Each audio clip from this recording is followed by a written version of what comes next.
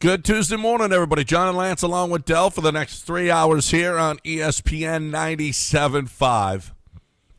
I don't know that I don't know that I've ever seen a more toothless four-run rally. It was. I went to sleep and the Astros lost, as far as in my mind. I went to bed like, well, the Astros lost. When I woke up, the Astros won. And I watched it this morning. And I was like, I'm just getting ready to watch a ninth inning. I said, let me see if Jordan hit a 3-run homer. Not exactly. It was. To John's point, let me read how they scored in the ninth. The Astros scored 4 runs in the ninth, which to win 6. For those of you that didn't see, because it was at midnight or whenever. Yeah, it was 6-4. They won. They were down 4-1 going into the 8th. Jordan had a base hit to score Jeremy Pena after he doubled, so it's 4-2. And then you get to the 9th inning. Yeah, and it was. Let me give you the play-by-play. And okay. I've got the Astros 9th. Let me just give you the play-by-play. I got it up too. Go ahead. Yeah, it's impressive. It is impressive. So you've got Trammell hit by pitch. We're starting the inning off. Trammell hit by pitch. Christian Walker, an actual base hit. Single. It was a base hit, but it was like off the end of the bat, and it went. Right. It was just squibber. Got over second base. Yeah, it was a squibber. It was not a rocket. The velo was a little low on it. Nope. And then Trammell made it to third. He put He got his little base running on. So now we got men at first and third, no out. Spence grounded into fielder's choice to second. Trammell scored on an error. Allen was safe at second on a fielding error by second baseman Grissom. Allen safe at third on an error. So that's how it's written up. It's actually so it's first and third, nobody out. Lucas Spence hits a ground ball, a tailor-made ground ball to second, and it goes right through his legs. I mean, it was tailor-made. Lucas Spence doesn't run. This was an easy double play. It would have been 4-3, but it would have been 2 outs and nobody on. Instead, there's no outs and 2 men on. Right. Second and third. Vasquez bunted, popped out to first. Yeah. Okay. Let's see. So now new pitcher comes in. So now we got 1 out. It's currently 4-3, and there are 2 men on. So Astros are in business. Pena grounded into a fielder's choice to third, spins to second, Allen out at home. So he tops a ball to third. Yeah. Tops it. The third baseman comes running in, is basically right next to Allen, throws it over his head. The catcher tags him out. 5 feet in front of home plate. Yeah, easy out, right? Okay, easy out. So then, of course, Jordan gets intentionally walked. So now we've got men at first, second, third. Bases are loaded, but there's 2 outs in the ninth. It's 4-3. Now we've got some. Now we're talking. Paredes gets up. Hit by pitch. Run score. Well, I mean, I think the story was, I thought that was the at-bat of the game. He fought off. It must have been a 9-pitch, a 10-pitch at-bat. He fought off everything, kept fouling it off. He had a check swing that was a strike.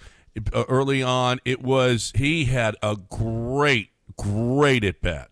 That was the at-bat of the game. That's good to know. I was asleep.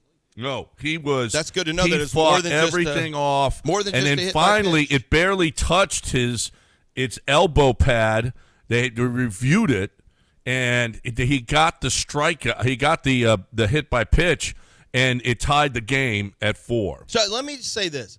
You just painted a really good picture, something that's very important to know. He had a great at-bat, a heroic at-bat, some would say. And in this box score, when you go to play-by-play, they don't say that. I want play-by-play to start acknowledging tremendous at-bat, 10-pitch at-bat, foul, spoiled a lot of pitches. Like, I want someone to say that so we get an acknowledgement of how good that at-bat was. Because I don't read that here. I need that context. Then, but the Astros weren't done. They were not done with the scoring onslaught. Next up, Lamont Wade walks. So is there anything I need to know here on this walk? Is there more context? It was. They reviewed it. It was 0-3 off the outside. It's So either a just strikeout, barely. game's over, or no, well, go to extra innings, or it's walk, Astros lead 5-4. And Okay. it was, they reviewed it, boom, he gets the walk. He is, by the way, really good with the bases loaded. Lamont Wade. With Lamont Wade, he's got 3 hits. He's got, I forget what it is, 2 hits and 3 walks with the bases loaded. So that's the guy you want up with the bases loaded. So here's how they've scored so far in this inning. They went in down 4-2. They did have a hit by pitch, a single. It's that went down in the book. they had even though 2 John- hit by pitches. Well, I'm starting off. Oh, yeah. Oh, hit by right. pitch and a single. Then we had what should have been a tailor-made double play that turned into an error and a run scored. Then you had an intentional walk to Jordan, a hit by pitch, a really good hit by pitch by Perez, and then a by the walk. way. Then a walk, but we're not done. The offense keeps coming. Jose Altuve gets up. Ground ball. He was safe at first on a fielding error by the pitcher. It was another topped ball To the pitcher? that just went to the right of the mound. Uh-huh. The pitcher tried to pick it up barehand and dropped it. So what is that called? That's called frombering it. That was a fromber. He did fromber. Or you He did. throw it 30 feet by the first baseman. Right. One of the two. So he frombered it, and then Alvarez scored. So your scores came on an error, a hit by pitch, and a walk. And a hit by pitch. No, Yeah. a walk, a hit by pitch. Yep. A An hit error by and an pitch and a error. walk, and then an error by the pitcher. Right. Yeah, there's two. That your scores came on first an error, Yep. then a hit by pitch, then a walk, and then an error. Right. And Oh, my 4 God. runs. The Angels are a The Angels, mess. by the way, are 42-65. This should they're a give you mess. an idea Well, of and why. it was a typical Astros, by the way. Yeah, go We ahead. haven't, I think we Go buried ahead. the lead. Go ahead. Talk about your boy. Man, This Christian guy's a Javier. disgrace to my Christian country. Javier was unbelievable. Oh, I thought you were going to go after the guy who has really upset me and my countrymen. Well, Tetsuya Imai couldn't get out of the first again. I thought 4 walks. Couldn't throw a strike at all. He was terrible. I thought after the way that you used the bullpen with Arrighetti going down with his injury. Of course, you did get help from Lambert and Brown, but I thought, you know what, Joe, let him ride this out because we've seen it before where he had a really rough first inning and then he settled in. Yeah, but he couldn't throw a strike. He couldn't throw a strike. I mean, couldn't 4 throw a walks, strike. 4 walks and 2/3 He of goes an inning. 2/3 I of an give inning. Joe a It's- lot of credit here. That took some balls, and I'll tell you why. It took balls because you knew you were going to have a massive bullpen game. Yeah. And and Joe basically, and the bases were loaded, and Joe Espada said, you know what? I'm just not going to let this game get out of control. I'm going to try. Now, it did. I mean, it wasn't out of control, but it got to 4-0 in the first 3 innings. But Blue Ball came in, did not give up a run, kept it at 2-0, at least in the first. I give Joe credit for being willing to go through that, but you're right. The star was Christian Javier. Christian Javier saved you by going 5 innings. I mean, when's the last time Christian Javier went 5 innings? So he was basically the starter, and then 7 Imai relieved, strikeouts. and then Blue Ball relieved, and then you had Josh Hader. He was basically 5 innings, 70 pitches, 50 strikes, 7 strikeouts. Unheard of. No walks, and only gave up 3 hits. 70 pitches and 50 strikes, and he didn't get bombed all over the yard. Incredible. Yeah. Incredible. I mean, he absolutely saved you that game because what he did was he saved only 1 pitcher necessary after that, and it was Josh Hader on the save. That's it. That's it. 4 That's it. pitchers. Think about this. Imai went 2/3 of an inning, and you went 4 pitchers? Almost impossible. Almost impossible. He struck out the last 3 guys. The bottom of the 8th, Mm-hmm. he came in. They were shocked. Todd and Blummer were shocked. He said, well, he's back out there for the 8th now. Yeah. And boom, strikeout, boom, strikeout, boom, strikeout. That was a hell of an outing for Christian Javier. I don't know When that was he's the last back. time he went? I'm looking right now. Go see his he outings. He hasn't gone 5. This is the first time this year he's gone 5 innings. First time this year he's gone 5 innings. He's gone 1, 3, 1, 2, 1, 3 2/3, and 4 2/3 for this year. When we go back to 2025, which there's not a lot of meat on that bone either, 4 2/3, 6. So the last time was September 17th. September 17th. He Wow. went that deep. Pitches he had, and he was in the 80s and 70s. He had plenty of that. This year, there's no way he's hit that pitch count. Well, he has gone 4 2/3. So yeah, he had 82 pitches. He has a 74 in his first outing and an 82 pitch in his second outing. But that was April 3rd. That was April 3rd. Christian Javier went 82 pitches. This guy hasn't thrown. He threw 60 pitches against the Rangers on July 12th. For him to throw 70 pitches, and then perform like that, it's not a great lineup. It's not a great team. But I still give Christian Javier a ton of credit. That's a good win for the Astros. I mean, it's a good win relative to the situation you were in. You were toothless offensively. Amaya was an atrocity. But Christian Javier did enough, and then the Angels angeled it. I mean, honestly, you don't win that game on your own. You had to have tremendous help from the Angels. No, they were hitting pitchers. I mean, hitting hitters. You hit 2 batters in 1 inning. You walked the run in. You had 2 errors. It's unbelievable. No, 2 errors and 2 hit by pitch and a walked run in 1 inning. One hit. Christian Walker, and it was you said it was a low testosterone It was hit. off the end of the bat, just barely got over the infield, base hit. If Trammell, it was so bad, Trammell was able to get to third. It was so weakly hit.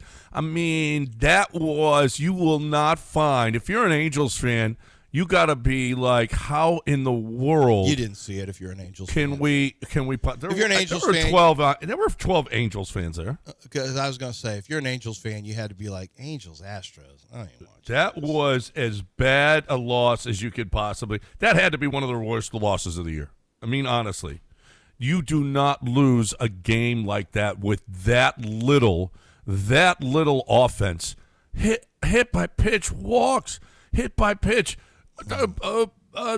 double play ball through the legs. I mean, goodness gracious, error by the pitcher. That was just awesome. That is Angels baseball in a nutshell for you. There you go. I got to see if I can find. I'm curious to see all the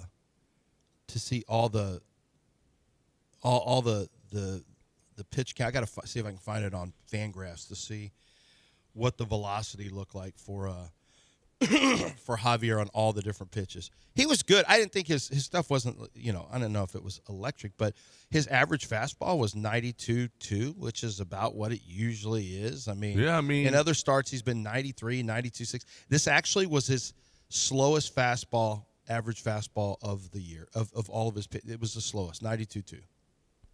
That's crazy. That is crazy. Yeah, yet he was unhittable. It, like you said, it is the Angels, but whatever. I'll take it. I'll take it right now. I'll take it right now. You stole one yesterday, and that's good. That's it. That is it. So, I mean, maybe he wasn't wrong. Maybe they are the cockroaches of baseball.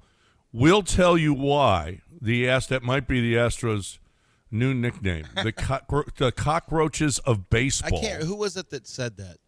It was. It was a girl who said that. Remember, she was like, "We just can't get rid of the Astros."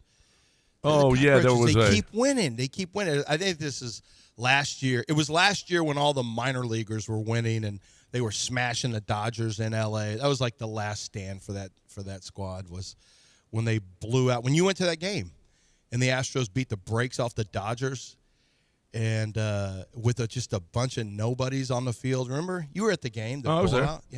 Yeah. That was I remember this girl, last 4th of July. Yeah, this girl who does baseball. She's like, these guys are cockroaches. Yeah, they're never the going Astros away. are the cockroaches of baseball. Oh, there's another one. Who's that? Who said that? Ken Rosenthal. Rosenthal said it. He said it yesterday. Did he say it disrespectfully? I don't know if being called cockroaches can ever be complimentary, but he pretty much said. But you can't kill them. That's what it is. We talked about it yesterday. I would prefer being called unkillable as opposed to. The Astros are the cockroaches of baseball. Well, let's play it on the other side. We'll play the whole thing that he said. Ken Rosenthal. Baseball next. People talk with that tone, right? You never hear Brian Windhorst talk like that. Astros are the cockroaches of baseball. Like that sound. You can hear some Charlie Palillo in that, can't you? A little bit. Like the tone and the temper of it. Yep. purely a baseball guy. All right, let's do that on the other side, right here on ESPN 97.5. Don't go anywhere.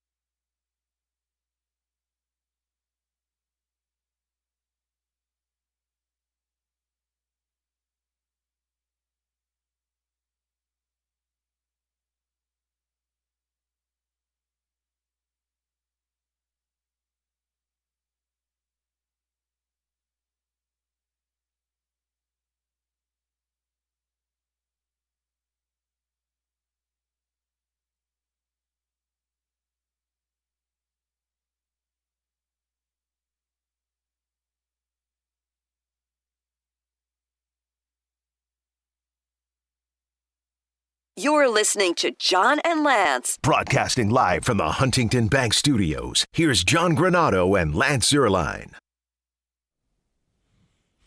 All right, welcome back here on ESPN 97.5, 713-780-3776. You want to get in here. Astros win last night 6-4, being down 4-0 for much of the game, and then 4-1, 4-2 in the eighth, and then 4 in the ninth, and they win it 6-4. For those of you that missed it, went to bed, couldn't do it. That was the game, and they did it with the most unimpressive 4-run innings, maybe ever. Maybe ever. In Astros history, probably. It was so bad.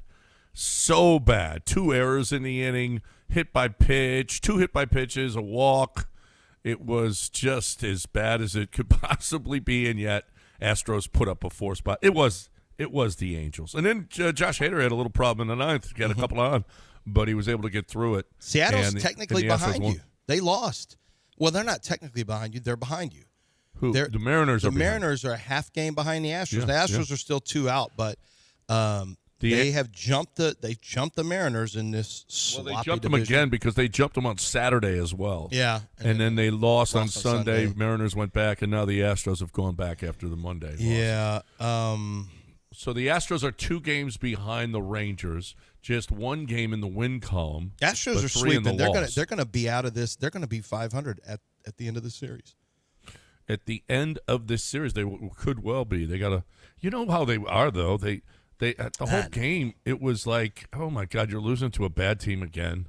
Yeah, that's again true. with the losing to a bad team. That's true, and they didn't exactly inspire confidence with the No, way they won. that wasn't great. Ken Rosenthal, and there's so much talk about the Astros this trade deadline and what they're going to do, but Ken Rosenthal had this to say about where the Astros are as an organization. The Astros are the cockroaches of baseball. They have won 5 of 6, and as Chandler Rome writes today in The Athletic, they're not going to sell. There have been all these stories about them selling early on Yordan Alvarez and more recently Josh Hader and Jeremy Pena. No, not happening. Was never going to happen. That is not how the Astros owner, Jim Crane, rolls. It is not how their general manager in the last year of his contract, Dana Brown, rolls. It is not what the Astros do. They're going to be convinced that they can compete until really they can do it no more. Now, you look at them and you wonder, well, are they being realistic here? That is a fair question. Their run differential, minus 47. They're 3 games under 500. Their playoff odds are below 30%. They clearly need an outfielder.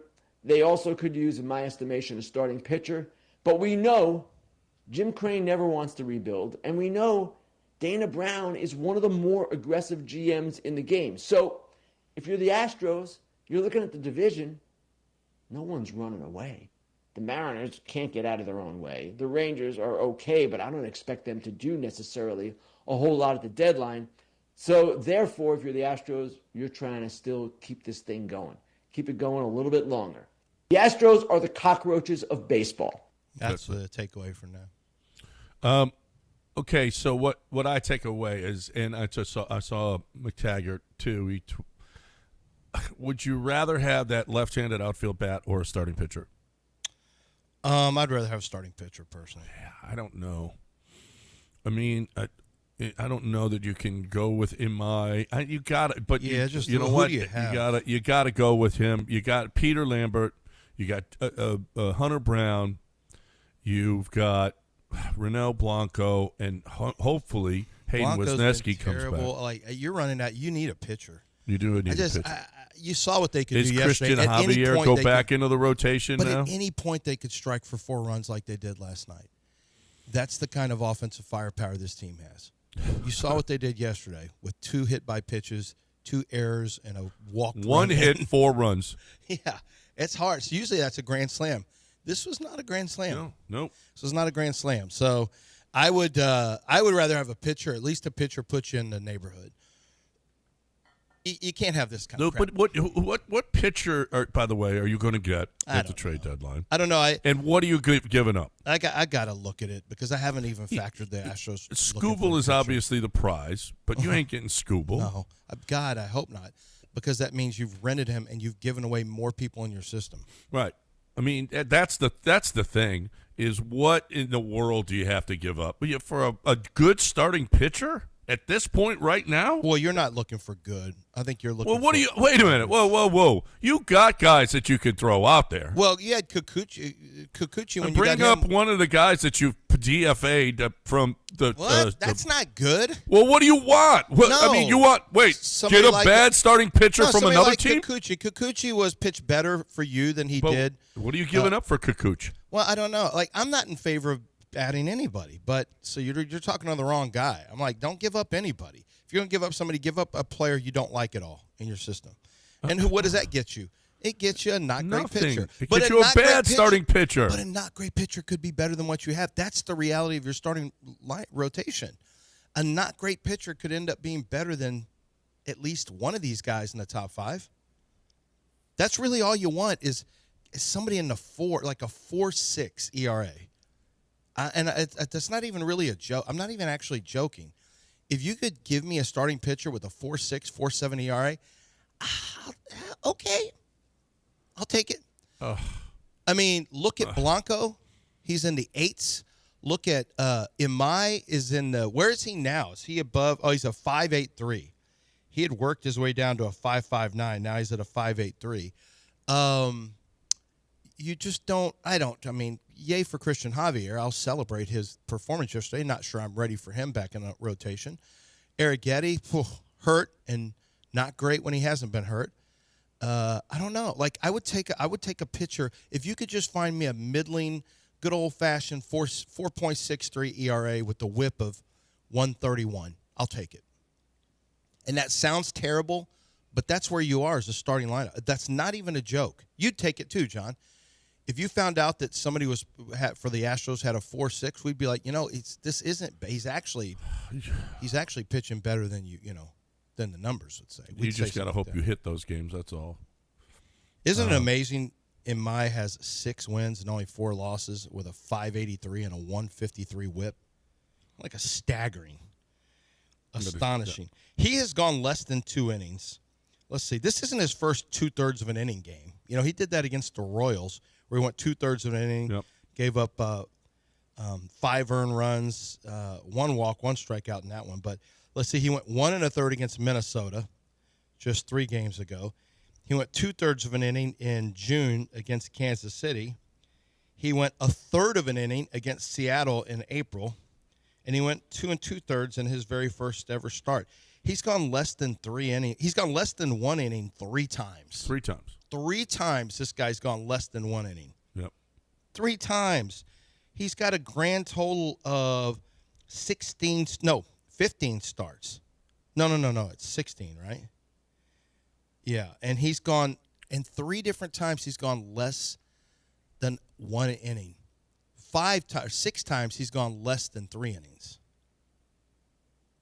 Terrible. Yep. His strikeout to walk ratio is 1.8. 1.53 WHIP. Goodness gracious. 72 strikeouts and 40 walks. That's terrible. His opponent slugging his opponent OPS is 741, which is high for a pitcher, but it's not as horrific as you might think. It's just this guy is just all over the place. Our good friend Eric Layden right now is in Japan. He's been there for a week. I'm going to reach out to him and see if he can really grab the pulse of the Japanese people about the way Imai is pitching. They don't know who he is. In a way, they don't, yeah. In a way, they don't. Because when I was there, at least my guide that we had in Tokyo when we went to the fish market, he got to work on the no. He was a big baseball. He was a baseball fan and a sports fan, and he was like, I said, what about Tetsuya Imai? What do you know about him? He goes, nothing. Who's that? We got a nobody Japanese import. Apparently, he was right. He's from Toshigi, Japan. Who's ever heard of that place? Nobody heard of that. No. I mean, it's probably a made-up place. I've never even heard of that. Where's... How did the Astros find him? I mean, goodness gracious. I was so hopeful. And he's got such stuff. I mean, he humps it up at 98. Every once in a while, you're like, nice. Okay. And then 4 walks in the first. 4 walks in the first. Yeah, not even. But, but really, the star... And a lot of non-competitive pitches. No, non-competitive. Yeah, non-competitive is definitely saying something. They were so far out of the strike zone, like it wasn't even They were terrible. He was terrible in his. How does that? Josh Miller. Seriously, Josh, we're not getting any. This is the consistency now to expect out of That's gotta. It's gotta be. There's got to be something fundamentally, some technique. There's got to be something to his mechanics that Miller can pick up on and correct. There's got to be, because this is. Your one job is to keep this from happening. 16 games into the season. For whenever an Astros pitcher is in the doldrums, it just seems like he can't pull him out. I don't know. I know. I don't know about him as the guy going forward. That might be a change that you're going to. Well, if you get a new. Well, you went with a new hitting coach, new general manager, new manager. You're probably going to get a new pitching coach as well. Yeah, I mean, you went with a new hitting coach. Probably a new pitching coach is coming. Yeah. It's not. This is a poor year for Astros pitchers. There's nothing good you can say about this. And young guy, Imai comes in. He's really no more consistent now than he had been. Eric Getty fell apart, and I don't know if there's something physically with him. Hunter Brown hasn't really been able to stitch it back quite yet. I don't know how much of this is on Josh Miller. I just know this. In every other sport, when your guys don't get it done, even if you can say, well, it's not all on him, those guys are gone. That's just the way it works. I've told that story with my dad in the offensive line. He got let go one time in his entire career, ever. And it was he was scapegoated a little bit when they were going to get rid of Bruce Arians, and then Ben Roethlisberger saved him. But somebody had to go. The Steeler fans wanted, and the organization wanted blood. So they said, all right, special teams coach, O-line's coach. That's just the way it goes. That's just how it is. If your guys don't get it done for you in any given year, you can be gone.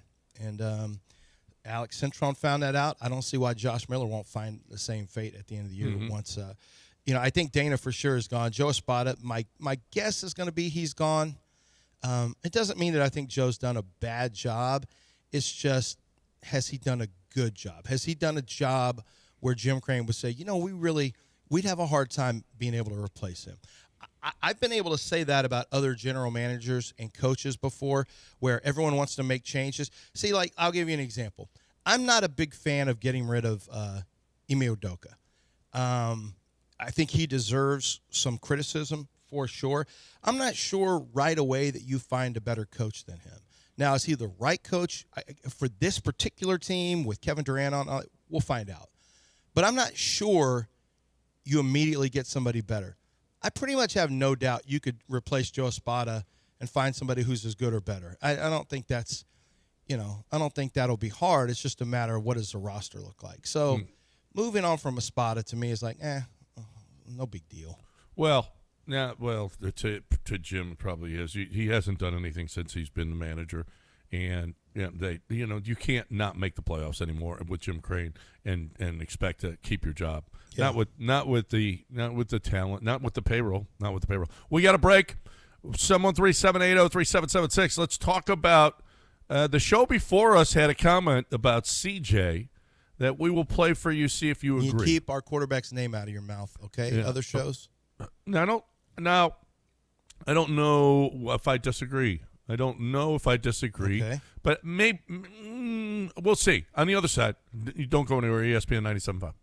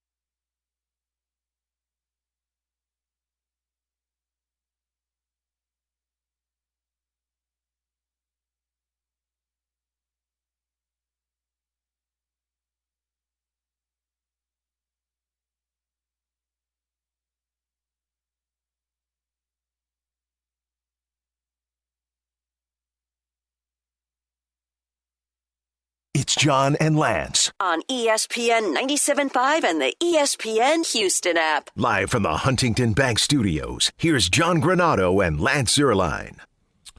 All right, welcome back. I don't know if you listened to the show before us, but it is, what is it? What's the name of it? 25 lighters. Unadulterated, unfriendly. The clip is not from the show. Now, Evan Cohen and Chris Canty are on the morning show, but they were on First Take.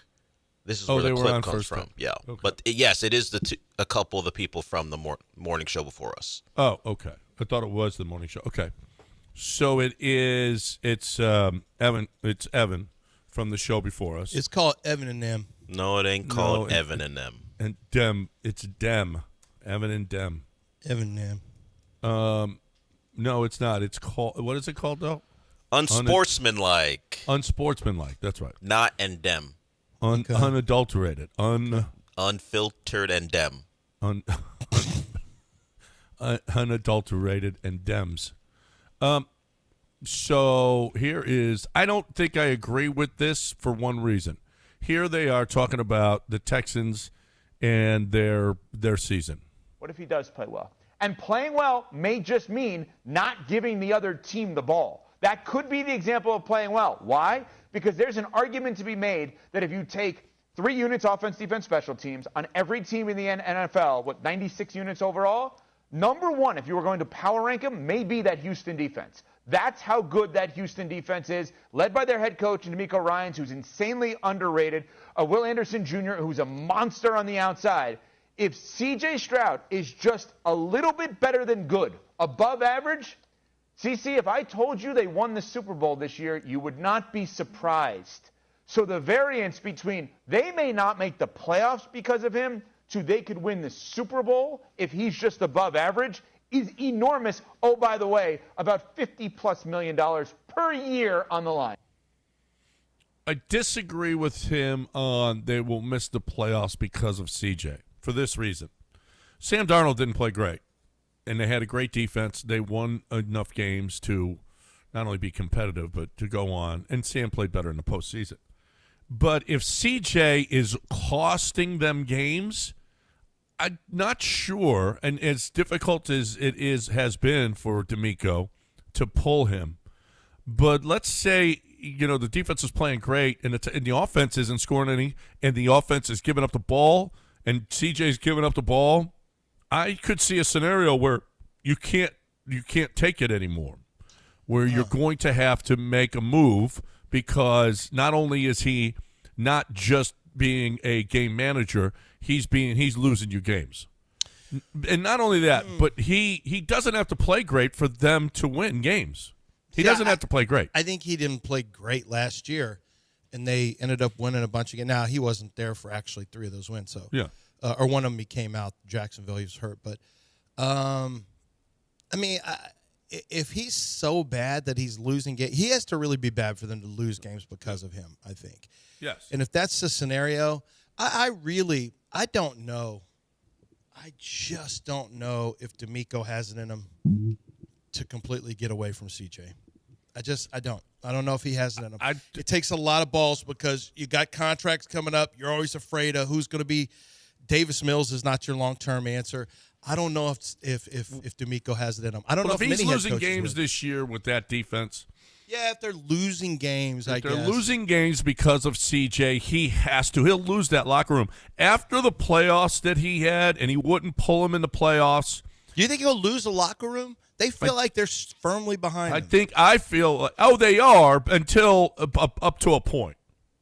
I mean, I just saw Foster Moreau have a comment about CJ and his leadership and blah, blah, blah. And to a man, they all love CJ and they're all behind him.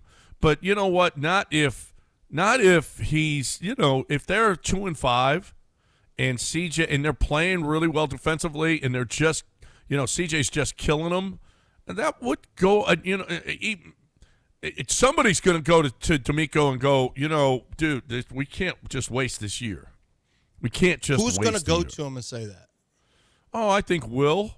Maybe not. And I don't think it's Will. I think Will's his guy. I know they're all his guy, but at some point, I'm with you. I don't know that anyone says that. I think he's that beloved, and I think you're always. I don't think this is a negative team. I think this team is we're glass. Well, I can't speak for you. I'm more of a glass half empty. I know Dell's a glass is empty guy. I'm a glass half empty. You can go either way. I feel like D'Amico and those guys are positive. I think they feel like, hey, just right around the corner. I mean, they stuck it out last year when we thought they were dead, and look how they rolled off those wins. I'll bet you that the team would feel like CJ's just right around the corner from righting the ship. He'll be fine. That's why I think it would take a staggeringly bad level of play for them to replace him. Now, if we're there, you have to. If you start off 3-6, especially with that, that's where you're making hay. I think is in the first 6 games or so, 7 games or so. If you start off at 3-6 this year, maybe you do have to make a change because it's going to be because of the offense. That's it. Almost has to be. You're talking worst case scenario. For the record, I do not anticipate that. I anticipate CJ playing. Yeah. Lowest level would be very average football, and his best level would be good. I think he's capable of playing good football. I agree. I don't think that scenario happens. I think this scenario is we can hypothetical it out, but I still think that they roll with CJ. I mean, I think they live or die with CJ almost. I mean, they couldn't pull the trigger at halftime last year at Pittsburgh or at New England. They couldn't pull the trigger. They couldn't pull the trigger at halftime in New England after you had seen 3 terrible quarters from C.J. Stroud. They couldn't pull the trigger, and their entire season was on the line. D'Amico couldn't do it. No. And what did you say? If he doesn't do it, heads should roll. You said, and I quote, heads should roll if they don't change. What I said was there are 8.2 billion people in the world, and there are only 3 people that think that Davis Love shouldn't start the second half. And D'Amico and CJ and his mom. CJ's mom and dad. That was it. Yeah. That's it. That's the only 3 people in the world. I think probably that thought, Will Anderson too. Yeah. Well, I don't know. You don't know. You don't know. I don't know, but I kind of do. Well, I think those guys are really okay. good with CJ. Shoot. You want a team to be behind their quarterback. Here? Dell, your breaks are just killing us. We've got some real momentum going with this. Yeah, we're talking right Texans. Me? We got momentum. CJ. This is my fault? Yeah. How so? Your break. I didn't do a your signal system once. Of breaks is ridiculous. System of breaks. Yeah. It's not my system. It kind of is. You're the producer of the show. You know who looks But bad? I don't set the clock. Well, apparently. You know who I'm not a fan of right now, who I just don't think Dell. is great. I was shocked to find out how old she was. She was much younger than I thought. Carrie Mulligan. What? Why are you going after one of England's greatest actors? What's wrong with you?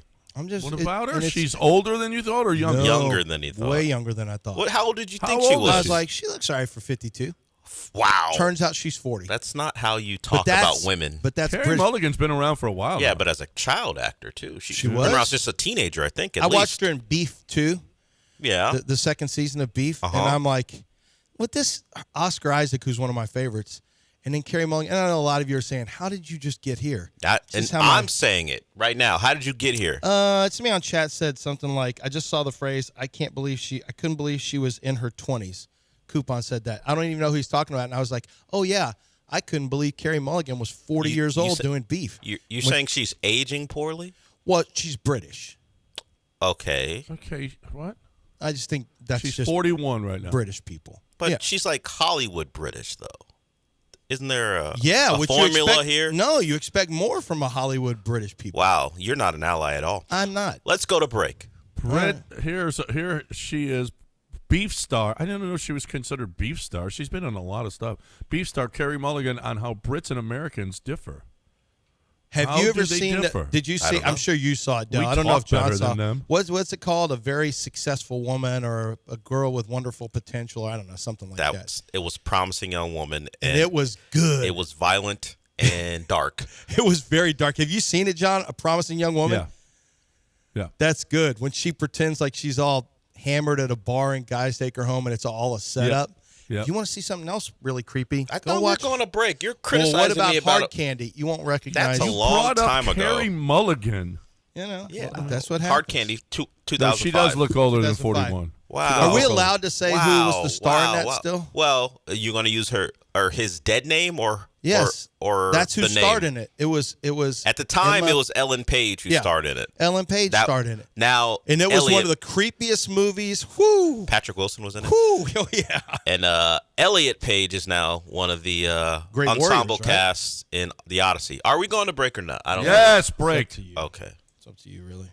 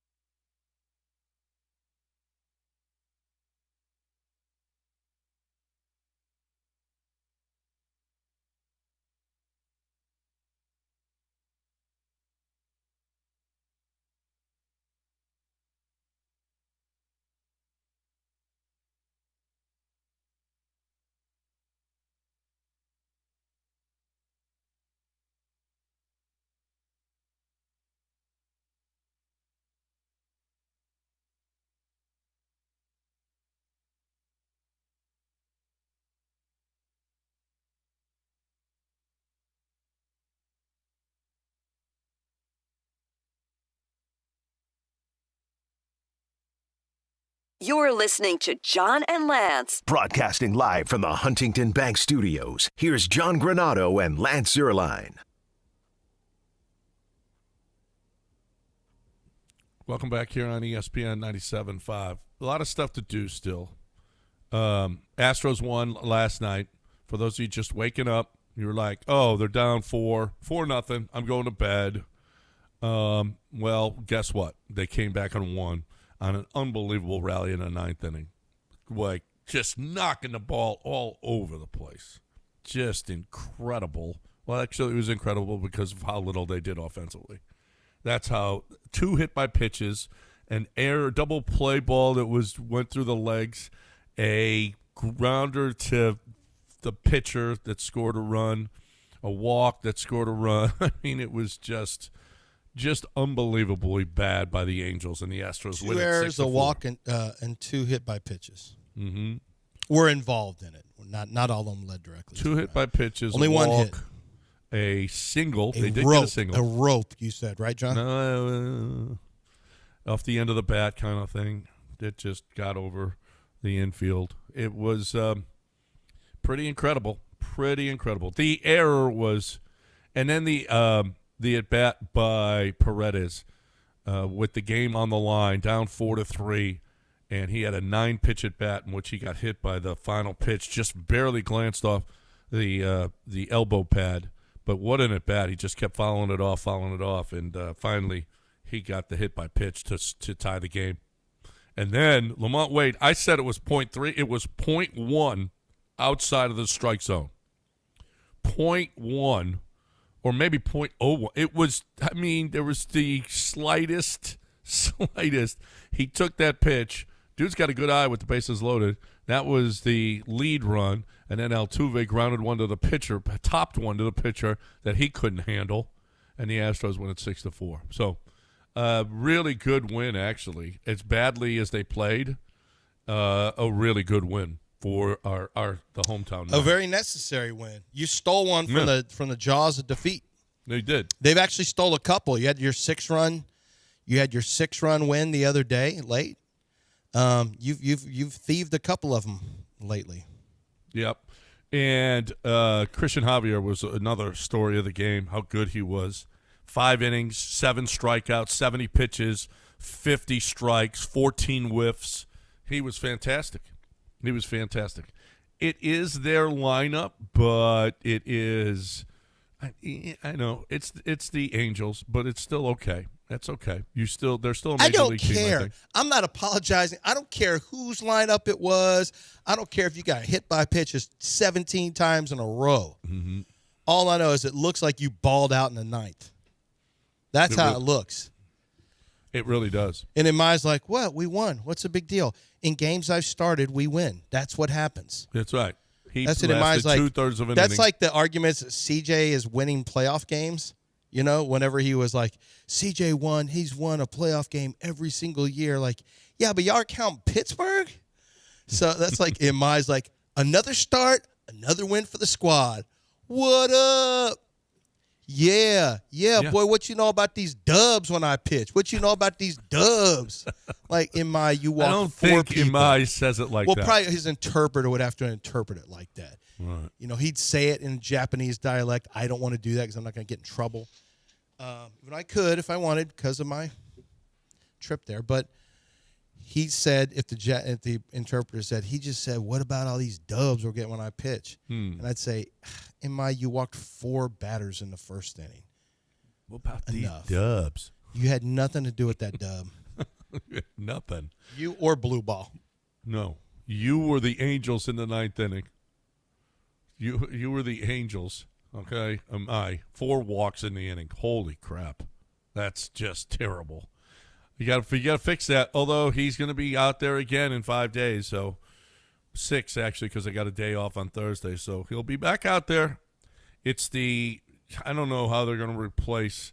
We'll see what they do. Maybe a bullpen start for the Arrighetti spot. We'll see what they do, or they bring somebody up. Somebody's going to have to come up probably and see if they can't fill some innings. You've had the Arrighetti in 4 games.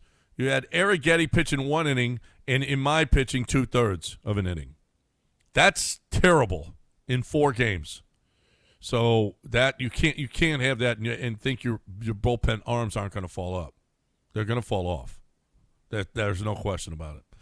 All right, 713-780-3776. Some notes from the football world. Alec Pierce placed on the unable to perform list, the PUP list. That's interesting to see. That's good. Well, it's not good news for the division. And you play the Colts early, so that'll be without Alec Pierce. Josh Downs is probably going to have a bigger role this year. And you saw Danny Dimes talking about Tyler Warren yesterday. He's loving him some Tyler Warren. He's gonna. It's funny looking at his stats with Jones and without Jones. Oh my God, he was a factor with Jones. He was a major factor with Jones. I had him on both my fantasy. Yeah, he teams. had some And rookie of the year opportunity. And as soon as Danny went down, I was like, oh my God. Oh, it was lights out. And I thought he actually would get. I thought, okay, Phillip Rivers. Well, he went to a couple quarterbacks, but I thought, oh, Phillip Rivers. Remember what he did with Antonio Gates? He'll probably just look for the short throw all day long. He actually tried to throw to Pierce a lot more. He actually didn't. Like Warren was an afterthought for whatever reason. Yep, that was that was incredible. Well, if Danny Dimes can stay, I hate to play the Colts. I don't know. Is Danny Dimes going to last the whole? I don't know. Is Jaden Daniels going to last the whole season? Well, I don't know. Daniel Jones, I think, has been healthy most of his career, but that was a serious. Well, he hurt the what? He had the broken leg. He played on some type of small fracture, and then he got the Achilles after that. So the Achilles is a pretty major deal for a quarterback who is mobile. And then Jaden, we have to see. Jaden, little guys get hurt. Yep. I'm gonna say it. They've preached that to me since I started doing the scouting stuff.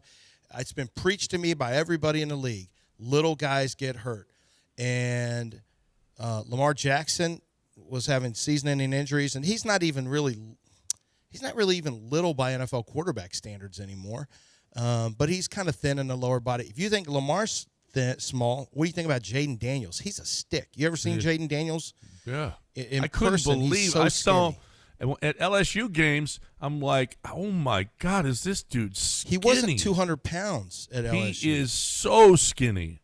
Uh-huh. It's like, he had no butt, no legs, and yet he was able to stay healthy at LSU, and he had a wonderful career.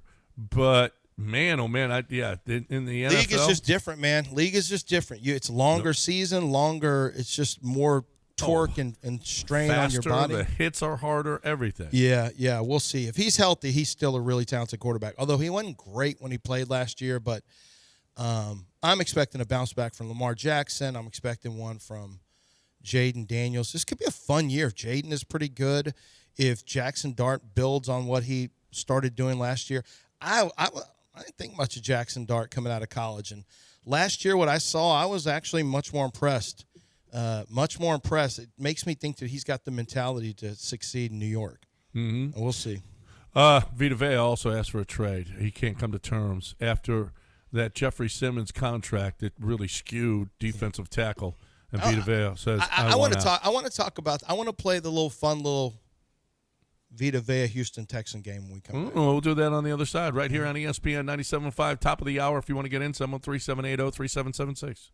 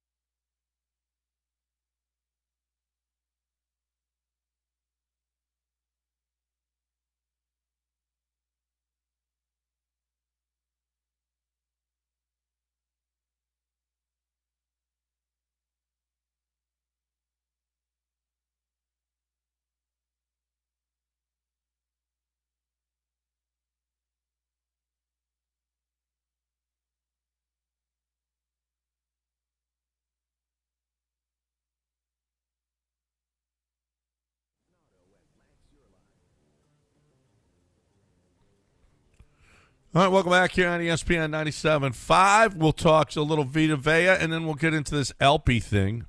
Alpi was on Turkish television and had some interesting quotes that we will go through.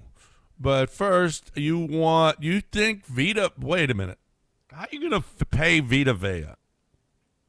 Well, I mean, Nick finds ways. Yeah, when you got Nick just CJ coming money. up, I don't know. I don't know. That's that you're what makes it unlikely. You would have to. You'd have to do some magic. He's under a contract now. I'd have to see how Vita would fit in. I mean, you'd almost have to trade money back, and it'd have to be a guy in the last year of his contract, and then you draft picks because you'd have to lighten the load. You'd have to lighten the load, from a money standpoint on your roster right now. So you would have to trade over somebody, but you don't want somebody with too many years on there because then it accelerates, whatever signing bonuses. So yeah, he's in the final year of a $71 million deal. It could be done. You have to get him re-signed. Yeah. You probably need to get him re-signed with a chunk of money up front to where and that's the problem. You could pay him maybe a little more up front, but then you have to have the contract come down to be able to fit CJ. So it's unlikely financially, yes. Now, would there be great interest? Probably less so because of Caden McDonald being added, and he's a run stuffer, and he is just turned 21, and he's on a rookie deal for the next 4 years. The next 4 years, he's on a rookie deal. So, no, I mean, unless you were going to trade Caden McDonald as part of this deal, and I'm not even sure you can trade rookies. I'd have to check and see if you can trade rookies after they've been drafted. But God, would that be great to have a guy like Vita Vea in the middle of this defense? Oh my God! I mean, you'd have to send him a defensive tackle back, obviously. You'd also have to send they wouldn't just want draft picks. They'd probably want some actual talent. Their offensive line is pretty good. In the secondary, they could use a little bit of help. They did. I don't know if they got a linebacker. They just had a linebacker leave. I think they did draft a linebacker. So I don't even know what they would want. Cade Stover probably wouldn't be of interest. I'm not sure you'd have anything they'd really want, to be honest with you. Jalen Noel give you a slot receiver with return ability. They could use a Jalen Noel. Yeah, but I mean, what it boils down to is you then have to start with a second. You'd have to start with maybe a first. And I hate to say that, but your second is going to be considered so far down the line. Your second's going to be expected to be such a late second that you'd probably have to give up a second and maybe a fourth that turns into a third for Vita Vea. Maybe a second and a third for Vita Vea.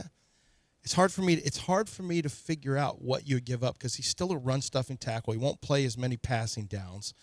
So I'm trying to figure out what a proper trade value would be.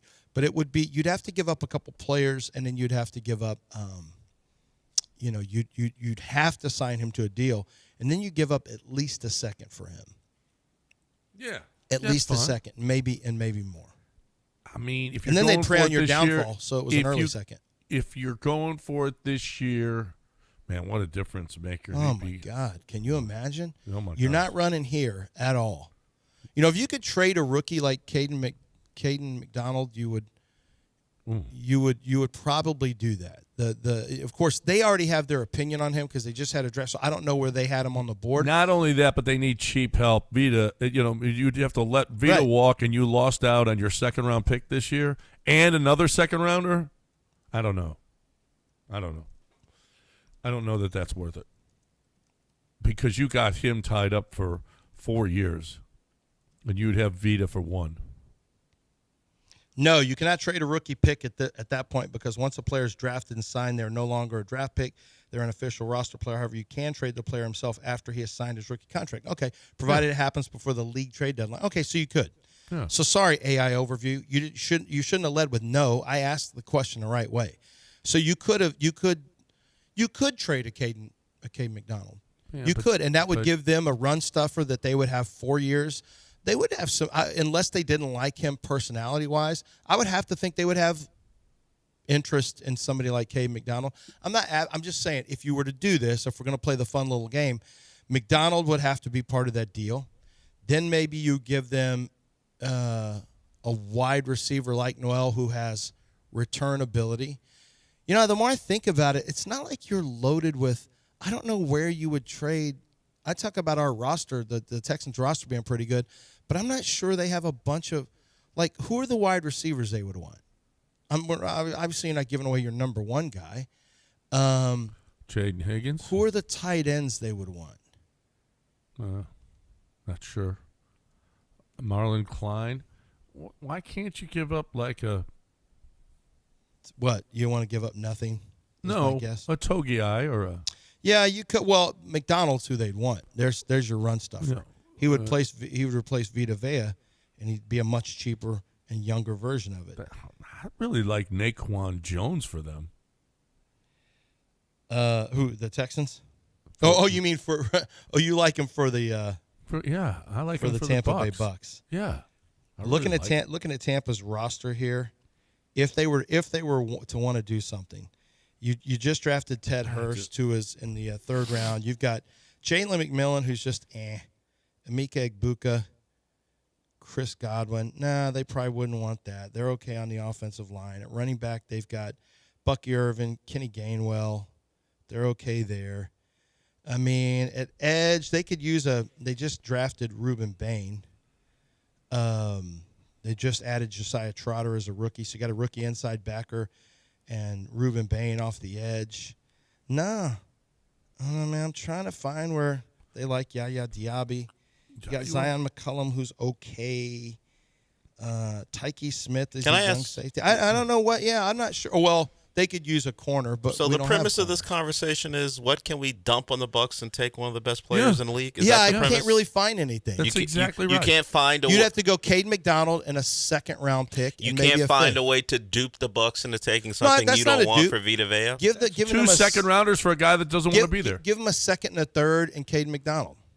That's two That's seconds actually and not. two. Okay. If I'm Tampa, I would 100% consider that. That's not dumping. I'm trying to make a fair deal for You're both trading. sides. You're trading a young defensive tackle. You don't have who do you money have, to take who do you don't on. have to pay right now. You don't have money to take on. Well, but that's attractive to another team. No, you but get a Caden McDonald the in Texans, his rookie the year. Texans are doing that. Second-round No, contract. the Texans are aren't doing that. Well, the Texans probably aren't. I don't think they are. But it's inside that window. It's I don't inside think- that window. Lance, It's I not. don't think they give up a Caden McDonald's 4 years. I don't think at they that would. price with Right. CJ coming up. You're 100% right. They wouldn't, because that's such a valuable commodity with CJ's contract coming up. Yep. Because Hunter's contract is going to go away, and that helps pay off CJ. And we've already established you have to have several players on rookie contracts or 1 year lower level veteran contracts to make it work when you're going to have a CJ payday, a Stingley payday, obviously a Will Anderson payday, but don't forget. So you're going to have is he number 1 or number 2 cornerback, Stingley, right now, paid? He's number 1 now, isn't he? Yeah, and you have the number 1 defensive end payday, right? You're going to have a top 5 quarterback payday, more than likely. How do you afford that? Yeah, that's it. Because guess who else is getting paid? Kamari Lassiter better get paid. Stingley is. He's got 25 lighters on his dresser. Yes, sir. He's third now? He's behind McDuffie and Sauce Gardner. Oh, So he that's was right, behind Sauce got Sauce? I remember. Sauce is I thought there was making- one. So McDuffie made more. At least per year, Sauce is making $100,000 more per year than Stingley, and then McDuffie's making $1 million more per year. Average salary. Yeah, but Lassiter's going to get paid. Petrie. Yep. There's some Yep. big. The CJ contract is just going to Bullock's wipe out going to get paid. CJ's contract's going to wipe out this roster. Yeah. I don't say wipe it out, but let's face it. Well, he's going to make $40 million more than he's making. maybe he'll right do now. a LeBron deal where he just, he does it for the team so that LeBron hasn't done it. Didn't start doing it for the team until Till he's he's like 40 years 41. old. With Yeah. the That's Lakers, all right. he took a little less this Little last less. contract. CJ played like he was 40 last year.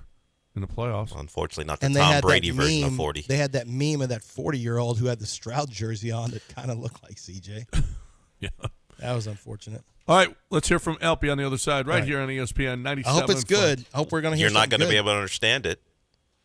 Yeah. No, we won't hear from him. We'll break down what he said on the other side, right here on ESPN 97.5.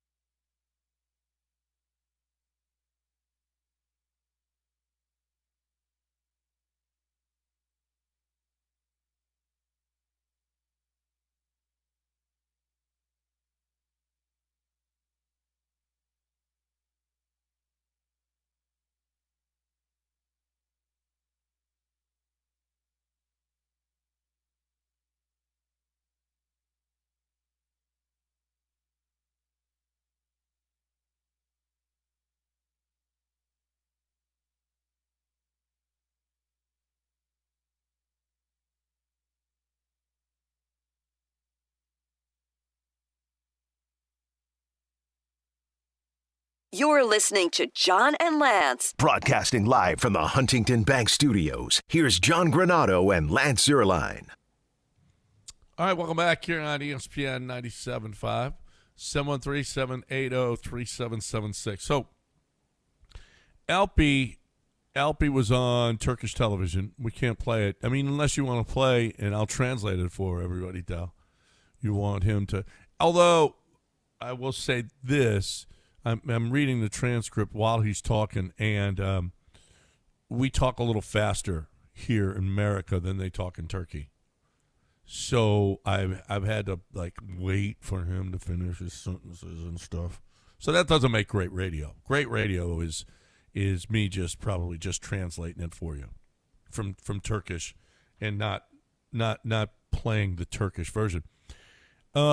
He started this. KD has a massive fan base. Because of that, he says, think about it this way, okay? See, this is where I have to wait until he gets my fans would never believe I had a bad game. Well, that's like KD's fans, like his fan here, who never believed that KD Dream Shake, never believed that KD had a bad game, right? Only Alpi fans, Turkish fans, are very protective of him, aren't they? Very protective. Very protective. For example, I can see it myself. There are things that I'm not good at. There's some self-awareness by Alpi there. But whenever I talk to someone on the phone, they always blame other people. And he said, but I'm not that kind of person. I always blame myself, he said. When I talk to my friends or family, I always say, no, it's not like that. Because I know what's really going on. I can't make myself feel better by blaming someone else. That's good, because if I start doing that, it feels like I'm not taking responsibility, like this person did this, that person did that. I don't like that kind of mindset. You can't get better that way. You know what? All of this is good stuff. Whether or not he's going to get better is another question. After the games we lost this season, they pushed this idea that every loss had to be blamed on someone. All right? It was Ime's fault. It was KD's fault. It was Amen was terrible. They kept creating that narrative. But we're going to lose games. You can't win them all. And somebody isn't to blame for every game. Although, you know what? In the playoffs, guess what, Alpi? There were people to blame. Alpi was one of the guys to blame. He was not good. He was really, really, really not good. And he wasn't really good against Golden State either. He had a really good game against Golden State. But at the end of the game, actually, where I believe, remember, he had a couple of big baskets at the end of one of the games. He had a good game. Yeah. Yeah, he had a good game. I've noticed it, and I'm not necessarily accusing Alpi. I mean, some of what Alpi says I can agree with. Sometimes the other team sometimes you just got to tip your hat. Craig Biggio once said that. All right, Bish. Sometimes you just got to tip your cap to the other team. It's not always. Sometimes in the course of a game you miss shots and the other team makes, and that's just basketball. So, boy, everything I'm saying, I realize before I say it, like, this sounds like something Biggio would have said. Only I'm doing a different sport. But sometimes you got to tip your cap or tip your basketball. And then sometimes, that's just basketball. You miss some shots. They make some shots. I don't necessarily blame. We're going to do that naturally as we want to know who's to blame. Anytime something goes against us in life at all as people, we want to know who's to blame. When we assign blame, it's easier to direct our vitriol and anger at that, and then it's also easier to say, well, if we get rid of this, everything's going to be great. If we get rid of this pitcher, this general manager, if we get rid of that player, this coach, we always think everything's going to be better, and that's oftentimes not the case. It's more than that. So I can agree with Alperin to an extent. Over the course of a 5, 6, 7 game series, though, I mean, we're going to say who played well and who didn't play well. There's no way around it. Because now we're looking at a macro view. And I think it's safe to say Alperin Şengün, although I didn't think he shied away and tried to, Alperin tried to make things happen. He tried to do his job as the best player on that team with Durant out. One of them, he and Amen Thompson, and he came up short. So, part of the contract, the social contract you have as a celebrated sports figure is you get paid ungodly amounts of money. You also are going to take crap. if you don't win. That's just how it works. And Alpern deserves some of the crap he's going to take. Mm-hmm. He deserves some of it. I feel like there's less accountability now in a general sense. I'm not really hitting on Alpern Şengün. Do you feel like that? I feel like I hear less accountability from players and teams and coaches now than maybe I used to. I may just have too much recency bias because of watching the Jailblazers doc, but I feel like now CJ's been fully accountable with his stuff. Hard not to be when it was that bad. It's hard not to be, but and I'm not necessarily talking about our local team, I guess. Do you think the Astros or Rockets have had accountability concerns? I think maybe sometime the Rockets at times. Kevin Durant is never accountable. He's never been accountable anywhere he's been if it's gone bad. Yeah, I'm trying to remember some post games from him where he was like, I could have done this. That's true. He has. I think in the big picture, yes. In the small and the micro, yes. You're right. He has said I wasn't good. I wasn't good in this game. Yeah, right. I don't think that he looks at his injury as one of the, I don't know if he's like, what are you going to say? I guess I got to stay healthier. I don't know what Kevin can say, but you probably didn't win that series because Kevin Durant got hurt. That's just the truth. Yep. No, yeah. I mean, you weren't. You let Luke Kennard get off on you on 2 games. The Rockets. That's kind of a problem. You think? And some of that's got to be on Ime. It's your job defensively to impose your will on your players and make sure they don't screw up. We've heard Alpy take accountability that he wasn't good. We've heard Reed take accountability he wasn't good. I don't know, Amen, or I mean, Ime, it sets the tone, and he's never bad. Actually, he's the worst of the bunch. He's the worst of them all. It's always on the players, always. Yeah, always. Even when it's on the players, it can't always be on the players if you're a coach. It can't be. That's how you lose the players. Yeah, I don't know that he's lost them, but he, and Alpy went on to say in this thing that he likes to be coached hard. He likes Ime getting on him. He wants to get better. He said it after the first year. Remember, John, when he said, this is more like what I'm used to coming from, where the practices are harder and all. He actually acknowledged that the first year Ime was there. Yeah. I'm not. I don't know. I'm not sure that you're ever going to win a title with LP. I don't. Nothing. And it's not. Sorry, Turkey. I'm not. All I'm saying is that I don't know that he is a top-notch center that you're going to be able to overcome other great centers in the playoffs. I just don't think so. I mean, DeAndre Ayton was better than he was last year in the postseason. DeAndre Ayton, you got to win that matchup. LP had to win that matchup with Kevin Durant going down. You have got to win certain matchups, and LP, that was one of them that you had a huge advantage, and you didn't. You didn't win that, and he's got to be much better than that. And he wasn't good against Golden State the year before either. So, I mean, he's got to – and they don't have a center. So, when I don't even know when he goes up against Denver or – I mean, Ayton is a legitimate center. He got swept the very next series. Well, against Oklahoma City. What does he have to do with that? Well, I mean, he's a legitimate. He's played in an NBA. He's played in an NBA Finals. He has, he lost, but he's played, and he was one of the best. He's one of the best players on that team. He's a guy who can block shots, rebound. I mean, he's a vagabond at this point. He's now with the Wizards. But he's athletic. That's fine. Yeah. But to John's point, part of that, he's also a pain in the ass. If Alpy, but still, he's underperformed. You can be a pain in the ass, but he's underperformed. If you're Alperen Şengün, an alleged second best, third, whatever you want to call him on a potential title contender, you can't lose that matchup. You can't. You can't. Not if you are what people want you to be. Well, yeah. What if you play San Antonio, Oklahoma City? We know you're not winning that Denver. Battle. You're not winning. No, holy crap, guys! I'm trying to keep the heat off us with Turkey. Yeah. Alpy is accountable, and we didn't insult Turkey. We didn't insult him. He has to play better. Yeah, and he knows it. You can't lose. We went into that series going. In fact, I even said it jokingly. He better not lose the matchup to DeAndre Ayton. Yeah, you did say it. And he didn't convincingly win it, which was needed. No. Particularly when Durant goes down, that's the problem. He needs to win a matchup against an average center who can't stick with the team. And if he doesn't do that, what's the point?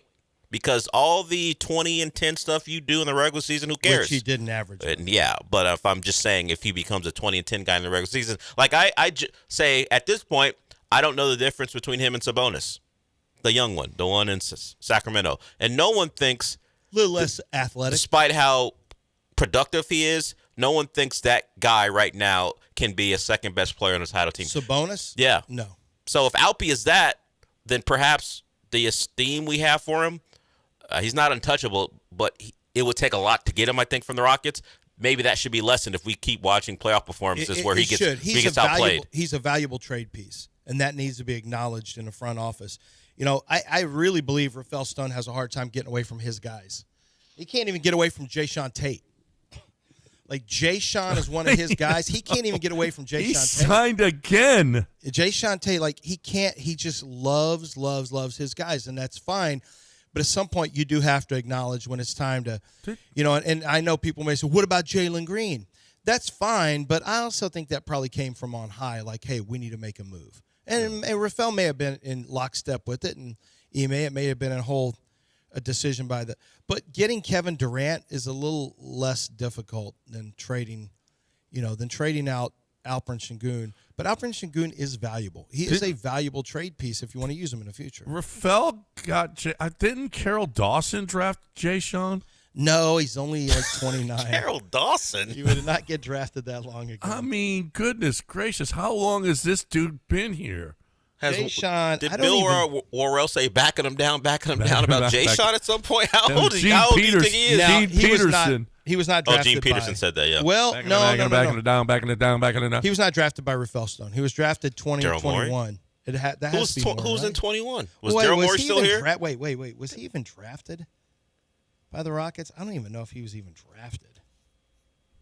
Whoever undrafted, whatever. Who brought him in? He became a Rocket. It was Carol he became Dawson. a Rocket in 2021. 2020. That was his first year. He won all rookie. He was on all rookie first team. Was he? Yes, I'm looking at it right now. Was he? Who was the Rockets' decision maker in 2020? 2020 was a 3-win season, wasn't it? That's relatively impossible in basketball. We would remember. I don't see if you said it was a 3-win season, everyone would remember. You would be like, well, I don't remember. He took over. He was officially named general manager on October 15th, 2020. So that would have been after they brought in Jayshawn. Yeah, maybe. They wouldn't have signed him in October. That's when the season is about to begin. Probably didn't sign it, but also Rafael's been with the Rockets since 05. So he had a part to play. He was underneath Daryl, so that's his guy too, and he may have really caped for him. You never know. He may have been the guy who said, "Hey, I really want to get this guy as a free agent." And he was justified. That Jayshawn's one of his guys. Daryl left October 15th of the They didn't win the coin flip for Jayshawn in '84. Stop. Somebody who you all know just texted that they won the coin flip. I'm trying to think of that. That was Ralph Sampson. That was not Jayshawn. Did we know that Daryl Morey was about to be the Sixers president when he left the Rockets, or did we all assume he was? Your mic's off. I think that was no. Daryl, he said he was taking time off to be that's right. be with his daughter, and then 2 weeks later he's and then president 2 weeks of the later Sixers. He signed with the Sixers. There's I don't know. I don't remember at the time how that was treated. How much time do you need with your daughter? 2 weeks. I don't have a daughter, so I don't know. Plenty. But did we just not care about him lying? Did we not care about him lying? We said it at the time. Okay. You mean the same Daryl Morey who said, what? Well, we know James Harden thinks he's a liar. What? There's reports about Chris Paul being traded. What? That's not true at all. Chris Haynes is lying to you 2 days later. Chris Paul has been traded for Russell Westbrook. Okay, but that's you don't want to let a trade be known before it happens. Okay, whatever. But the flat out just go, hey, I'm going to spend time with my daughter. Even Urban Meyer spent a year away. Changed his mind. Yeah. No. He 2 weeks later, done. Bye. Sixers. Woo. Yeah, there wasn't any tampering going on there. I personally didn't care. The Rockets were done with them. Yeah. It was not. It was not Wasn't it a amicable. mutual? Wasn't it a was not mutual thing? amicable. No, wasn't it mutual? Yeah. I can tell you this: it was not amicable because after that they were like, "We ain't dealing with Daryl. We ain't doing nothing with Daryl." It was not that amicable. No. We got a break. It's 8:34. 713-780-3776. We're more than halfway through the show. If you want to get in, hurry. That's right. He resigned October 15th, 2020.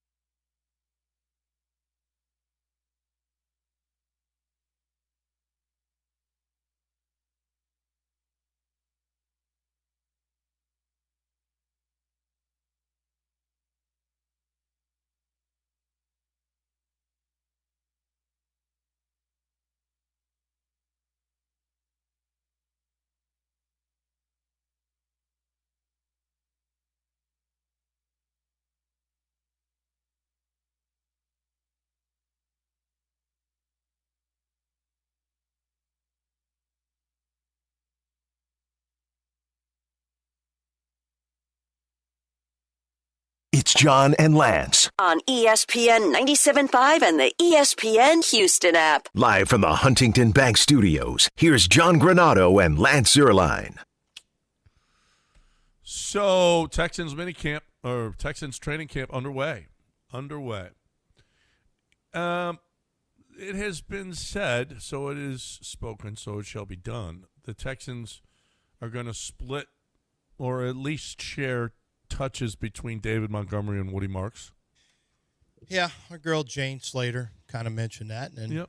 And then altered it slightly, just saying, in a general sense, not necessarily 50-50, but 60 – I'm probably going to go like 63-37. Montgomery? I don't know. I'm not. It might be closer, actually, 60-40. I'm going to tell you this. It would not shock me if Woody Marks has a better season. What do you describe as a better season? More runs, more big runs. Mm-hmm. More. There's a chance he has more rushing yards. So Woody Marks could end up averaging. Woody, I think, is going to average more yards per carry. More yards per carry. I don't know. David Montgomery breaks a lot of tackles. He does. Now, he's a tackle breaker and gains an extra 3 to 5 to 6 yards. Woody, to me, is somebody who can slip an arm tackle and turn it into a longer run. But Dave Montgomery is going to be extraordinarily important for being that hammerhead to keep the chains moving. Yeah. Third He'll and 3, have more you can carries. Run. Yeah. For sure. But Woody might have more yards because of his breakaway. Woody slips some tackles in the backfield. Making a move, making one cut. He's a better athlete at this point of his career than David Montgomery. They're different backs. That's why I like the combination. But what I liked about Woody Marks is Woody Marks will give you some lead now. He will, if he needs to, he'll drop his pads and run behind his pads and hit you with something. Yeah. Like Woody's not soft as a runner. I don't know that sometimes his vision is just kind of average, I think, but if the hole is there, he can hit the gas and accelerate through. And if it needs to turn into a one-on-one off the edge, and he's got to drag you for a yard and a half, we saw he could do that. So, and he's a good pass catcher. Although David Montgomery, I saw a video of David Montgomery working on pass catching, and almost after Jane Slater had put that out and talked about Woody Marks the pass catcher, almost the next day there was video of David Montgomery catching a bunch of passes. Hey guys, he's also a pass catcher. I'm like, okay, watch this. I trust you. They don't throw to the back out of the backfield anyway.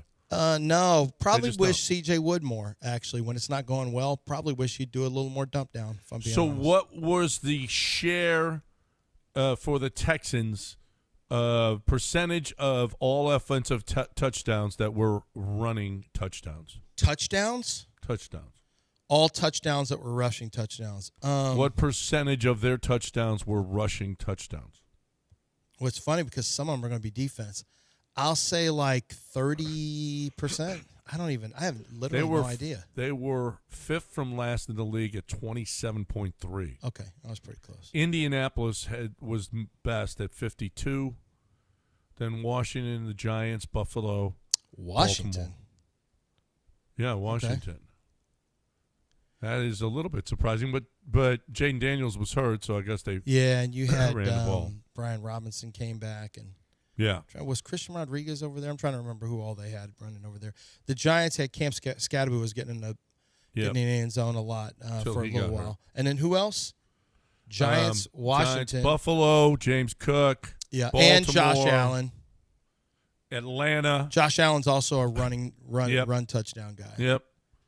Atlanta, Minnesota, Seattle, Jacksonville. Whoa, where's Philadelphia with the push and Saquon Barkley? They're down the list. They're about 14th. Wow, Saquon and Jalen Hurts, and they're not 10, even in the top 10. 12, 14, 15th. That's staggering. Yep. Texans were 27th. Las Vegas was the worst at 20% when they had the best running back that we've seen coming out of college in how long, and they couldn't run for touchdowns. Ashton Genty. Cincinnati second to last, Arizona third to last. The Rams Of course, they threw a bunch. And what Evan Cohen said before, when you have all three offense, defense, and special teams. So there's 32, that's 96. He said that the Texans defense might be the number one of all of those. Okay? Would you take the Texans defense or the Rams offense? Which would you rather have? Rams offense. I think I would too. I mean, that's not obviously it's just because it's an offensive league. That's just all there is to it. It's harder to get a great quarterback than it is to build a great defense. It just is historically. So, I'd rather have their offense than the Texans defense. There's only so far you can go. You can get in a shootout and win. It's hard to just win by turning everything into slop. Yeah, but I don't know that I think the Texans defense would be next. Is there any other offense that you would rather have? Buffalo, maybe? No, that's a good question. Than the Texans defense? No, Seattle's not Buffalo. defense, Denver's defense. Yeah, see, there's other defenses that you would say, I'll take that if I could have a good offense. But no, what are the other offenses you would take in place of the Texans defense? Like if you were to swap them, it wouldn't be Seattle. Would it be Buffalo? No, I wouldn't do Buffalo. I don't like the wide receivers. Chicago's offense? No. They're not even picked to win their division. You got to have a dominant. This is an elite defense. I need an elite offense. Who are the elite offenses? Who are we missing here? Are we missing somebody, Dale? Nobody in the AFC North. No. Nobody in this. I mean, Joe Burrow, you can keep doing that thing. I'm not going to do that. Detroit's offense? It's gone. Now, Kansas City has gone down, at least for a year. We still don't know about their wide Cincinnati's receivers. offense? No. I wouldn't do it. I got to worry about their quarterback being healthy. But when he is healthy. No, I'm not doing that. He's hurt half the time. Yep. He misses 6 or more games. Green Bay's offense? Nope. Nobody in the AFC South, nobody in the AFC West, nobody in the AFC East, nobody in the AFC North, nobody in the NFC North, nobody in the NFC South, nobody in the NFC San East. Francisco's offense? Nope. There's one team. It's the Rams. The Rams. That's the only offense I would say, okay, I'll take that offense and give up the Texans defense. That's it. That's how good the Texans defense is. A little bit tells you about the offense in the league, too. Well, then the next pick would probably be Seattle's defense. Yeah. Well, I'm not doing. I was just going a 1-for-1 offense for defense. Like you have, who is the? No, but I'm saying if you had your choice, you draft. Yeah. The Rams' offense would probably be first. The Texans' defense would probably be second. Yeah, I'm not sure how many offenses I'm taking ahead of the Seattle defense either. That's right. I'd take the Cowboys' offense. I probably would, too. I was thinking about the Cowboys, and I'm like, John's going to scream at me, so I'm not going to say 2 elite receivers, good quarterback, offensive line's pretty good. average running back, adequate, good, average running back, which is all you need. Yeah. Yeah.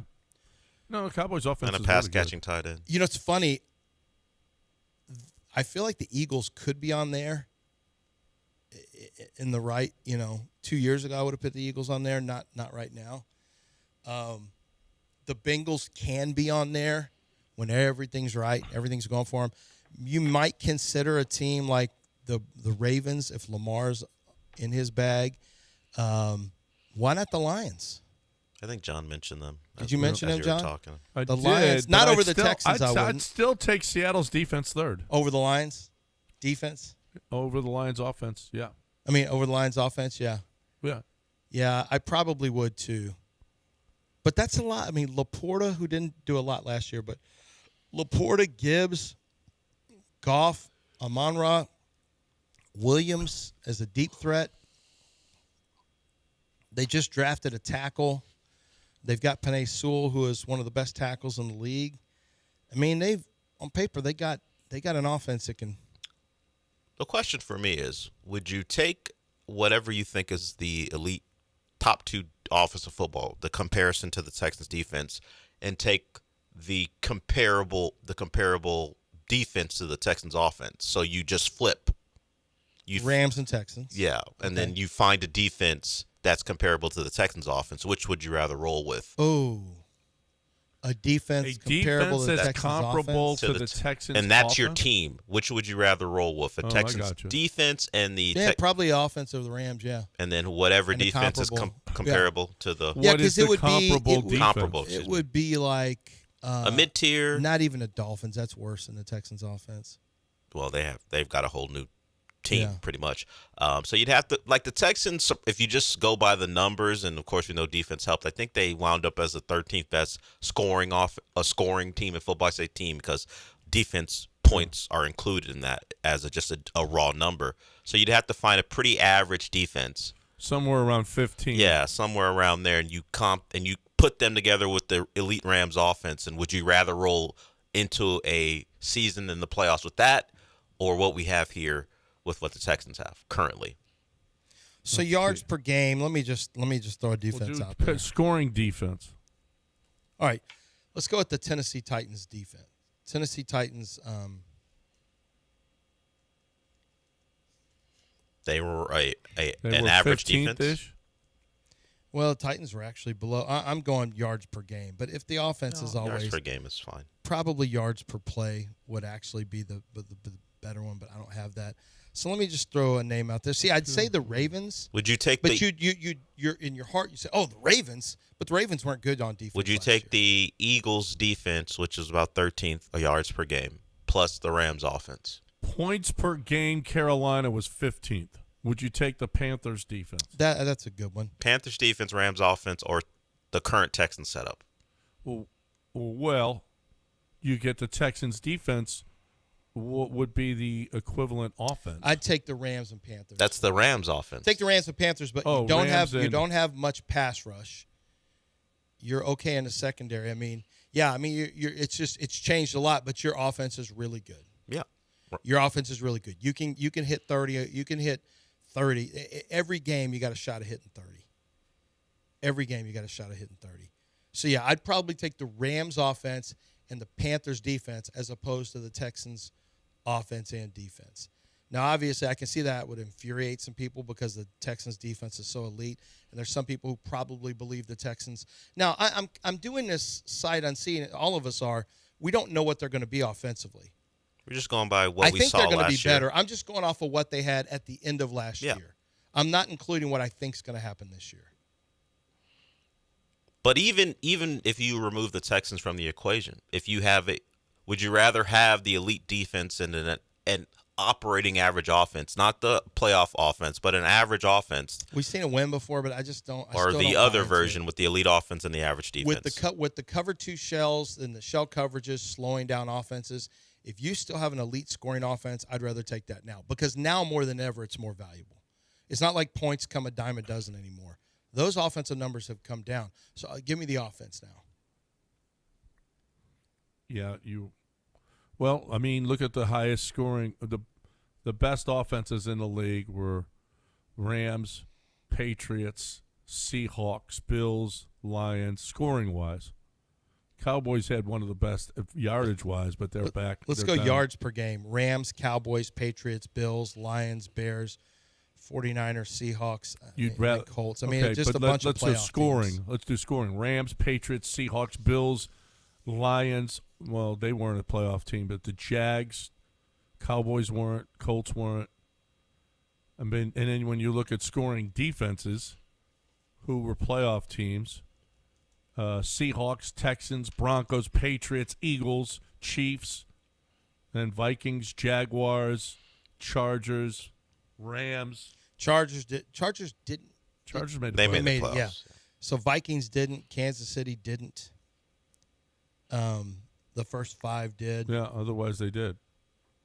Like 8 of the first 10 did. It's kind of the same, actually, on both sides. Yep. All right, 713-780-3776. Anybody wants to get in, you're more than welcome. Anything we've talked about so far. Texans training camp underway. Astros win. Nice job. An update on a story yesterday. We'll do that on the other side. Don't go anywhere. ESPN 97.5.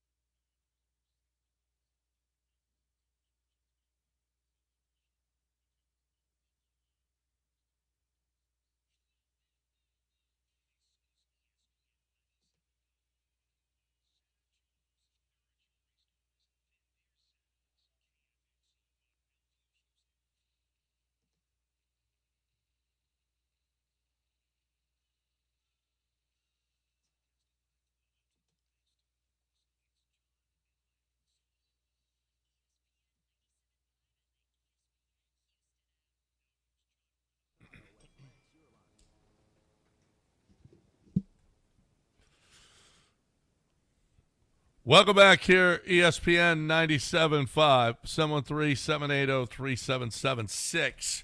713-780-3776, the number. A lot of stuff we've been talking about. Let's get Stafford in here, and then we'll update a story from yesterday. What's up, Stafford? Hey, good morning, y'all. I didn't get a chance to listen to the show yesterday, so I figured y'all might have already talked about this. But my buddy did call me, man. One of my buddies from the Marine Corps, and he was like, "Hey, man, why don't y'all go get Steph Curry? Steph Curry, he might be available, man." And I'm like, "Well, Steph Curry's not going to come to Houston. For one, we'd have to give away our whole team to get him. And then, like I said, I don't know if y'all talked about this yesterday, but the way we did her restaurant, as in the city, his wife's restaurant in the city, that's probably a no-go, right?" Well, for those who don't know the story, it's funny because E.J. Miller, who is now the head chef at Chardon, French restaurant in the Thompson Hotel, he was the head chef. I've known him since he was at Riel. He was a chef under Ryan Lashane over there. And he was the head chef at International Smoke, it was called. And for those who don't know, Steph Curry's his wife, what's her name? Aisha Curry, yeah. She was on Food Network and stuff like that, and she had her own shows, and she's in the restaurant business. And she said, "I'm going to go open up a barbecue restaurant in Houston, but it's going to be international. It's going to be different types of international barbecue dishes and things like that, different countries." And they open it up in the Memorial, kind of the town and country, whatever it's called, that little area. Pretty cool little area. Sugar Land's got one, town center. And this was in the mid-2010s when Rockets versus maybe a little bit later than that, like maybe 16 or 17, when the Rockets were hot and heavy against the Golden State Warriors. And, I don't know. She had probably said something negative about the Rockets or whatever at some point, or just done regular, good-natured, whatever she may have said. Well, her being Steph Curry's wife was enough for Rocket fans. As soon as she tried to open up that restaurant, as soon as it hit Yelp, and it wasn't even open, bang, they got bombarded with one-star reviews. Like they got yelped into oblivion with one-star reviews. I was talking to E.J. Miller about this just the other day. They had to contact Yelp and get a bunch of them removed because they weren't even open, and they were getting one-star reviews. So that's what and the restaurant did not make it. I'm not sure they made it even a year. So that's what he's referring to, John. Would he play for the Rockets? Yeah, he'd probably play for the Rockets. I don't know. With KD, they like each other. They do. I don't think he wants to leave Golden State, though. My guess is he wants to end it there. I think it'd be nice as a basketball fan. I kind of like him to end his career. By the way, where is this coming from? Because I've seen nothing. He ain't going nowhere. Yeah, I've seen nothing on it. Yeah. It's I don't know where that's just coming speculation because the Warriors aren't going to win, and people are thinking, do we really want Steph to end his career being out of title contention? Meanwhile, Sean's reported that the franchise and Steph are working towards an extension this summer. That's what I saw too. That's mostly dream casting. What would Steph look like in a uniform that isn't Golden State for a team that could win? That's all people are doing. Rockets number one, obviously. Yeah, I'm sure that would go over well. Yeah, Rockets number one. Yeah, people got over Chris Paul. They're like, hey, they embraced Chris Paul eventually. They didn't embrace Steph Curry, but it ain't happening. No, we'd love having Steph Curry. Yeah. Yeah. And he's right at home here. Speaking of restaurants, Houston Restaurant Week back August 1st through the 7th. Think of it like a citywide all-star lineup, hundreds of restaurants. They got the prefix menus, and every time you eat, you help the Houston Food Bank. Dine out, do good. Check out the full lineup at HoustonRestaurantWeeks.com. And don't forget, tomorrow, what hour are we giving away a spot? Do you want to do it in the don't we do that on Thursdays? Oh, that's right. Today's Tuesday. Yeah. Thursday. You got to keep on listening. Thursday, we want you to be listening. Let's do it in the 8 o'clock hour. Give the 8 o'clock people a chance to be in our fantasy football draft, football league. You get a couple of spots, 2 spots in the league. You and a friend, or you and your wife, or whomever. We got the big draft that's on the 27th. You got to be able to be there the 27th. And we're going to broadcast live from the 27th and 28th. And we want you to be there. Let's go. So that's going to be a lot of fun. Keep on listening. On Thursday, you got a chance to be part of our fantasy league, brought to you by the Golden Nugget Lake Charles, where you should have your fantasy draft. Not only our fantasy draft, but you should have your fantasy draft there as well. So we got that going on. So yesterday, Michael Lombardi, he apparently Michael Lombardi to you. Michael Lombardi, longtime confidant of Bill Belichick. He's on paid administrative leave. Do you remember when we used to have him on every week, by the way, at 1560? I bet you don't remember. You do remember that? From the National Football Post? Okay. Yeah. I didn't know if you remembered it. I remember. Apparently 3 people have confirmed that his leave is connected to a human resources complaint. So it's never good, by the way. You what? It's never good. That's never good. An HR complaint? An HR complaint. Not great. Nope. I don't know if they use HRP. If they did, they would be able to handle this. But the administrative leave should not exceed 30 days. But he is facing a possible CSC inquiry. CS College Sports Commission yes. Inquiry. According to 2 people briefed on the matter, but not authorized to discuss it publicly. The CSC is a year-old enforcement body that looks into potential violations of name, image, and likeness and revenue-sharing rules. Oh, that's my and guy approves third-party deals with athletes. Yeah, what are they doing looking into this? Well, maybe it's an NIL. Oh, so it wouldn't be anything with then it wouldn't be something with the personal. I don't know, but apparently he did have HR. He does have an HR complaint. It's an HR complaint, but the CSC. Well, maybe it's a student that was promised something or whatever. But maybe it's something like that. It's not. It doesn't sound like it's going to be something salacious, like probably people were thinking. Like that's the first thing that went through my mind. But I know the guy. I know one of the guys who left the Washington Nationals to go work for the CSC, and they don't handle like this is weird. They don't. It said they enforce NCAA rules surrounding institutional revenue sharing and student pay with NIL. So this is kind of interesting. Well, they say this article says also. So I don't know if it's a separate matter or the same matter. What do you mean also? UNC football has also been approached by the CSC. So this is could be school separately faces possible CSC. Yeah, he has his own issue and UNC has an issue as well. That's what the article seems to be saying. Yeah, that's what this says too. Yeah. So North Carolina they've got issues, football issues, as if last season wasn't enough of an issue. Now they've got more issues. Do you remember anything from their season other than getting beat up by TCU to start the year? No, that was the one. He's been there 2 years right? This will be his second year. Hold on a second. Last year was his first. Year. That's the longest first year I've ever seen. Last year was year 1? Yes. All I remember is the girlfriend. And they lost to TCU, and I kind of checked out on them. They had a documentary going. Then I don't know if they actually did. I think it got canceled. The girlfriend, the video came out of her. That's right. It was just 1 year. I swear it feels like he's been there at least 2 years. Well, it started. And it feels like it's completely off the rails after 1 year. They've been garnering attention since his hire, which was late December, early January. So it's been longer than a year that they've been in the news. But as far as actually playing football, not since late August, early September. So UNC probably gets out of this after this season, right? Yeah. I would think it's. If it goes the way it feels like it's going to go. Bill Belichick doesn't want to do it. They're sick of it already. Mutual parting of the ways. They're sick of it already, no?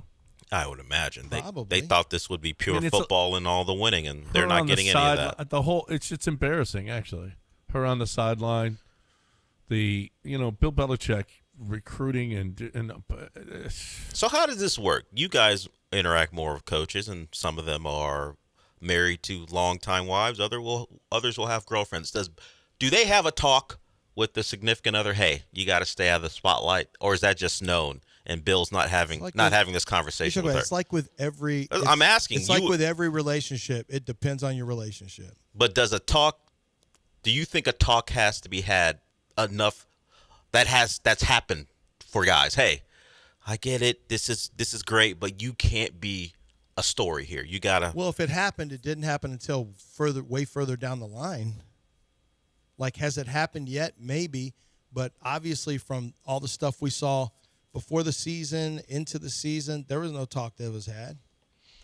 But that's obvious. She was main character. Do most significant others realize you kind of fade to the background, and she just happens to not realize that? Is that what is going on? Once again, that's a purely. I don't think she has much wife. self-awareness. Yeah. Mm-hmm. No. Because there's some wives who don't. There's some wives who don't. That's a personality. It just depends on every personality. There's some wives who are not going to just fade into the background. Yeah. At all. It doesn't mean that they're like, I don't know that Michelle Herman, she had a Twitter page, she would give it back to you if you said something. Mm-hmm. And she had some T-shirt, I can't remember what it said. She was on Front Street, right? Because she would greet the players as they were walking in and stuff. Steve Sarkisian right now. At first we thought it was ex-wife, right? And then I guess they're back together. I don't remember what's going on there. There's stuff over there with that. I've never seen if Mike Elko has a wife, have no idea. Willie Fritz's wife, never heard of her. Yeah. Sort of Janice Fritz. Is it Janice? I don't know. I have no idea. Depends on the well, I know what's his name was famously divorced. Jimbo. Jimbo did not have. He was not married. There's a lot surrounding that, unfortunately. Yeah, there's some stuff out there. Coach O had a. Yeah, there's different people there. Yeah, it just depends, I guess, because sometimes Lane Kiffin, wife or girlfriend? No, he's got wife, right? Because his daughters are always he's got wife. Are they still married? I never hear. It's got to be because the daughters are always doing stuff with him. Yeah, I think so. We never hear from her. They've been divorced for a while now. Yeah, no. Oh, he married a Layla Kiffin, and they're no longer together. Oh, okay. Well, there you go. That's why we're not hearing anything from her. No one's asking. No one's looking. No, the Jordan Hudson thing is unique. Very I think. unique. Yeah. Well, and very unique. The thing about it is the age difference. It's just. Well, that is the thing. She's front and center, though. But we have not had this drastic of an age difference publicly, but it happens. Guys with money and have some power will marry a younger woman, but they aren't as visible. Name the last time, John, that you can think of a wife or girlfriend for a college football coach stirring up a ruckus at all, where you knew who they were. Oh, not stirring up a ruckus, but where you knew who they were. Yeah, Nick Saban's wife was a big part of the program. He would mention her all the time. Yeah. But she was part of the program in that they'd have guys over. She would host. She was a mother to the program. But that's not. We didn't get her opinion on a bunch of stuff. We just knew that Miss Terry was there cooking baked chicken or whatever. We just knew a Miss wife Terry that was a problem in the program was Auburn's head coach. Which one? The one that won the Natty, or they got to the national championship. Malzahn. Malzahn's wife. Wait, there was something there with that. Yeah, that's right. She was a problem. Miss Christie Malzahn. Yeah. Yeah. What was her deal? Yeah, she had something. She had stuff going on. And there's been accusations about another program that I'm not going to get into. Well, don't say that. Yeah, don't get into that. 713-780-3776. If you would like to get – oh, speaking of which, 713-780-3776. When we come back, there are some college football numbers that we got to talk about on the other side right here on ESPN 97.5. Don't go anywhere.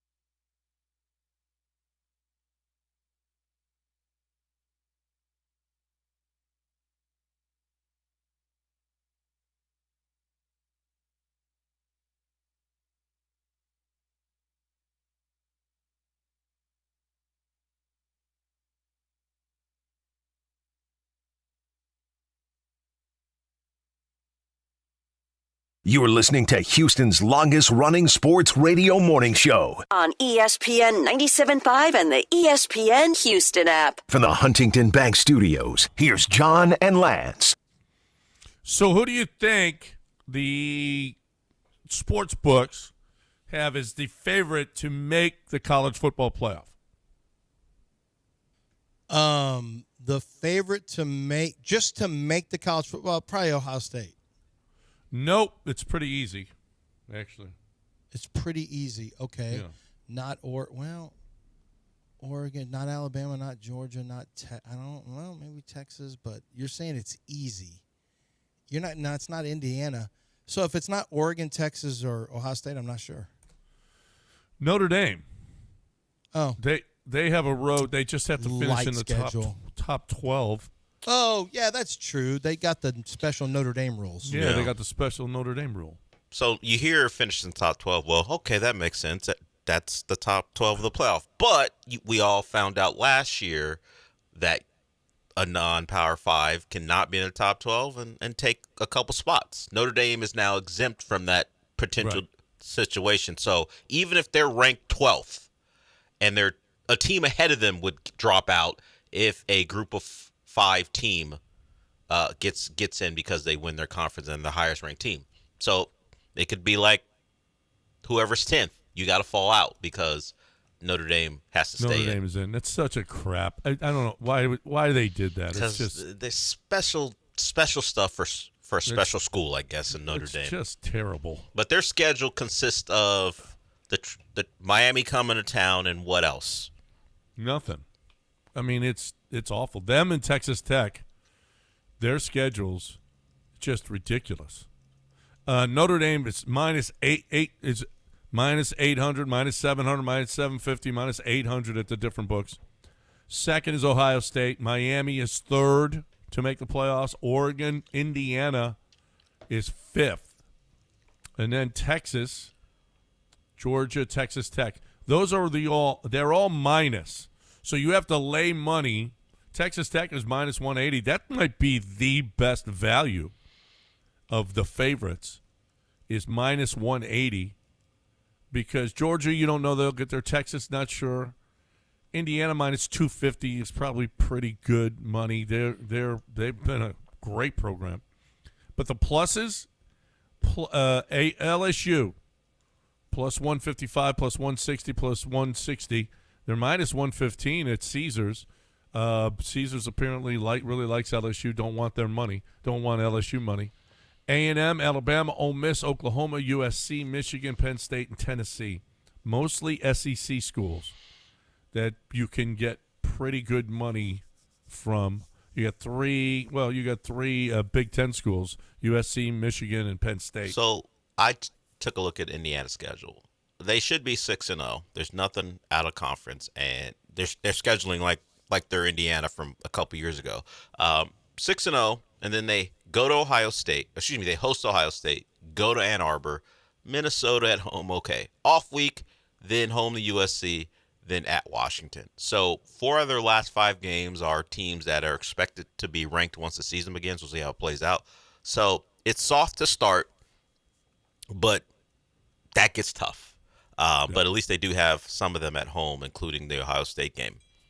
So I would take a look, and depending on how good Josh Hoover is, that's a team who may fall below expectations just because all of their tough games are concentrated to the back half of the season. If those other teams play up to their potential. Yeah. They just overcome expectations. I mean, it's just such a good program now. And I don't whether or not Hoover's going to be a good quarterback is another question, though. I don't know. I'm not sure. I'm not sure about that one. I'm not sure about that either. You know, Ole Miss is a team with Pete Golding. I still like them a lot with the quarterback, running back coming back, and I don't bet against. I just don't bet against the athletes of LSU and Lane Kiffin. Lane Kiffin, for whatever you think about Lane Kiffin, he finds ways to get people. He just kind of gets he can't get over the top, but he really does a good job of getting things cranked up. And they got a pretty good college quarterback at least stepping in there this year. Are we like where are we with Texas is going to be a major factor. Where are we with A&M this year? Texas is the number one SEC school. Yeah, they're going to be a favorite major as far as Vegas is concerned. Georgia's second, LSU third, A&M fourth. Do they deserve to be, ahead of Alabama, ahead of Ole Miss, ahead of Oklahoma? Who, A&M? Yeah. I don't know. Where's Oklahoma? Is your guy John Mateer still there? He's gone, or is he still back. there? He's with OU. He'll be healthy. He'll maybe be a little bit different because he had we heard all about John Mateer. This guy's gonna wait until you see John Mateer. And I saw him. I was like, this guy's terrible. What are y'all talking about? But he was a little bit beat up. But even when he was healthy, he's slippery. He wasn't a very good passer. No. I'm not sure I buy into John Mateer in Oklahoma. Ole Miss, you got Lacey and Trinidad coming back. You lost your play caller. You lost your head coach. You lost 2 starting tackles for sure, offensive tackles. You lost Stribling, your top wide receiver. I mean, I don't know you don't know anymore with Portal being what it is. I have no idea how these guys are going to be with Portal. So that may be putting A&M ahead of them may be a little salty. They have, if you go by our lads who has their prospective depth chart, they have. I'm looking at, if this is right, 7 new starters on defense from the portal at Ole Miss. All from the portal. Yeah, they have some returners, but 7 of their projected starters are portal guys. John, would you be in favor of forcing mandated? I don't know if it wouldn't necessarily be money, but a roster that mandates a certain amount of college, a certain amount of high school. That you can have a certain amount of portal players, a total number of portal players. Maybe it's a percentage of portal players relative to the amount of – because your rosters are different every year. So let's say 70% of your roster, a grand total of 70 or 60% of your new additions can be portal. The rest have to be high school. Because what that would do is one of the problems with portal is it's keeping high school players from getting scholarships. It's actually hurting high school players.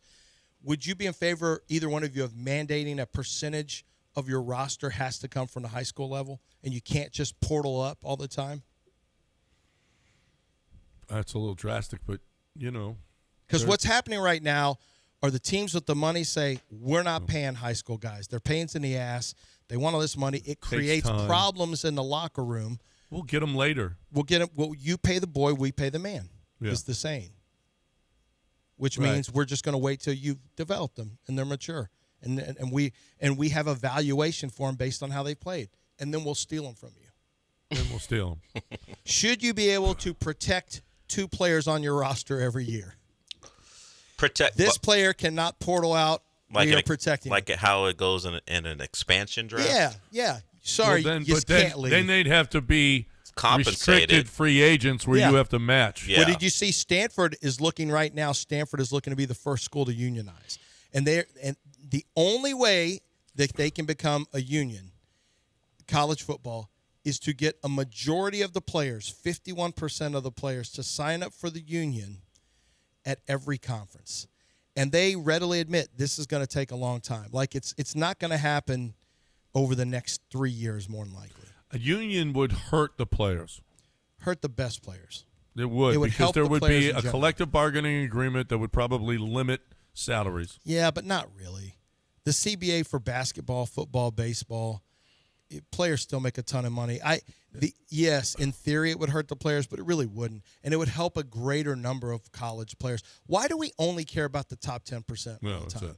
What about the players who are not going to play pro football, have no chance of playing pro football, and they get extended health care coverage?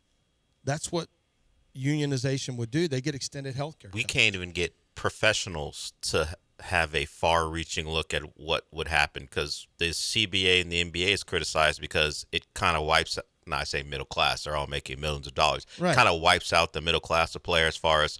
But it does. All it does is look out for the top 10%. Yeah, and then you're asking college kids to look out for the bottom But tier really, of the roster. But 90%. But the colleges. I'm not saying you're wrong. Most of those kids are. I'm not saying never you're wrong, gonna but the adults get criticized for agreeing to CBA deals that Right. don't benefit the majority of the players. I think more college kids would say, "Yeah, we want to unionize," because I hope so. we get more value out of unionizing here. See, the problem is you're only in it for 4 years, and so there's a belief like I'm going to get mine in 4 years. I'm not looking out for the greater good at all. I'm just trying to get mine. And the players who want to treat so that the agents or uncles or dads or or players, whoever it is, that want to treat every single year as a new free agency and just hop from team to team to team, they're eventually going to get rid of that. Whether it's the government doing it or some form of CBA or an antitrust exemption, eventually that's going away. But unionization would actually be good for college football because it would create guardrails, you would know what the rules are. You'd have enforceable rules, and the college players would have a say-so. College football would have a say-so. They come to a collectively bargained agreement. If we're going to treat this like pro football now, then let's have the framework of pro football. That's fine. Let's give the players some health benefits. College, you can have injuries that are long-lasting in college football as well, potentially CTE issues. We know that from concussion stacking. Give them benefits as well. The problem is, you know how long the benefits are. You know how many college players there are, and your benefits are going to extend that long. Pro football is much smaller amount of benefits that you're paying former players. Benefits for college players, college athletes, basketball, football, baseball. Oh my gosh, it's expansive. I don't know how they fund that actually. All right. Bottom of the hour. Good talk, Russ. Which that was our college football. I have a list of player arrests in college football over the last 25 since 2000, but it is so there's zero chance that this is accurate. Zero chance. It has Florida with 539 arrests since 2000. Come on, that can't be true. 20 arrests a year in 26 years. They have Oklahoma at 281, which is over 10 arrests a year. Renegade programs. And they're second? All renegade they're 12th. programs. They're 12th. Who's in the top 10? Florida 1, Miami 2. Oh, not true. No Shout chance. out Dell. Cleaned up 454 since 2000. Not a chance. Not a this chance. That's nonsense. This is the Florida thing is correct. Is it a sack? The Miami thing, not true. Is it a sack? 539? That's real. Urban Meyer was there. That's real. Urban Meyer was there, okay? He had like 139 in that 1 year. But 400 something over a 20-year span from Miami, no chance. Programs, we haven't been good enough to get that many people arrested. They got Texas at 291. Well, another renegade That's program. over 10 a year. We would know. Well, would the Austin police, are they known? Are they like the Palo Alto PD where they cover stuff up? Allegedly? Not 10 a year. I don't think so either. I see what happens on 6th Street. Those guys are out there. We would be like, oh, my God. This is a program that's out of control. Every program in the top 10 would have articles written about shutting down the program. Yeah.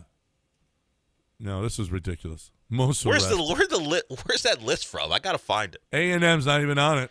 Well, they're way to go, Ags. Good Ags all around. Good Ags. You know what everyone's doing on Friday night? Practicing their yells and cheers. That's why you can't get in trouble. They're too busy practicing.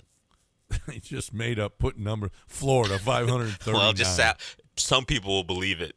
Uh-huh. Crazy. Taking a quick one here. We find out what we missed next. Don't go anywhere.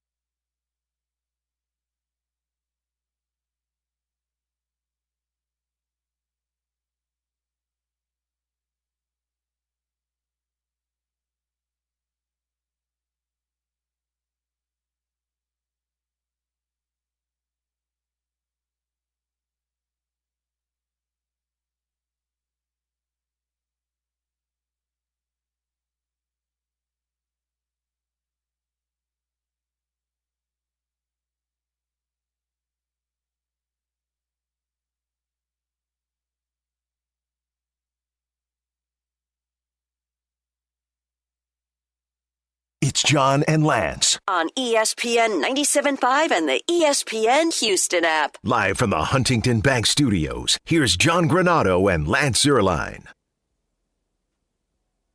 Welcome back here on ESPN 97.5. We just got a couple of segments left. You wanted to get in? Who's the caller, Del? John wants to get in. Hey, John. Hey, guys. You guys were just talking about, all the ladies and stuff and the possible atmosphere. Remember the girl from LSU when she was doing the guns at the White House and stuff? I just want to remind you about that and stuff. That was pretty fun back in the day. So for people who weren't listening, we're talking about Jordan Hudson, and we're asking questions about other wives of college coaches or significant others. What he's talking about when LSU won the title in 2019, the Gat dance, where the guys were doing the finger guns, and then there's this blonde woman who you wouldn't suspect would do the dance with all the players, and she became an internet meme and sensation because we're like, what's that about? Where'd you learn that dance from? Obviously, she learned it from the players.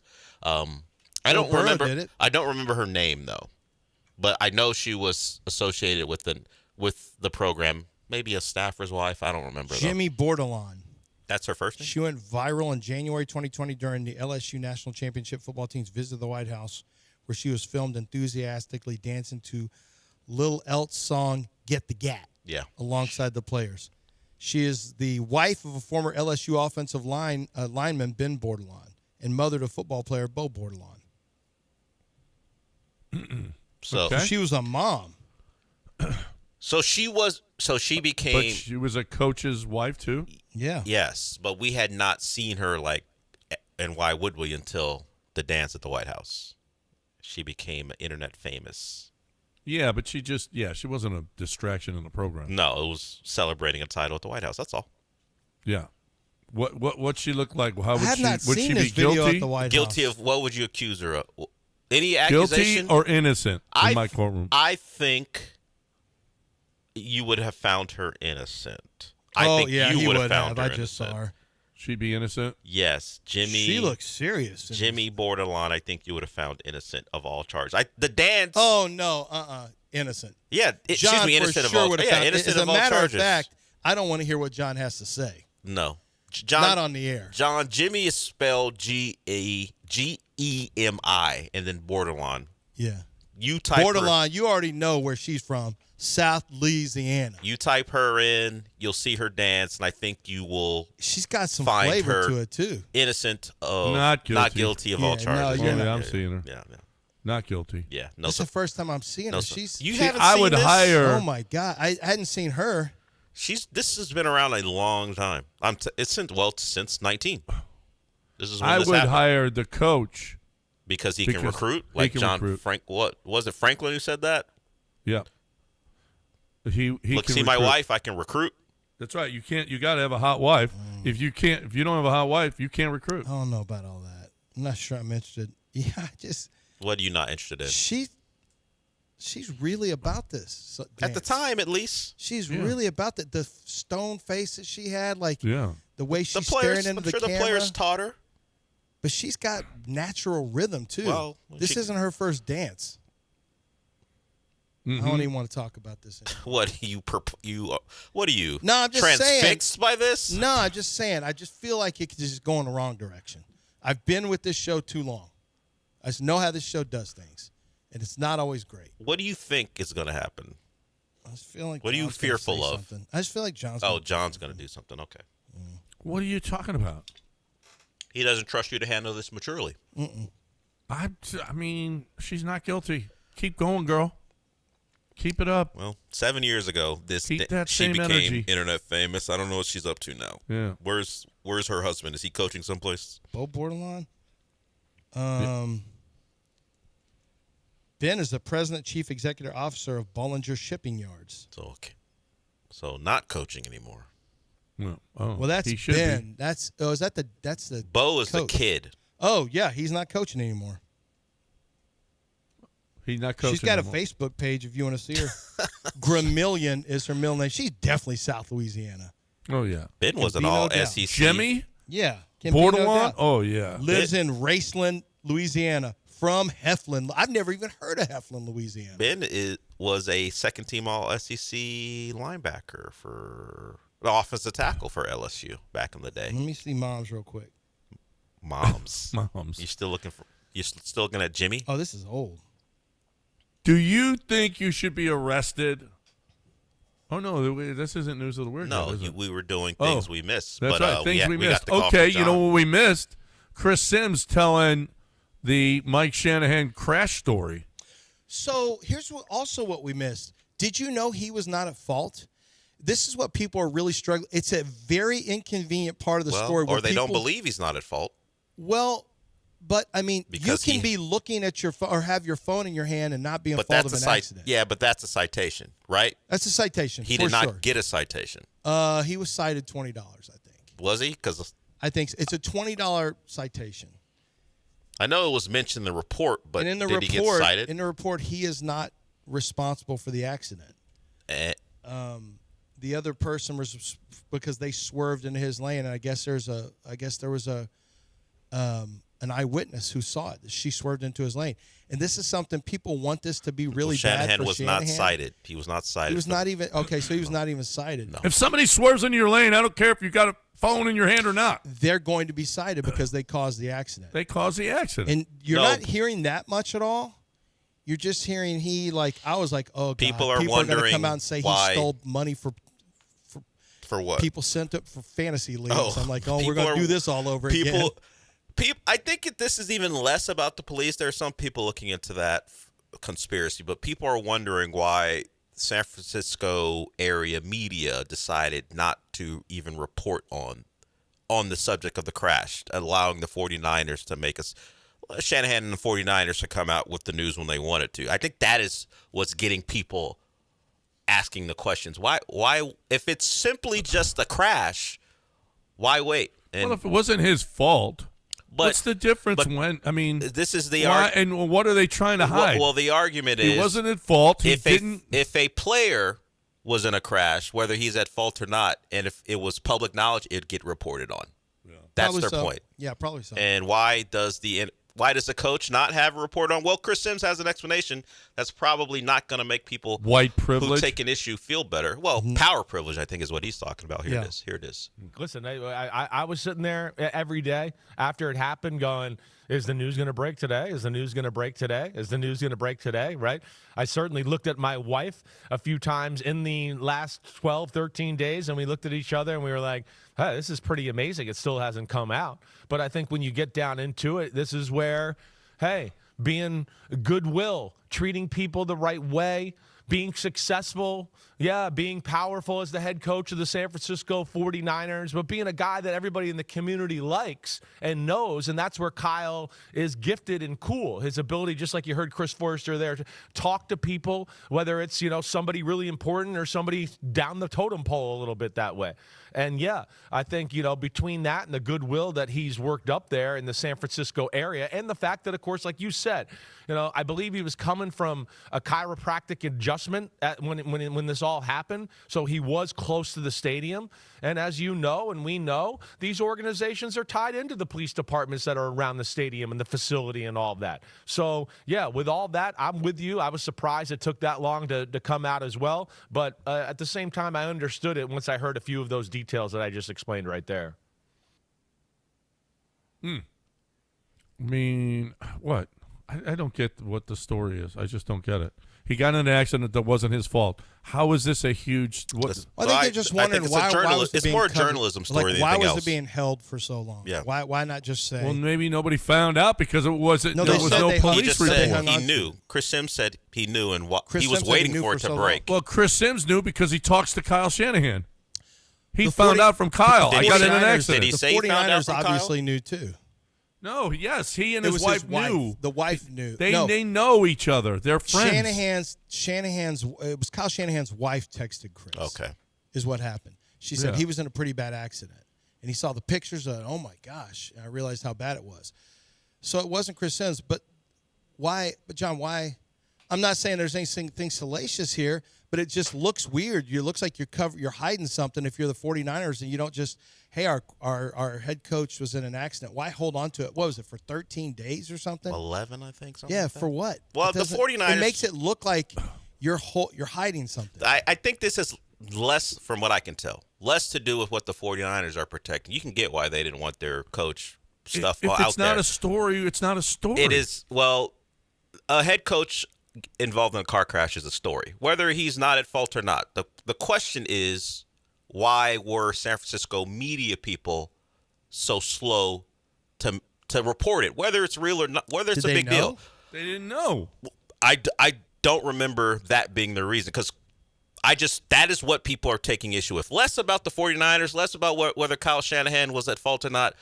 The journalism aspect of it, why wasn't this out there? That's Well, we don't know if they knew. That's why people are asking the question, what did you know? When did you know? Why did you hold back if you did? That's what people are asking. Because white. Or just privilege because he's a coach of the White 49ers. Privilege, power privilege. Yeah. Even Florio, which we didn't hear when came back after Chris Sims said what he said. Well, if Chris Sims is using the reason for it, Kyle Shanahan being a popular figure and having power, Florio's like, well, that's not how these things should go. That should not be the reason if he's being protected. That shouldn't be a thing. You shouldn't be able to influence people because you're nice and you win football games. Well, you should. You really should. You shouldn't. If you're popular, then you shouldn't have stuff reported on. That's all. Okay? I mean, this is a non-story to me. The dude didn't do anything wrong. It's not a story. If he had done something wrong, just because he was involved. If D'Amico Ryans was in a car crash, it'd be a story, whether he did something wrong or not. A story doesn't mean it's a negative story, but if D'Amico Ryans was in a car crash, it's a story. Yeah, if it affected him. Yeah, Carl Shanahan had 40 stitches. And he was limited at practice. Yeah, but that's when the story came out. Kyle Shanahan is limited at practice. Now we got a story. If a famous person's in a car, but if he wasn't limited at practice, if it was just an accident that wasn't his fault, why is that a story? It's because because of his fame. Famous people have stories written about him, big or small. No, that's what happens. That's the reality of the world. If you're famous, you're a public figure, and you're involved in a car crash, it's a story, whether you're at fault or not. That's how reporting generally goes, except it didn't go in this case. Yeah. It's 51. 9:51. We got a break. 713-7803. No, don't even call because we got News of the Weird finishing up strong. Don't go anywhere. ESPN 97.5.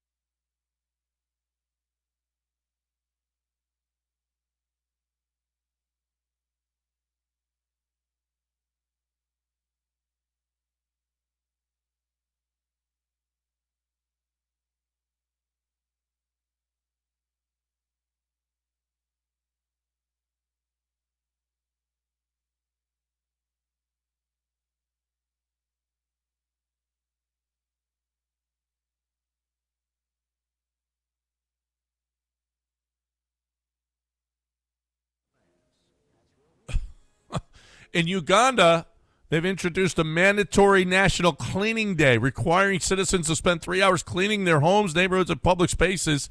If not, you could get arrested. We have National Cleaning Day September 19th. Should you get arrested if you don't clean? Maybe Yes. children should be arrested. Children should be arrested? Well, maybe teach them a little thing or two about cleaning.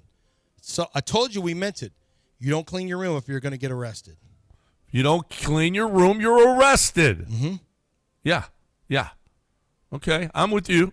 Kids should be arrested. Everyone should be arrested if you don't clean on National Cleaning Day. Okay? Clean up. Should it just be for National Cleaning Day? What about other national days? If I don't participate in that, should I be National arrested Pizza too? Day. If you don't eat pizza, arrested. Lactose intolerant people should be? Yes. You're forced on to eat a National pizza. Don't Drink Milk Day. What about pizza? Cheese, too.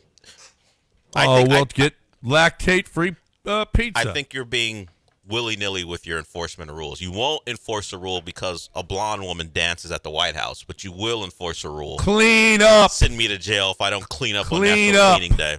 Yeah, that's right. Please. Clean. This is a judge that can be swayed easily. All your cases will be thrown out.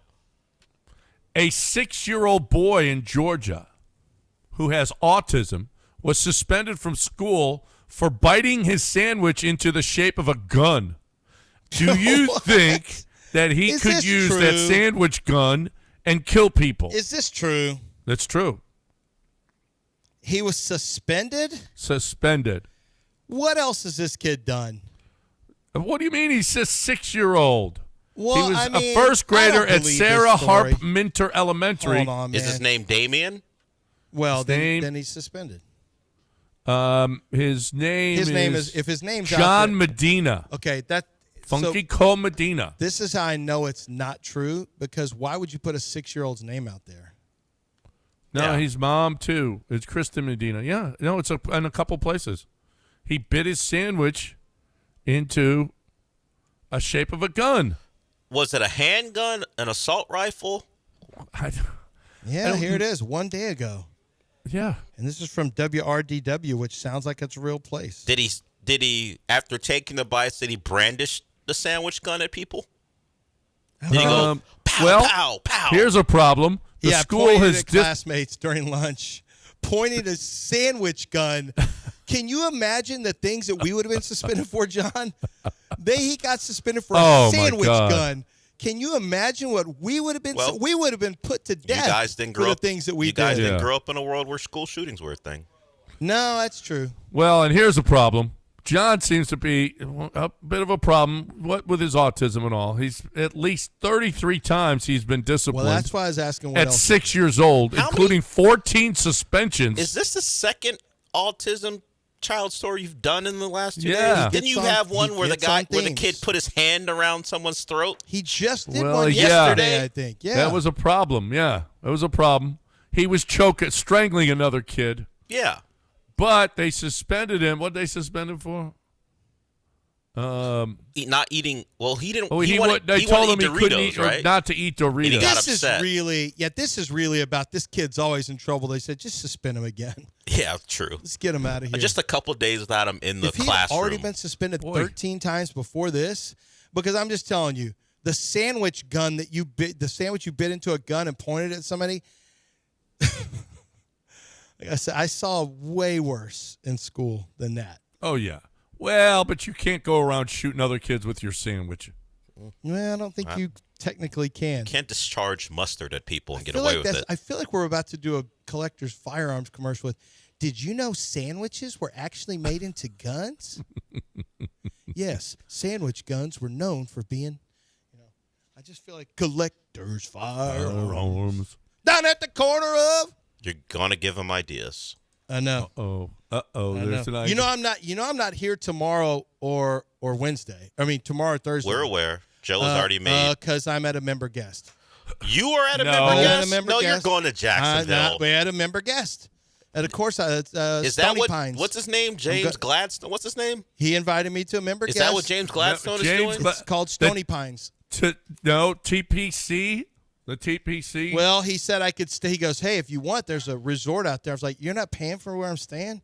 No, there's a resort. I looked at the price. I'm like, I'm not staying out here. It's like 45 minutes away. Wait. It's nice. They're not paying for yours? Not for my hotel. They're not paying for your hotel? I'm using Marriott points. Wow. What are you doing again? Member guest. No, but what do you? It's Stony Pines. But what are you doing with the Jags again? Member guest. It's the no, Jaguars. you're not just going there to play golf.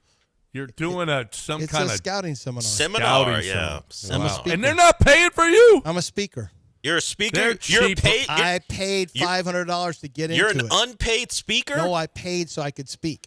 What? I said, "Can I speak? Here's some money." No, you didn't. No, I did. No, he didn't. But they're cheap, boy.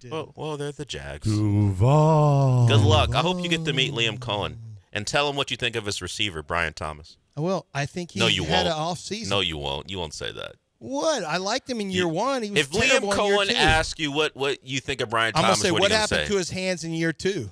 Yeah. What happened? And Parker Washington's better. Is Parker Washington going to get more catches? Parker Washington. I need that. I'm trying to come back with fantasy info. I am invited to watch. Alec and I are invited to watch practice and then go to the scouting seminar, and then we have a member guest. You don't have a member guest. What with frisbees? No, it's a member guest. We're going to go play Torrey Pines. Hope you get to play with Trevor Lawrence. Torrey Pines. Or isn't that in California? Whatever the pines are out there. You said Stony Pines, remember? Stony Pines. We're playing Stony Pines. Stony We're playing Pines. all the There pines. it is. We're playing the pines. All the pines. The very best pines. Goodbye. He's gone for 2 days, people. Dell will sit in that chair This really tomorrow. sucks. I wish you would. I wish you weren't going. Why you got to deal with John? I don't want to do that. Yep, that's tomorrow, right here on ESPN 97.5. I'm just He didn't even hide realizing it it. from you, John. I'm not looking forward to the next 2 days. You never look forward to any No, that's days. not true. I enjoy. When are you? This is never work when I come here. The next 2 days are going to be work. Yeah, you gotta That's bring tough. it. You better bring it tomorrow. Nah, I'm gonna You have. better bring it, AJ girl. and Sean are gonna do most of the talking. Yep.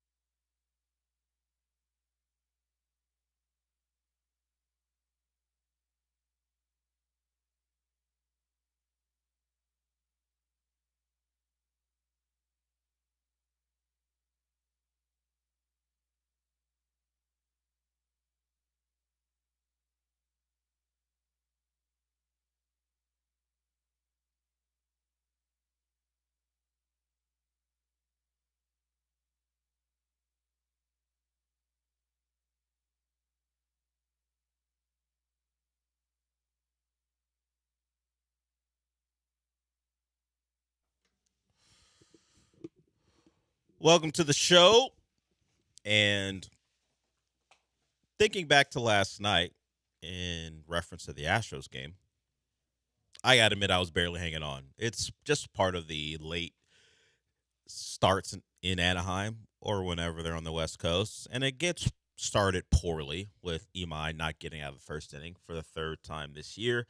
We'll have some sound from Joe Espada on Imai's place in the rotation if that remains the case.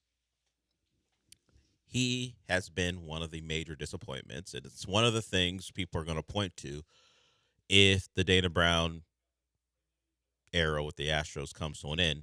His inability, particularly this past offseason, to be successful in acquiring pitchers, it's going to be pointed to, and Imai is the prime example of it. The Astros have not done a good job since 2022. There's a line of demarcation there since 2022, post James Click. So you would say that offseason, immediately following the title, in signing outside free agents. There have been some small deals, but there have been some big money deals, particularly with how the Astros like to spend, that have gone poorly. And it's interesting because we know this team isn't interested in spending a lot of money for a long time. They don't like long deals, and they don't like, of course, to spend a lot of money over the course of the deal. But they are willing to sign 30-plus-year-olds to deals. And for the most part, those have gone poorly. We'll get to that a little bit later. But so Imai doesn't get out of the first. Blue Ball gives up a couple runs, but he's in there on short notice and stems the tide until you get to Christian Javier, who, no question, the star of the night. I'll give you some of his numbers, but he helps the Astros stay in it. And then I was going to say their bats got going to win this game, but that's not the case. They win this one 6-4 over those sad sack Angels and their fans. And I say that particularly because they were for as many people were there, very loud when Altuve struck out late in that game. There was a flash to the crowd, and I don't know why there's some angst or anger at Altuve, considering he's never taken anything away from the Angels fans. You guys have been bad his entire career. But they had it out for him. He struck out, and you saw, at least the flash of the crowd I saw, several Angel fans going, yeah, yeah. And I don't know if that was just based off the excitement of getting the strikeout to end the inning or because of the person who did strike out. It was a pitch pretty much down the middle at the knees that he didn't swing at, and it was the end of the inning, and they were just loud. And then they had to sit through the ninth inning, where the Astros didn't do much of anything really with their bats, but pushed across 4 runs to win the game. And here is how this went: hit by pitch, single. That was, I believe, the Christian Walker one that actually made it out of the infield. Reached on an error, a bunt pop out, fielder's choice, an intentional walk, hit by pitch, walk, reached on an error, strikeout. And that was how the Astros put together a 4-run inning. You didn't hear anything about a double, a home run. It was just Angels' errors plus not being able to throw pitches over the plate, and it led to a 4-run inning. And the inning could have been over. There was a near strike that was ruled a ball. I think it was to Lamont Wade. And the Angel catcher rightfully challenged it, because why not? You're either walking in what turned out to be the game-winning run or getting out of the inning tied at 4. It missed by just a smidge. I don't know what the proper term is. A minuscule amount of space between the ball and the strike zone. I think smidge. A smidge, just a smidge, a pinch even. If we're talking about a salt or an ingredient, a pinch of a miss by that ball led to a walk, and that was the game-winning run. Bachman had a rough inning, a lot to do with his defense, but he also wasn't great either when he was pitching. When it was up to him, he misplayed a grounder. Could have been an out that secured a win for the Angels. Instead, It extended the inning, and it led to the Astros winning 6-4. Actually, it would have been, if he doesn't misplay the ball, it becomes a 5-4 game going into the bottom of the ninth. Instead, it allowed another run to score, which made it 6-4, and the Astros walk away with the win. The Rangers won earlier in the day. They beat the Mariners. They took 3 out of 4 in that one. So the Astros remain 2 games behind the Rangers, but only 2 games out of 500. So below 500, excuse me. So a nice win, a remarkable win that came about in an unlikely fashion. But you take it. You'll take it. And I knew I was drowsy, so I really wasn't taking in all that was happening. But at some point after the game is over, Hader gets to find out. I think back and go, how did that happen? How did they win that game? How did they push across 4 runs? Because, as I said, I'm nearly falling asleep. So I could have blamed it on maybe I closed my eyes for a little bit and I missed something. I didn't miss anything. They didn't do much with their bats and somehow came away with the victory. And I went down all the things that happened in a quick fashion. And in a game where you had no business winning it because your starting pitcher only goes a third of an inning, you win at 6-4 and leave the ballpark last night feeling pretty good. Probably a little shocked that you found a way to win, but got away with one. You stole one from the Angels, which is not something I wanted to say today. I was hoping for a relatively easy victory, but you got it done. Yeah. And you only had to use the 4 pitchers, despite the fact that your starter only went a third of an inning. You still only used 4 pitchers. We got to do something with Imai. Well, I don't know if it's literally just skip a start, since it's like every other start is I can't get out of the first inning. And it's just a situation where it's like, just get it out of your system. We'll do a simulated game the day you're supposed to pitch. You'll get rocked in the simulated game, and then just wait another 4 days, and then you'll pitch, and then you'll be fine. Something like that.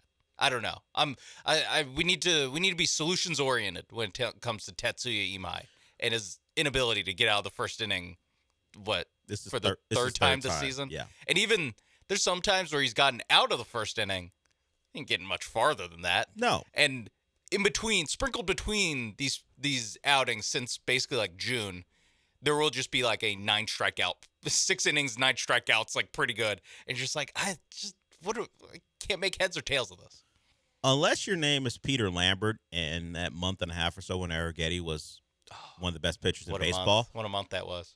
All these Astro pitchers who have gotten chances to start, it's a lot of garbage, unfortunately, around.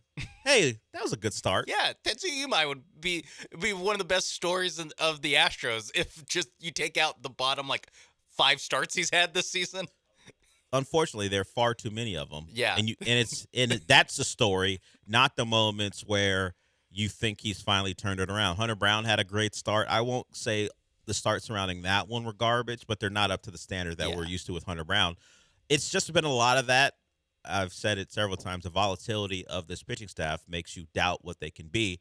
And while the apparent focus is to add a bat, with Imai struggles, Arrighetti on the IL, can you squeeze a starting pitcher out of someone with your limited resources, since you're going to be buyers and you're buyers because you're cockroaches, as Ken Rosenthal talked about yesterday? If you're going to be unkillable, which is the preferred way to say that, yes. If I Please had my way. Don't say the C word, Ken Rosenthal. Yeah, call us unkillable, call us hard to kill, whatever you want to, but using that pejorative word it's tough. If you're going to be the team who won't die, you're going to have to find a starter, right? Or you can just assume that you will be able to do what you've done for over 100 games, stay in contact, and hope you have a hot week to end the season, while the other 2 teams who are competing for the ALS have a bad week, and you steal the division like you stole last night's game.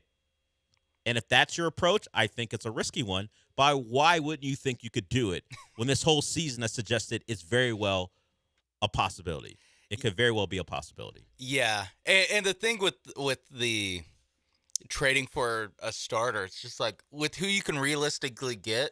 Aren't you just trading for someone where you're like, I hope it goes well? You know, like you're not gonna be able to. It's the same approach you have to your current starters. Yes, and so that's why I'm like, with how little they have to go out and buy with, it's like if I'm gonna have to hope someone's good, just whatever. Stick with your own guys. I'll hope one of our guys are good. And you had another one of those nights last night. As I said, Javier was the star of the night. 5 innings, 7 Ks, 3 hits, didn't walk a guy, and of course, no earned runs. So when Javier does that, it starts the brain churning.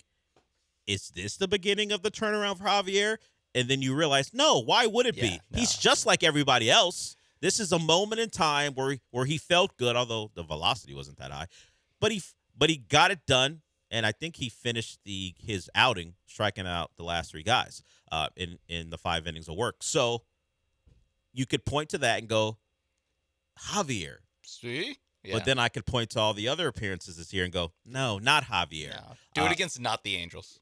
That's the other thing. Do it 3 times in a row. Not against the Angels. That lineup stinks, and I think Chandler Rome and I think his name is Tyler Stafford of Crush City, the Crush City Pod. We're discussing Hunter Brown, and if you get what you got from Hunter Brown the rest of the way in his last start, then they were of the opinion that anything is possible because of how mediocre the American League is.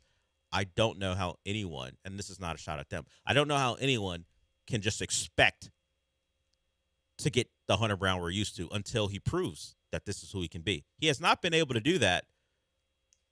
I have more faith in him than all the other pitchers because I've seen it. I have not seen consistency from all the other options outside of Peter Lambert, amazingly enough.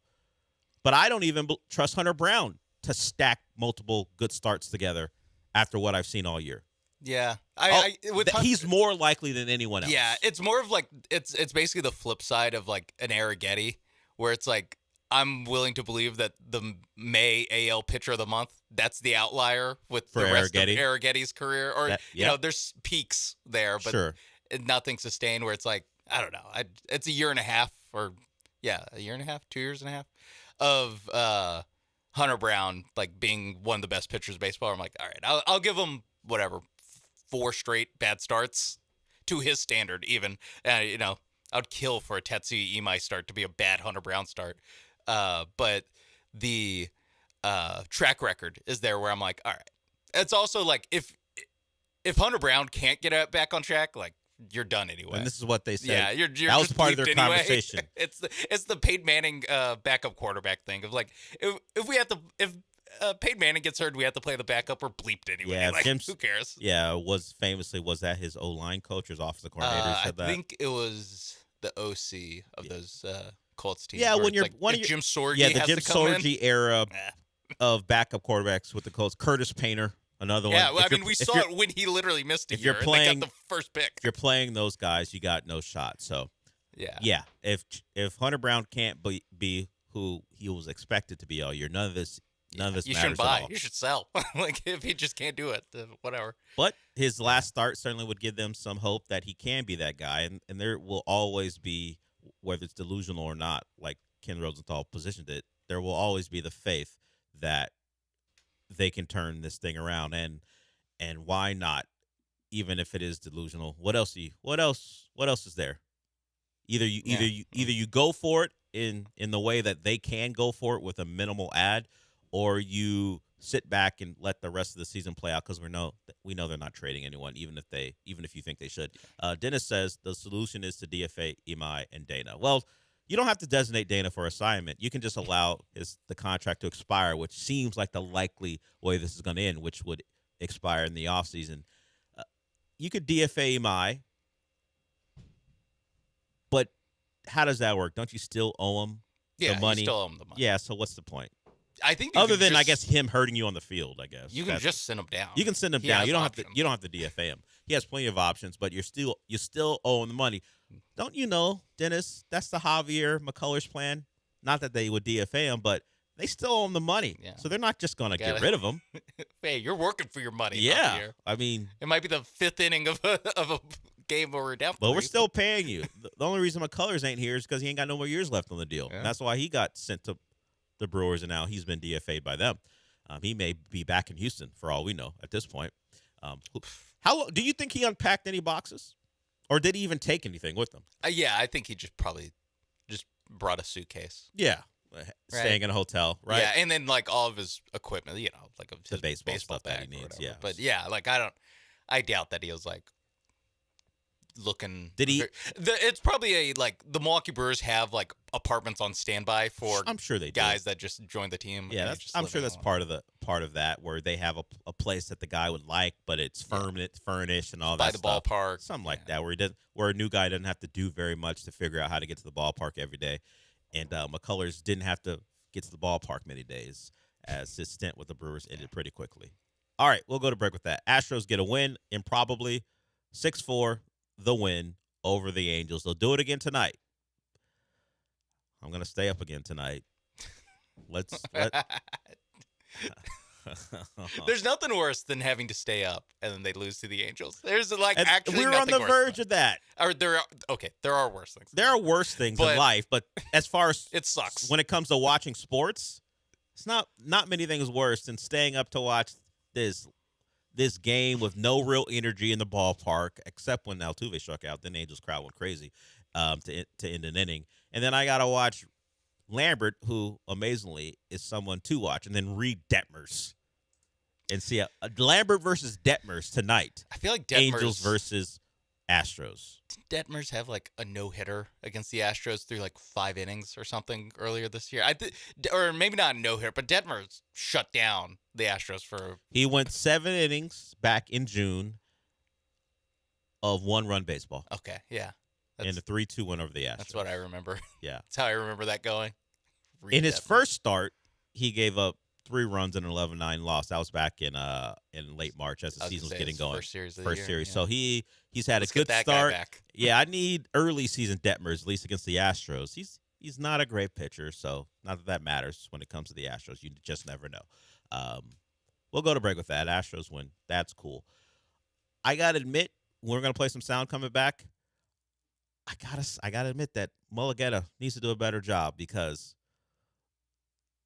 everywhere that isn't here locally, the conversations nationally are about C.J. Stroud and how this season falls on him if it doesn't go well. I got some notes from Mulugeta, his agent, on how you can spin this so it doesn't all fall on C.J., at least the fault, if this season doesn't go the way people want it to go in Houston. We'll talk about that when we come back.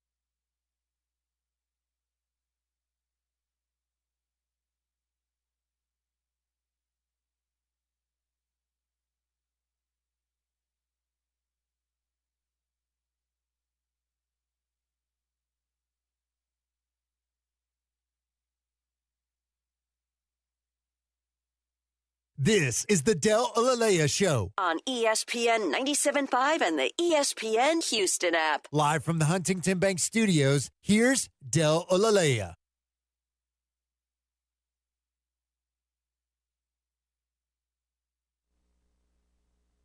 Right before we went to break, we got a call from someone who had a question about our fantasy football draft, which will take place August 27th at the Gold Nugget in Lake Charles. We don't really know the time of the draft specifically, just know that you need to be able to be there to take part. Likely between 7 and 8 start time, something like that. But we will be doing another, I guess, giveaway, or at least giving you a chance to be a part of the draft on Thursday on the John and Lance Show. So if you want your chance, you got to be listening, got to know some things about Texans fantasy football history. We did a question last week. That was a subject matter, or at least a topic, and that'll be the topic again. So if you haven't started studying Texans fantasy football history, you might want to do that, or at least just have some offhand knowledge and see if you get it lucky and are right. So we'll do that again on Thursday. I also want to remind you that it is Houston Restaurant Week Houston Restaurant Weeks starting August 1st. It'll go through September 7th. You can think of it as a city-wide all-star lineup. Hundreds of restaurants with their prefix menus. And every time you eat, you help the Houston Food Bank. Dine out, do good, and check out the full lineup at HoustonRestaurantWeeks.com. That's HoustonRestaurantWeeks.com. Okay, so as we get ever closer to training camp, we talked about it yesterday, we will hear from Nick Caserio tomorrow morning. The question has become, at least for most people, or the subject of real consequence is, can the Texans, with their elite defense, go make a Super Bowl? And is there any reason why that can't happen? The person who has been targeted as the reason why it could not happen is C.J. Stroud. Fair or not, they're going to point to the quarterback and go, if they don't make it, it's likely because you stopped them from making it. And if I'm his agent or representatives, of course, you want your quarterback to be successful and you want him to make lots of money and the team pay him for all of his accomplishments. I don't know if going into this year, I want my quarterback position as the reason why this team won't make a Super Bowl. It's his fault if they don't make it. And that is an extreme opinion, but just listen to Evan Cohen of Unsportsmanlike. That's the show that comes on before John Lance, but he's on First Take here, and he positions it as CJ could be or will be the reason why this team doesn't accomplish their goals. What if he does play well? And playing well may just mean not giving the other team the ball. That could be the example of playing well. Why? Because there's an argument to be made that if you take 3 units offense, defense, special teams on every team in the NFL with 96 units overall, number one, if you were going to power rank them, may be that Houston defense. That's how good that Houston defense is, led by their head coach, D'Amico Ryans, who's insanely underrated, Will Anderson Jr., who's a monster on the outside. If C.J. Stroud is just a little bit better than good, above average, CC, if I told you they won the Super Bowl this year, you would not be surprised. So the variance between they may not make the playoffs because of him to they could win the Super Bowl if he's just above average is enormous. Oh, by the way, about $50+ million per year on the line. I don't want the general media positioning my client as the reason. I would look, if I'm Mulligetta, have you seen that offensive line? It's patchwork. We have one Pro Bowler besides my quarterback, Nico Collins, and really Nico's the only one who made a Pro Bowl last year. CJ made it, I think, his rookie year, and that's it. I don't want you making it all about me, particularly if the offensive line doesn't form into a solid unit. There are real questions about that Texans offense beyond the quarterback, but the defense is so good that, and because it's a quarterback-driven narrative, or at least world when it comes to sports talk, that we're gonna find you at fault if things don't go well. It could very well be the Dave Montgomery thing doesn't work out the way they want. They never find a second receiver, or the offensive line is as bad as it was last year. And if we go by all the rankings from people who are alleged national ball knowers, the offensive line isn't supposed to be good. Ranked in the lower tier. I think I saw at one point the 31st ranked offensive line by Warren Sharp, maybe 32nd, somewhere in the 30s, which isn't, of course, good. So while I am not a fervent C.J. Stroud defender, I'm not going to put it all on him if things don't go well, unless it's clearly obvious. And I think what Evan Cohen is leaning into is what I don't think is what is representative of C.J. Stroud. It was the playoff appearances. People can't get that out of their mind. He said even above average would be enough, which is what they were last year. At least what he was last year in the regular season. He was above average. He wasn't great. Yeah. He wasn't terrible. Yeah. Above average against New England. Yeah, they win the game. 15. Yeah, they win the game. So it's all going to fall on his head, right or wrong. If they don't make the Super Bowl, the question will be, do they need a better quarterback? I don't think the Texans will operate that way. But that'll be the talk. But that'll be the conversation. We've seen them be supportive, and that will continue. And they'll get a C.J. Stroud that's comparable to what they've seen the last couple of years. I don't believe they've done enough to make this offense a great one. I don't know that they'll be a good one. I think they'll be good enough, which will be fine when you pair it with an elite defense. As far as what the playoffs will bring, that's about matchups. That's about where you're playing the game. All that stuff plays a part, and that's months down the line, literally months away. Before those conversations become relevant. Yeah. We're a month from it starting. Yeah, so we're a month from the beginning of the referendum. Never mind the ultimate referendum, which will be in January. And yeah, I think it is something where the last year's playoff loss was so easy to be that guy. It's that guy's fault.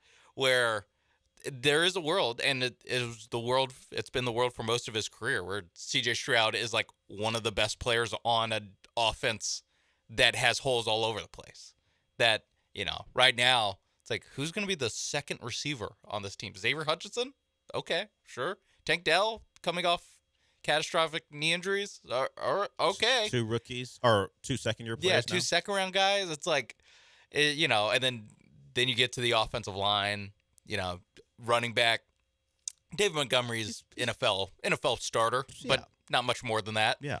And so it is they could the reason they lose in the playoffs, if they lose in the playoffs this year, I'll give them that, if they lose in the playoffs, but everyone except one team does. It will probably be because the offense didn't do enough. That's just that's a reasonable assumption. Yes. It won't be because, it might be like the Patriots game where it's well, you did give up 3 touchdowns to Drake May, but it's but there's a lot of all 4 turnovers. There's 0 points given up by the defense. That was a point made by a former, Chris Harris? Was it him? The former yes, Bronco one of the former Broncos DBs guys, who said that? Yeah. Or I don't, maybe. I think no, it it was was TJ Harris. Ward, wasn't it? Oh, no, yeah. It might have been TJ Ward. So, yeah, that was a conversation. Yeah. You get stops, you give up field goals, you don't give up touchdowns. More than likely, it'll be because of the offense, of like course, it was last year. That should be what we all think of when we have the defense that we have here. And likely, again, given the other however many games, 48 or so games in his career, C.J. Stroud probably won't turn over the ball that many times. It's not who he has been. Yes, and so it might be a shortcoming on his side of the ball, but might not be his fault. But them's the breaks in NFL coverage where it's it kind of just all rides or dies with the quarterback. It is a lightning rod. It's easy to talk about. You talk about the quarterback.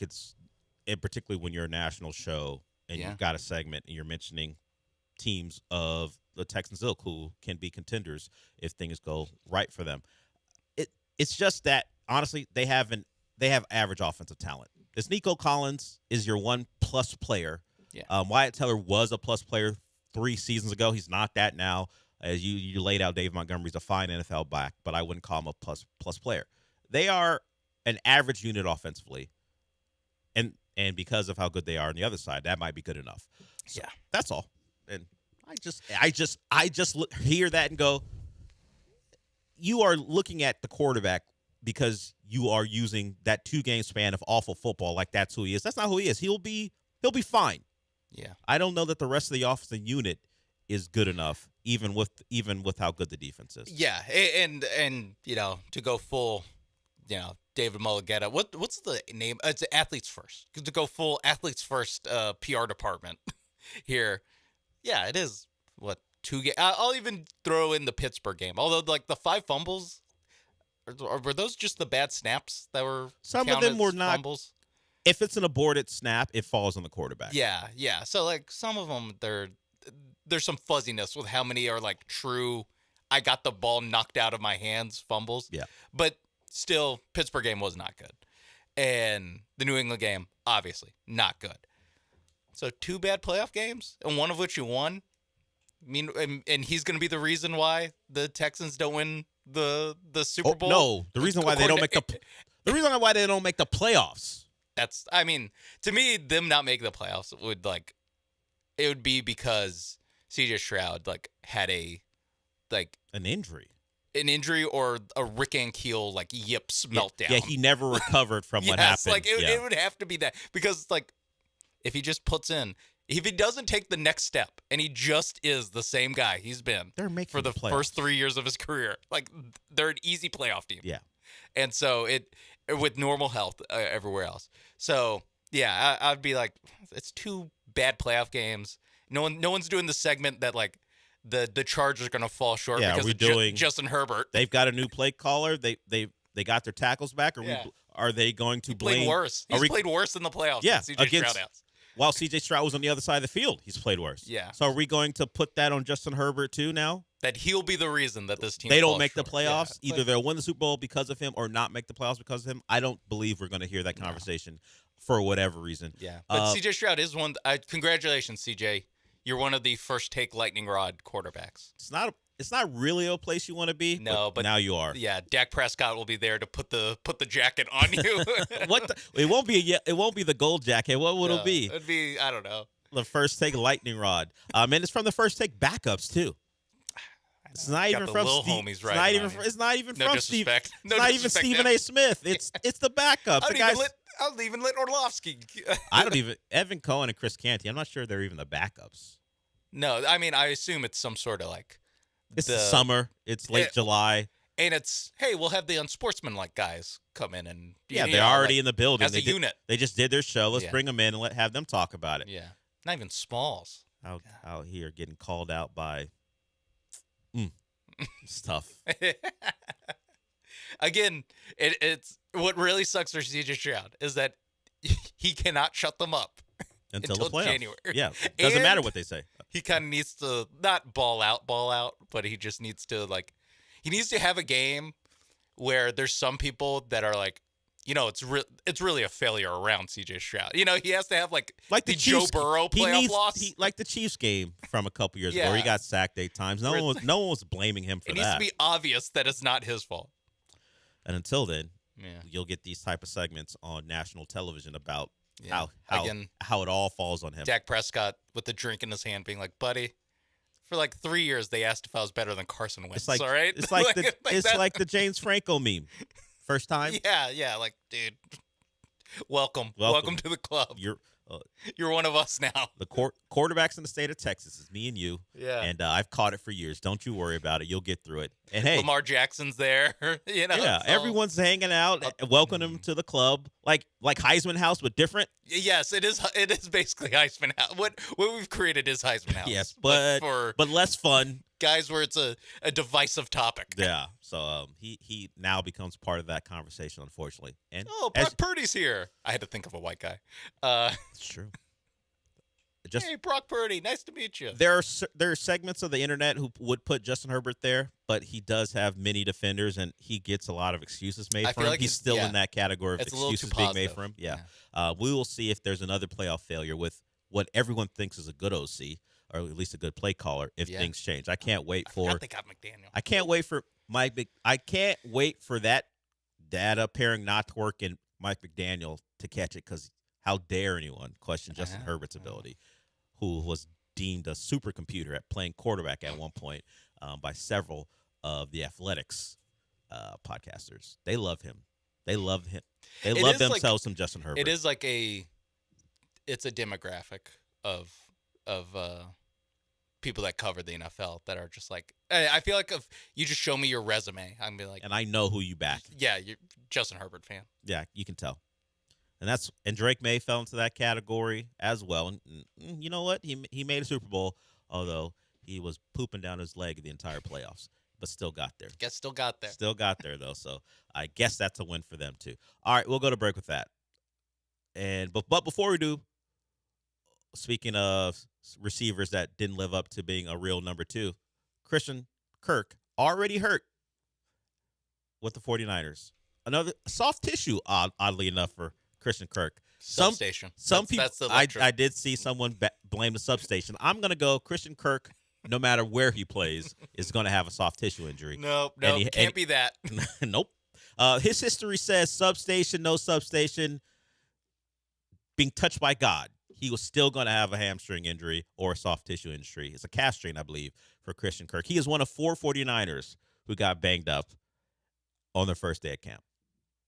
Okay, that's substation. That's substation. Christian Kirk is separate, but the other 3 we can put on substation. First day, you got 4 down. It's tough. It's who they are. It's who they have been, and even their coach is limited. Which I never seen an injury designation like that for a coach, but that's the case for Shanahan. And we did not mention the other part of it, that Chris Forrester, the guy who filmed himself doing coke in a Dolphins meeting room. Yeah. And Love that guy. And his, let's just say, lady of the night companion exposed them. Mm-hmm. He's now the acting head coach for the 49ers. Don't say a comeback story can't be yours if Chris Forrester can now be leading the 49ers in training camp. That is, they should make a movie about his life. What if? Well, if R-rated comedy. If Shanahan was out for longer and Forrester went on to win the Super Bowl, that's the movie. If he just had to take a year away to recover from his injuries, which are actually extensive, but he won't be out that long. If he had to take a year away and Forrester led this 49er team to a Super Bowl, I don't know. It's not a Disney movie, although although it's a Disney story. It's Bert Kreischer is Chris Forrester. Chris Forrester. It would be some comedian leading the movie, playing Chris Forrester. Yeah, no, this is an Oscar bait. This is Kevin James as Chris Forrester. He's already done before. Sean before. Payton. He can do Chris Forrester too. All right, now we'll go to break. We will be back.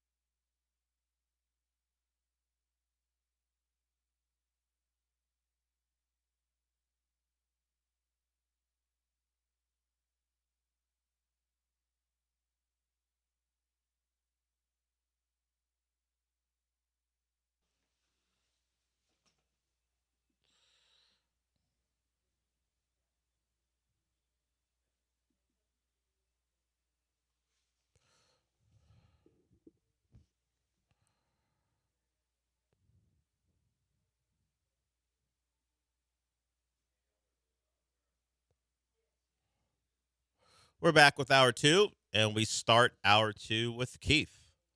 He wants to talk a little NFL training camp. What's up, Keith?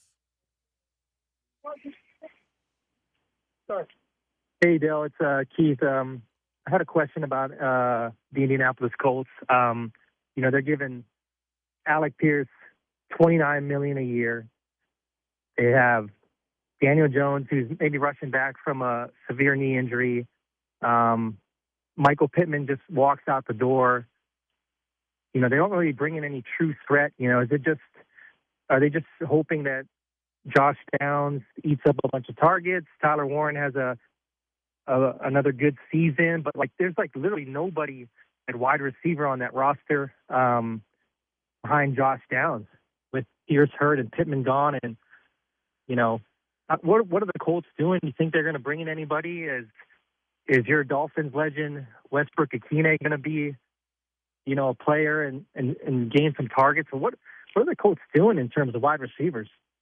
Well, they traded, as you mentioned, he went to Pittsburgh, but they traded Pittman to Pittsburgh for a couple late-round picks, and then they gave Alex Pierce a big deal. He's on the PUP right now, but I don't see anywhere where they expect him not to be available for the year. We'll see, but he is expected to ramp himself up to be available, and we're over a month away from the season, so we'll see how that goes. Well, you know what the Colts are going to do? Run the ball, throw the ball to Tyler Warren and Alec Pierce. That's who they are. Well, whether Daniel Jones is healthy or not certainly is a question, but he is saying he'll be ready to go. They are an offensive line which one they've built to block for Jonathan Taylor, have him in Offensive Player of the Year conversation, and Daniel Jones, despite them investing in him after his good first half of the year before he got hurt, that is not who they are. They're not a quarterback-driven team. That's an O-line-driven team with a great running back. And I think they believe they have enough at receiver, particularly if Alec Pierce is fine. And to answer your question, no, Westbrook Akine ain't going to do anything.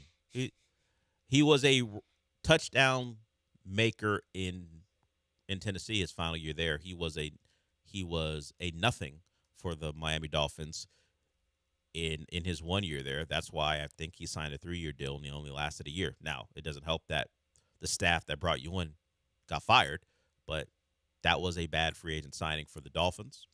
They have done that over the years, and that's why they've been a pretty mediocre franchise for pretty much their entire adult life. But we know who the Colts are. As long as Jonathan Taylor's there and Daniel Jones is upright, they believe that they can duplicate what they were offensively last year. That we will have to see, because they are one of the best offenses in football last year before Daniel Jones got hurt. That was really weird when that happened. At the first 7, Well, 8, the fact 9 that weeks. Daniel Jones is leading one of the best offenses in football. Yeah. It was weird. It was really weird. Who could have expected that? like legitimately better than the 07 Patriots and any Colts team ever, for almost half the season. You mean the franchise that had Peyton Manning and Andrew Luck as their quarterbacks? Yes, and a lot of very good offenses. Yes, between the two. And I don't, and it was I guess a similar cast of characters, but it really goes to show you that you pull up the depth chart and you're like, this could just be the best offense of all time, and it's Daniel Jones, Jonathan Taylor, who's really good, and then Alec Pierce, Josh Downs. Yeah, Ashton Doolin. For as much as you're concerned about Michael Pittman leaving, Keith, he had 80 catches and under 10 yards per catch. He was a possession receiver who didn't provide many explosive plays. I think the Colts will be kind of feisty. I don't know about win the division. To expect them to duplicate what they did in the first half of the season, that might be a little much. Be the best offense of all yeah, time. Now, they have tried to help their defense, and that's why they traded for Sauce Gardner, because if you remember, they were rolling out there with the corpse of Xavier Howard for the early part of their season, and that didn't work out They well. love themselves a former Dolphin. Yeah, they brought in Travarius Ward, who's back from injury. Yeah. And they have Sauce Gardner, who is back from injury too now. and then you throw in the drafting of C.J. Allen. They hope to be better defensively, so maybe they don't have to be one of the best offenses in football history to be a good football team like they were last year. That should be their aim. Yeah. To be don't expect Daniel Jones to direct an offense that can be compared to the 07 Patriots, the team that went undefeated until they weren't when the Giants got them in the Super Bowl. I don't think that should be a reasonable expectation, but being good is fine as long as you have Jonathan Taylor, and then your defense can be better. Yeah. And they've done what they can. They have A.J. Halsey, a rookie from LSU who used to play with the Cougs. So they've done a lot to help their secondary, and they hope those additions can give them a defense that can complement an offense. And we'll find out pretty quick. At least, we'll find out a lot about them. They start off Baltimore at KC, home against Houston. First 3 games of the season, just like, here you go. Here's like 3 kind of measuring stick, like who's gonna be, a real contender kind of game, right off the bat. And then it gets into like Washington, Pittsburgh, Tennessee. They actually have a pretty easy schedule now that I'm looking at it. I'm surprised Keith didn't ask about Vita Vea. Maybe because he's not a street free agent as of yet. Yeah, Vita Vea is like a Pro Bowler still. So yeah, it's too way high. Too good. It's too high of a tier for Keith to ask about. Westbrook Akine. Honestly, it would have. Now that I think about it, it wouldn't have been Vita Vea. He would have said, "What's Christian Wilkins up to? He's out of. Why can't he play? He's out of work. What'd he do? What'd he doing? We don't know what he did. Really, something about something in the locker room. He was productive in Miami. Who's going to sign Christian Wilkins? That's the question he would have asked, and I would have had no answer because the Christian Wilkins thing is weird. There's nothing about him being ready to play football this year. He didn't play all of last year. Yeah. He signed a very lucrative deal to be a Raider. He needs to get his message out there. Whatever it is. Whatever the issue is. He needs to either tell his side or whatever. Like, he should play in the NFL. He is good enough to play in the NFL. He did not. He played in only 5 games in 24 before he got hurt. Had the alleged locker room incident, which kept him, along with his injury, out of the 2025 season. Yes. And now cut by the Raiders. Still not on a team in 2026. Yeah. And the Raiders signed him to a 4-year, $110 million deal with $84.75 million guaranteed. And he played a total of 5 games for them. 5. So because of all the issues, including having to be investigated by the Human Resources Department for a football team, a football player being investigated by the HR team of a football team. Not just any football team. The Raiders. The Raiders of all teams. So he was able to receive about $50 million of his original contract for 5 games played. Maybe he doesn't want to play again. If you get $50 million for 5 games, yeah, you probably don't need to play again at 30 years old. No. But he didn't approach his rehab process in a way the Raiders would like, so they voided about $35 million of his contract. I remember that part and being like, that's not great. But then there's some weird, like... Yeah, he attempted to kiss a teammate on the head. Which, okay, the teammate likely didn't want that to happen. Not great. No. And Human Resources, I guess, have to get involved. And Christian Wilkins in a pile. Where on the head? I don't know. I don't. If it was on the lips, I think they would have said that. But yeah, or on cheek. But on the head, maybe on the forehead or something. Christian Wilkins is known to get a little egregious in a pile, but normally it's not trying to kiss a teammate on the head. It's grabbing at a certain thing no player wants you to grab at. Josh Allen would attest. Yeah, we'll just say with Christian Wilkins, like human boundaries and his disregard for them. It shows up on tape.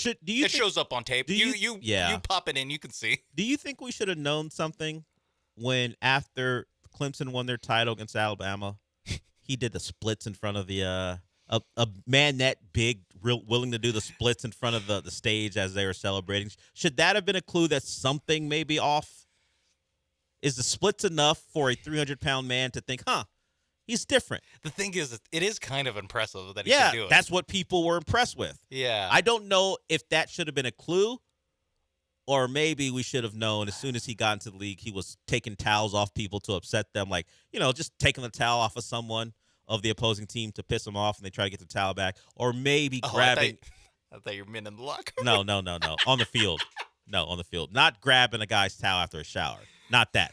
Just locker room stuff, guys. As he's walking off the field or onto the field, as another guy on the opposing team was walking off the field, just snatched your towel to be an irritant. Yeah. I don't know which one it's so funny should make you think about him being an issue. I think grabbing at the guy's junk in the pile is the big clue there. But that's just what? Agitator, competitive. Yeah. That's a you love it when he's on your team. You hate to play against him, kind of guy. But then he kisses the They team. also hate it when he's on their team. When he kisses you on the forehead. Yeah.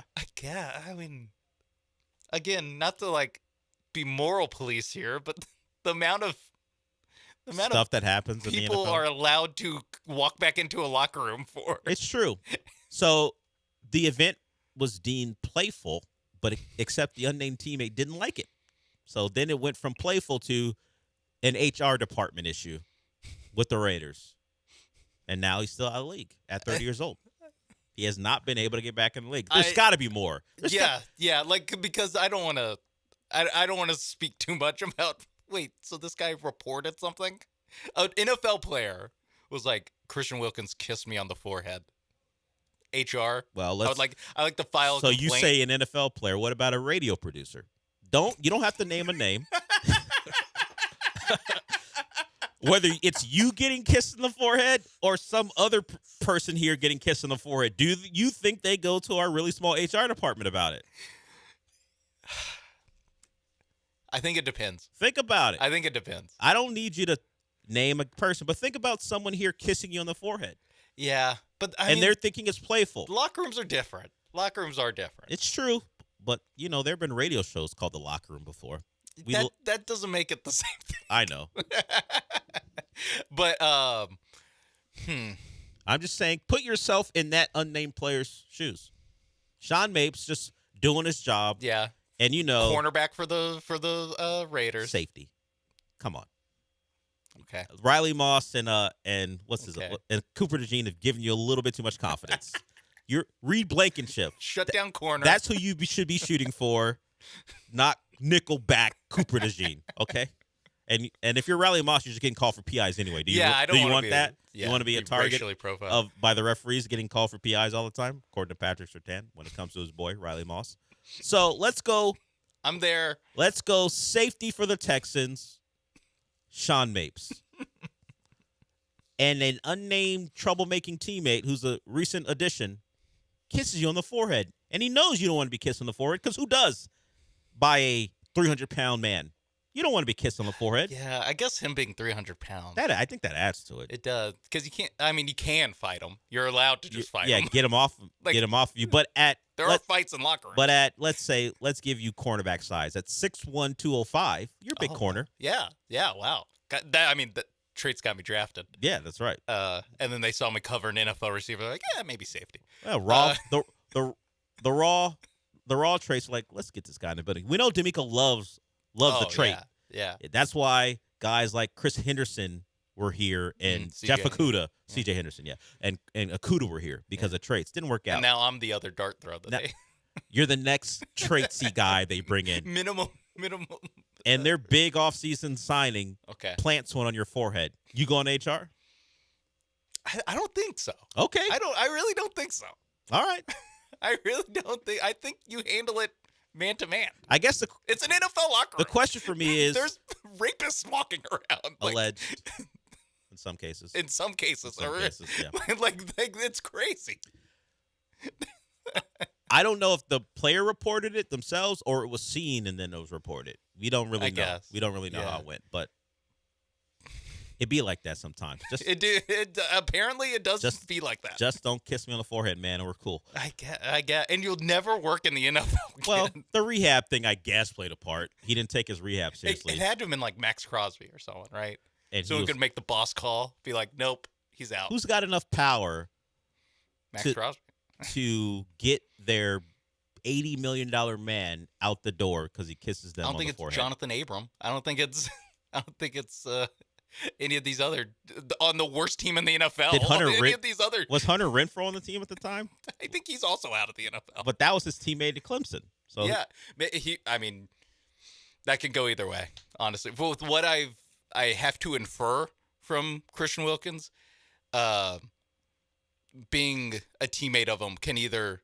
I don't know if Hunter Renfrow would either defend him and be like, "This does not reflect the man that Christian," or is that worse? And it's like, man, he was doing this stuff back in Clemson, man, doing the splits, kissing people on the forehead, grabbing people in piles. Yeah, you learn different Ben Bullware. They're all doing it. All right, we'll go to break. We got there. I don't know how we got there, but we did. We spent a lot of time on Christian Wilkins. It's what we talk about the Joe Mixon thing a lot. I don't know how Joe Mixon is dealing with apparently being done with football. I'm interested in how Christian Wilkins is handling it too. Yeah, just out of the game. Hadn't played a snap since 2024 and doesn't look likely to play one in 2026. All right, we'll go to break. We're going to hear from a former Astro manager. AJ Hinch sat down and did an interview. He's made peace with what happened in 17 and the subsequent fallout that happened after that. He, if we remember, talked about wishing he had done more. We'll hear from AJ Hinch when we come back.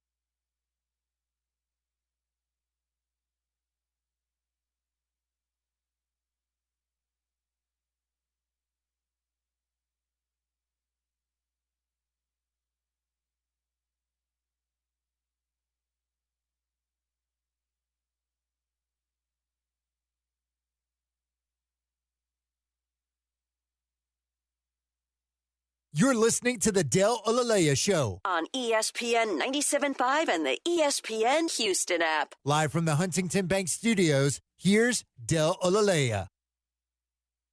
So I've been unable to date when this story or this clip originated. I don't know when AJ Hinch sat down to say the things you're about to hear. It's just the internet. Someone grabbed a clip and didn't really credit anyone, so I can't do that, unfortunately. So the first part of the clip, which you won't hear, he mentions making peace with what happened in 2017 and his place in that, and then his friend chimes in and says, "I respect you for all that." So we're going to start it in the middle of it, and we'll let it play. This is AJ Hinch reflecting back on 17 and his baseball life since. I think for me, as I've always had the characteristic to feel responsible for whatever I'm responsible for, plus some. If you, looking back, reflecting back, having the experiences that I've had, knowing now the reaction of fans, players, coaches, media to, to the sign stealing stuff, you should always strive to be better than what your expectations are. You should always hold yourself to a higher bar than everybody else does. And so I was in a position of power. I was in a position of leadership.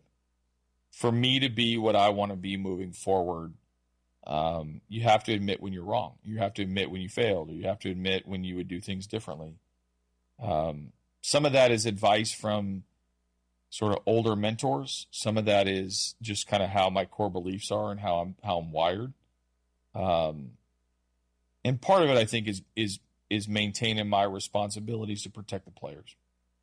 Everybody, we got caught up in a very nasty pursuit of perfection, and we're paying for it. AJ Hinch in a sit down once again. Don't know exactly where this originated from. What I did find interesting is the person who grabbed it put his own logo on it, and he does this for all the clips he grabs from other sources. He will grab a clip, in one of the cases from The Old Man and the Three. It's a Nick Nurse interview, and then he'll throw on his name and graphic on the video as if, since he clipped it, it's somehow part of his archive. Yeah. Every podcast ever is under his domain if he clips it. Hey, if you want to use this, credit me. Yeah. Why? I can't credit you if you don't credit someone else. From Joe Rogan, you have to credit me. Look, I guess if for video podcasts, if they want to play a clip and that's the only way they can grab it, they'll see his name on it. I'm not mentioning his name because he didn't source where he grabbed it from. So I can't even give you a hat tip, as they say, because you wouldn't even tell people where you grabbed it from. It's just a video with AJ sitting down with, I guess, a friend of his. Thinking back to his initial, hey, I wish I would have done more. I wish I would have stopped that. Even the story about him like breaking a computer at the time. Come on. Oh, he did what he could. Sure. Break the monitor. Sure. So now they can't steal signs. So the manager just lost complete control, right? Carlos Beltran overruled him at all turns and said, sorry. Things got out of hand. So he admits he should have and probably could have done more. And yeah, if you think about it in the way he said at the end, protecting the players, a lot of players caught a lot of heat because of, I guess, a team, maybe not a team wide, but certainly a majority of that clubhouse being in on it. And is it the manager's place to go, hey guys, no, we're not going to do it? Probably, but he didn't do it. He's admitted to his culpability in it. But I think more people have a problem with him not pitching Will Harris. I think people have a bigger issue of him pitching Will Harris than anything involving his role in the sign stealing scandal. That didn't cost him a World Series. The Will Harris incident, as I like to call it, did. The incident. We have to talk about the Will Harris incident. Yeah. I mean, it could be for the Nationals. It's the Howie Kendrick at bat. Yeah. For me, it's the Will Harris incident. The 2019 Will Harris incident. Yeah. In downtown Houston. That should be investigated. Just, AJ Hinch, when Will Harris told you he was done for, he had nothing left, why'd you pitch him? Were you trying to make good for what you felt was a World Series that shouldn't be because of 2017? Were you trying to hand the baseball gods a sacrifice, and Will Harris was that sacrifice? We got to really earn this one. If we want to win, we got to play on hard mode. Yeah, and by that we're going to use a pitcher who has announced, I got nothing left. I'm gonna roll him out there, and if we win, that means we really earned it. Instead of the best pitcher in baseball. I didn't want to bring him in in the middle of an inning. I wanted him to start an inning. Okay. Sure. Okay. That's what he should apologize for. Or keep Greinke out there. I mean, either way, you basically had two Hall of Fame players, pitchers, and there's three options. He had three options. Two of them were Hall of Famers. The third one, Will Harris. Where's Will Harris today, by the way?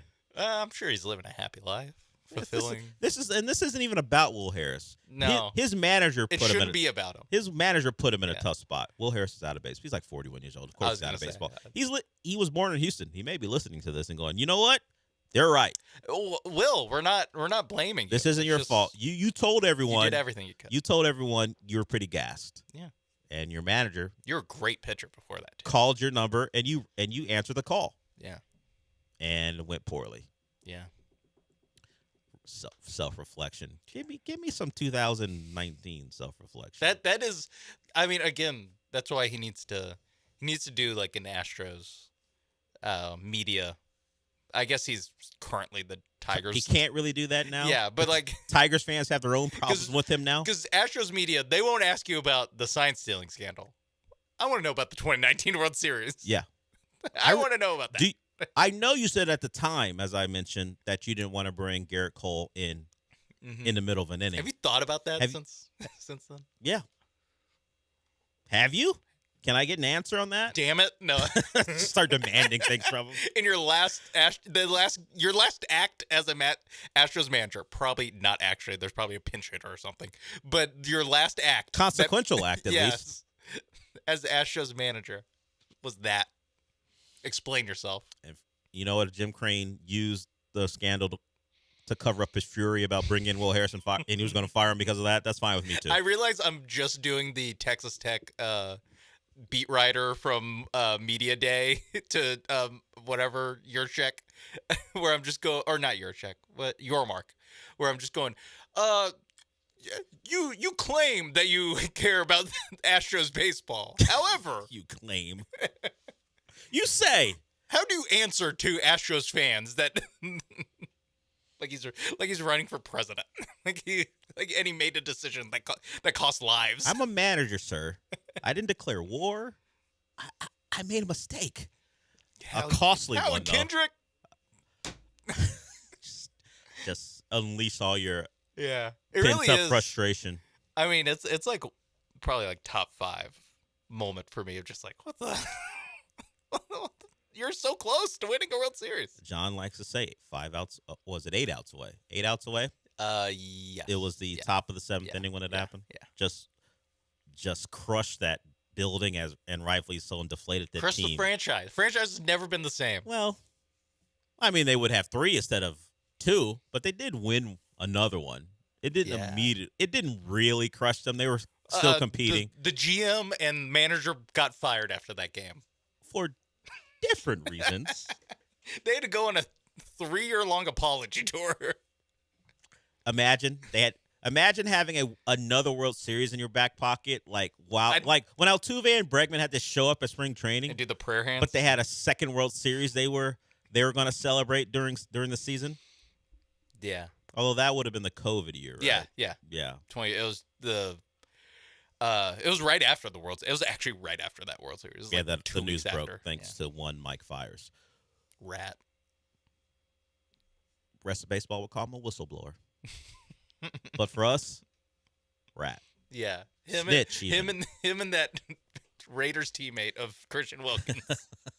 Two whistleblowers. I'm not calling the unnamed teammate a whistleblower or a rat because, some guys just don't want to get kissed by another guy. At least not by a teammate. All right, we'll go to break.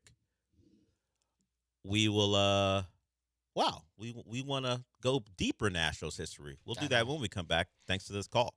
Back to the start of all this, as far as the Astros becoming a dominant force in baseball. We'll get to that with John when we come back.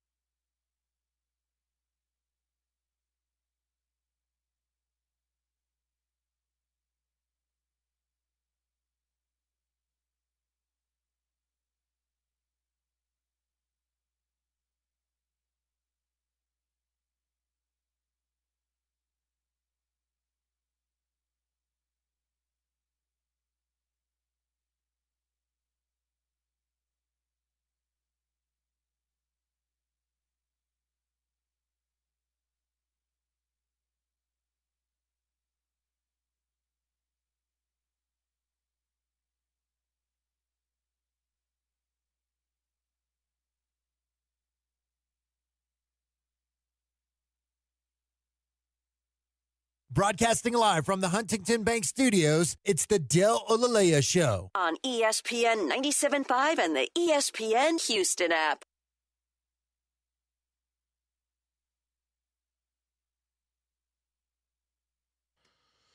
All right, let's get to John. He held through the break. We appreciate it. John on the north side, what's up? Hey, man, I had to pull my car over to the side because people don't remember this. 2016, I think, is when the Kansas City Royals won the championship. We played them. We had them beat. Remember, down here in the sixth game, I think we were winning 6-3.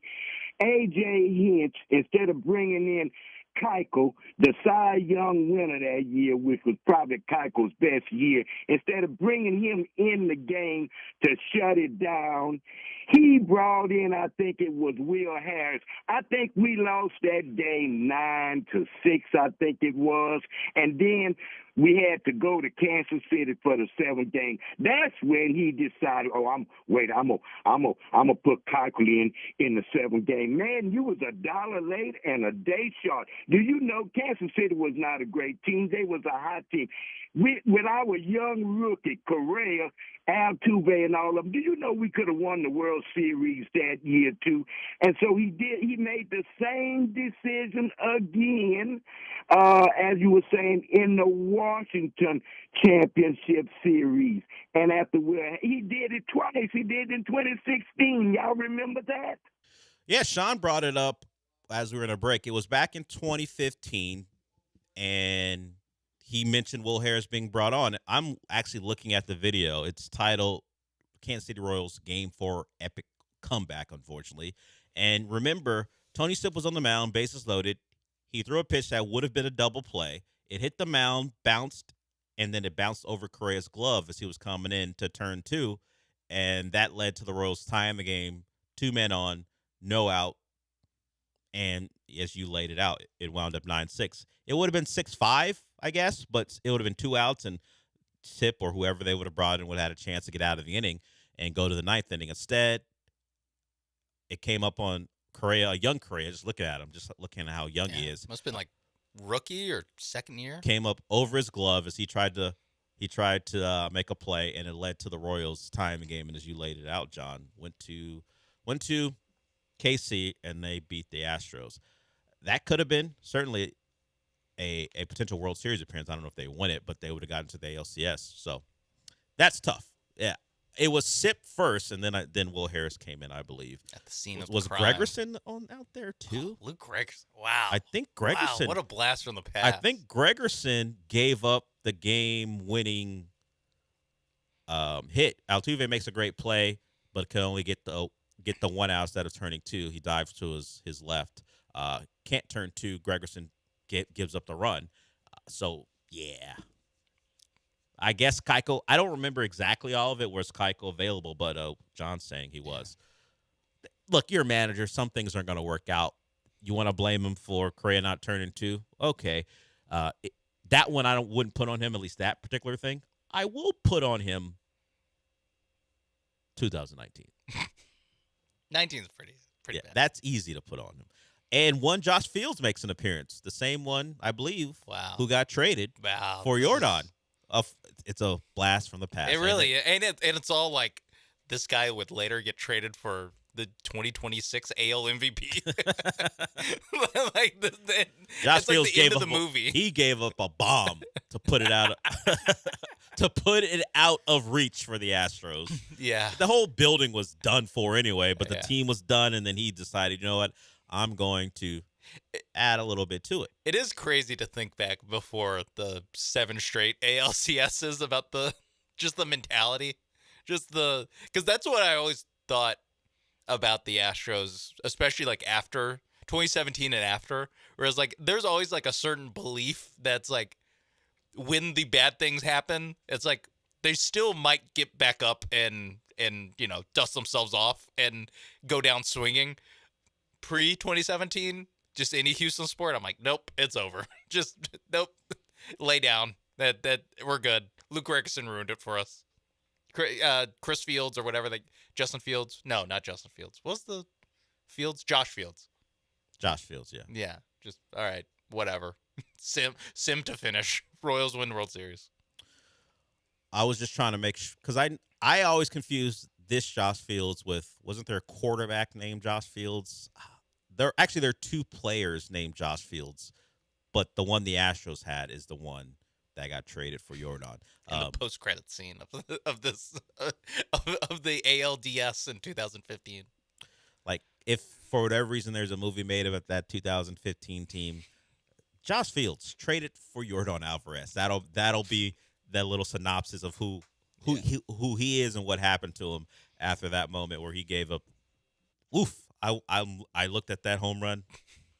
No doubter. It's like one of those ones where the fielders don't move. Oh yeah, where they just drop their head. Yeah, that's kind of what it was. Those aren't great memories. No, but things have certainly gotten better since. Yeah, it makes me feel alive though. To remember the time. I don't feel as much watching the Astros as I did back in those days. You were younger. Yeah. You had less success to think about. Mm-hmm. And now you've got 2 World Series in your back pocket. Yeah. I was going to say both team and personal success to fall back on. I had much less back in 2015 as a 19-year-old. Yeah, I don't know what you were as a high school student, but you probably didn't accomplish as much as you've had over the last 9 to 10 years. Perhaps, or maybe you were a great student. I don't know. I don't remember. All right, I don't remember. I wouldn't know. I wasn't around. I don't remember. What am I saying? You guys weren't talking about it on the show? I would have no idea what Sean Mace was up to going through Catholic school. Yeah. No idea. I mentioned this early in the show since we're talking about the Astros. While this offseason has been, at least the one that just passed, is one where we see that Dana Brown didn't do a great job acquiring pitchers. Tatsuya Imai, another example of that last night. Mike Burrow's not even on the Major League roster. What's the other one's name that was in Ryan Asia? Weiss. Ryan Weiss, yeah, wherever the hell he is now. But it's not like it just started this offseason. The Astros since 2022, here's some of the guys they've acquired. Abreu, 3 years at 58.5 at 36 years old. Montero at 32 years old, 3 years, $34.5 million. The Uncle Mike thing is fun, but not when he didn't play. Not when you can't play at 36 years old Yeah. for one season. Hader, okay, fine. 5 years, $95 million. I will give him a W on that, but come on. It's Josh Hader. Yeah. And they also acquired him at 30 years old, but that one has worked out. Caratini, another one they acquired. Ooh. They signed at 30 years old, so he's $12 million. Sneaky good. Yeah. Christian Walker at 34. Outside of the first couple months of this season, it's not been good. No. They acquired him at 30. They signed him at 34 years old, 3 years, $60 million. Oh, Kurt, 1 year, 30, but he was 33. Imai, 28, so not old, but 3 years, 54, been a disaster so far. And then Christian Vasquez, not a lot of money, $1 million, 35 years old. So they've done a lot of signing older guys, in some cases, to lucrative deals. And those lucrative deals for the older players not worked out. Yeah. It's basically like unless your name is Josh Hader. Outside of Josh Hader is like an inverse correlation of like, did you sign for a big deal? You're really bad. Did you sign for not a lot of money? Hey, you're Victor Caratini. Still good memories. Actually, were you a backup catcher? Actually, it's just Are you Christian Vasquez or Victor Caratini? Hey, pretty good signing. Yeah, I don't have a lot of negative thoughts about the backup catchers in recent Astros memory. They come in, they do their job, no real disasters. Yeah, they've been better than Yainer sometimes. Certainly defensively. Yeah. So it's not a great way to do business, signing a lot of 30-plus years old and just mid to high 30s for some of them. And the ones they've given lots and lots of money to, not worked out. Yeah, the Montero one, bad at the time. Like everyone said, don't do that. Like, what are you I know doing? they just won the World Series, but yikes. Why are you giving him, even though he was good, why are you giving him a multi-year deal? And Abreu, doing Abreu Walker like back-to-back. Not learning from your previous mistake. That's also although tough. Dana wasn't responsible for the Abreu one, but the organization as a whole not learning. Hey, don't sign old first baseman to multi-year deals. It's like the same deal. It was both like whatever, $18 million a year for 3 years. Yeah, they did it twice. Now Walker is a couple of years younger, but it has not worked out in the way they would like. Christian Walker has now passed Abreu for time on the Astros. Abreu didn't make it past year 2. Walker has not been sent down to Florida to go find a swing. No. That has not happened as of yet. Although, according to reports, they were looking to send him anywhere in the offseason. It's just that he was not a desirable option for people. And then I saw there's a Rome, I don't know if it was a report or just, him on the podcast where it's like, it's possible for the Astros to buy, but also trade Christian Walker. I'm like, that makes sense. If you can. It doesn't break my mind that it's like, wait, I thought they're going all in. Why'd they trade away Christian Walker? Like, no, I get it. I get how the math works. It would be good business if they could find a way to trade Christian Walker. They've been trying to. They can't get it done. All right, we'll go to break. We got one more segment to go here. And that was courtesy of the Astros locker. He put that together, a list of the guys they've acquired since 2022. Not a great – it's a nice it's nice for him to put it together, Yeah. but it's just not. Oh, Peter Lambert, they acquired him. Come on. How old was he? I think his point was all these 30-year-olds. yeah. Peter Lambert. It's like 28. 29. Yeah. So that has worked out. One of the few that have worked out in recent memory for the Astros. As far as certainly pitching, that has been a disaster. And Peter Lambert will go tonight. So we'll see if he can make up for what was a bad start from Imai. Because the bullpen would, although Christian Javier did great work to limit the amount of pitchers who had to go out there last night to 4 after your starter only goes a third of an inning, you'd like for Lambert to give you 6 if he can, 6, 7. Save the bullpen. Yeah, we love that. And let's have a relatively mundane win so I don't have to hang out drowsily and watch the Astros because they're in Anaheim tonight. Wrap this up by 9:45. Yeah, can it be 8-2 in the 6th inning so I can go, you know what? They've got this one. Yeah. And if I'm surprised because they blow it, okay, but I'd rather be surprised than have to hang on for dear life like they would be in the bottom of the ninth because it's a close ball game. All right, we'll go to break with that. As I said, we will be back.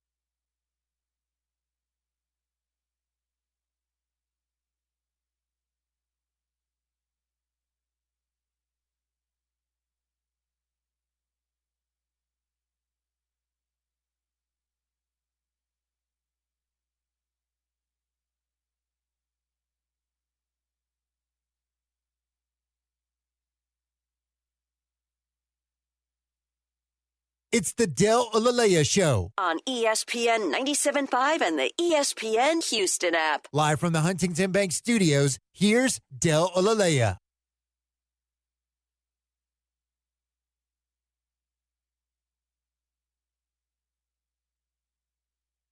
So Sean and I talked about this before the show began. It is a story that involves a head coach who isn't at fault in an accident, but somehow, I guess the lack of openness involving the Kyle Shanahan story has led people to ask questions. If you don't know, Kyle Shanahan was involved, and we mentioned earlier, Chris Forster. Kyle Shanahan was involved in a major accident for him. It was a 2-car accident where he suffered the brunt of the injuries, like 40 stitches. He is going to be limited at practice as far as being able to coach the 49ers. And he is going to be okay. The other driver is going to be okay. According to the police report, the other driver was deemed at fault. Kyle Shanahan was in the notes was said to be holding a cell phone, which could be considered a citation, but no one was cited, even though it led to that type of accident. And it got people investigating, and by investigating, I mean legitimately looking into why the news took as long as it did to come to the forefront. The 49ers, I believe, were the people who announced the accident. It didn't come from the police, didn't come from a media source.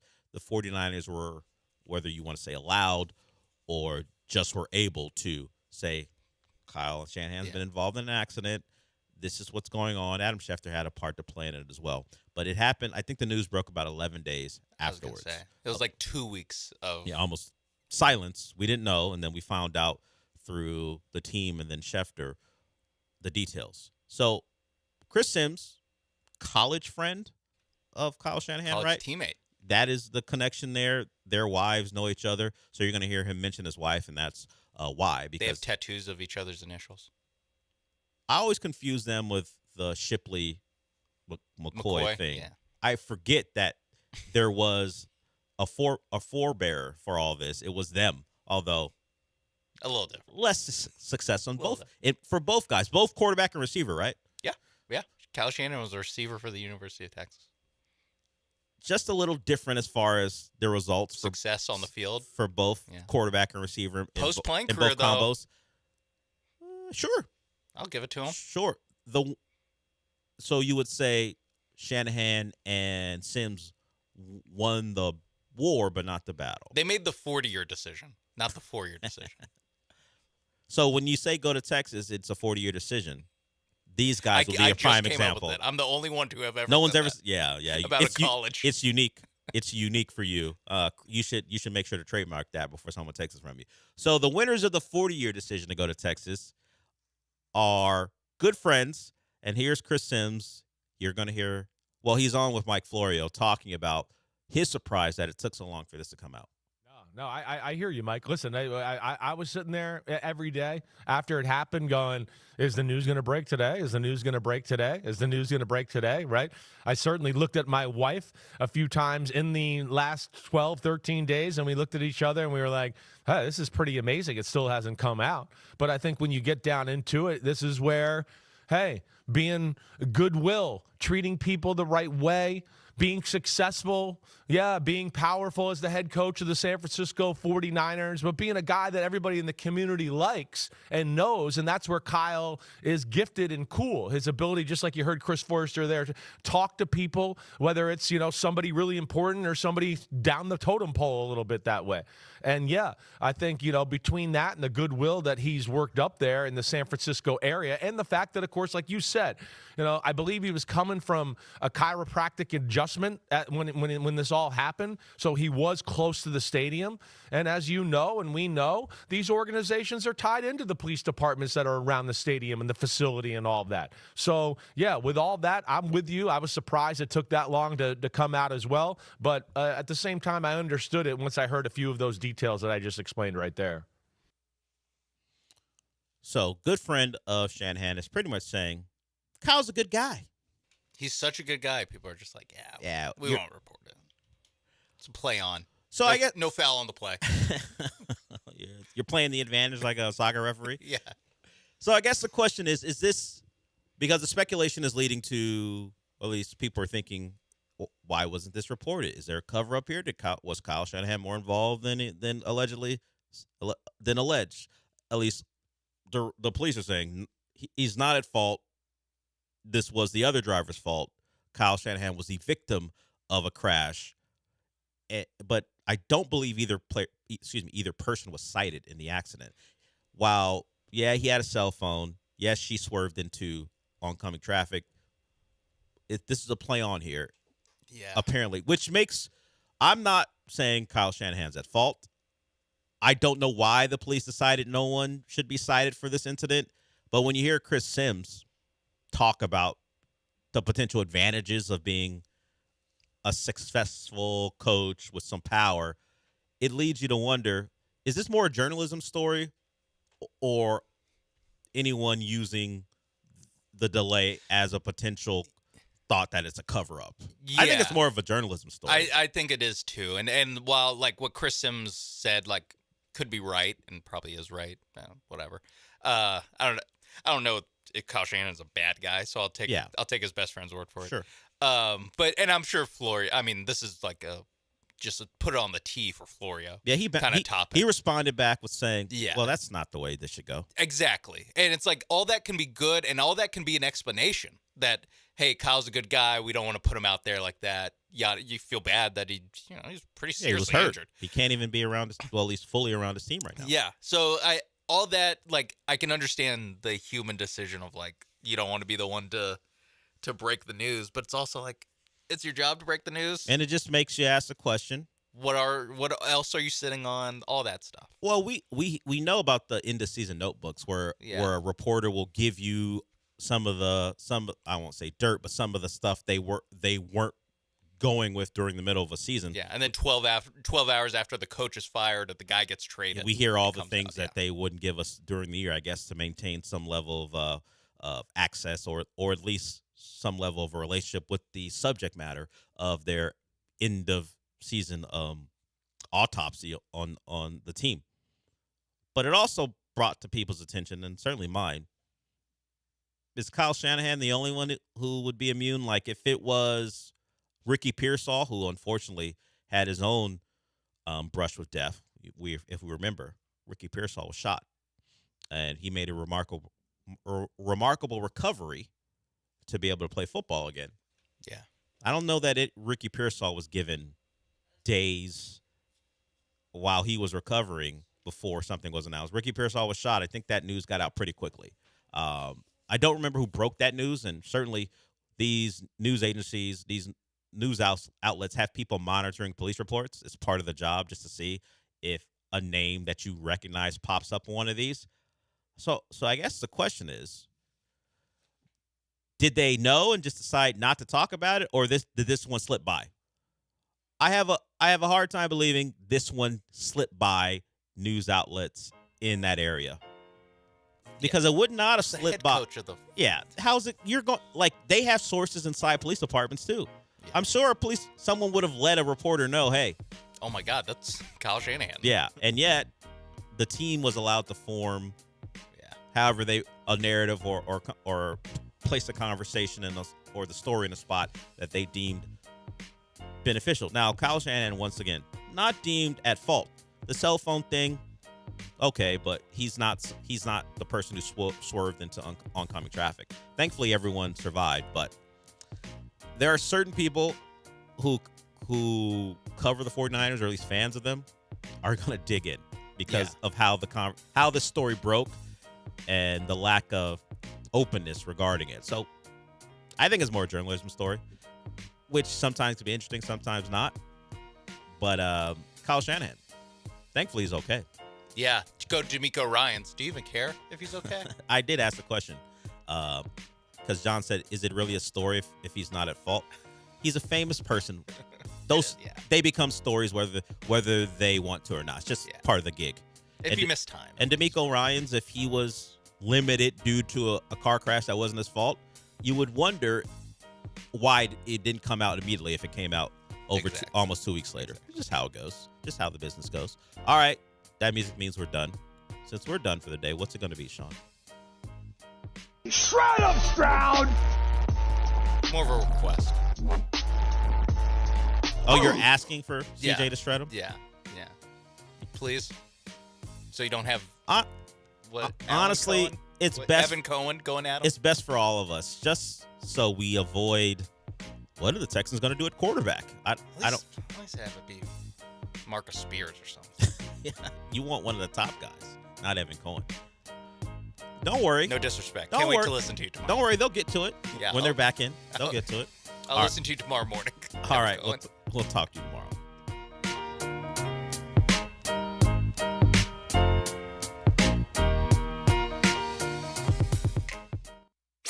You're listening to ESPN 97.5. We're taking a break. Okay. That's cool.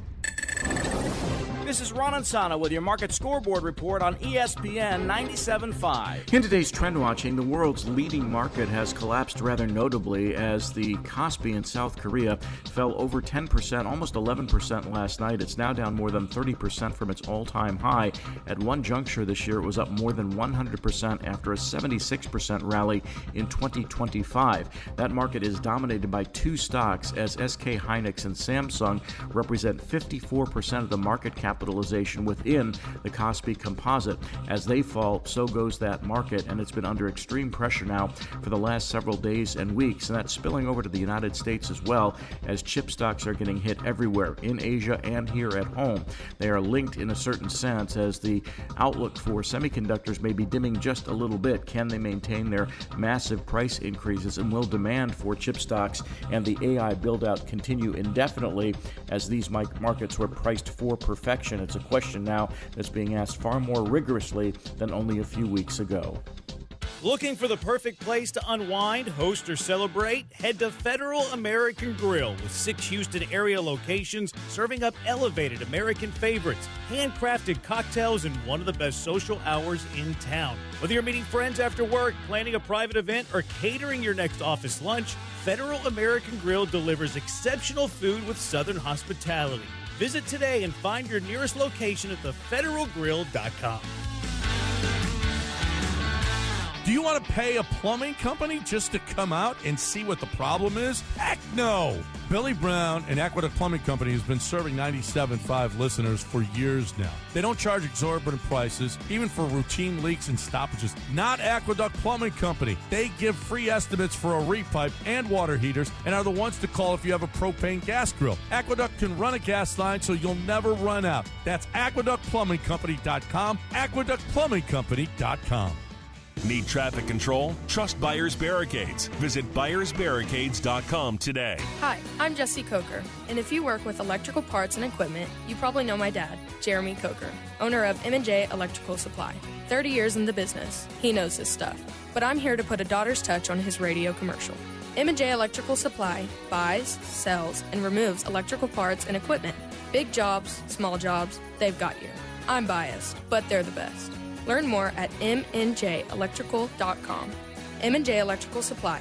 Dad's business, daughter approved. Place your next bet at the DraftKings Sportsbook inside the Golden Nugget Lake Charles. Catch all the action and immerse yourself in over 3,200 square feet of LED screens. Wager, watch, and win in the sleekest setting with the best odds. Order your favorite game day bites and sip on an award-winning cocktail at your game day headquarters. Only at the DraftKings Sportsbook, Louisiana's largest sportsbook at the Golden Nugget Casino, Lake Charles. A 2-hour drive from Houston. Must be 21 or older. Gambling problem? Please call 1-877-770-STOP. Are you looking for the cheapest prices on car insurance? Then call the Cheap Car Insurance Hotline right now. Hey, you're guaranteed to save money on your car insurance. Most car insurances can be canceled at any time. That means if you find a better deal, you can switch right away. We're not just one company. We offer most of the major brands of car insurance. We're like a discount supermarket for car insurance. And it doesn't matter if you have a good record or a bad driving record. Our agents are experts at finding you the right car insurance for your needs. Our average customer saves hundreds of dollars a year when they call us to switch. So why don't you make this 100% free call right now and see how much you can save on your car insurance? 800-871-9417. 800-871-9417. 800-871-9417. That's 800-871-9417. Houston's independent voice for sports. ESPN 97.5. KFNC Mont Bellevue, Houston, a Gal Media station. Brought to you by Zadok Jewelers. This is The Rich Eisen Show. Hey, everybody. Can't get enough of The Rich Eisen Show? You're in luck. You can find us everywhere. Watch us weekdays on Disney Plus from noon to 3 Eastern. Miss the show? We've got a podcast so you can listen anytime. But here's the best part. Our YouTube channel. Subscribe at youtube.com/Rich Eisen Show and you'll never miss a moment. Now, on with the show. The Rich Eisen Show. Did you have any sense at all Dusty May might be on a radar screen of an NBA team? I thought he was going to come back. We were going to run it back, try to win another national championship. The Rich Eisen Show. Today's guests. ESPN investigative reporter Tisha Thompson. Pro Football Hall of Famer Terrell Davis. From Super Troopers 3, Jay Chandrasekhar and Kevin Hefferman. And now, it's Rich Eisen.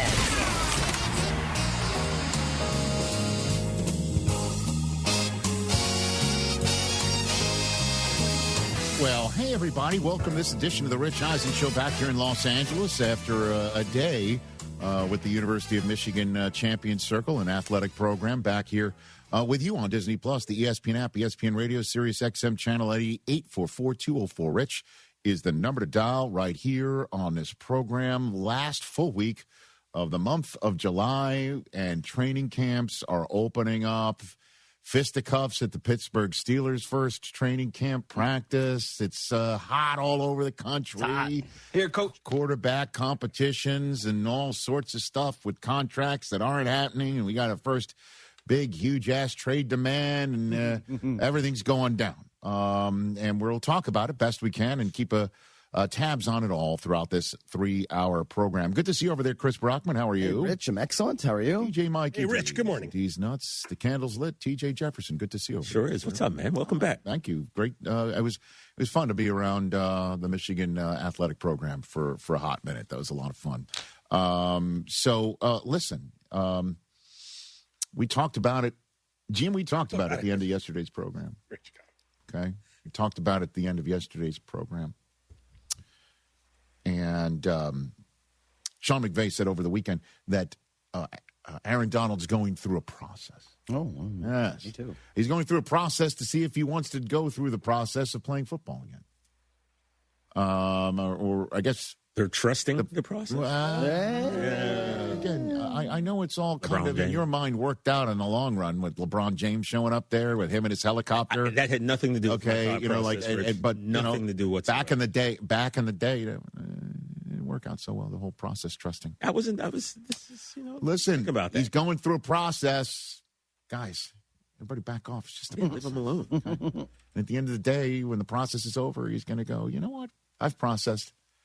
And it'll be really, for me, shocking for him to go through this process and go, you know what?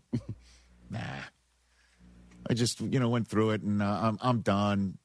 I don't want to restart the clock of the Hall of Fame. Body can't. Don't want to leave the house. Want to just stay put. Don't want to go through the rigors. But he could potentially do that. LA traffic. We all believe he's going to come. LA traffic. Yeah, LA traffic. Yeah, I mean, that'll keep you. You might home. not want to drive. That'll keep you home. Yeah. You know what I mean? The two most dreaded words in your life is Sepulveda and pass. Oh, right? yeah. That's 405 North. I mean, that's like, I know. Not great, Bob. Put it all together, and you got the Van Wyck, which, as you know, is unbeatable. Undefeated. Yes. So listen. We all think he's coming back, right? I do think so. I mean, certainly since now Les Snead has chimed in on our local Los Angeles affiliate. He has to. Okay. ESPN LA. Yeah. What show is this on? Because I was out of time. Oh, the DeMarco and Travis afternoon show. Hey. Here on our ESPN LA 710 affiliate here. Hello, Los Angeles. Hello. Every single day. That's what we say to Los Angeles. And I think you're going to be saying this to Aaron Donald because this is what Les Snead had to say.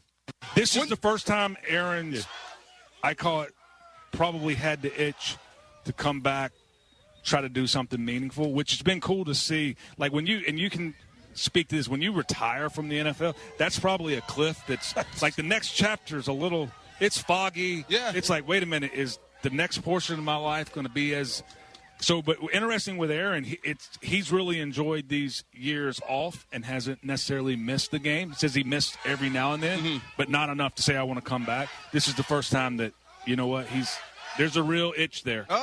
From a football perspective, I would love to see what would happen if you put both of them dudes out there at the same time. Yeah, it's almost like how many times in a lifetime in like this universe thing where, okay, wait a minute, Myles Garrett, now Aaron Donald wants to come back. He happens to still be young enough to do it. Like that doesn't happen often. So I think I would show up to the game and it wouldn't be like you were the GM. It'd be like, wow, this is This is kind of something I'm watching on Netflix. Yeah. Good one, Les. Good one. I'm the same way, man. And you got to figure Aaron Donald's the same way, too. It's just, what would it be like? What would it be like? Because you read off the depth chart the other day, too, Chris. It's not like Myles Garrett and or Aaron Donald are the only double-digit sack guys currently on the roster for the Los Angeles Rams. And the reason why we're going to keep beating this drum until Aaron Donald gives us a yes or no is, number one, listen, when there's a first ballot Hall of Fame guy named Aaron and the questions in the future, if we're going to do it for Rodgers, we got to do it for anybody named Aaron who's the first ballot Hall of Famer. Anybody. You know what I mean? Okay. It's just the way it goes. We're trying to be fair and balanced. That's what people love about you. And listen, but in all seriousness here, it affects the entire NFL. This is not a Los Angeles story. It's not even an NFC West story. With all due respect to the defending Super Bowl champs, who will take these conversations like this one and go, what the hell? And use it as a chip and say, did you not see the, stack of helmets that Mike McDonald had on a spear in the middle of our meeting room that nobody wanted to talk about until somebody let it leak during the Super Bowl week, that they were collecting helmets like pelts on a wall, successfully, I might add, to the tune of beating the Rams twice in Seattle, once controversially, and then another time in the biggest stakes game the NFC had to offer all year long. I understand Seattle will use it.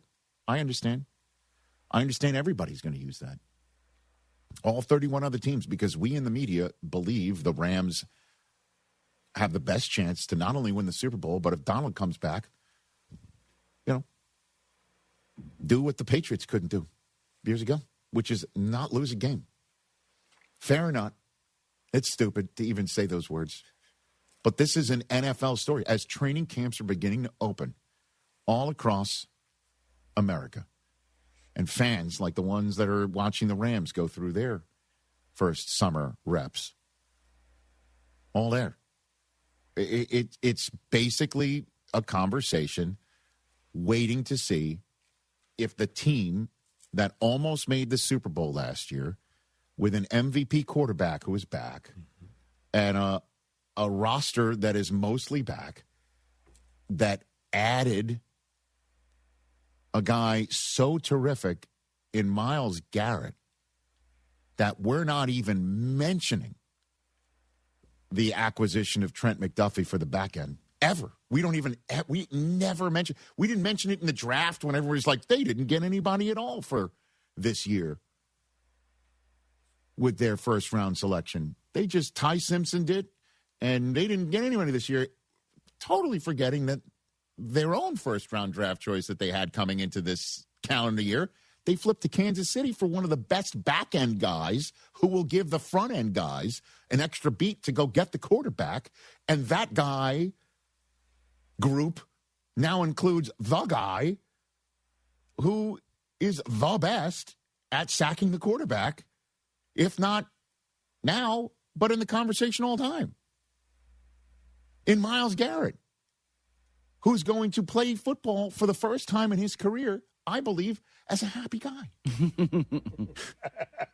The guy we saw in New Orleans at the Super Bowl saying, I don't want to play here anymore, looked like, he had his favorite toy stolen from him. He was probably happy after he signed the 4 for I'm sure, but then after a while, he realized, sure. So I now have a very, very, very expensive cushion for me to soften the blow of me banging my head against the wall around here.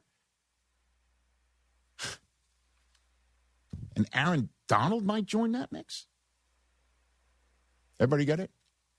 Until we get an answer, this is what is at the top of mind. And, of course, there's 31 other teams, including the defending Super Bowl champs, that have rosters that can win it all again. And there are teams that will be like, well, we can surprise. We can go on a run. We could do something. The Cincinnati Bengals, who's a 4-down subject matter on Wednesday show. One of those teams, Kansas City Chiefs, who I'm going through a 4-down segment today. They're probably like, wait a minute. You know, don't forget the latest dynasty that still could be in a 2.0 remaking. There's your Patriots last year, Chris. There's the Bills this year. There's the rest of the AFC West I didn't even mention. There's the AFC South teams that can raise their hand. The Houston Texans, if they put up enough points on the board. There's the Ravens. I mean, yada, yada, yada. But if Aaron Donald comes back, it'll be like, best of luck. Look at this on the screen. It's just stupid. Those guys are going to play with you on the same line? Is that what's going to happen? Okay. So that's why, again, and for McVay to basically say he's going through this process, guys, and Leslie going, this is the first time I'm even believing it, is essentially what he just said. Yep. And he's on the inside. It's the first time where, remember when Donald first retired and it was just like, maybe he'll just raise his hand like Eric Weddle style or get a phone call, Eric Weddle style, come back for just the playoffs? This is real. This is flat out real. So, meanwhile, there's another defensive tackle. By the way, it's Jeffrey Simmons' birthday, speaking of one of our favorites in the league. Vita Vea, we'll talk about that later on. He's telling the Bucs we're done, which is interesting because he has a contract. And there's a new contract conversation with Baker Mayfield that isn't going apparently terrifically well. We'll talk about that on the program. It's an Overreaction Monday on a Tuesday show. I told you about the 4 downs with the Kansas City Chiefs that's coming up. There's you at 844-204-RICH, number to dial to have a conversation today. But in our green room right now is the investigative reporter from ESPN, ESPN.com, and now ESPN Podcast, Tisha Thompson, is here in our green room. She was last on the program a couple of years ago when she was breaking stories about Shohei Ohtani and the question about his gambling debts that were associated with his bank accounts that turned out to be his interpreter behind the scenes doing it in his name without him knowing. Do we say allegedly after that? Or? Well, I mean, he's been he's in prison. Incarcerated for it, sir. You know. Okay. At any rate, the podcast that just dropped, as the kids say today, with the first 2 episodes, it's called The Betrayal of Shohei Ohtani. And all of ESPN's 30 for 30 podcasts along with this can be found on ESPN.com, the ESPN app, wherever you get your podcasts. I'm sure the Dodgers are very thrilled with this podcast. But this happened, man, 2 years ago, and the questions that surround it that potentially still linger, a lot of them are answered, at least for me. I listened to the first 2 episodes, and you remember when Tisha spoke with Ippei Mizuhara when he was over in Japan. Remember this? It was the opener of the Dodgers' first season with Shohei Ohtani, and it was in Japan, and this thing broke. And, it was first like, wait a minute, Shohei's involved in a gambling ring. And then the next one was like, no. As a matter of fact, his interpreter is saying it was me all along. And you're like, well, how the hell can he get into his bank accounts and get all this money? This podcast not only has Tish's interview with Mizuhara that was the basis of all of these stories that popped out, but also she's got a recording that we'll play during the interview of the interpreter calling Bank of America, saying, I can't get in the account online. Can you help me out? And all you got to know is just listen to this interview that Tisha has with Ippei, and it's him when he's calling Bank of America saying, my name is Shohei Ohtani. That sounds like the same guy I'm hearing this whole interview with. And it is wild. Wild. So she's about to join us on this program. Then we'll talk some football with Pro Football Hall of Famer Terrell Davis. TD. I go way back with him like a car seat. He's the one that told me I couldn't run the 40-yard dash. I cursed at him, and then I ran it in my suit and tie for the first time. That's how far back we go. That's 20 years. Whew. Imagine had he not laughed at you. Yeah, that's a good point. You know what I mean? Then I still would have done it. Okay. Yeah. I just wouldn't have cursed at him before leaving to go to the field to do it. Right. That's probably the only difference. I still would have done it, but I wouldn't. You wouldn't have had anger in your heart. I'd have been like, hey, man, thanks. Let me show you that your trust in me is worthy. Not I then spent the next 2 decades disappointing anybody who's had a benefit to my physical prowess. I don't think anyone's been disappointed with anything that's happened. Okay. Run, Rich, Thank run, you. Rich. Come on now. I appreciate it. So TD's going to join us. And then Super Troopers 3 is coming out, folks. A nationwide release on August 7th. And Kevin Heffernan's going to be in studio along with the director, Jay Chandrasekhar, is going to be here. Nice. Together. You say nice because I nailed his pronunciation of his name, or the fact that both. I mentioned they're going to be here? Yeah, both. Yep. TJ and I were at Raw last night. Yeah. Woo. Oh, okay. We'll get that. Oh, baby. It was awesome. I have a great story from Susie, the road trip Susie and I went on in the great state, your home great state, Great state of Maine, Maine. your home state of Maine. That's right. Yeah, when I Seeing said the kids on visiting days. When I said it was good seeing you, I was just thinking yesterday. I forgot we didn't see you last week. No, you did so not. Yeah, I haven't seen you in a while. Not. Yeah, you did not. Welcome back. So thank you very much. I appreciate that. Thank you. Get into the Hyundai Getaway sales event right now. You can get away with a deal so right it almost feels wrong. The Ioniq 5, the Ioniq 9, all electric, waiting for you. If you want bold and stylish, there's the Elantra, loaded with the latest tech. You want adventure-ready SUVs? The Hyundai Santa Fe Hybrid, Tucson or Tucson Hybrid, right there for you. You can get great deals on all of Hyundai's most popular models. So get down to your local Hyundai dealer and get away with a deal you'll love during the Hyundai Getaway sales event. Visit HyundaiUSA.com for details. All right, let's just dive into this new 30 for 30 podcast. Tisha Thompson coming up next.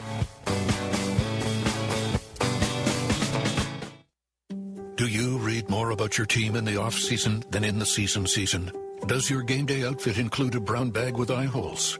Then you may be a fan of a BST or bad sports team. Luckily, when you bundle your home and auto insurance with Progressive, you're protected. Because seeing your painted face in the rearview mirror after a loss isn't just depressing. It's distracting. Visit Progressive.com today. Progressive Casualty Insurance Company, affiliates, and other insurers. Covered subject to policy terms. Not available in all states or situations. Hey, it's Rich Eisen for Pella Windows and Doors. Sometimes teams take a timeout to regroup and call the right play. When it comes to your home, Pella Windows and Doors always has the winning game plan. They're not just window and door experts. They're experts at taking care of you and your home. At Pella, they find the products that meet your needs and their experts install them. They do it every day, and that's why your neighbors trust them. Discover why Pella is a trusted choice for homeowners everywhere. Visit Pella.com/Eisen today. That's Pella.com/Eisen. Twin Peaks is the best in the game. At Twin Peaks, your favorite drafts are poured at a frosty 29 degrees, and rare barrel-aged whiskeys are served just the way you want them. It's bigger game days, UFC and wall-to-wall TVs. I mean, where else can you find a scratch kitchen that always comes through in the clutch every day from lunch to late night? Only at Twin Peaks, the #1 sports bar. Twin Peaks, eats, drinks, scenic views. Mike Holly, class of 1990, has been protecting the interest of Cougars for over 30 years. First as a Cougar offensive lineman and now as president of HR&P. HR&P provides comprehensive human capital management services, including HR compliance, benefits administration, and payroll. Don't struggle with the demands of human resources. Let HR&P eliminate these burdens and customize a plan that fits your business needs so you can get back to growing your business. Learn more by visiting hrp.net/U of H. That's hrp.net/U of H. Man, I love this place. I've been surfing here since I was a kid. Now, seeing my grandson out on the water, it means everything to me. Watching him and taking in the blue waves, the sea breeze, the blurry horizon. If you have geographic atrophy, or GA, subtle changes in vision could mean it's progressing toward irreversible vision loss. Izervay is proven to slow GA progression and could help preserve your vision for longer, so you may keep seeing the world around you. Izervay, or avacincaptad pegol, is an eye injection. Don't take it if you have an infection or active swelling in or around your eye. Izervay can cause eye infection, retinal detachment, or increased risk of wet AMD. Izervay may cause blood in the white of the eye, blurred vision, or a temporary increase in eye pressure. Do not drive or use machinery until vision has recovered after an eye injection or exam. Ask your retina specialist how you can slow your GA with Izervay. To learn more, call 1-855-IZERVAY or go to izervay.com. Paid for by Astellas Pharma. John Renato here with Robin Orlando from Houston Powder Coaters. Whatever you have that's metal, powder coated first. Antiques, patio furniture, trailers, we got you. Any car parts as well. Any car parts except brake calipers and engines. It's very specific. Okay. Why? Because people have wanted that done. People want it done, but they get too hot, so we always say get those ceramic coated, which we don't do that. Okay. All right. And free pickup and free delivery. If you are between Houston, Galveston, and the Woodlands, we got you. I mean, if you want proof that Houston Powder Coaters is the biggest and the best, what about being the world's best? The cat's out of the bag. We did get highlighted for being the world's best on a TV show, but that will be coming out soon. That's great. That is unbelievable. The city says it, AI says it, corporations say it, and now a TV show is going to call you the world's best. That's great. Get in when you can because we are about to take over. Anything you need done, Houston Powder Coaters is here for you. HoustonPowderCoaters.com. That's HoustonPowderCoaters.com. Danny, why are there several dozen swords in our living room? Those are samurai swords. They look really old. The oldest was forged in the 1200s, but most of them were forged between 1400 and 1700. But I thought that collectors' firearms sold firearms. Samurai swords were sort of the firearms of Japan during the centuries when Japan was ruled by the samurai. When was that? From 1185 to 1868. So the samurai ruled Japan from about the time of the Magna Carta up until the end of the American Civil War? Yes, almost exactly. Are you going to sell them all? I sure hope so. Can I keep this one? Of course you can. The best gun shops in America are in Texas, of course. Selector Firearms. Right on the corner at With Timer and Voss in Houston on Alpha Road in Dallas. One block east of the tollway. Selector Firearms. Tune in to Inside the Icebox Fridays at 6 p.m. right here on ESPN 97.5 and check the video out on the ESPN Houston YouTube channel. Myself, Joe George, and Sean Mapes talking all things Houston Astros. Inside the Icebox brought to you by D&M Leasing, home of the Easy Lease. Cast your line and relax at twocreekscrossingresort.com. Your fishing getaway awaits.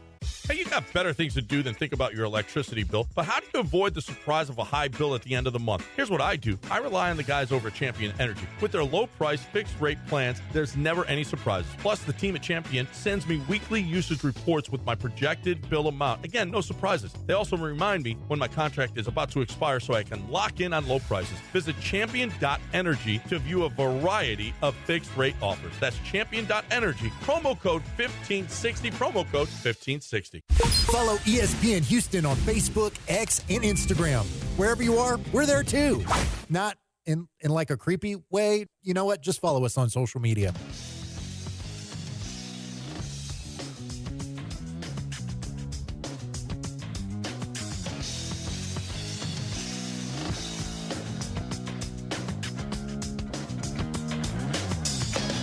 Investigative unit, my editors, my fellow reporters, we really do our due diligence before we come forward with something. I mean, there's stories that we've gotten tips on that you'll never know about because it didn't meet the criteria that we need to move forward on something. So by the time I'm reaching out to Ohtani's people, I mean, I've seen some of the wires. I've gotten my hands on documents. I've really talked to sources. And we talk about in the podcast in Sportsland, one of the things that can happen is if you ask someone about something like, hey, is this player gambling or laying sports bets? And you're told no. Okay, great. Thank you for giving me some information. But what can happen is that that can then become a game of telephone. And someone says to someone, hey, ESPN is asking if this person's gambling. And then that person tells someone and that person tells someone. And it can come back to you as a rumor or as fact. Sure. And that was my great fear. So I had to do a lot of reporting without bringing Shohei Ohtani's name into it. Mm-hmm. I was trying to find out what people organically knew about Shohei. And then later I get tipped off that maybe Ippei's involved.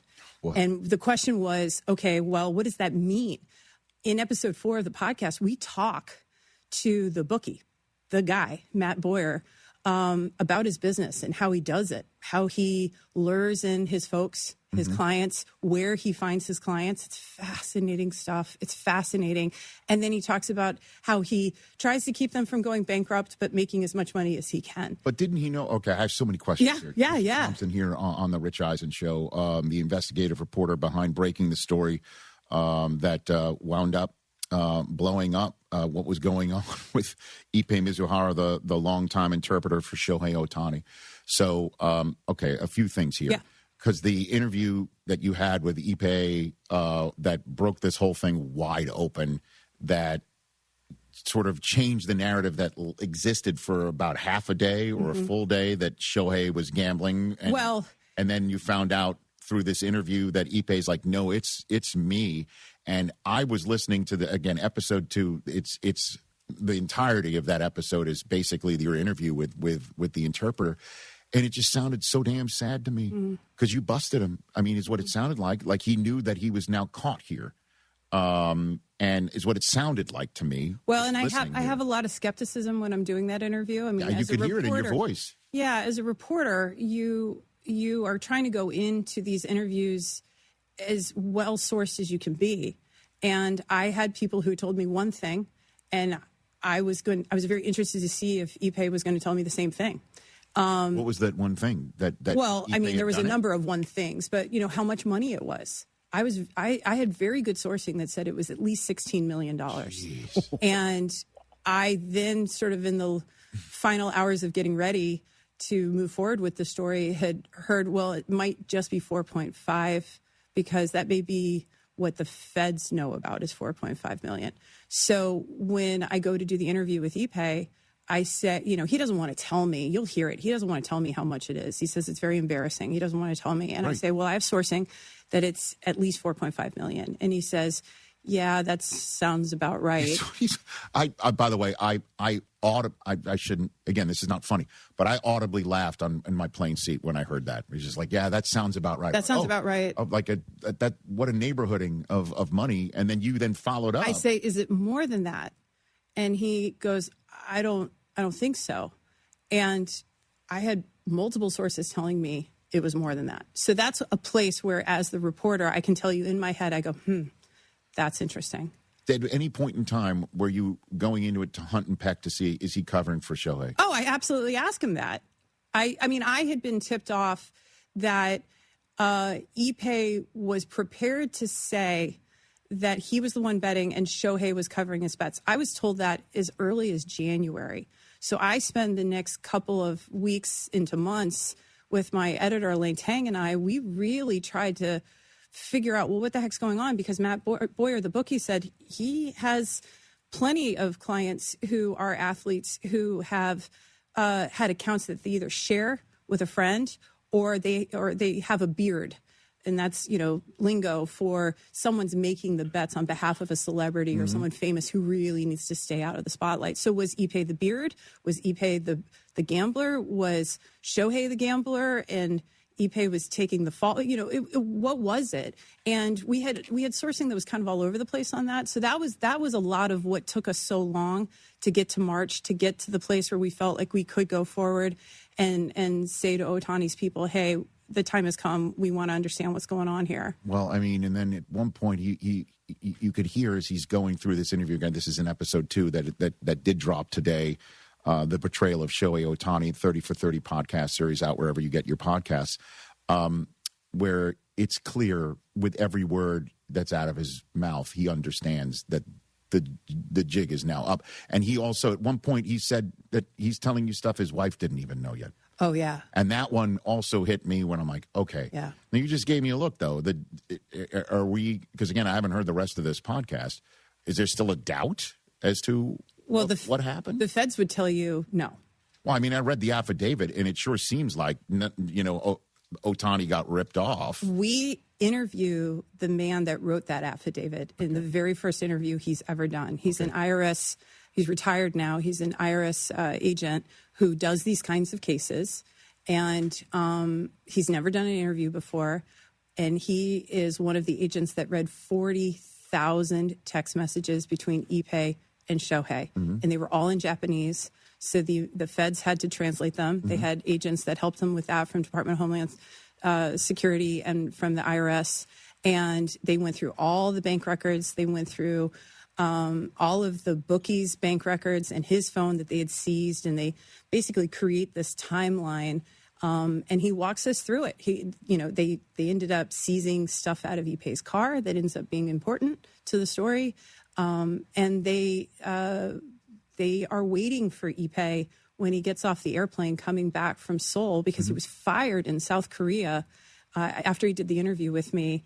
We're getting ready to publish this story that says Ippei says that he was the gambler and Shohei helped him pay off the debt, and that Shohei and he did it together, paid that money off together. And right before we're about to hit publish, I get a call from the crisis spokesperson who says, wait, Ippei lied. He lied and was telling me that in real time that Shohei was only finding out now that we were working on this story and that Ippei had lied to all of them. So we scramble. I do another interview with Ippei. He says, I say, Ippei, did you lie to me? He says, yes. I said, did you lie to Shohei? He says, yes. And we end up publishing.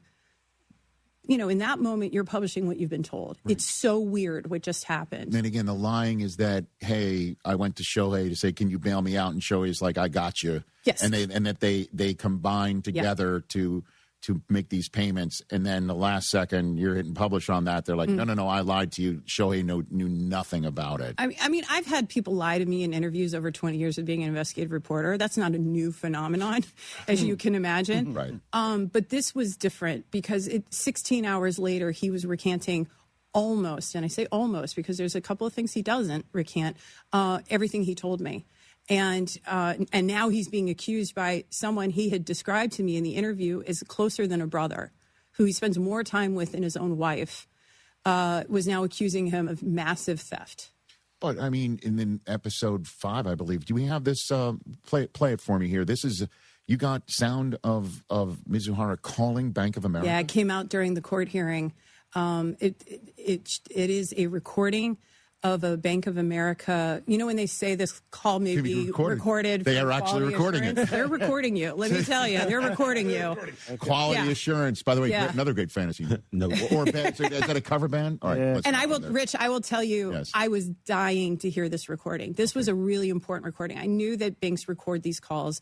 I know that you can't just wire $100,000, $200,000, or $500,000 with the bank doing its due diligence. Of course. So I really wanted to know who the voice was when they were trying to wire this money. Sure sounds like the guy I heard all over episode 2. Hit it. This is a Bank of America recording from February 2022. Who am I speaking with? Shohei Ohtani. Thank you. How may I help you? So I tried to log into online banking, and it told me that it's not available to me at this time, and I need to call. Seymour would track the Bank of America call to the same cell phone number I called when I interviewed Ippei. Could you tell me the name of the payee and the amount of the transaction, please? It's for $200,000. Well, again, that sounds just like the interpreter in question right there. That is Ippei Mizuhara's voice. So now, all right, let's just... Well, I have to tell you, the Bank of America woman didn't buy it. They shut down Shohei's account. And we talk about that in the podcast. They say they're like, no, because he says, they say, well, what is it for? And he says a car loan. And as we ask in the podcast, who needs a $200,000 wire for a car loan from a friend for a friend? And so Bank of America doesn't buy it. Ippei calls back. There's actually, I want to say it's roughly 24 phone calls between Ippei and Bank of America. That's just one instance of it. And he convinces a different bank employee to reopen the account because he knew everything about Shohei. He had helped set up that bank account with Shohei when they first come to the United States and they're at spring training in Arizona. All right. So what questions remain unanswered for you right now, 2 years in? I would love to interview Shohei Ohtani.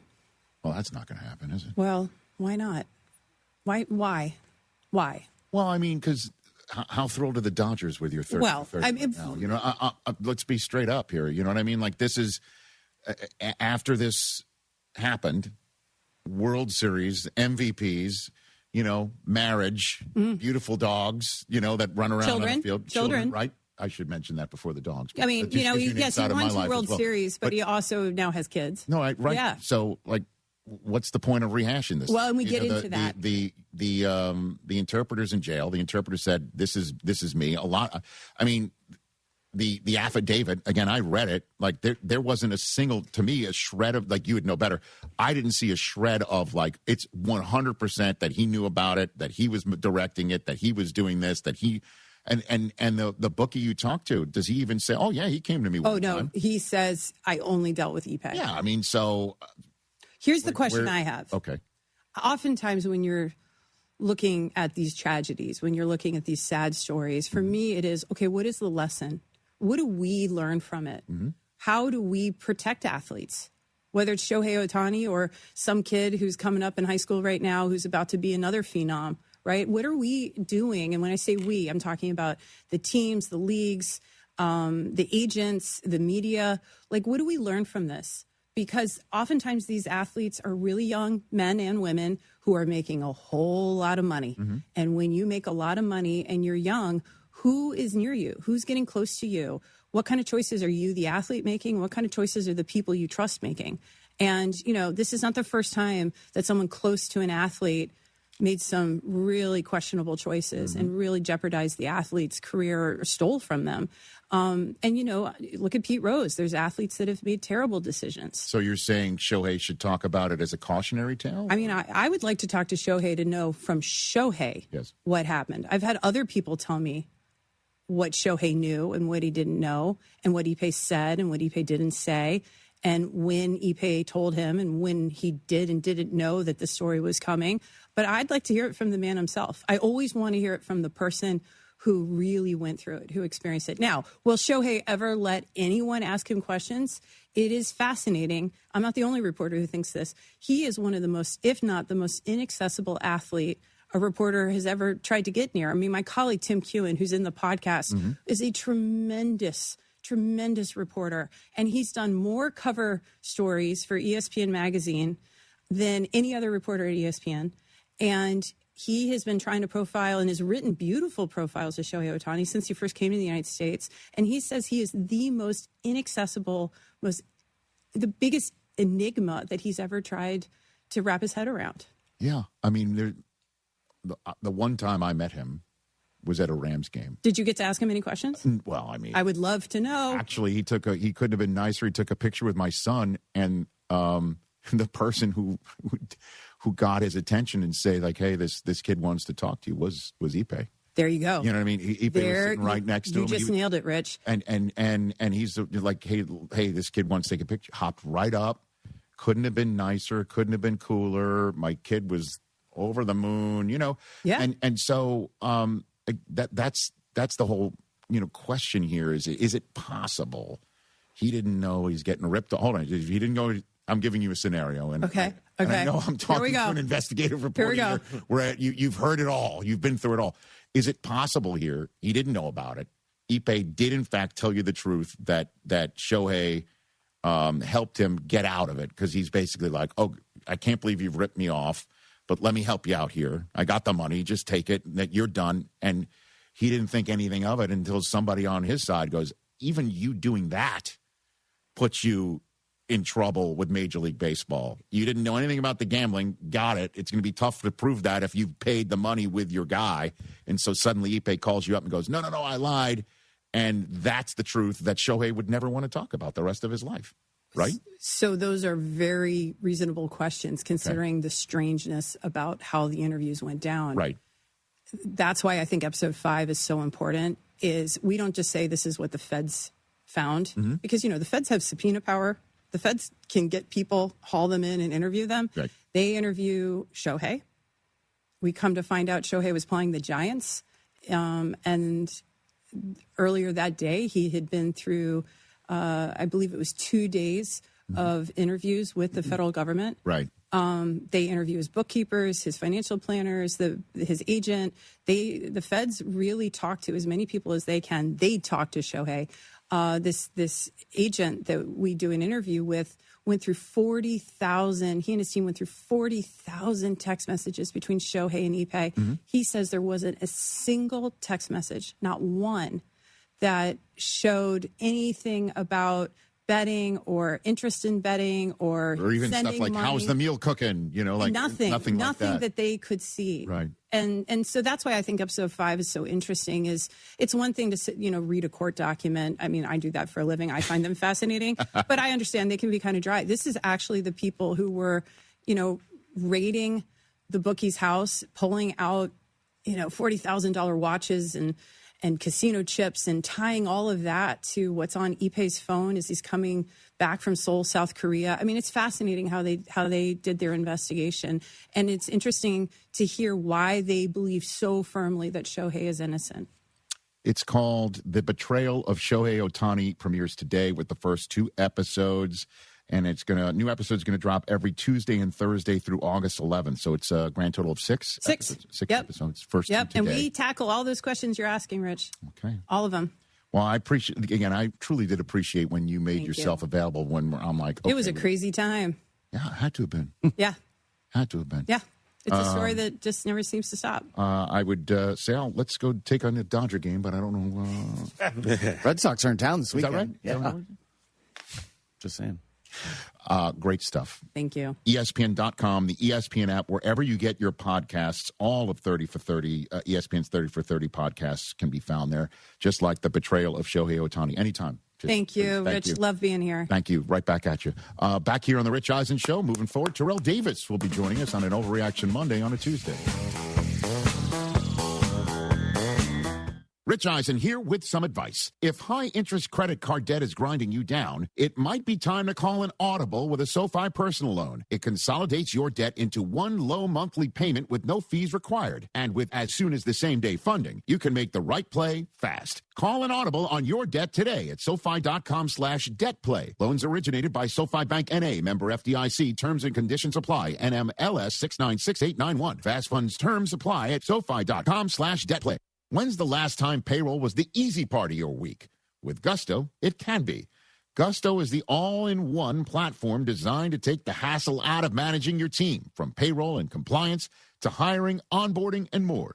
With Gusto, you can get back 2 full days each month with all the time you've saved.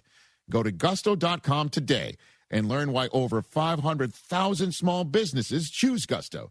That's GUSTO.com. Gusto.com. Pro Dunk basketball goals have been the best on the planet for years, and they keep getting better. John Renato here. Now with your Pro Dunk goal, you can get their drill-powered lightning adjust system that raises and lowers your goal in seconds, 10 times faster with 0 effort. And now ESPN listeners get the patent-pending lightning adjust system free. That's a $249 value, but you have to call. This offer is not on the website. Call Pro Dunk at 281-351-9822. You got to mention ESPN. That's 281-351-9822. That's Pro Dunk. Danny, why are there several dozen swords in our living room? Those are samurai swords. They look really old. The oldest was forged in the 1200s, but most of them were forged between 1400 and 1700. But I thought that collectors' firearms sold firearms. Samurai swords were sort of the firearms of Japan during the centuries when Japan was ruled by the samurai. When was that? From 1185 to 1868. So the samurai ruled Japan from about the time of the Magna Carta up until the end of the American Civil War? Yes, almost exactly. Are you going to sell them all? I sure hope so. Can I keep this one? Of course you can. The best gun shops in America are in Texas, of course. Collector Firearms.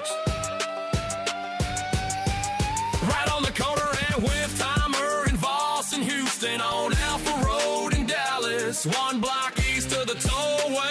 Collector Firearms. This summer, there are 250 reasons to join T-Mobile.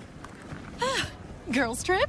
Booked. And switching to T-Mobile helped make it happen. With Experience Beyond, switch and get $100 back. Plus, $650 in value in built-in plan benefits. That's $750 in your first year, guaranteed.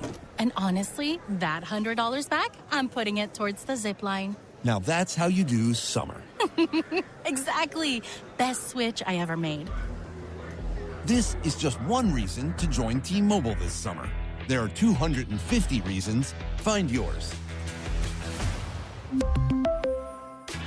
Savings based on the value of benefits included with Experience Beyond, like entertainment and 1 year of AAA Classic and Dash Pass on us. Benefits may require activation. See plan for details. Get $100 via virtual prepaid MasterCard with eligible ported, no cash access, and expires in 6 months. Issued by Sunrise Banks and a member FDIC. Allow 8 weeks. Looking for electrical parts and you need them now? Well, for over 30 years, M&J has sold, delivered new and reconditioned electrical equipment in Houston and nationwide. Circuit breakers, transformers, disconnects, fuses, panels, switchgear, and more. If it's hard to find, well, M&J has it. They have all brands, and they can cut down on your lead time. Contractors, M&J Electrical Supply buys, sells, and removes electrical equipment. Call 713-699-5055 or email sales@mnjelectrical.com. Are you looking for the cheapest prices on car insurance? Then call the Cheap Car Insurance Hotline right now. Hey, you're guaranteed to save money on your car insurance. Most car insurances can be canceled at any time. That means if you find a better deal, you can switch right away. We're not just one company. We offer most of the major brands of car insurance. We're like a discount supermarket for car insurance. And it doesn't matter if you have a good record or a bad driving record. Our agents are experts at finding you the right car insurance for your needs. Our average customer saves hundreds of dollars a year when they call us to switch. So why don't you make this 100% free call right now and see how much you can save on your car insurance? 800-871-9417. 800-871-9417.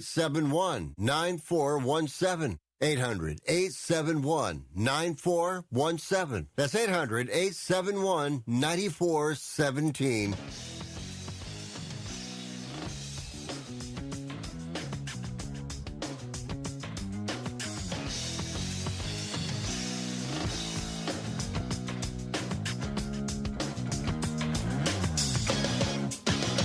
Yes. 844-204-RICH, number to dial right here on The Rich Eisen Show. When it comes to you and your home, Pella Windows and Doors are the experts of taking care of you and your home. At Pella, they find the products that meet your needs, and their experts install them. That means working with a company that builds and installs a quality product with real pricing, real simple, really beautiful. And when a trusted name like Pella chooses to partner with The Rich Eisen Show, well, that says a lot, people. 0% financing options are available. Certain restrictions apply. Find your local Pella Windows and Doors showroom today at Pella.com/Eisen for details. Make life brighter with Pella Windows and Doors. That was a fascinating conversation right there. Yeah. Huh? Oh, man. Yeah, I don't think Shohei Ohtani's ever going to talk about it. Nor would I if I were him. Or if I was advising him, if I was him, I would never speak on this ever. Yeah. Nothing good can come out of it. Again, I remember for like 24 hours, we're like, oh, God. And he's getting suspended. And then the 48 hours after that is like, hold the phone. Yep. Yeah. And then a week later, I read this affidavit, and they're like, there's nothing. There's not even a code that one would sit here and think like we can't even, see one exchange between the two that could even be viewed as code as to wondering what's going on. Right. I mean, if, again, I were ever in a position of placing a wager for you, would you not send me one text? Or an emoji or something. Or anything to say what happened. Yeah. Where are we? What's going on? Just we good. It's something. Yeah. Anything. I don't know. I would call you. I wouldn't text you. Okay. Because you're very careful. Carrier pigeon. You don't leave any footprints. But it's not like a mob movie where they like go to a payphone or do this or get a Breaking Bad, get a burner, Right. And it doesn't seem to me that they're really, again, in the interview that I heard, it didn't seem to me like the interpreter was any criminal mastermind. No, not at all. Not based on that phone call. He's just calling up. This phone call is recorded. I mean, for your state your name, Shohei Ohtani, for quality assurance. Training purposes. What's your name? I am the most famous baseball player on planet Earth. What's yours? I mean. Oh, hi, Mike. Yeah, how you doing? Oh, and I want $200,000 for a car loan. That's some car. But you're getting a Bentley? Rolls? Because if you're taking $200,000 out for a car loan, aren't you just going to take the $200,000 out and buy the car? The car, exactly. You know what I mean? Like, so all of this, I'm listening to it. I'm like, what the hell am I listening to? It's crazy. It's like you're watching How could Dateline this or something. And you're like, man, these are the dumbest criminals alive. You know. Yeah, I'm excited to dive into this. 844-204-RICH, number to dial. All rise. Turzo in Iowa would like to join us. What's up, Turzo? How are you, brother? What's going on? This is player 249. Okay. Hi, Rich. Oh. You want to interpret that? Was that a gambling reference? Yeah, you don't use your real names. You use like a number code. Oh, is that right? Yeah. Oh, God. Unless you're calling the bank. Right. Yeah. My wire number is 487-329. Careful. Anyways, yeah. So, hey, Rich, I got a couple comments for you. First one being, like, I love all of the LeBron hate that he's going to Philly. Like, come on, man. This is a great storyline. This is going to be the fun last chapter of his career. It would have been nice to see him go back to Miami. It would have been nice to see him go back to Cleveland and bookend that whole story. But him going to Philly and the storylines and the matchups we're going to have all year long, it's going to be fantastic. And all of the LeBron hate just needs to stop. If he wins one in Philly, that would be a great story and a great way to end his career.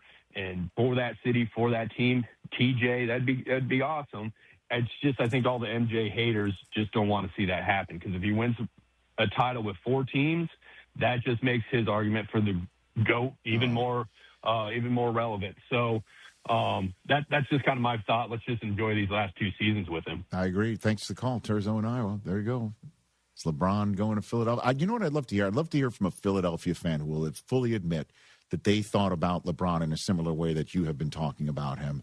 And now that he's a Sixer, you're like, oh, he's ours. I just want to hear somebody There's definitely who's done a complete 180. There's 1,000% those fans. Yeah, that's what I want to hear.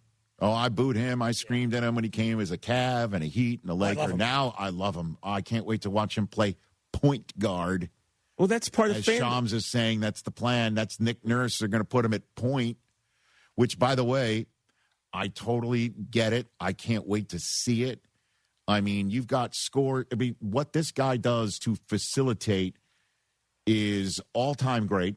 That rhymes. I know I'm going on Walt Frazier here. Clyde. And how many times the early part of his career is like, he passes too much. Okay, so let's get Edgecombe and let's get Maxey, let's get Brown, all facilitated by LeBron and slash into the basket. There's Embiid protecting it on the other end. LeBron, by the way, are you aware that LeBron is 4th on the all-time assists list? Well, he's played 300 years in the league. I got it, but still. And he's not a point guard, so that's very impressive as a guy who played the 4th. He's only about 300 assists shy of Chris Paul, I believe. No, Kidd. Jason Kidd is next up, and he's 400 shy of Chris Paul. Yeah, spectacular career. He's accumulated a lot of stats and a lot of numbers. I think if I'm a Philly fan, I don't know why you want to take the ball out of Maxey's hands. He's your best player. Because LeBron James is probably the most intelligent basketball player of all time, and having him facilitate for that team, I'm willing to take that chance. Hour 1 in the books here on the Rich Eisen Show. Drip Drop is doctor-developed, proven fast hydration that helps your body and mind work better. Trusted by firefighters, medical professionals, and over 90% of top college and pro sports teams. Drip Drop is engineered to hydrate faster and more effectively than water alone, with 3 times the electrolytes of leading sports drinks. Stock up now at dripdrop.com and use promo code RADIO20 for 20% off your first order. That's dripdrop.com, promo code RADIO20. I'm David Ortiz. When I lost my mom, she was only 46. And I lost my dad to cancer. It was the worst pain I ever felt. It made me think, what will happen with the people I love when my time is up? That's why I have life insurance. Ethos makes it easy. It's all online, take about 10 minutes, and you can get up to $3 million in coverage. Get your free quote at ethos.com/game. That's ethos.com/game. Paid testimonial. Time spent on application may vary. Online health questions required. John Granato here. Think you could beat me in fantasy football? I don't. But here's your chance to prove it. Join the ESPN Fantasy League with Lance, Dell, Sean, and myself and score a free 2-night stay at the Golden Nugget Lake Charles. Here's what you got to do. Tune into our show this Thursday for your chance to win. Winners will receive an entry for themselves and a guest to the ESPN Ultimate Fantasy Draft, presented by the DraftKings Sportsbook at Golden Nugget Lake Charles. View official contest rules at ESPN 975. See you this Thursday, and see you at the draft. Life has a way of shifting priorities, changing needs, and pivoting plans. Home Bank is there for all of them. Their bankers partner with you every step along the way, from understanding your needs, meeting your goals, and celebrating your successes. Home Bank is invested in the vibrant spirit of our community and in you. So partner with them. Stop by any banking center across Greater Houston or visit home24bank.com to get started today. Good for business, good for life. Home Bank, member FDIC. Wait, everything on this IHOP value menu is just $6? I told you it was amazing. A huge plate of pancakes, bacon, and eggs is just $6. Wow. There's also French toast, a ham and cheese omelet, and oh, they got a BLT and fries now. Okay, we're coming here every day. You don't have to tell me twice. Feast for just $6 with the IHOP value menu. $7 in some locations, available every day for a limited time at participating restaurants in the U.S. Hours may vary. No substitutions. Not valid with other discounts or promotions. Prices may vary. Amy Cox did something smart. She saved hundreds on auto insurance switching to Progressive. And with that money, she decided to treat herself to an anti-aging red light mask. Will she look like a horror movie villain every night? Yes. Will her boyfriend Kevin be scarred for life? That's certainly a risk. But it's Amy's savings, and if she's willing to risk her relationship for smooth, wrinkle-free skin, well, bye-bye, Kevin. Switch and see if you could save with Progressive and treat yourself. Progressive Casualty Insurance Company and Affiliates. John Granado here with Robin Orlando from Houston Powder Coaters. Man, oh man, you guys are bigger and better than ever. You guys are doing something with AI now. Oh my goodness. Love it or hate it, AI is here, and we are fully embracing it. So we have all of these massive data centers coming into Texas, and Houston Powder Coaters is doing all of the framework. So you come out, you will see these massive frames, and they're all for these AI centers, these data centers. They have to be perfect, and they picked you guys. They picked us, so the welding has to be right, the prep work has to be right, the coating has to be right, and they know we're number one. And if you buy new stuff, get it powder coated before you put it out, because you can't say it'll last forever, but it'll last almost forever. It's going to give it a good 1 or 2 decades to go. And it doesn't matter what it is. Whatever you have that's metal, powder coated first. Antiques, patio furniture, trailers, we got you. ESPN listeners are saying it all the time. They're loving Houston Powder Coaters.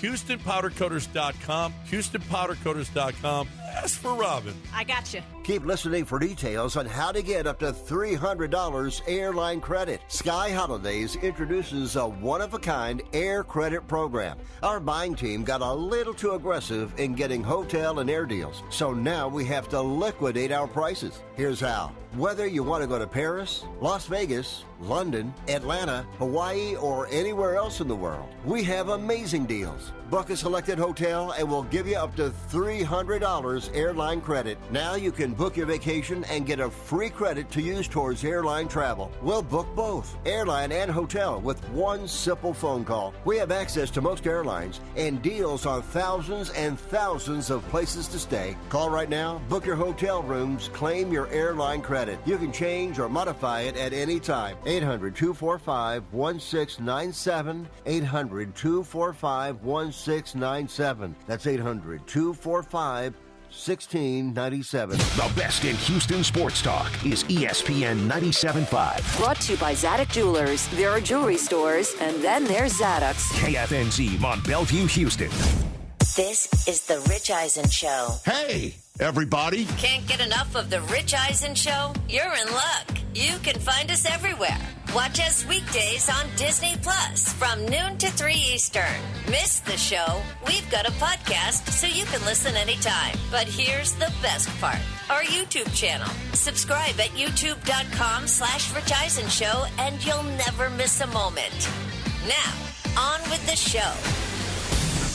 The Rich Eisen Show. Did you have any sense at all Dusty May might be on a radar screen of an NBA team? I thought he was going to come back. We were going to run it back, try to win another national championship. The Rich Eisen Show. Earlier on the show, ESPN investigative reporter Tisha Thompson. Coming up, Pro Football Hall of Famer Terrell Davis. From Super Troopers 3, Jay Chandrasekhar and Kevin Heffernan. And now, it's Rich Eisen.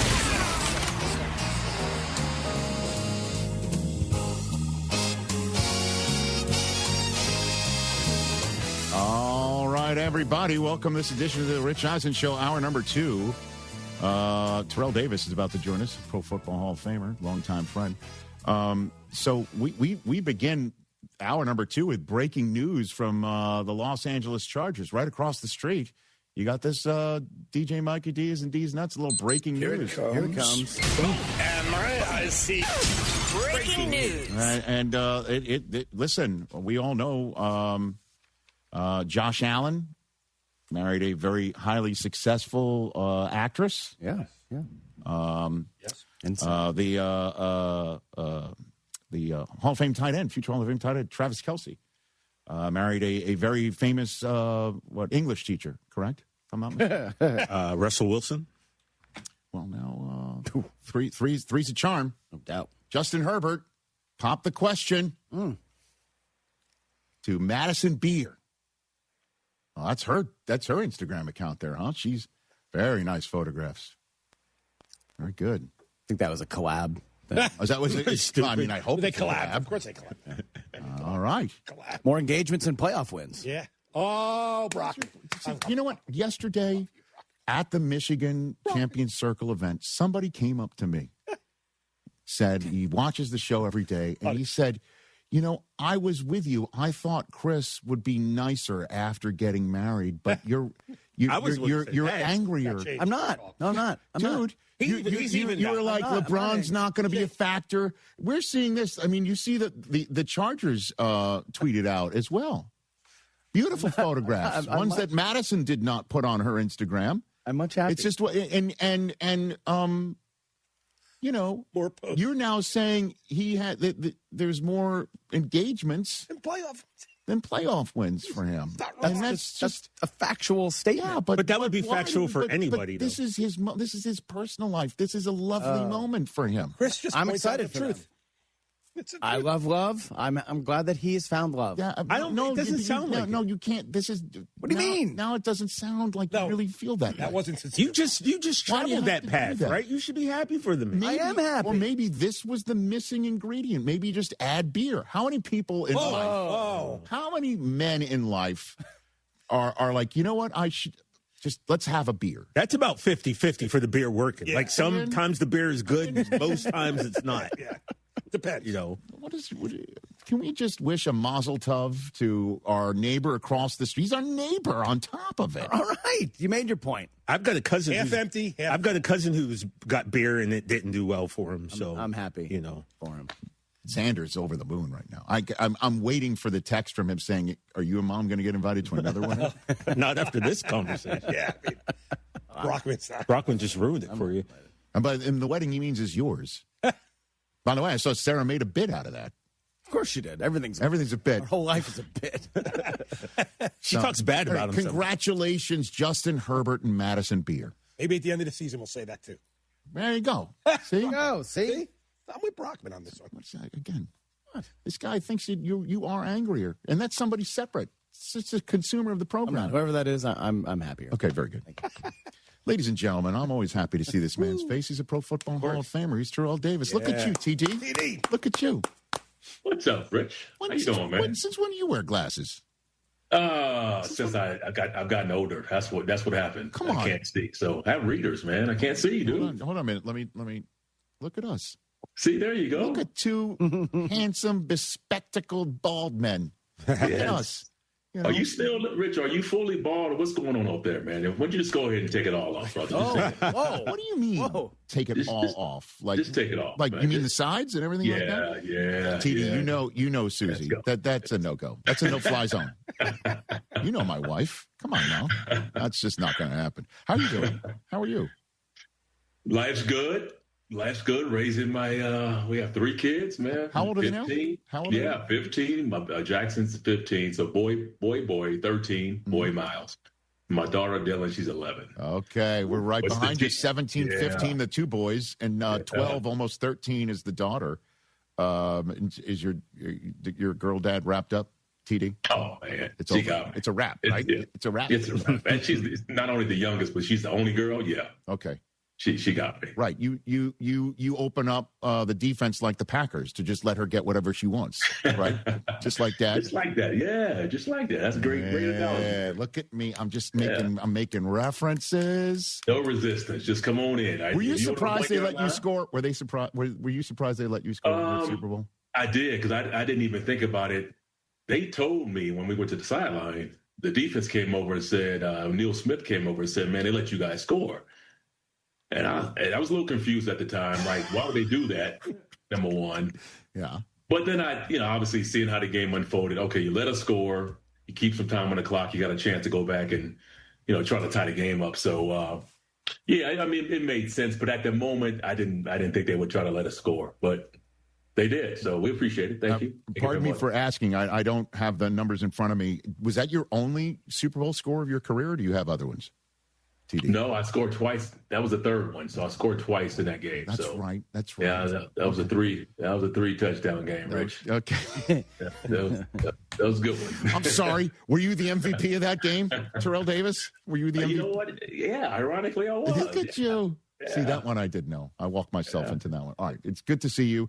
Tell me the folks that are brought you to meet here today, because, again, the malady, if you will, that you are here to let everyone know about and raise awareness for. I don't know if I'm going to pronounce it correctly, but I'll try it. It's tardive dyskinesia. Is that it? Yeah, great job, man. It's tardive. Tardive. Okay, sorry. Tardive dyskinesia. Okay. And I'm here, man. I'm partnering with Teva Pharmaceuticals to raise awareness, and it's called the Other TD. So I came to raise awareness for the Other TD, not football touchdowns, but it's tardive dyskinesia. And what it is, man, TD is a chronic movement disorder, and it's characterized by repetitive and uncontrollable movements, and it's caused by taking certain prescription mental health medications, such as an antidepressant or an antipsychotic. And, it's some of the symptoms you would see is like this movement in your face, your hands, your feet, your torso, and it could appear to be shaking or trembling. And it really does affect a person's ability to just eat, to walk, and talk. And so we just want to raise awareness. If you or anybody you know out there are experiencing those symptoms, please go to theothertd.com or talk to your healthcare provider. Yeah, obviously you got to diagnose it first and then figure out what to do from there. And so theothertd.com to learn more on that. How's it going to work with Sean Payton not calling the plays, TD? How's that? I think we're all curious about it. You think Sean's been calling plays for forever, right?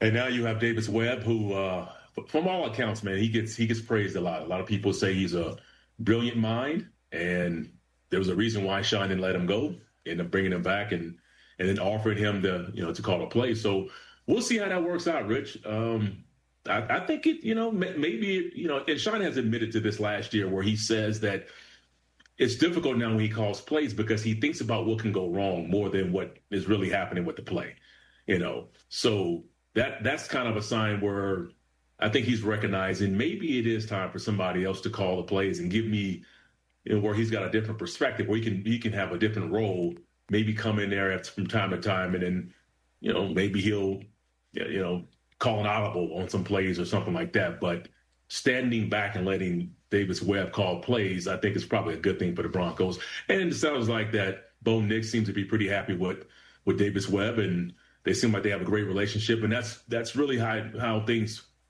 really take off, is when you have two, the quarterback and the coordinator who are collaborating on the plays. It tends to work out a lot better that way. Well, I mean, for me, out of all the accomplishments of Sean Payton's career, and he's always been kind enough to come on the show, and I will tell him this when he's here, is that if he's able to take away the control freakishness of calling plays and literally let somebody else do it, with the occasional coming over the top, that would be one of the biggest accomplishments of his entire career. Yeah, you told him that? No, I said I plan on telling him that. I plan on telling him that. Okay, I plan on that. Told him that. Okay. For sure. No, I don't think I'm telling any tales out of school here. You know what I mean? Like, for him to, like, how's he going to, at decades he's had the two hands on the wheel, Yes, but there's a transition, and everything evolves, and there's growing, and you get to a point where you can't do it anymore. You can't. The game is not the game will never pass him by. But his own admission, he talked about calling plays and not thinking more about the negatives than the positives, and that might be a sign to just go ahead and let somebody else take the steering wheel. And you just, you play like my wife does. She's a great passenger, backseat driver. Although I'm driving, she's giving me all of the directions on when to turn, and I'm going too fast, I'm stopping too fast, stuff like that. Maybe that's Sean Payton's role. Okay, so now you open the door here. Would your wife be able to just say, you know what, I trust TD to be able to signal properly and figure out where to go? I'm just going to stop. I'm going to stop giving directions. I don't think so. Okay, that's my point. I don't think so. I know. That's my point. Terrell Davis here on the Rich Eisen Show. Moving on before he gets in any more trouble. The best running back in the National Football League entering 2026 is Terrell Davis. Who is it? Who is it? It's interesting because you have your Christian McCaffreys. You still got your Derrick Henrys. You got Saquon Barkley. James Cook had a monster year last year. Man, you got Jonathan Taylor. I'll help you tap dance a little bit. You got Jonathan Taylor, and then you got the two. Yeah, JT. Like, you got so many. Then you got the two guys that are vying for first overall in fantasy drafts all across the country, and Bijan and Jahmyr Gibbs now getting the ball as the bell cow. But now you have to answer. No, the question. The question you ask is going into this year. It's kind of two answers. If you're looking at like best production back, that's different than the best back. Because sometimes the best back is not always the most productive back that goes into a season for whatever reason. Are you going third down protection schemes on me now? Is that where you're going on me right now? Because that is part of the role. I mean, Peyton Manning, as you know, if you didn't know that, you weren't getting on the field with him. You know what I mean? Like that's. Yeah. So what? All right. So give me each one of those: best back and most productive. So you thought you'd get out of it by saying, it's a little bit more nuanced, Rich. This is sports talk radio, TD. Come on now. I know. There's no nuance here. What are you talking about? I don't know. I don't know who's the best back. No. I'm not letting you out. No. This is not right. No. The best back in the end. I just gave him. You got it. You're Terrell Davis. You're like, I want this guy's got to have the rock for me today. Derrick Henry's out there too. I'll say the best back, and I'll include sort of his body of work. Please. It's still Derrick Henry. It is. Yeah. Why? Because Derrick he's probably the few backs, if any, that they're going to run the ball, he's getting the ball, and it's pretty hard to stop. And for whatever reason, the last couple of years, Baltimore they haven't used them the way that I thought they would use them. And this man's his like I said, his resume, his body of work, what he did in high school, what he did in college, what he's doing in the pros.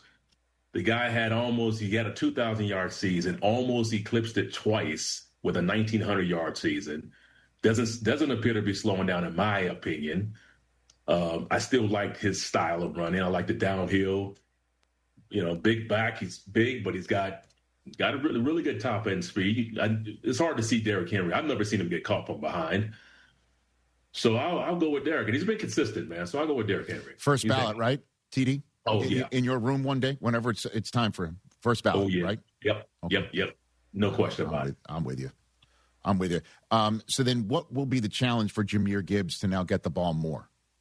Based on the fact, he's one of the best home run hitters we've seen in recent years at the position. Now he's RB1 without. Yeah, he's RB1. He doesn't have the Batman and Robin connection there.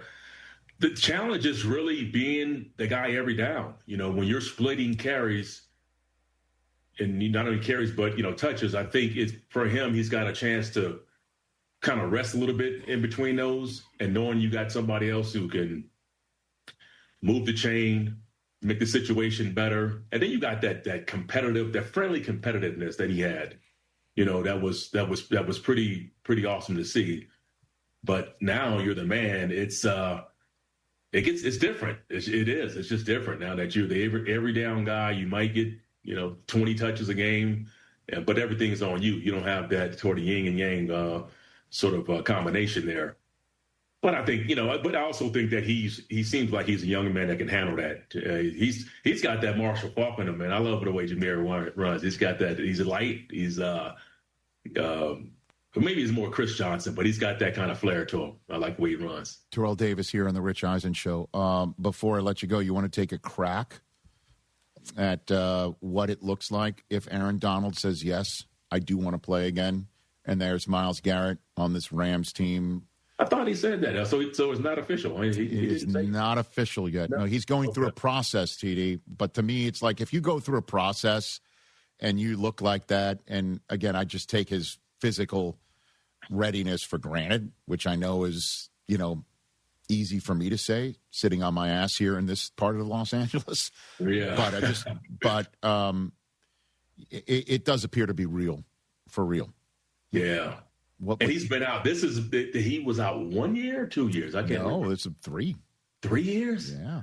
Ooh, Rich. I don't know. I know Aaron Donald. I know he's always in the gym. I know he's always ready. But there's a different workout with you working out to prepare for football versus playing football. And he knows that. He recognizes that. But if the question is, if we get the same Aaron Donald that left 3 years ago and you got Myles Garrett, I don't know. You may have to pencil in the Rams in the Super Bowl. Yeah, 2023 was his last year, so he's missed 2 years, and it will have been 3 coming up. When he gets out there, honestly, right? I mean, Seahawks fans get pissed when they hear that, though. I know, and they should. They should. That's. Yeah, how would you take that if you're the defending Super Bowl champs, and it's like, oh yeah, the team that you beat in the AFC Championship game as it would have been for you. They just added somebody spectacular, and they're getting a Hall of Famer in waiting back. You have no chance to repeat. You'd have been pissed sitting there in Denver. No, you know what? I would thank you for that. We need the motivation. You can't pay for that kind of motivation. So if I'm the Seahawks, I am thanking all that the media, all the news outlets, all the pundits. Thank you for that fuel. Appreciate it. All right. They don't want to be praised for what? Right. Exactly. I hear you. Yeah. Yeah, you don't want to be praised. You don't want to be praised until you're holding that Lombardi trophy, until the confetti's coming down. That's when the praise comes in. Before that, you don't care. You'll take that. All right. Before I let you go, I've never asked you this, so I'm going to ask you this before I let you go here, TD. Your favorite Elway story, where something happened. Maybe it's the first time you saw it, or it was maybe in the biggest game, obviously Super Bowl, in the huddle. Something happens, he says something was going down, and then he takes care of business for you and the team. You got one of those? That's that Joe Montana story that you trying to get me to. Where he talks about, I think it's John Candy in the stands or something like that. Well, I'm sure I don't know if LA ever noticed anybody like that in the stands, but just anything like where he's just like, we're going to do this, and then it happens. Was it the helicopter play? Anything like that? No, he didn't say anything before that. You didn't say anything before that? No, I don't have anything on the sideline? Anything he told you during the week and then it happened? Nothing? He wasn't that kind of quarterback to tell you. Nah, I don't. See, you should have told me before I came over here. I could have probably thought about something, but I'm drawing a blank. All right, here's the thing then. For the next time, I'm going to have you on before the season. Okay. Come up with. All right. So you're saying think about that story and then come back. Yeah, you're not on a tour. Okay. You know what I mean? Okay. Where you're not on a tour, like, you're like speed dating right now. I'm sure you're on a Zoom tour right now, and I'm just part of it. True. You know what I mean? That is true. Okay. That is true. You're the best, TD. Love you, man. Best to your family. Okay. Yeah, likewise, Rich, man. I miss you, dude. Miss you, man. Miss our fun days at the NFL Network, man. We had a ball. I do. And everyone's saying, like, if that Del Tufo, where is Del Tufo? Oh no! Don't feed the animal. Guy. Don't feed the animal. Say hi, Mikey. TD, how you doing, brother? Where are you, man? TD, man? There he is. That's my guy. I love TD. Don't feed the animals, man.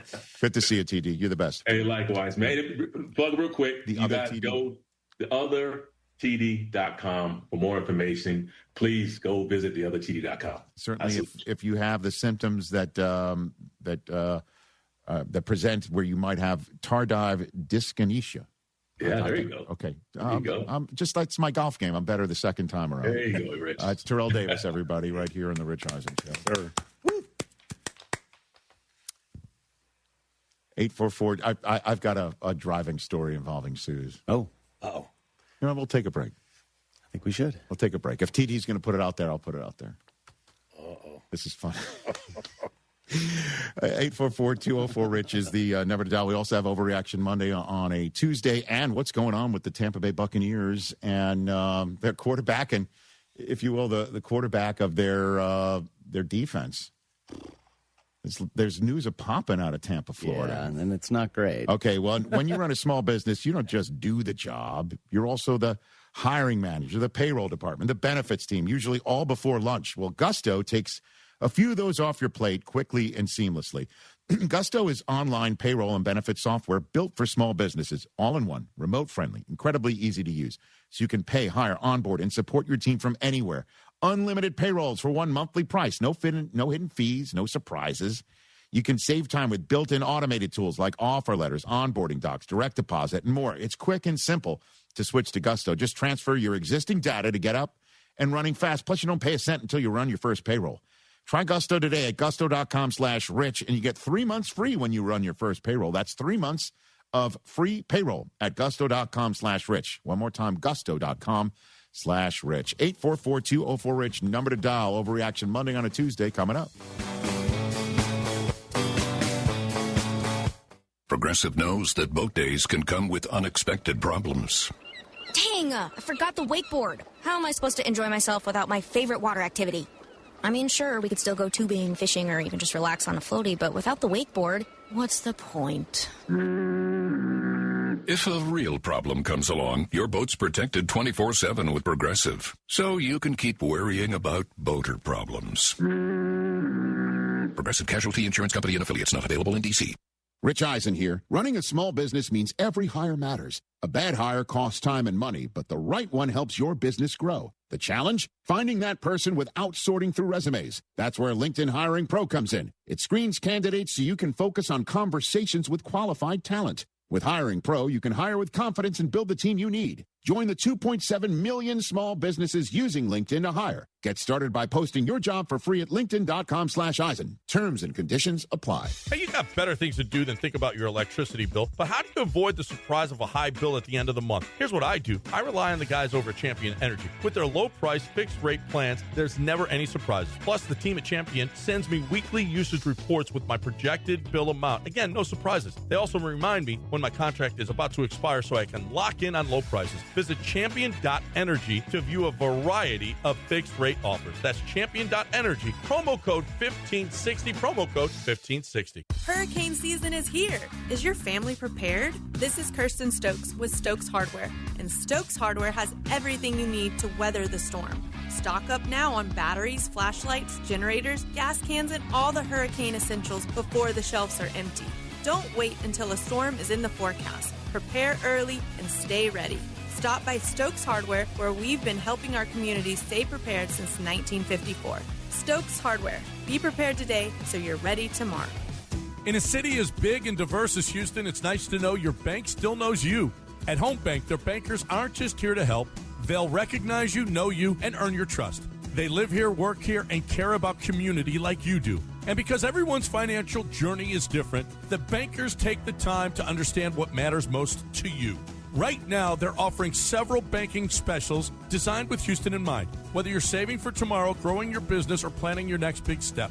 The best part? You don't have to figure it out alone. Stop by any of Home Bank's locations across Greater Houston, River Oaks, Pasadena, Sugar Land, Baybrook, Friendswood, and the newly opened banking center in Tomball. To speak with a banker who's ready to listen, answer questions, and help you find options that fit your goals. Home Bank, just real conversations with real solutions and opportunities. Go to home24bank.com to get started today. Good for business, good for life. Home Bank, member FDIC, equal housing lender. Can your IRA stand up to the next financial crisis that our top economists are saying is at our doorsteps? By allocating a percentage of your IRA into physical gold and silver with a tax-free rollover, you can diversify and safeguard your holdings from turbulent markets and economic downturns by putting your IRA back on the gold standard. Find out how to safeguard your assets with a tax-free rollover with a Genesis Gold IRA.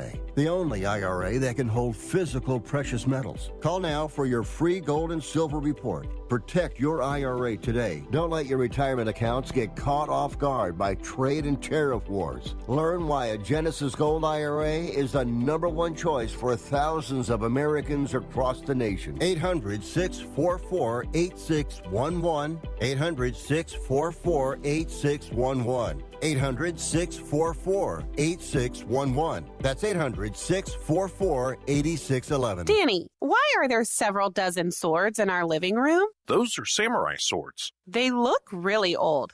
The oldest was forged in the 1200s, but most of them were forged between 1400 and 1700. But I thought that collectors' firearms sold firearms. Samurai swords were sort of the firearms of Japan during the centuries when Japan was ruled by the samurai. When was that? From 1185 to 1868. So the samurai ruled Japan from about the time of the Magna Carta up until the end of the American Civil War? Yes, almost exactly. Are you going to sell them all? I sure hope so. Can I keep this one? Of course you can. The best gun shops in America are in Texas, of course. Collector Firearms. Right on the corner at Whiff Timer in Voss and Houston on Alpha Road in Dallas. 1 block east of the tollway. Collector Firearms. I'm in my late 60s. My husband died a few years ago. He did all of our taxes. I sold a piece of property last year, and I forgot to claim the proceeds of the sale. Next thing I know, I got a letter from the IRS telling me that I owe over $50,000. Now I have a huge tax problem. I don't have that kind of money. I wish I knew who to call.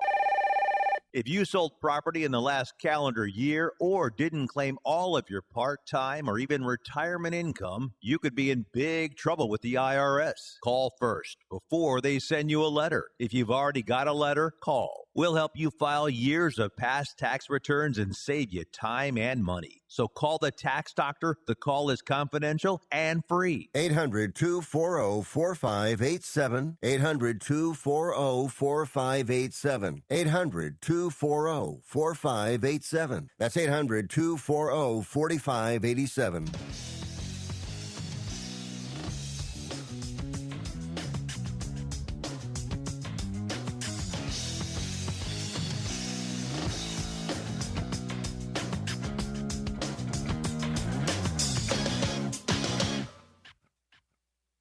Basically what I'm saying.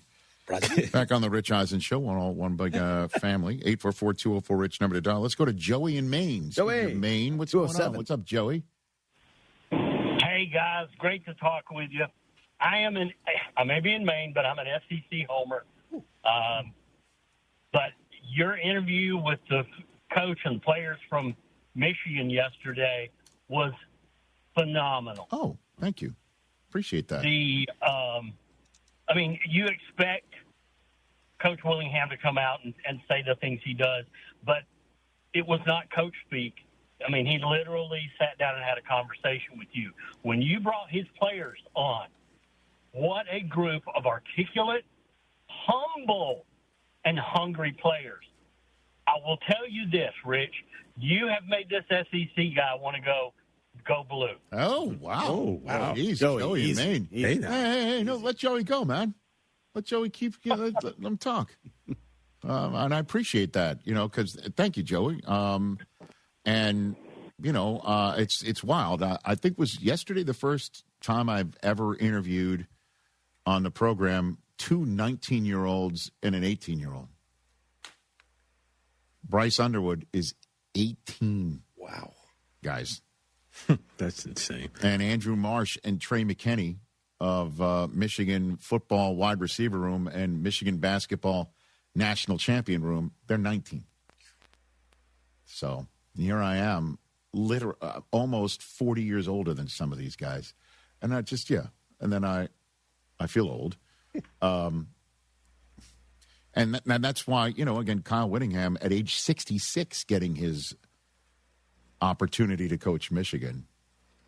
And just having a conversation with him, it was funny when when I asked him, hey, what's it going to be like? You put your headset on in a big house, and he's like, well, I put my headset on in a big house 3 times in my life. You know what I mean? Like, he's been there and done that. Yeah, right. But here he is now, a 66-year-old guy in a world of NIL and portal and whatever, which is why I asked him. And this is kind of what came out of the chats yesterday that I'm seeing is trending in places, is what he had to say about the future of college football and what, if he could wave a wand, it would look like in the world of NIL and portals and things of that nature.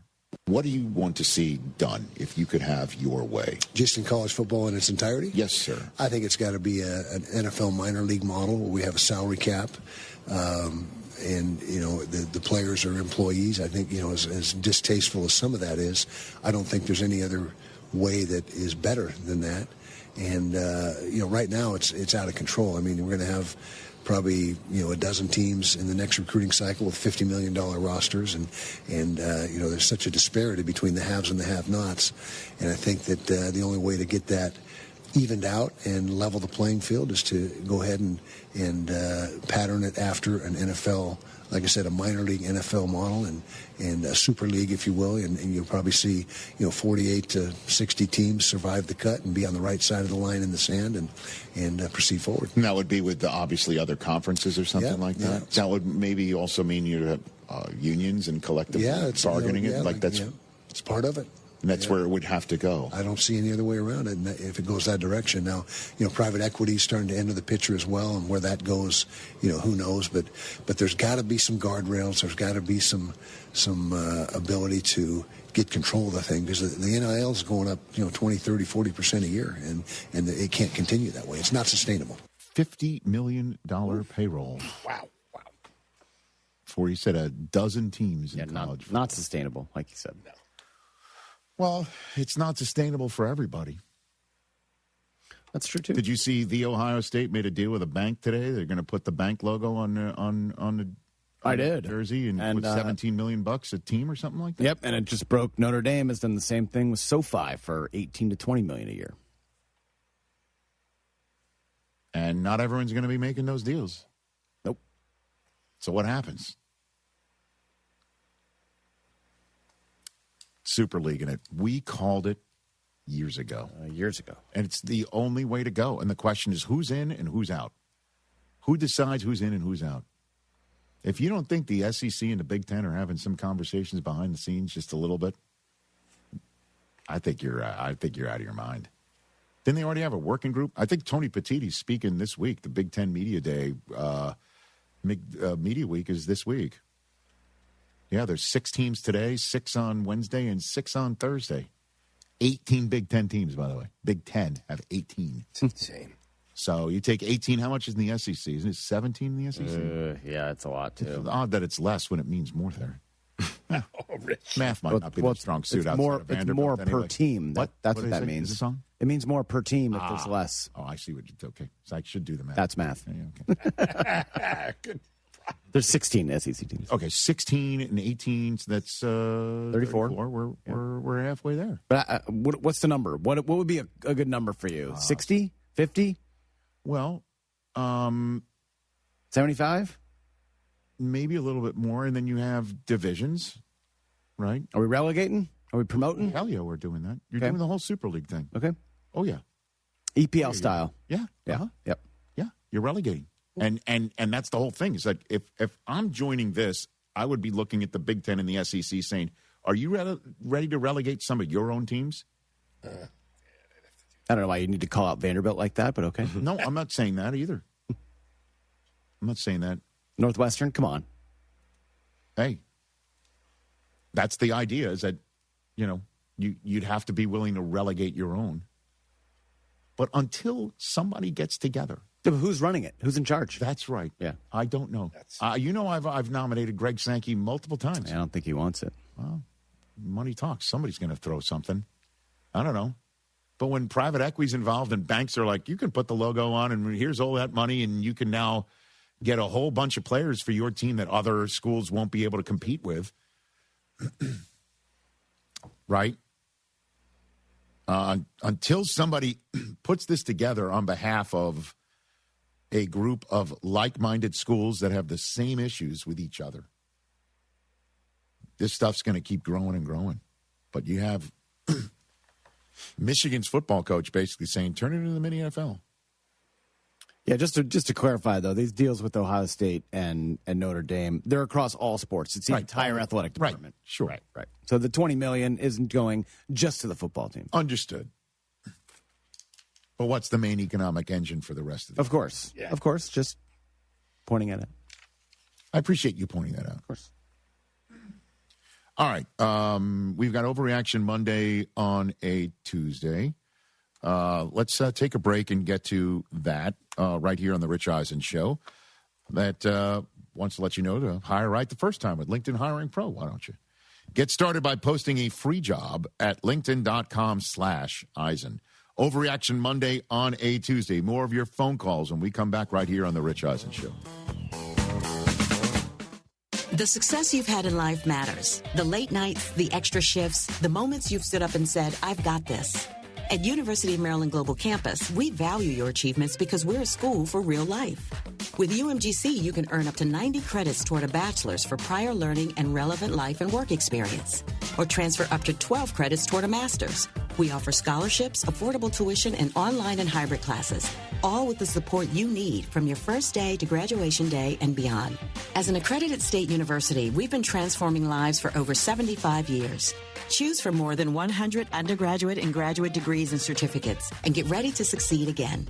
At UMGC, success is yours for the taking and the making, and nothing should keep you from it, especially not an application fee. Apply now and we'll waive your application fee. Classes start August 12th. Learn more at umgc.edu. That's umgc.edu. Certified to operate in Virginia by Chev. And Doug. Limu and I created a trick to help you remember that you can customize your car insurance and save with Liberty Mutual. You see, the shirts Limu and I wear are yellow, and yellow is the color of lemons, and lemons grow on trees, and trees provide oxygen, and oxygen helps us breathe, and breathing is how you live, and you can live more life when you save money by customizing your car insurance. I agree, Limu. It's really quite simple. Only pay for what you need at libertymutual.com.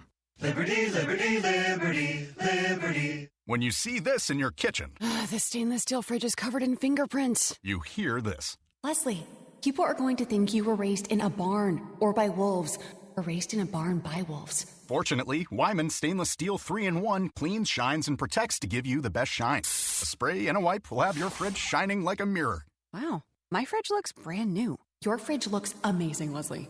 Sorry, I was being a little dramatic earlier. Your kitchen says a lot about you. Let it brag with Wyman. This is your deep inner voice. Exit 18th. Take the 18th Street exit. Exit 18th. Yanni Damaris here. If you're sitting anywhere on the 610 loop, stuck in traffic, exit 18th Street and grab a cold drink at Damaris Barbecue. We'd love to have you, and you'd love being here. We've got a full bar, beer, wine, liquor, and frozen drinks. And you can even be a family hero by taking home some delicious dinner. You heard me. 18th Street. Exit 18th. And get to Damaris Barbecue. East River 9 is excited to announce the opening of Birdie's Ice House by the Rustic Group. Step off the course and enjoy house-made burgers, tacos, ice-cold beer, and handcrafted cocktails. Whether you've just finished a round of golf, a pickleball match, or you're meeting friends, Birdie's is the perfect spot to relax, celebrate, and enjoy the best view of the Houston skyline in the city. So grab a bite at Birdie's today. Book your tee time, reserve a pickleball court, or explore corporate memberships at eastriver9.com. Hey, listen, are you a 50-year-old person looking for term life insurance? Then you need to talk to Bob. Bob specializes in helping people find $1 million or more of term life insurance for a couple of $100 a month. Look, you need to know there's a price war in the term life insurance business, and you may be paying too much. Call Bob, and he'll shop and see how much money he can save you. Look, this could be the last term life insurance policy you ever have. Your rates are guaranteed for the next 20 years. That's right, guaranteed level rates for the next 20 years. And if you're a smoker or your health is not perfect, Bob has great rates for you too. So for $1 million of term life insurance coverage for a couple of $100 a month, call Bob right now. 800-430-0932. 800-430-0932. 800-430-0932. That's 800-430-0932. Paid for by Term Direct. What do parents think of back to school at Staples, where supplies start at just 25 cents? Staples has the latest laptops with up to 40% savings. I may hug the cashier. So embarrassing. It's the most wonderful time of the year. It's a wonderful time at Staples with up to 40% off select tech. Staples. That was easy. Visit Staples today or shop online and in the app. Ends 9/12. Exclusions apply. And Doug. Hot dog! Get your hot dog! Customize and save with Liberty Mutual. Hey, what are you doing? I like your method. Direct. To the point. A little loud, but... Listen, people don't buy car insurance the same way they do hot dogs. Not yet, but both are customizable. Popcorn! Get your popcorn! Hey, this is a hot dog area. And customize and save area. Get a quote at libertymutual.com or with your local agent. Liberty, liberty, liberty, liberty.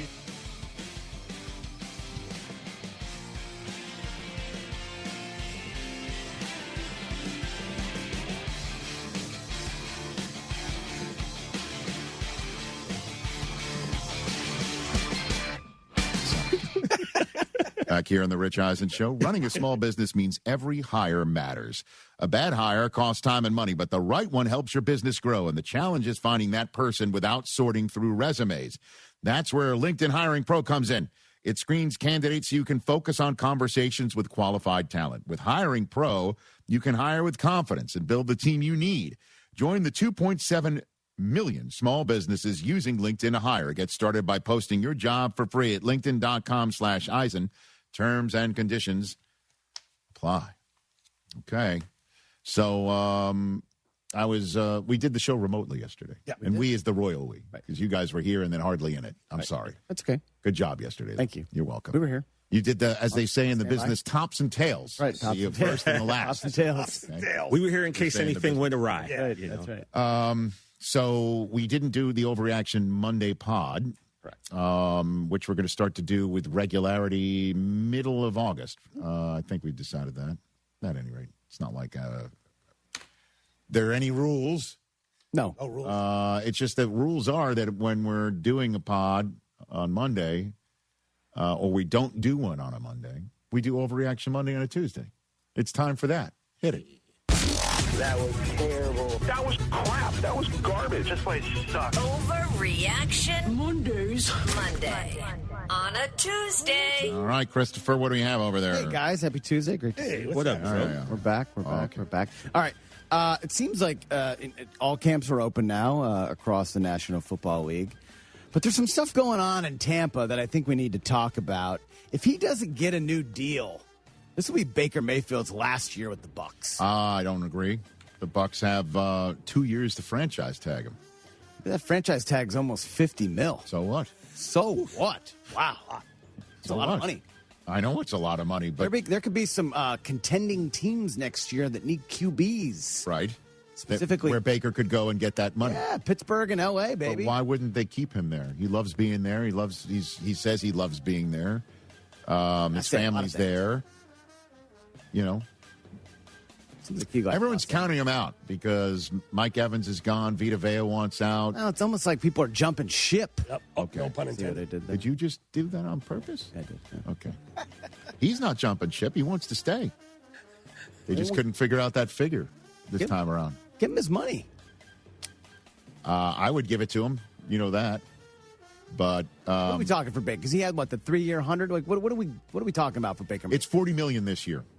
Okay. So he's playing for $40 million this year, and that's see some of with these no guys other making with 50, no like I'm better than them with no other years to back it up.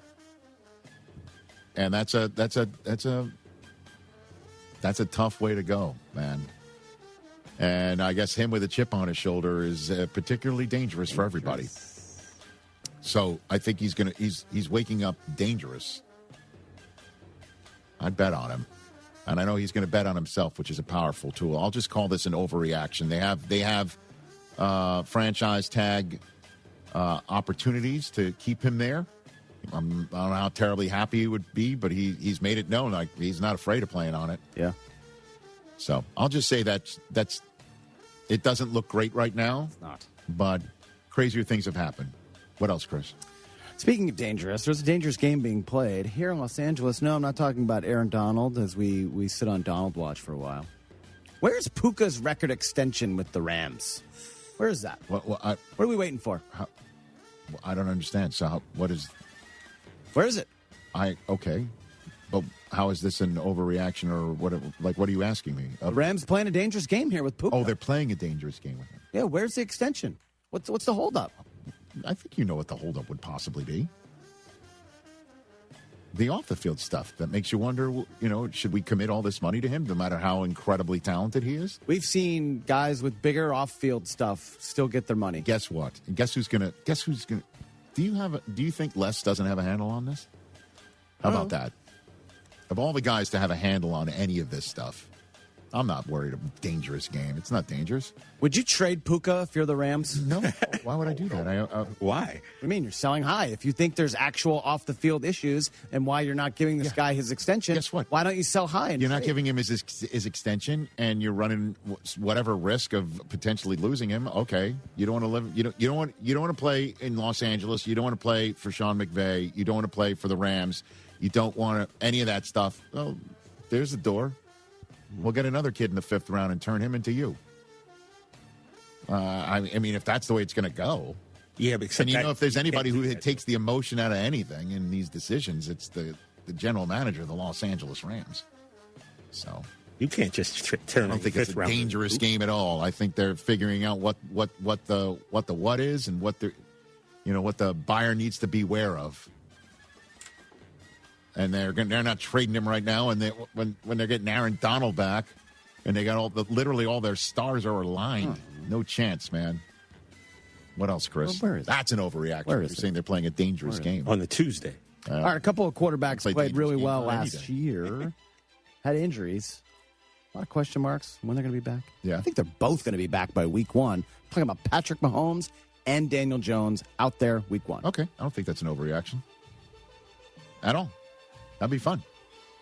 I'm not saying it wouldn't be fun, but Achilles and 2 knee ligaments? No, I know. That'd be something There else. would be incentive to maybe ease these guys back into it, sit out a month when the schedule is kind of favorable. That ain't happening. And then, rock and roll in October I and on. understand that.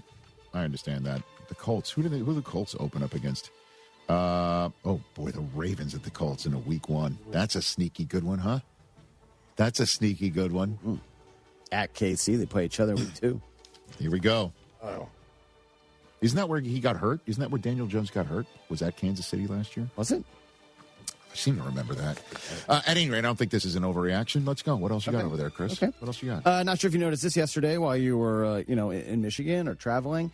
We need to knock it off with all these ridiculous alt jerseys. And I'm looking at you, Buffalo. Yeah, I don't know what this was yesterday, but these things were borderline hideous.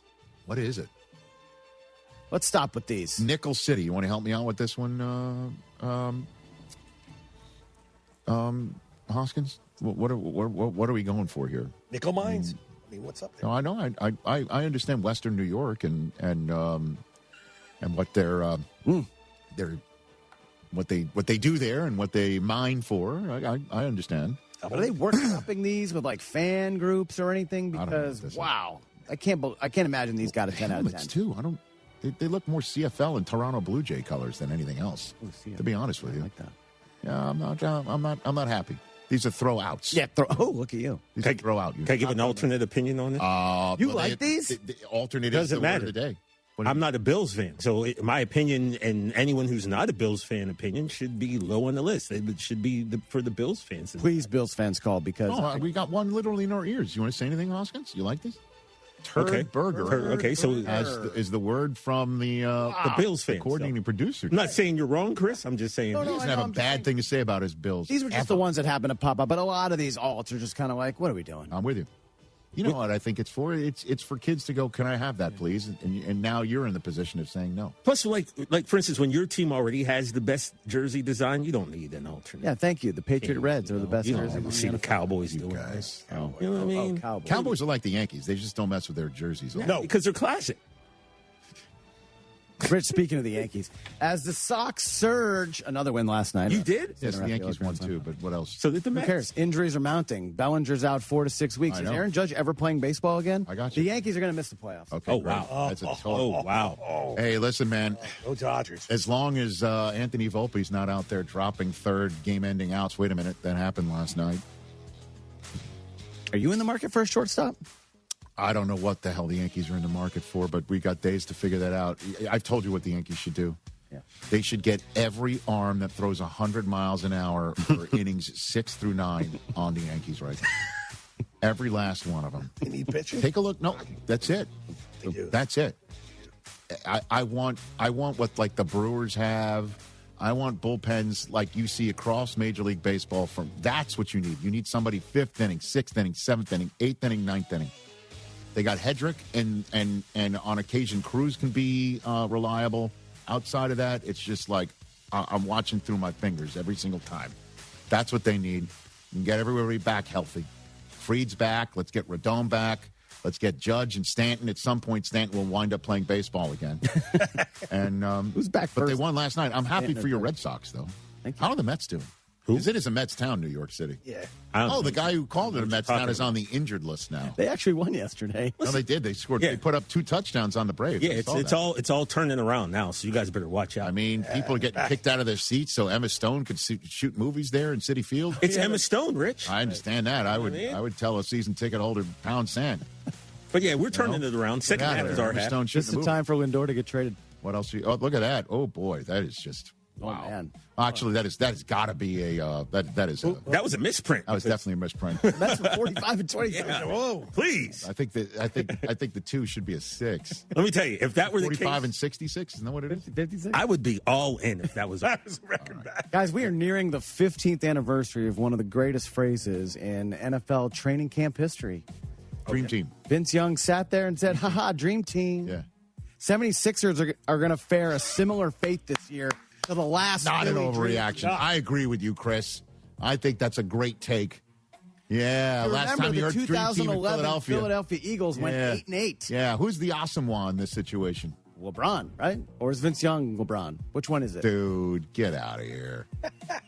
15 years. The LeBron slander is kind of ridiculous from that. It's insane. But, let them have their fun. But even you, TJ, said it's going to take time. We're going to have to By time, I mean, Knicks have chemistry. I'm talking like 3, maybe 4 weeks is what I mean. So good. The dream team is also, potentially the team orthopedist. Yeah. Got to have that dream team ready, too, just in case. You never know. Rich, by the way, we beat his team in the playoffs last year, and we only got better. So, and then the Knicks swept them on the way. It's not my point. Oh, wait a minute. We're out of time on this hour? Your ambition just met its match with Robinhood. You play for the win, not just on game day, every day. Channel that drive into your money. Robinhood puts you in control, all on one platform. You expect more from yourself. Expect more from your money. Get started today at Robinhood.com/yourmoney. Again, that's Robinhood.com/yourmoney. Your money, your move.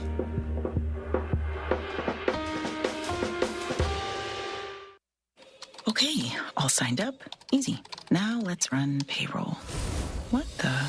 Hey girl, I'm you with more gusto. Nice. Who's that? New social media manager, hired and onboarded with gusto. And spoiler, we're kind of famous now. Wait, we're famous? Oh, well, I'm famous. Payroll, benefits, and HR. Designed and built for small businesses. Choose a future with gusto.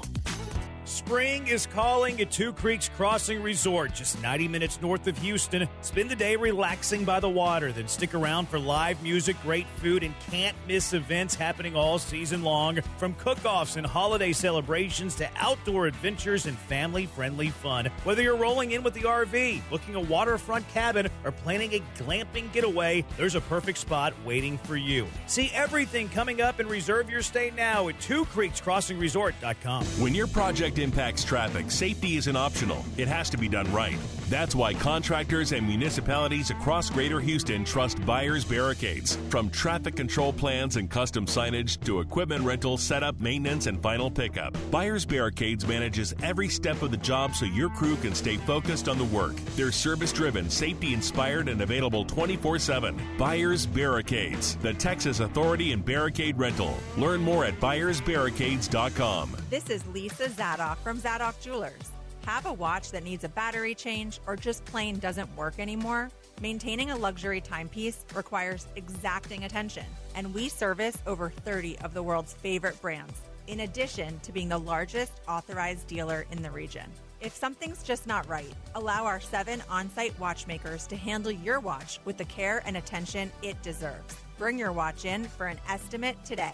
Zadok Jewelers. Make the moment. Got a project? We've got the solution. Visit Stokes Hardware, your trusted hometown hardware store since 1954. This is Kirsten Stokes with Stokes Hardware. Whether you're fixing a leak, painting a room, tackling yard work, or starting your next DIY project, we've got everything you need. Plumbing, paint, tools, electrical supplies, lawn care, and so much more. Stop by today and let our friendly team help you get the job done right. Stokes Hardware, your hometown hardware store since 1954. Se habla español. Do you own a timeshare? Well, face the facts. You made a mistake. You made a bad purchase. A timeshare is not an investment. It's a money pit that continues forever. If you use your timeshare, that's great. But if you don't and you want to legally get out of your contract, call my friends right now at the Timeshare Exit Hotline. They're an experienced team of lawyers who help good people like you get out of a timeshare contract that they just don't want. Don't throw away your money on maintenance fees. Use it for things you really want. We can help you end your timeshare contract and stop the money drain immediately. If you're ready to move on with your timeshare, call our team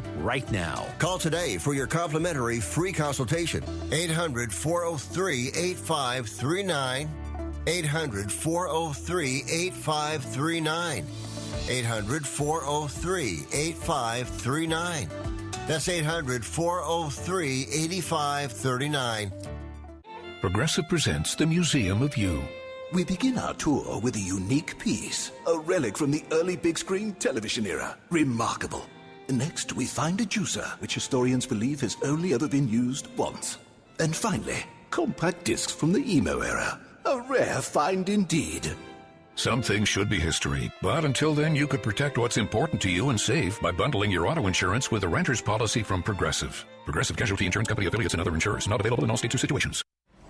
Today, we tip our wrench to Rock Auto customer Noah. My first car was a 2001 Dodge Neon with a blue wing, and it happened to match my high school sweetheart, who's now my wife, her black 2005. So my uncle has been in the industry for well over 25 years. He recommended Rock Auto immediately to buy my first set of brakes. I would recommend Rock Auto just because it's simple, it's easy to find the parts you're looking for, it's all at a good price. All the parts your car will ever need, Rock Auto. ESPN 97.5, presented by Zadok Jewelers. There are jewelry stores, then there's Zadok's. KFNC, Mont Bellevue, Houston. This is The Rich Eisen Show. Hey, everybody. Can't get enough of The Rich Eisen Show? You're in luck. You can find us everywhere. Watch us weekdays on Disney Plus from noon to 3 Eastern. Miss the show? We've got a podcast so you can listen anytime. But here's the best part. Our YouTube channel. Subscribe at youtube.com/Rich Eisen Show and you'll never miss a moment. Now, on with the show. The Rich Eisen Show. Did you have any sense at all Dusty May might be on a radar screen of an NBA team? I thought he was going to come back. We were going to run it back, try to win another national championship. The Rich Eisen Show. Earlier on the show, ESPN investigative reporter Tisha Thompson, Pro Football Hall of Famer Terrell Davis. Coming up from Super Troopers 3, Jay Chandrasekhar and Kevin Heffernan. And now, it's Rich Eisen.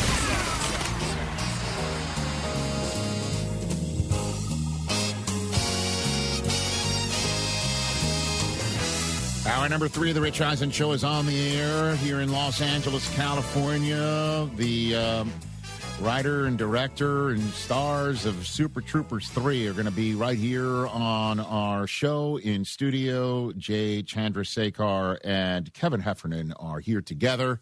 Super Troopers 3 in a theater near you Friday, August 7th. 844-204-RICH, number to dial. We've already had great chats in studio with Tisha Thompson about her new 30 for 30 podcast on the amazing story, The Betrayal of Shohei Ohtani is what it is called. That was hour number 1. Hour 2, Terrell Davis joined us. If you missed any of it, there's our YouTube channel, youtube.com/Rich Eisen Show. There's also our Disney Plus page. There's also our revamped website, richeisenshow.com, that will also filter you to richeisensshop.com for all the gear and, stuff that you might be seeing us wear and use around here on this set. So check it out, all of our new gear that's out there as well. Again, 844-204-RICH is the number to dial on the program. So the stories out of the National Football League training camps that are going down right now. Tampa's the epicenter of everything right now. When you've got contract disputes and possible holdouts and trade demands all wrapped in one, and one of them involves a quarterback, people are going to start paying attention. Certainly if you've won 4 out of the last 5 division titles there, including you didn't win last year, but you were in line to do so a couple in a row after Tom Brady departs. And part of that is because of Baker Mayfield, right? And Tampa Bay, the Buccaneers, put out this video of Baker just strolling to work. Oh. Yeah, QB1 reporting for duty. And he looks very happy. I don't know what's in the box. What's in the box? Lunchbox. Oh, it's his lunchbox. Oh. That's a hell of a lunchbox. Oh, what's in there? Jeez, what's in that? I don't know, but it's his lunchbox. He's having fun with the social media crew, I'll tell you that. Okay. Belying the fact that his threat, if you will, that if they do not have he and the Buccaneers front office an agreement on a new contract on the opening of training camp, where he arrives with his lunchbox that doesn't look like a lunchbox, that he's going to say, that's it. I'll play for the $40 million I have left on my contract this year, and I do not want to have any conversations clouding my head as I go through training camp and the playing season. We will not have a negotiation unless it's handled. And Rick Stroud, who is our Buccaneers whisperer, saying that's what Baker wasn't a threat. He's doing it. That's it. He's going to play under his contract, as they were unable to reach a new deal with the Bucs, according to Rick Stroud. Yikes. So that's that. Baker Mayfield, who's done everything with the opportunity that the Buccaneers gave him, and they didn't come to whatever figure it could be for Baker to go into this season with any contractual security. So Baker's going to go into this season with a chip on his shoulder, which is dangerous, and it can also be helpful for the Buccaneers if he's out there showing everybody, look what I can do here, where I would like to stay and could not come up with a number. Comfortable for me. And then there's Vita Vea right in the middle of their defense, raising his hand saying, I want out. My buddy Mike Garafolo saying that he's requested a trade, according to his agent. So it's not any rumor. He's entering his 9th season, final year of his current deal that he signed back in 2022. That was the last year that he's gotten that. And that is, let me get this right, scheduled to make an $18 million cash payout. Now, what does that mean in terms of somebody as good as Vita Vea? And where does that put him for his market value? And where does the market sit? Well, there's an individual in Philadelphia who raised his hand and said, I'll set the market. His name is Howie Roseman, and he's the one who basically said, I'll also take a look at all those red flags surrounding this kid when he came in to the draft and watched him drop because of it. And I'm like, I don't care. We've done our own due diligence, and we're good enough to draft Jalen Carter. And on this day in 2026, give him a record-setting, market-breaking, and resetting contract. Shefty, who I saw yesterday in the state of Michigan, looking good. 4 years, $152, worth up to $160 million. including $106 million guaranteed. That now makes him the highest paid defensive tackle in NFL history. The Rosenhauses are the ones who are very excited to announce that, as I'm sure they are. He's now under contract to the Eagles through 2031. And in case you're wondering, for the math, that's $38 million a year. That's $20 million more than Vita Vea is making. Vita Vea is $20 million a year less, but he's also 6 years older, 31 years old, with 8 years of wear and tear, if you will. That might be what the Bucs are saying to Vita Vea. Vita Vea did not hold out. He was there today, so there's no holdout. He's holding in. And when you were saying to me this morning, before I even heard that Baker was like, I told you if I wasn't getting a contract, I'm not going to continue negotiating if I don't have a contract by the day I arrive at training camp. That he's not going anywhere this year, and neither is Vita Vea. I mean, Vita Vea can hold in all he wants and like, ooh, my arm, ooh, this, ooh, that. At the end of the day, I mean, I guess you want to call up, Mr. Light there in Tampa and light up his phone and give him an offer he can't refuse. You want to pay a 31-year-old individual who still has a ton left in the tank, 347 pounds, is a physical freak and a terrific player and a good locker room guy. You want to go and pluck him off the Buccaneers with a bevy of draft choices or a high round, day 1, day 2 draft choice, go for it. But I don't know, for a team that's lost Mike Evans and is going into this season without now Levante David.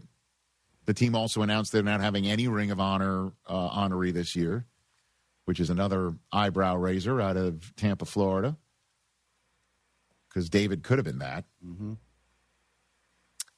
I don't know. I don't think anybody's going to be running away with that division. I don't know. Yeah, I think you overlook the Bucs at your peril. I think there's a lot of reason to right now sit here and think this ain't happening. It's not good.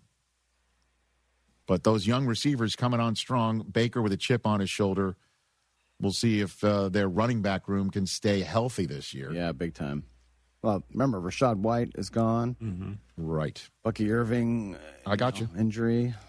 I mean, I don't want to front load the 4 downs on the Bucs that are coming. Yeah, I get it. Time, but Bucs are still the favorite to win the division. I hear you. I'm not surprised to hear that. I might lean in the direction of the Falcons though, because I'm a big fan of their 2-time coach of the year that they hired and what he can do with Bijan and the rest of that offense. I understand the reason why they're not in front of the Bucs would be the quarterbacks. You want to guess where the odds? What do you mean? Are for the NFC South? I would go. I told you Tampa was first. Tampa would be first, then Carolina second. New Orleans second. Ooh, that is talked about that. Quite a surprise. I would be so. I mean, that is something. If I was Dave Canales or Kevin Stefanski, I'd bring to some people's attention. If that's we did a NFL sleeper draft last week. Yes. With Seth Rollins. TJ took the Saints with his first pick. Did you really?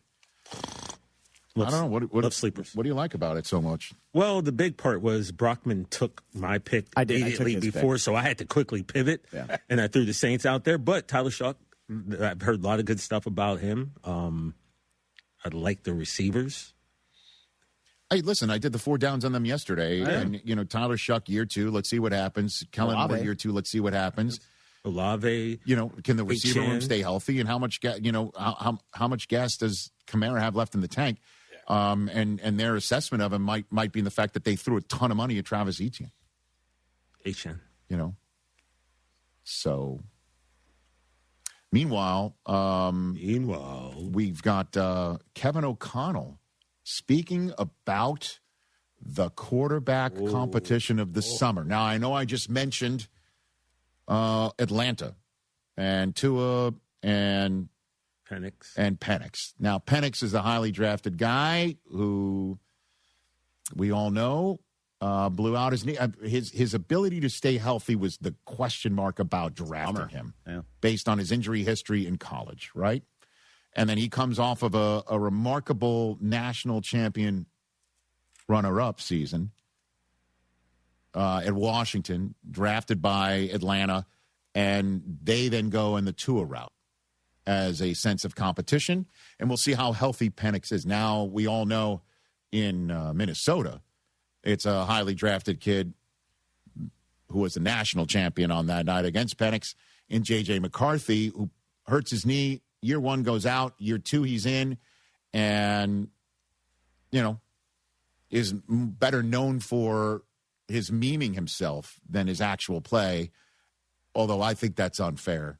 There's a game against the Dallas Cowboys. He was making some throws. He definitely looked against like the Bears in the fourth quarter. I mean, he had some moments, but again, it's not like, oh, he's definitely the guy here. Certainly after Minnesota let Sam Darnold walk to see what they have in J.J. McCarthy, and he goes up and down when he is healthy, and then when he's not healthy and Carson Wentz goes down, they're SOL in SKOL country, right? And so they go and they bring in Kyler Murray. On the cheap. On the cheap. Mm-hmm. Same way the Tua is in Atlanta. Now I've set the stage. Everybody kind of knows the story, but I kind of want to set it one more time because it's now arrived. We've been talking about it for weeks and months. What will it look like? How will they split it up? What sort of ways to split up reps can we look into to see who's got a leg up or not? And Kevin O'Connell's giving you none of that. It looks like this thing is 50-50. Hit it. We don't need to make this 50-50. It's going to be that way to start when we're on kind of the time crunch. But when we get into some longer practices, there's some move the ball periods. There's some periods where the amount of plays is unknown sometimes as you really start to get into what real football is. So there may be some where by the day it's going to be hard to really kind of quantify, okay, what exactly was it? Because as practices get going, it's not that exact science, but over the sequence of many days or as many days as we hope to have before we make a decision, I know we'll be thorough. I know both guys will feel like they've got an opportunity to compete, and they both know, and everybody on our team knows we're going to do what's best to give us the best possible chance to be a really good football team this year. Man, this guy. Didn't he say it's not going to be 50-50 and then describe 50-50? That's like Rick James putting his feet on Eddie's couch. And it's not like they're going to be. I just love it. KOC, he's too smart for all of us, man. It's not like, how when you walk into a rec hall or something like that, there's somebody here that's clicking a button to see, count attendance. Sure. There's only a few hundred people in the room. Click, that little clicker. Yep. So there's not going to be somebody sitting there in training camp counting reps. Click, click, click, click. Oh, wait a minute. So hold on. Kyler's got 12. JJ's only got 8. Sounds like they're splitting it down the middle. And at some point, somebody's going to start a preseason game, and then someone's going to start the other preseason game, and then it's going to be a decision. But you know where I'm leaning on this one. And I've been leaning on it the whole time. Yep. The guy with all the experience, the former number 1 overall drafted player, on the cheap, as you put it. As you know, we like to use the words inexpensive around here because cheap is infused. Yeah. But he is inexpensive, and the last thing they're going to do is wonder what Kyler could look like here. Because they've already seen what J.J. looked like last year and what J.J. could look like in these reps and these training camp practices. At some point, I think it's going to be, let's see what we have in Kyler first. And that will be unfortunate for my guy, 9. But I think that's just the way it's going to go. And then if he comes out of the box, you look at the Minnesota schedule as well. Let's go here, guys. What do we got? All right. I love that. I'm like, it sounds like it's 50-50 in the first soundbite. He's like, it's not 50-50. Green Bay, Chicago, Tampa. Oh, my God. Oh, it's tough. That's the first 3. Opening up, home against Green Bay, a massive game. It's just as big as it gets. Yep. In division. You got to win your home division games. And so what are they going to, like, that could be Kyler's first game. And then Kyler versus Caleb. 2 number 1 overall drafted guys, Kyler versus Baker.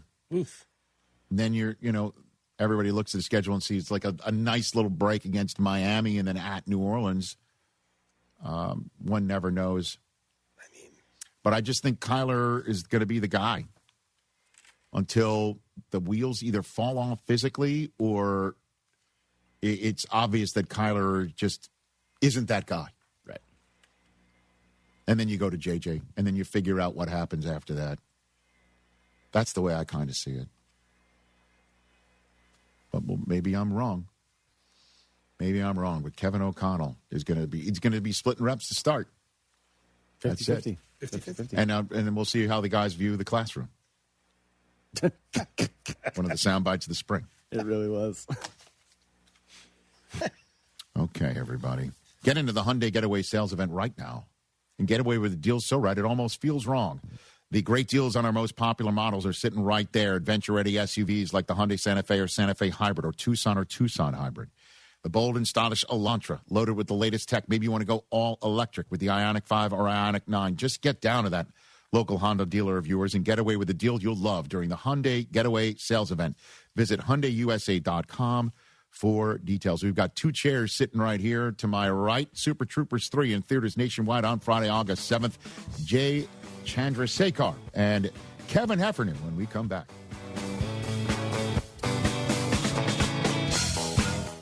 My name is Whitney Allen, and I'm a widow. My husband, Ryan, died. We never thought we'd ever have to use life insurance, but the unexpected happened. With Ethos, signing up was fast and 100% online. You can get a quote in seconds, apply in minutes, and get same-day coverage. No medical exams, and you can get up to $3 million worth of coverage. I'm grateful we were prepared. Get your free quote at ethos.com/play. That's ethos.com/play. Paid spokesperson. Time spent on application may vary. Online health questions required. We expect our information in real time. US Med carries continuous glucose monitors, which provide real-time readings of blood glucose levels. US Med is an approved provider for Medicare and over 500 private insurers. So call 888-665-0696 today for a free insurance and Medicare benefits check as easy as... That's 888-665-0696. Ride into summer at Galveston Pleasure Pier, where thrilling rides, incredible Gulf views, and classic boardwalk fun come together. Take on more than 16 rides, from family favorites to high-flying thrills. Then treat yourself to funnel cakes, turkey legs, pizza, popcorn, and frozen favorites from Sweet Scoops. Grab a waterfront meal and an ice-cold drink at Bubba Gump Shrimp Company. Don't forget face painting for the kids. Planning a birthday party or summer group outing? Ask about special discounts for groups of 25 or more. Plan your visit today at pleasurepier.com.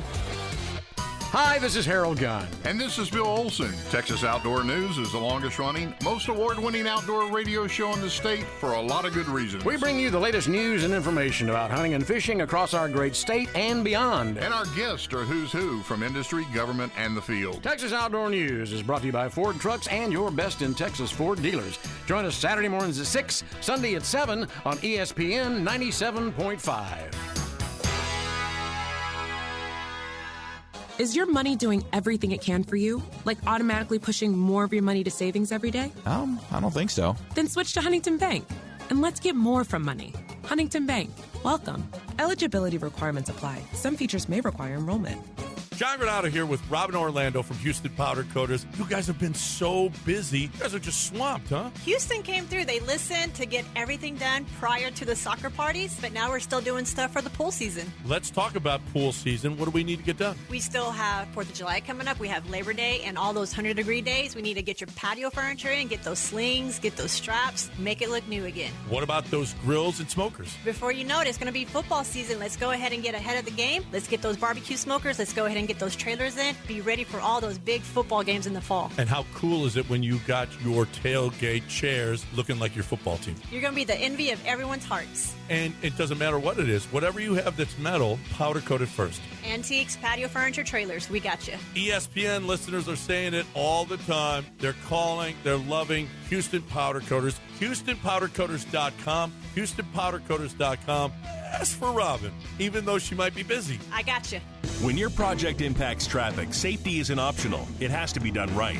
That's why contractors and municipalities across Greater Houston trust Buyers Barricades. From traffic control plans and custom signage to equipment rental, setup, maintenance, and final pickup, Buyers Barricades manages every step of the job so your crew can stay focused on the work. They're service-driven, safety-inspired, and available 24/7. Buyers Barricades, the Texas Authority in Barricade Rental. Learn more at buyersbarricades.com. Keep listening for details on how to get up to $300 airline credit. Sky Holidays introduces a one-of-a-kind air credit program. Our buying team got a little too aggressive in getting hotel and air deals, so now we have to liquidate our prices. Here's how. Whether you want to go to Paris, Las Vegas, London, Atlanta, Hawaii, or anywhere else in the world, we have amazing deals. Book a selected hotel and we'll give you up to $300 airline credit. Now you can book your vacation and get a free credit to use towards airline travel. We'll book both, airline and hotel, with one simple phone call. We have access to most airlines and deals on thousands and thousands of places to stay. Call right now, book your hotel rooms, claim your airline credit.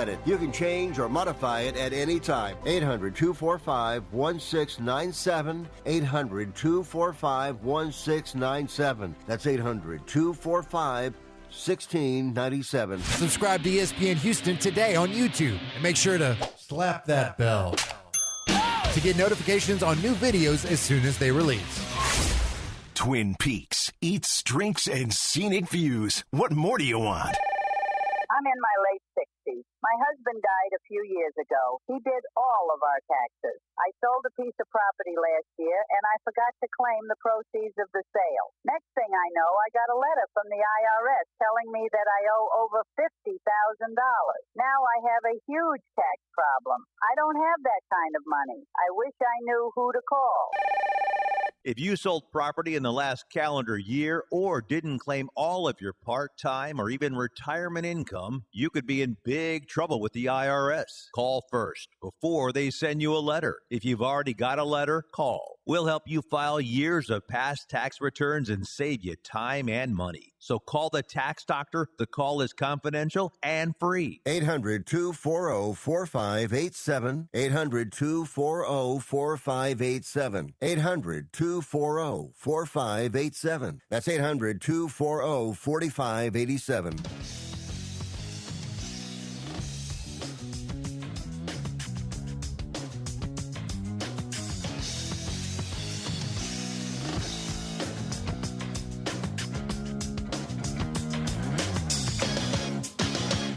See, I just stirred up trouble here. Yeah, I know.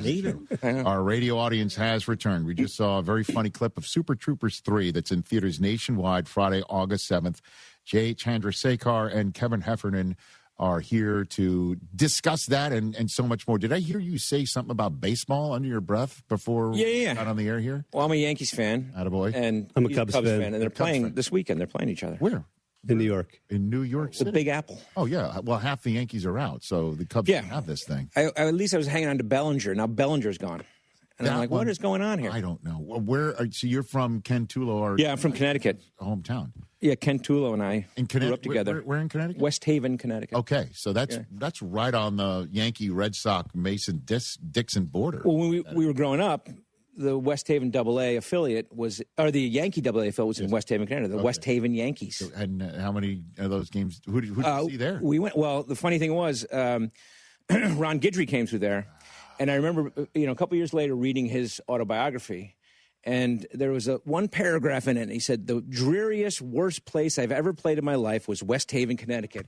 And as like a 13-year-old boy, it broke my heart that Ron Guidry said that about my hometown. Your hometown. Yeah.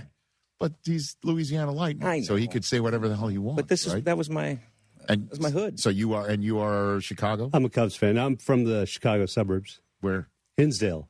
Where the hell is that? It's just next to Oak Brook. It's straight west. Because I was a stringer for the Chicago Tribune when I went to grad school at Northwestern. And so I would be traveling all over the place. Schaumburg, Wheeling, just calling in high school sports and stuff like that. Hey, this kid had 50 yards rushing tonight. I would do that all for like $5. So and you lived in Chicago? Yeah, in Chicagoland. I was all around there. These movies we shoot they take place in Vermont, so they would naturally be Red Sox fans. So In the second movie, I said to Kevin, I'm like, you should really be wearing a Red Sox hat. And he said, I won't come out of my trailer. No. No. We did an appearance at Fenway at a Red Sox game. Yeah. And they asked us to wear hats. And I said, no, there's no chance I'm wearing a Red Sox hat. And so they found like a green Fenway cap that I wore instead. So. A green Fenway? Yeah, it was like a commemorative Fenway, whatever, that old wooden stadium, that crummy old wooden stadium in Boston. Something about that. What? Wait, Boston fan? Or? Oh, yes. Very I mean, like humans can't fit in the seats in that stadium. It's terrible. That's true. I've been to Fenway Park, but it's... So, is that the green is their alternate jersey now? Oh, the monster jerseys. The green monster? Yeah, those are nice ones. The marathon ones that are yellow. The yellow ones. UCLA throwbacks, don't love them. Kevin, I'm with you, man. Yeah. I was just in Boston over the weekend. Yeah. Our kids go to camp in New England. And I was in Boston, and the Red Sox were playing against the Blue Jays.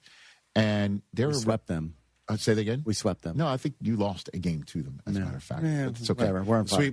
Whatever. You can have a broom. They've been playing well. They've been playing well. Yeah. But I'm like walking around seeing all these Red Sox fans. Yeah. I'm in their town. Right. Okay. Right. I'm in their town. Right. And I'm just like hoping they're just miserable by the end of the day. I'm literally thinking this as I'm walking around. And are you wearing Yankee gear? I was wearing my Knicks championship T-shirt that Susie gave me. Okay. Just recently. My wife gave me a Knicks championship jersey. I'm walking around. People are like, Knicks in 5, Knicks in 5. I didn't hear anything about the Celtics. Because they traded away their player that lured LeBron to Philadelphia. You got that going for him. There you go. I don't happen. Are you a Knicks fan too, Kevin? Or that? I am, yeah. Okay. Yeah. Right. But like I kind of fallen off until like maybe 5 years ago. I think it was like once the Don Nelson era started, maybe it was. I can't remember what it was. But Jeff Hornacek era. Yeah. I mean that kind of in the Isaiah Rambus, Isaiah era. Those it's kind of over, man. Yeah, Nick Rambus days are over. But now we're back, so they're so over. Yeah. How do you guys go about writing the script together? What do you do? What's your process? Well, there are 5 of us, so we each write 20 pages the first draft, and then we put it together, and the tone is off, and the villains are misnamed. So and 5 different individuals. Yes. 5 different 20 pages. Yeah, and then we look at it, we're like, I like this tone, and I like these jokes, and then we rewrite our sections. Okay. Then we rewrite them again, and eventually one guy takes it over and becomes the point man. And then he has to sort of smooth it all out. And then basically 32 drafts later, we shoot the film. No kidding. After a lot of brawls. Yeah. That's some serious collaboration, though. Well, we went to college together. We all went to college together. So we met when we were 18 years old. Which college? Colgate University. Colgate University. Yep. Go figure that. Yeah. Go Raiders. And so who met who first? We met in the lobby in the foyer of our fraternity when we were being yelled at by some senior guy. And I look over, and I heard he was like the funny guy, like in the class. And I'm like, yeah, we'll see about that. And as it turned out, when the class voted our senior year, he won the funniest guy in the class, and I was number 2. Voting? And he had to give the speech. I was selected to speak. Okay. At the commencement. I got to drink weekend. Is that right? Yeah. Okay. Yeah. And then who first came up with an idea for Super Troopers? Who came up with that one? Yeah, we had made Jay kind of had studied, improv stuff in Chicago. And so he brought it to Colgate. We started doing a comedy group there. Were you live the first? show. Were you the first? Yes, and it still exists. You planted the comedy flag at Colgate. We did, yeah. And the group still exists. And here's the other thing, which is cute. Both our kids are at Colgate, and they're both in the group that we started right now. Wow. Yeah. Amazing. Yeah. Get out of here. Yeah. No kidding. Many years later. Who's better, though? My daughter's the president of the group. She's the president. So, yeah. What does that mean? I don't know. She has executive in charge. powers? Yeah, she gets veto power. Is that what it is? Yeah. Okay. She decides what gets on stage. That's true. But yeah, so we did that, and then moved to New York, started doing shows. We made an independent film called Puddle Cruiser. We brought it to Sundance. Yeah. And then that became the calling card. And we went and made this movie, Super Troopers, for $1 million. And when did you realize it was it was hitting? It was hard because that was the era of DVD, right? So the movie had a little bit of a life in the movie theaters back then, right. but it was really like 3 years later, like you're walking down the street in New York and some guy's like, hey, you know, and it was because people used to pass the DVDs around, and our movie was the thing you passed around in the dorm rooms and things like that. And so it was a slow burn for us. It was also, you know, whenever you would drive around and you'd occasionally get pulled over, it started to be that the cop would walk up to the thing and go, do you know how? Oh, I'm sorry, sir. You have a good day. Like it went over and over. Yeah, we got out a lot of tickets. Are you serious? He was driving down to San Diego to throw out the first pitch at Petco or something. Yeah, we were doing a Padres game. And he was late, so he's driving like 110 miles an hour. No, well, maybe not. Yeah, that pretty fast. much, right? Maybe not. Ish. You can take it over. Well, the guy pulled me over, and he's like, where are you going in such a hurry? And I was like, what you always try to do is to drop Super Troopers so that you can get out of the thing. So I was like, well, I'm heading down to throw out the first pitch at the Padres game. And he kind of looked at me and was like, who are you to throw out the first pitch at a Padres game? No, you did not. Yeah. And I was like, well, I made a movie called Super Troopers. And he's like, oh. And then he walked away, and he came back to the car a few minutes later, and he said, can I give you an escort to the stadium? And I was like, all right, yeah, sure. And so he gave me an escort to the stadium, and I got there, and there's like 3 cops standing in front of the station when I get there. And I step out of the car, and he goes, oh, thank God you made it. And I was like, what do you mean? He goes, well, it went out over the radio that Favre got pulled over, and we thought you might not make it on time, so we're happy that you made it. So I got like red carpet treatment, throwing out the first pitch at the Padres game. And then the follow-up is, did you throw a strike? Oh, I always throw a strike. Oh, okay. Yeah. All right, Louisiana Lightning. Yeah, I always throw a strike. West It's more of Haven an Lightning. ephus, more of an ephus pitch, but that's fine. Yeah. Okay. Although, did you see Kerry Woods pitch for the Savannah Bananas? Behind his back. Did you see that? Yeah. This was at Wrigley Field. And it was a strike. That was one of the most incredible things I've seen in a long time. I haven't seen it. Oh, yeah. Okay. So he steps to the mound. It's Wrigley Field. He's there for the Savannah Bananas, and you're thinking he's going to throw one of those, Frisbees, right? Yeah. Where he threw with 20 strikeouts that one day. And I was on SportsCenter that day, as a matter of fact. I remember that day. And he threw a behind-the-back ephus pitch that landed. That was one of the most incredible things I've ever seen. Yeah. I'm going to do that next time. That was so cool. Take that. Okay. Wow. Take that. But that's pretty cool that you got out of a ticket. Yeah, I mean, and it's happened, What's the line that you get the most? I don't know if I can say it, but, in the first movie, I call these people, chicken lovers. Mm-hmm. I can't say the real word. But I always get people yell that at me. Hey, so-and-so. No kidding. Chicken lover. Yeah, we did a crowdfunding thing for the second movie, and people got to buy the opportunity for me to call them chicken lover on video. And people paid good money for charity to get that. Yeah, I got thousands. 1,500. Wow, 1,500, and I stood there for 4 days into the camera and said, "Hey, Jim, you're a chicken lover. Hey, Paul, you're a chicken lover." It went on for 3 days. But it paid for the movie. Yeah, that helps. What's the line you get? Who wants a mustache ride? Where's the weirdest place you've gotten that? I mean, it happens a lot. Like it happens on both sides. Sometimes it's women. I want a mustache ride. Sometimes it's men. I want a mustache ride as well. So, it's everywhere. Have you ever been in a situation where it was said in front of your kid and you had to explain what that meant? No, luckily. I think our fans are sophisticated. Oh, is that right? They won't put you in that position? Yeah, they are. They wouldn't do that. They are. Before I let you go, Brian Cox is in Super. Yeah, Coxie. How cool is that? It's awesome. But, the way we communicate in our group is sort of through insult. It's like endless, constant insult. Yes. And so Brian will show up on set, and he kind of remembers that's the vibe.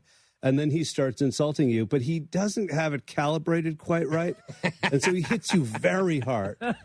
Very hard. What do you mean? Well, but also he, since we did the second one, he made Succession, right? Yes. And made this iconic character. Yes. Right? Where now he's this Logan Roy character, and he leans into it. And so he comes to the set, and he's throwing F-bombs and yelling at everybody. I mean, it's somewhat endearing, but it's still intimidating. Yes. Yeah, but he's like, besides Super Troopers, what else have you done? And he's like, kidding. And I'm like, really? Really? But I could just hear him say it in his voice. Oh, yeah. Like Logan Roy. Yeah, it's scary. Yeah, I know. Yeah. But he keeps coming back. Which is great. Yeah. And we're not paying him. So, But he must enjoy it, right? He must get, obviously gets your humor. And that's cool. Yeah. That's cool that you got him back for this. He's making money from McDonald's now. Anyway, you did some. How many Arrested Developments did you? I did. I think four or five. Yeah. Which in the early, I was like in the number 3. Like in the first 2 seasons, I did. I did 2 with Julia Louis-Dreyfus. Okay. I did one called My Mother the Car, and then I did one called Hermanos. About they're all like trying to go to court, and they get into a brawl at the end. The 3 brothers. Sounds like a lot of episodes of Arrested Development. Yeah, it was a great place to be. We all thought we were making the funniest show on television that nobody was watching. Well, I mean, the number of times that Arrested Development just rolls into my algorithm every now and then right now. Yeah. And it's just one brilliant moment after another. You're wondering if they would be able to make it today. You know what I mean? Like with Arrested Development. I think they could. You mean because of how edgy it is? Some of the edginess, yes, sir. Yeah. Yeah, I mean, Lucille Bluth is, she's like an aristocratic, I wouldn't call her a racist. I would say she has racial tones to her barbs. Indeed. There's that. But she's fabulous. I mean, but the crew, too, the cast that you were directing. You couldn't pay to put them together. Well, it was really an incredible situation. The writing was so great. And, you end up like there were times you're directing, I was maybe 25 then. So when you were a 25-year-old and you walk on the set and there are older actors, they instantly resist you. They're like, who are you? Why are you here? Like Liza Minnelli, she was just like, she's supposed to say, I can't remember what the line is, but let's say it's like, I'll call the doctor. And I'm like, and she just won't say the line. And the showrunner, Mitch Hurwitz, is like, get her to say the line, because that's my job. And I go in there, I'm like, the line is, I'll call the doctor. She goes, you got it, boss. And I'm like, okay. And we'd go, and she just wouldn't say it. So I just stood behind the camera. I'm like, I'll call the doctor. I'll call the doctor. I'll call the doctor. And finally she goes, I'll call the doctor. Happy? And you're like... As a matter of fact, yes. Yes, I am. Thank you, Liza. Yes, I am. Damn. Directing Liza Minnelli. Yeah, it was pretty cool, man. As long as she says the line eventually, I'm happy. I love it. Super Troopers 3, again, in theaters nationwide Friday, August 7th. Everybody go check it out. Yeah. And I appreciate you guys stopping by here. Thank you. Thanks for having us. I've got Jay Chandrasekhar and Kevin Heffernan. Again. Stuck the landing. That's it, man. Nailed it. That's it. I know you guys. You're a professional. Super Troopers 3. Everybody go check it out. We're back to wrap things up. I've got a Kansas City Chiefs season preview in a 4 downs format coming up next. Kenneth Walker. Everyone needs to take care of their mental health, even running back Bijan Robinson. When I'm on the field and feeling the pressure, I usually just take a deep breath. When I'm just breathing and seeing what's in front of me, everything just slows down. It just makes me feel great before I run the play. Just like Bijan, we all need a strong mental game on and off the field.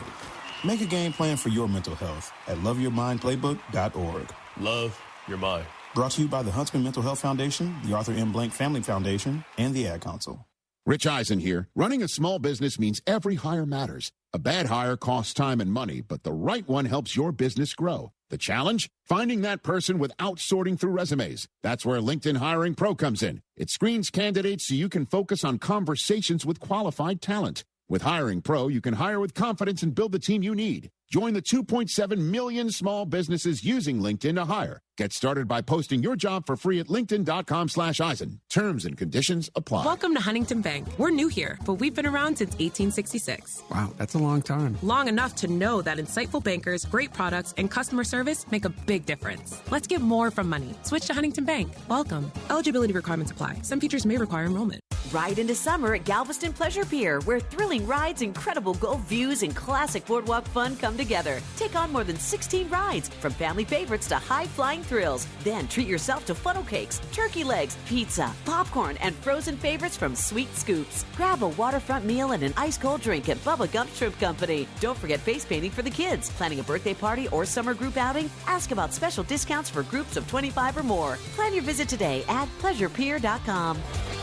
Jeremy Branham here. You've heard me talk about Pro Dunk Hoops and their drill-powered lightning adjust system that lets you raise and lower your goal in seconds. It's 10 times faster with zero effort. Right now, with your new Pro Dunk basketball goal, you can get the lightning adjust system for free. That's a $249 savings. But you have to call. You won't find this offer on the website, so call Pro Dunk at 281-351-9822 and mention ESPN. That's 281-351-9822. Texting enrolls you in a recurring automated marketing text messages. Consent not required to purchase. Message and data rates may apply. The team's looking good this season. I think so. Man, I miss playing football. Ever since I turned 40, I just can't find that fire I used to have. Think it could be lower testosterone? What do you mean? I was feeling the same way. After 40, the body has less testosterone, and men lose their edge. That's why I take Nugenix Total T2. That's the testosterone booster, right? Yes, but Total T2 is their brand new formula that skyrockets nitric oxide levels in as little as 3 hours. Since I started taking it, I've been lifting like when we played for Coach Carter. My energy is way up, and it even spiced up things between me and the missus. Are they still giving out complimentary bottles? Yep, just send a text. Text SPARK to 215-215 for your complimentary bottle of Nugenix Total T2, the next generation testosterone booster. Text now and we'll include a bottle of Nugenix Thermo X, our newest, most powerful fat burner ever, absolutely free. Text SPARK to 215-215. That's SPARK to 215-215. These statements have not been evaluated by the FDA. This product is not intended to diagnose, treat, cure, or prevent any disease. Hey, listen,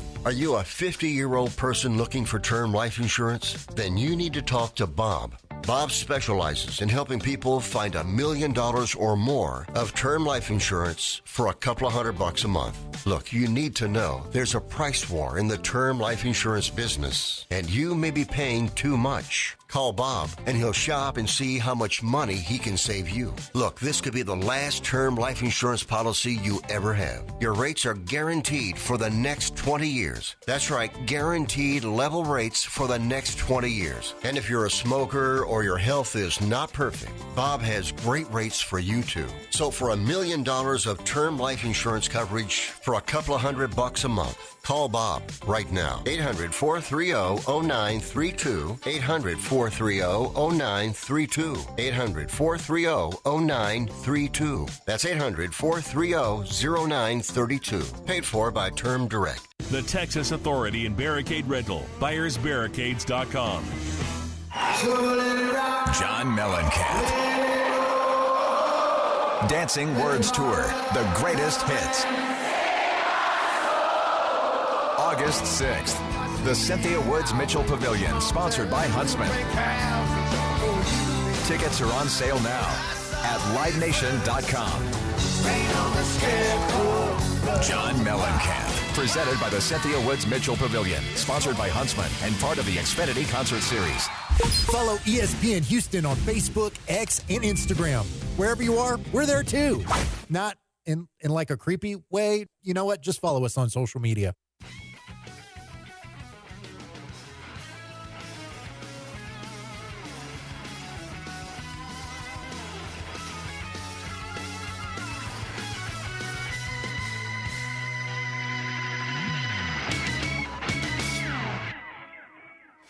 Eight 844-204-RICH, number to dial. The SoFi Personal Loan is here to help you achieve something once thought impossible, and that's overcoming high-interest credit card debt. Walk the tightrope of your finances with one low fixed-rate monthly payment, no fees required, and as soon as the same-day funding. That's correct. Pull off your own debt-defying stunt with a SoFi Personal Loan. Visit SoFi.com/trick to learn more. Loans originated by SoFi Bank, N.A., member FDIC. Terms and conditions apply. NMLS 696891. Everybody. Ben Johnson's talking right now. Chris, you got in my ear during the commercial break saying Jerry Jones is talking his head off right now. Saying something. That is exactly how we're going to start tomorrow's show. I'll tell you that right now. Some things out, Rich. I'll tell you that right now. What are you finding out? We're not done, is all I'm saying. I don't think we're done yet assembling this. Done what? Assembling the team? Yeah. There's players out there that perhaps Unk still has his eye on. Max Crosby? Yeah. Do you want the quote? Oh, yeah, sure. Andrew Siciliano has it on his Twitter. Our friend Jane Slater asked Jerry Jones why he walked away from Max Crosby trade talks in March. Jerry, quote, "We didn't. We did not walk away. We understood his injury well. We thought he could help us then." Meaning what? Jerry also said that he's still working on some things. And everybody's putting two and two together means that's Max Crosby? Correct. Bust the budget. Bust it. Brother, your Cowboys add Max Crosby before the beginning of the season, and then we're talking about something that I've already been cutting around the edges of. Mm-hmm. Putting them in, didn't I put them top 5 in my my way too early power ranking? They were like 5 or 7. Okay. But you had them up there. Let's not get there yet. When the ducks quack, feed them. That's it. That's right. Because when you take the bus, eventually you get there. Yeah. Well, they didn't walk away, which means, as you know, we led the show with Aaron Donald coming back and how that affects the entirety of the National Football League. Because if the Rams get him back, and everybody thinks the Rams are the favorites to win the Super Bowl this year, that just, increases their chances to win it with Aaron Donald coming back. Dallas Cowboys saying, okay, we got Rashawn Gary and we already had Quinnen Williams and we're going to put Max Crosby on the other end of it. Oh, baby. Okay. That now, I don't know how that fits cap-wise. I don't know how that is in compensation-wise. I don't know if the Raiders would even go ahead and do it. The fact that Jerry's saying they're not done adding players, you know what that means, man. You know that means, okay, there's somebody on somebody else's team, some third-string linebacker that we got our eyes on could start for us. That's what he means. After Jane Slater asks him, did you walk away from Max Crosby? Because we didn't. We totally knew what his deal was. Everybody's putting 2 and 2 together and thinking the Condor, which got the side of the helmet with a star on it. Let's just pump the brakes a little bit here. But if that happens, it shall accelerate conversations on shows like this one. And takes that go first. Fact. Dr. Dan Cooper, he knows all about what's going on with Max. Takes the go first. Good. So keeping an eye on all of that. Mm-hmm. Aaron Rodgers spoke for the first time. This is what he had to say about this season being his last. Yeah, this is it. I guess why? What is it? Why is this it? I thought last year might be it, and then Mike got hired, and I talked to the wife, and she said, "You can do one more year." I said, "Well, see if it works out," and then it kind of all came together. And then it's one more year. Isn't it funny? Everybody's just like, how much more are you going to play? How much more are you going to play? And then he says, actually, this is it. This is you're always asking me when it's going to be, and I'm telling you this is it. Now it's like, why not more years? Why is it? Okay, that just, listen, how this just makes the Steelers that much more interesting. You take a look at Aaron Rodgers, his farewell. Last year would have been a perfect farewell tour. Because he played the North? Yeah, well, he played the North, and then he played, the Jets. He played the East. Now, I mean, at New England's pretty damn big, too. That's fun. But the rest of them, it just becomes that much more interesting when he's facing these teams. And hopefully he stays healthy, and we see the Steelers do what they would hope Rodgers could do in his final season there. But it's so funny. It's just like, when are you going to stop playing, Aaron? When are you going to stop playing? Well, I'm telling you, this is it. But well, why not more? You sure? You sure the missus won't enjoy watching you play another year? 844-204-RICH is always the number to dial on the program. 4 downs. It's very rare that we would have the Chiefs in the first 10 of these. But the Chiefs didn't have a great final record last year, to say the least, in a very disappointing, injury-marred 2025 season. Here's my 2026 season preview. 4 downs form on the Kansas City Chiefs. 4 downs with Rich. Here we go. All right, everybody. Let's get right into it. 4 downs on the Kansas City Chiefs. And first down. Will the Chiefs dare to have a 1,000-yard rusher? Will they dare do it? Kareem Hunt, last one to do it, and it wasn't in Kareem Hunt 2.0. It was his first run at it with the Chiefs. It has been a while. Kenneth Walker, they went in free agency and got the Super Bowl MVP from Seattle and say, let's go. And you look at the depth chart for the Kansas City Chiefs, and Kareem Hunt's not on it. You might sit here and think, oh, okay, he's still with the team. He is not anymore. Their 5th-round selection out of, Nebraska, Emmett Johnson is their backup running back. So, and then Amari DeMarcado, a lot of folks recall him from Arizona. He's their 3rd-string running back. What does the running game look like? Is a first crack at a down here. Second down. The Chiefs' secondary. going back to the future. L'Jarius Sneed is back, everybody. And then they went ahead and drafted their replacement, if you will, for Trent McDuffie, one of the best corners to come out in the draft in some time. A lot of folks think Mansour Delane is ready to roll. Defensive Rookie of the Year candidate. We'll see what Coach Spags can do with him, because these kids on the back end, if they're going to have trouble getting some pass rush up front, they're going to be tested. Now, they could help that pass rush up front. You know, Chris Jones getting longer in the teeth, but he's still first ballot Hall of Famer as far as I'm concerned. George Karlaftis sitting right there. Nick Bolton right in the middle of this defense as well. But the back end, I'm curious to see what it looks like with Brett Veach remaking it. Here's third down.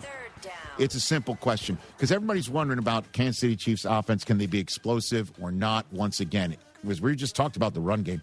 Can they have that explosive passing game again? And it all depends on, can they trust and count on Rashee Rice? Mm-hmm. I mean, this guy has been nothing but a disappointment on his availability, and his off-the-field decisions is a very light touch way to put it with Rashee Rice. Can they get him on the field and keep him on the field? And will he be able to keep himself on the damn field? Because you got Xavier Worthy, you got Tyquan Thornton, and you got a whole bunch of guys in that receiver room that a lot of people have not heard of.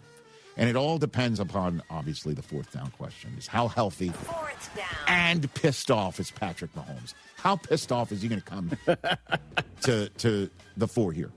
Oh, you're done. Everybody's done. This whole team is done. You know, the dynastic window is closed. And Mahomes, we're wondering how healthy he can be. And will he be able to keep running? And, you know, the league unnamed, I just went ahead and agreed with them because I need to see how healthy he is, named Josh Allen the best quarterback in the National Football League. Not him. He's number 2 on the list. He was number 2 on my list as well.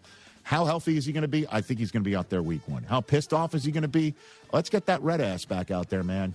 He'll get handled when he gets handled. Yeah, I want that Mahomes. I want to see him. Because if he's going to be like, oh, it's Denver's division, huh? Is that what it is? Oh, the Chargers have got everybody now, huh? Okay, I get it. Let's remind everybody, I'm Patrick Mahomes. These are the Kansas City Chiefs. That's Andy Reid. And I'm pissed and healthy. Because that, I think, is a massive decisive factor on whether the Chiefs are, quote-unquote, back or not. And that's my 4 downs on the Kansas City Chiefs. Chiefs are favored to win the division. And I'm here for it.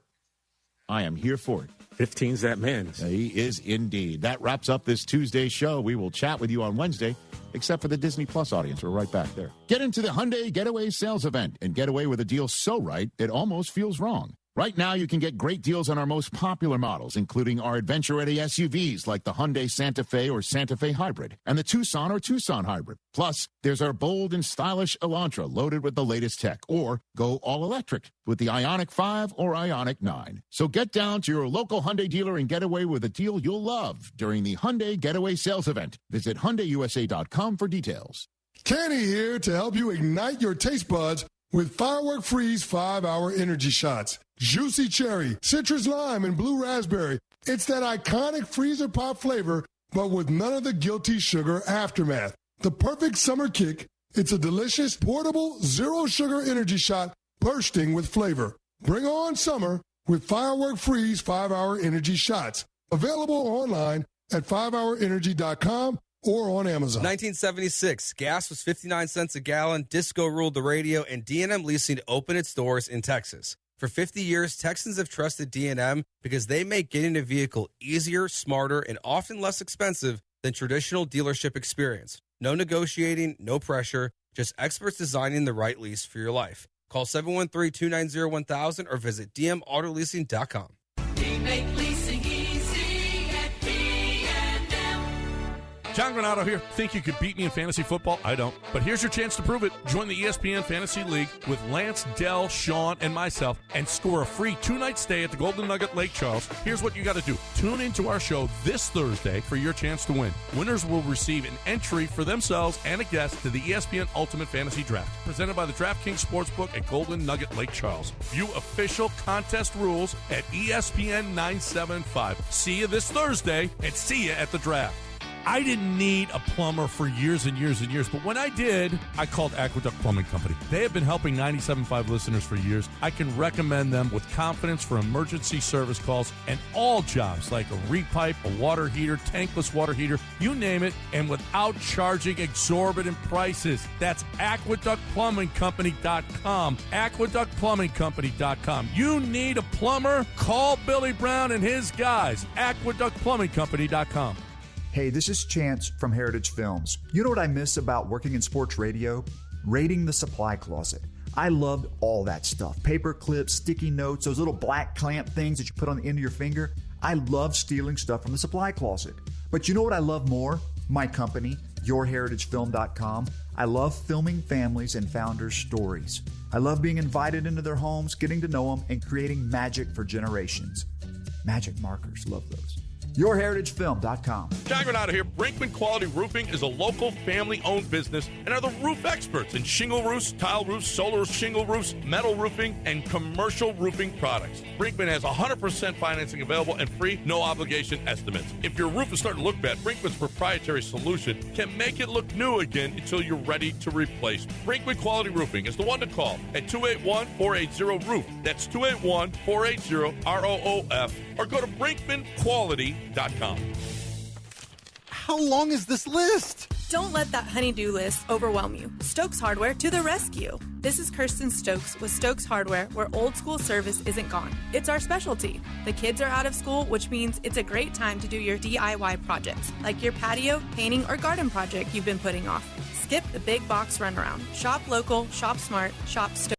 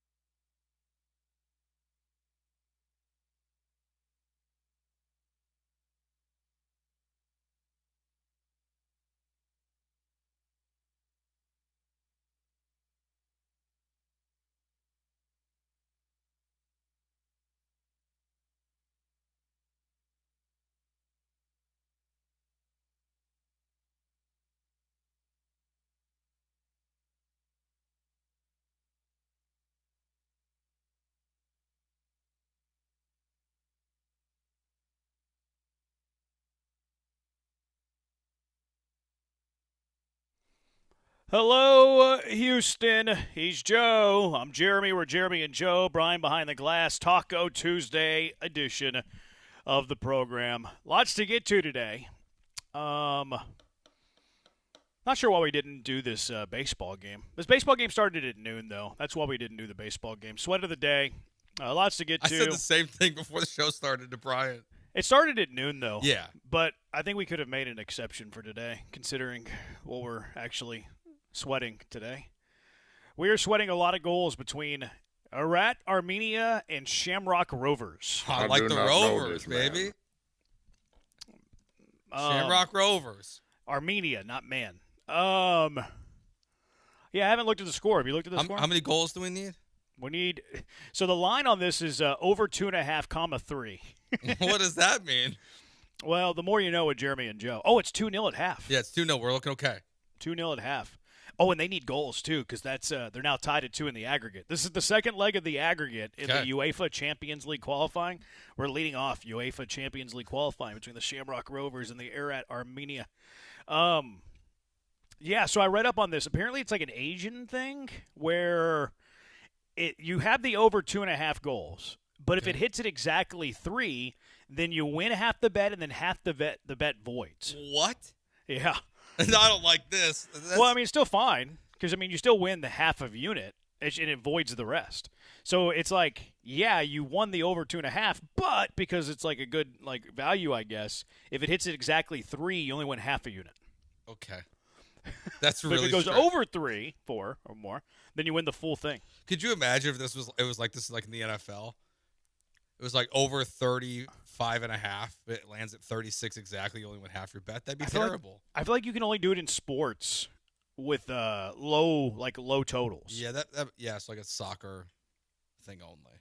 Yeah, it's really weird. I've never seen anything like it. I've seen it before, but I never whenever we've been making our soccer bets, I've been looking at it, but I've never actually went to the links of learning what it was until today.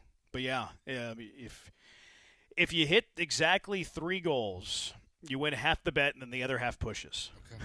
So it's like winning half a unit. It's weird, but it kind of makes sense. So we're rooting for 4 goals, but it's an Asian over-under is what it's called. Okay. Speaking of Asians, Tatsuya Imai was terrible yesterday. Yes, Probably not the Plum. lead story, though. Well, probably not the lead story, so we won't start there. We'll get back to Imai. Espada was kind of mysterious. Maybe mysterious, too strong a word, but maybe not. We'll listen to what Espada had to say about Imai's future in the Astros starting rotation. Maybe there'll be news about it at some point today. But the lead story is that rally in the 9th, Joe. The Astros send 10 men to the plate, just 1 hit, yet they score 4 runs and win the baseball game. What a joke the Angels are, but thank you. Yeah, I think I watched it as it happened, but then reading the box score today, I think I reread it 5 times. Like there's really only 1 hit in here to score 4 runs. What an unbelievable collapse by the Angels. Thank you. We Astros fans, we appreciate the disaster that our Key from LA's LA Angels. You're a disaster. The Angels are a disaster. I think that this is going to be the game that gets the Astros into the playoffs. I really do. I think we're going to look back at that error by Vaughn Grissom in the 9th inning of yesterday's game and be like, that's what sparked a playoff run. I don't know what they'll do in the playoffs. I'm not confident that they're going to have a deep playoff run. But for the first time, maybe since the first week of the season, I feel like the Astros are going to be a playoff team. Really? This is the first time I felt that way, I think, since. Just when I thought I was out. Remember they beat the Red Sox? I can't remember what they did in their first series, but then I think they swept the Red Sox or something, or won 3 of 4. I was like, okay, this team's destined for the playoffs. And then they lost 6 of 7, 6 of 8, something stupid like that. Then the injuries started happening. I was like, okay, well, this is a lost season. Sell. And I still believe selling's in the best interest of the organization. I concede that that's not going to happen, so I've kind of, I'm not going to sit here and hammer that point home over and over again. You know how I feel about it. But that error by Grissom, and then, you still had to win the game because the Grissom error didn't win you the game. The Astros tried their best to not win the game. Safety squeeze with Christian Vasquez. We'll get to that in just a second. But after yesterday, and then Hader had a little bit of a sweaty 9th inning there, a little nervy 9th inning. But Astros win, and then after that game was over, it's the first time I was like, you know what? I think the Astros are going to be a playoff team. I'm shocked. First time. A game in which your starter doesn't leave the first, and you have to literally be walked across the plate multiple times to win a baseball game. That's the game that convinces you the Astros are going to make the playoffs? Every now and then you just there's weird reasons when the dam breaks, Sure. It it's a really weird thing, like a fluky thing, and then all of a sudden, boom, you have this wave of momentum. I think that's it. See, I think we're going to look back. I think we're going to look back at it, Joe. Be like, that was the game in which it started the wave of momentum. And look, I don't think the Astros are going to rattle off a 700 win percentage the rest of the way. I think they'll creep in, but I think they're going to creep in. First time I felt this way in a long time. I think actually the 6-run inning from Friday night was my moment where I was like, okay, this team's going to make the playoffs. Like putting that together where you scored 8 runs in 1 inning, it was just an elite level of baseball. You did all the work for the most part, that you weren't handed the victory against the White Sox. So that to me is the one where I look at it, but I like where you're going with it because it does feel like, especially with what's happening around you right now, it feels like the Astros are trending up in their overall play, and then teams like the Mariners are collapsing, and the Twins are not playing a great brand of baseball right now. Same with the Orioles, and there's just all these teams that even if the wild card ends up being out of reach at some point, because I do think those 3 teams who are there right now might be locked in, that they can go and chase this division down. That when you get to next Tuesday and the deadline is passed for a full day at that point, basically, that whatever acquisitions the Astros have made can really, solidify their spot as a team that can make the playoffs this year. Will we see you next Tuesday? No, I'll be here Wednesday. Oh, okay. I knew it was Monday. Couldn't remember. I think I do remember that. I don't think the guards are like this, pillar of the wild card. Like I think plus they're not playing very well. They've lost 5 in a row. They're currently tied with the Reds. I think that third wild card spot's up for grabs just as much as the division's up for grabs. I don't know why. I feel like the Guardians of the Twins are going to figure it out. I also don't think the White Sox are a lock. Like the White Sox could have a bad last 55 games of the year. No. If you look at them analytically and a lot of the stuff that they've put up, people it doesn't look like they're a team that you should really buy into. I just think they're going to be super aggressive next Monday.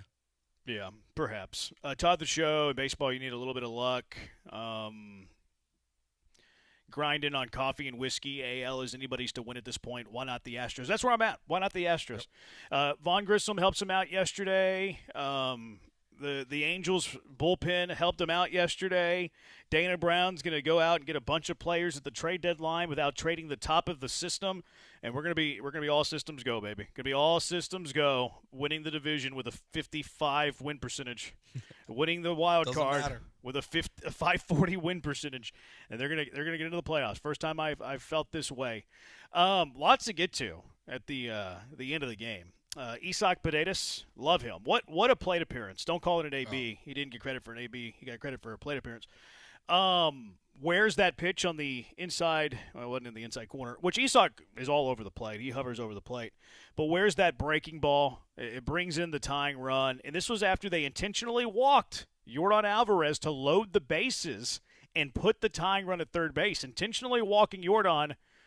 You can't say for sure because maybe Yordan would have homered in that at bat, but it seems like it backfired. Yeah, I mean, and I think Isak deserves the credit he deserves is not just wearing the pitch. It's the 4 foul balls before it that are all in the strike zone and right there. And he just battled through that at bat, down 1-2, evens it up, 4 straight foul balls, then gets hit by the pitch to tie the game 4-piece. That was an elite level at bat plate appearance for Isak Paredes last night. That was phenomenal stuff from him. I don't begrudge the Angels for what they did walking Yordan Alvarez. It's probably the right decision.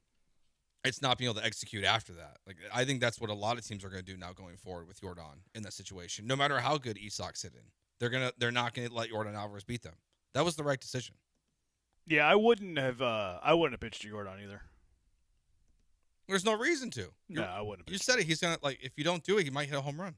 Yeah. No, I wouldn't have pitched. I would have done exactly what Kurt Suzuki did. It just the execution wasn't there. Didn't work out. You didn't get help from your reliever, and then Jose Altuve hit that little chopper, which they can't field, and the Astros go on to victory. They go on to win the game. I thought, what'd you think of that safety squeeze with Vasquez?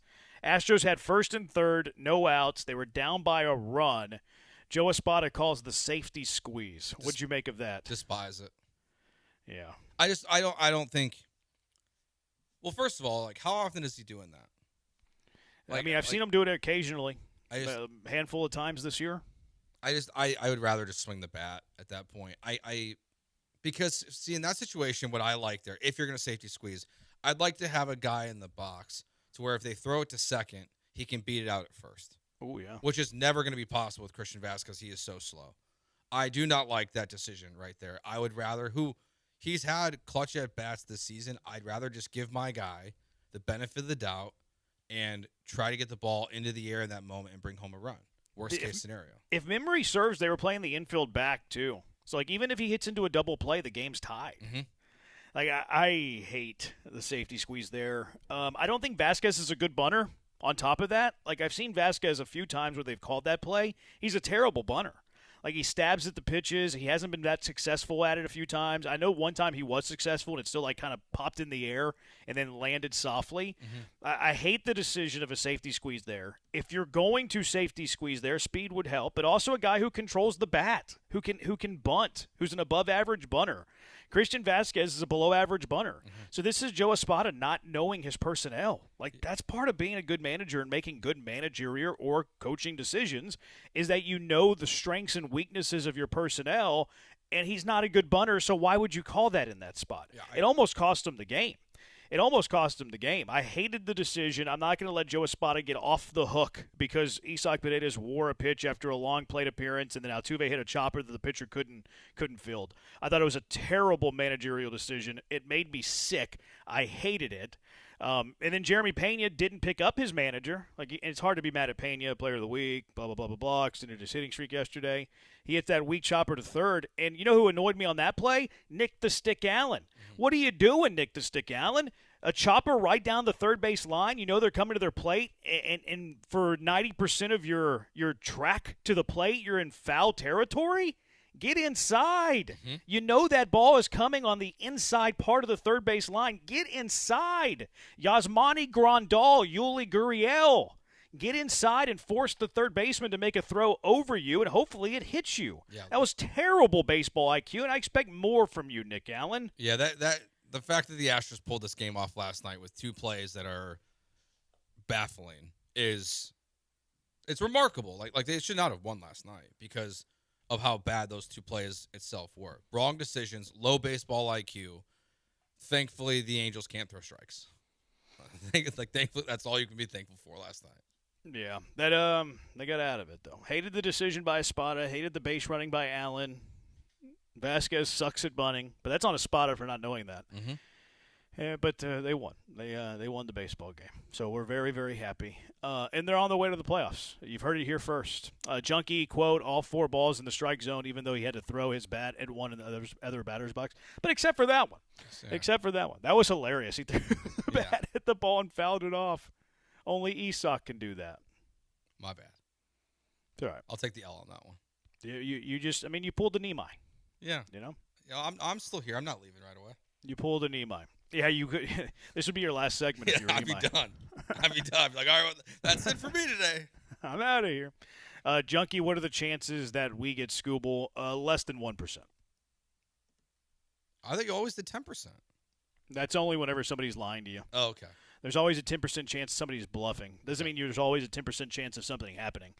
I don't have a 10% chance of dunking a basketball in a pro dunk hoop, even if I lower it down to 5 feet. No, that's not true.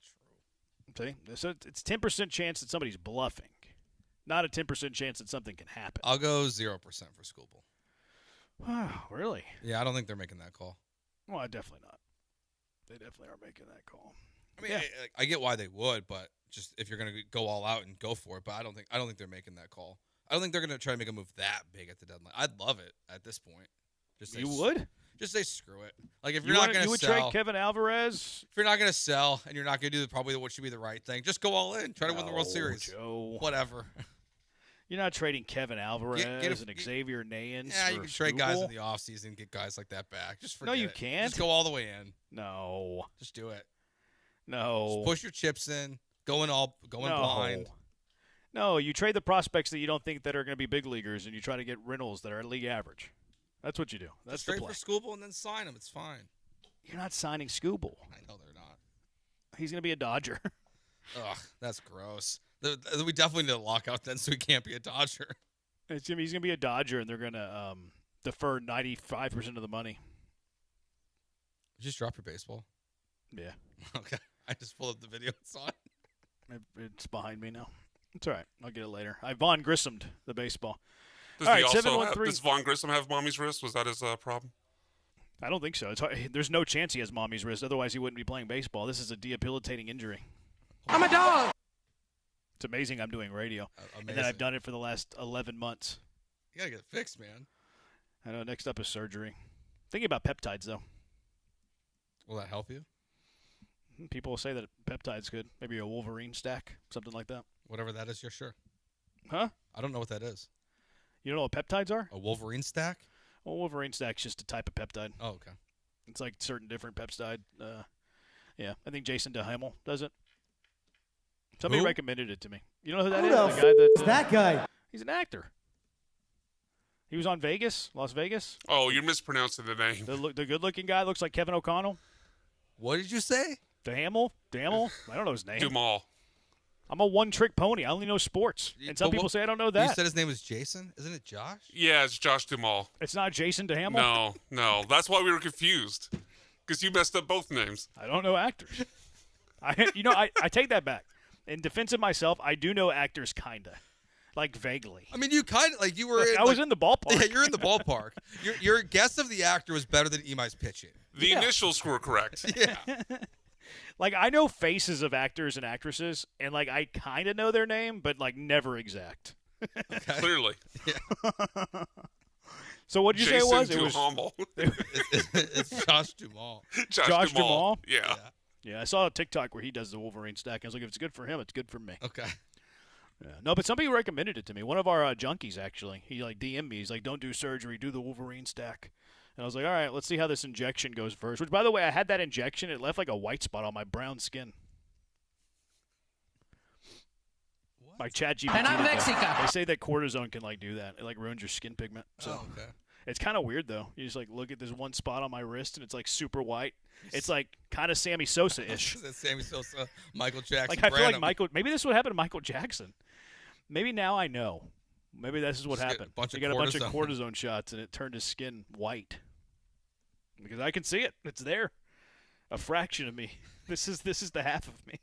All right, 713-780-3776. A little bit later, we get to some NFL stuff. Jalen Carter's in the news. Vita Vea is in the news. Kyle Shanahan is in the news. We'll cash him or trash him a little bit later. And also, we'll look at the. I'm gonna sit here. I'm gonna read off to you my Texans 90-man pyramid, 1 through 90, ranked from the best to the worst. Every Houston Texan that's at training camp when camp opens up tomorrow. But when we come back, is Imai making another start? Is he making his next start? 713-780-3776. The number to call or text.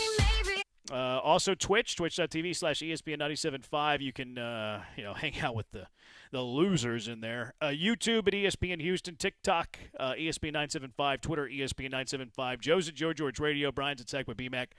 I'm at Jeremy Branham. It's Jeremy and Joe. ESPN 97.5. Two Creeks Crossing Resort. Boy, what a great time that is, huh? Especially this time of the year. You're trying to beat the sun, get out of the sun. You would be like, oh, why would I go out to somewhere that's got 92 acres of property? Well, they got a bunch of really big trees, and those really big trees provide amazing shade. Plus, they have AC in the cabins. But it's an awesome spot year-round. Two Creeks Crossing Resort is for you. 90 minutes from Houston. You're there in an hour and a half. You're escaping the city without going too far at Two Creeks Crossing Resort on Lake Livingston. 92 acres, open green spaces, wildlife that's awesome, beautiful, majestic trees. Mother Nature the way that it was intended to be. Those two creeks, great for fishing, great for kayaking. You can do both. They got pickleball courts out there for you as well. The pool's still out there, even though they have the Blue Bayou Bend. The water park's been open for a few months now. It's awesome. They had a luau on the Lazy River last weekend, too. That's how great that Lazy River is. It is awesome. But escape the city, enjoy the relaxing, great outdoors. Book your stay, twocreekscrossingresort.com. And they got all the stays for you. Glamping, waterfront cabins. They have a treehouse even. Pull up the RV if you have one of those suckers. They have RV hookup spots just for you. Book your stay now, twocreekscrossingresort.com. That's twocreekscrossingresort.com.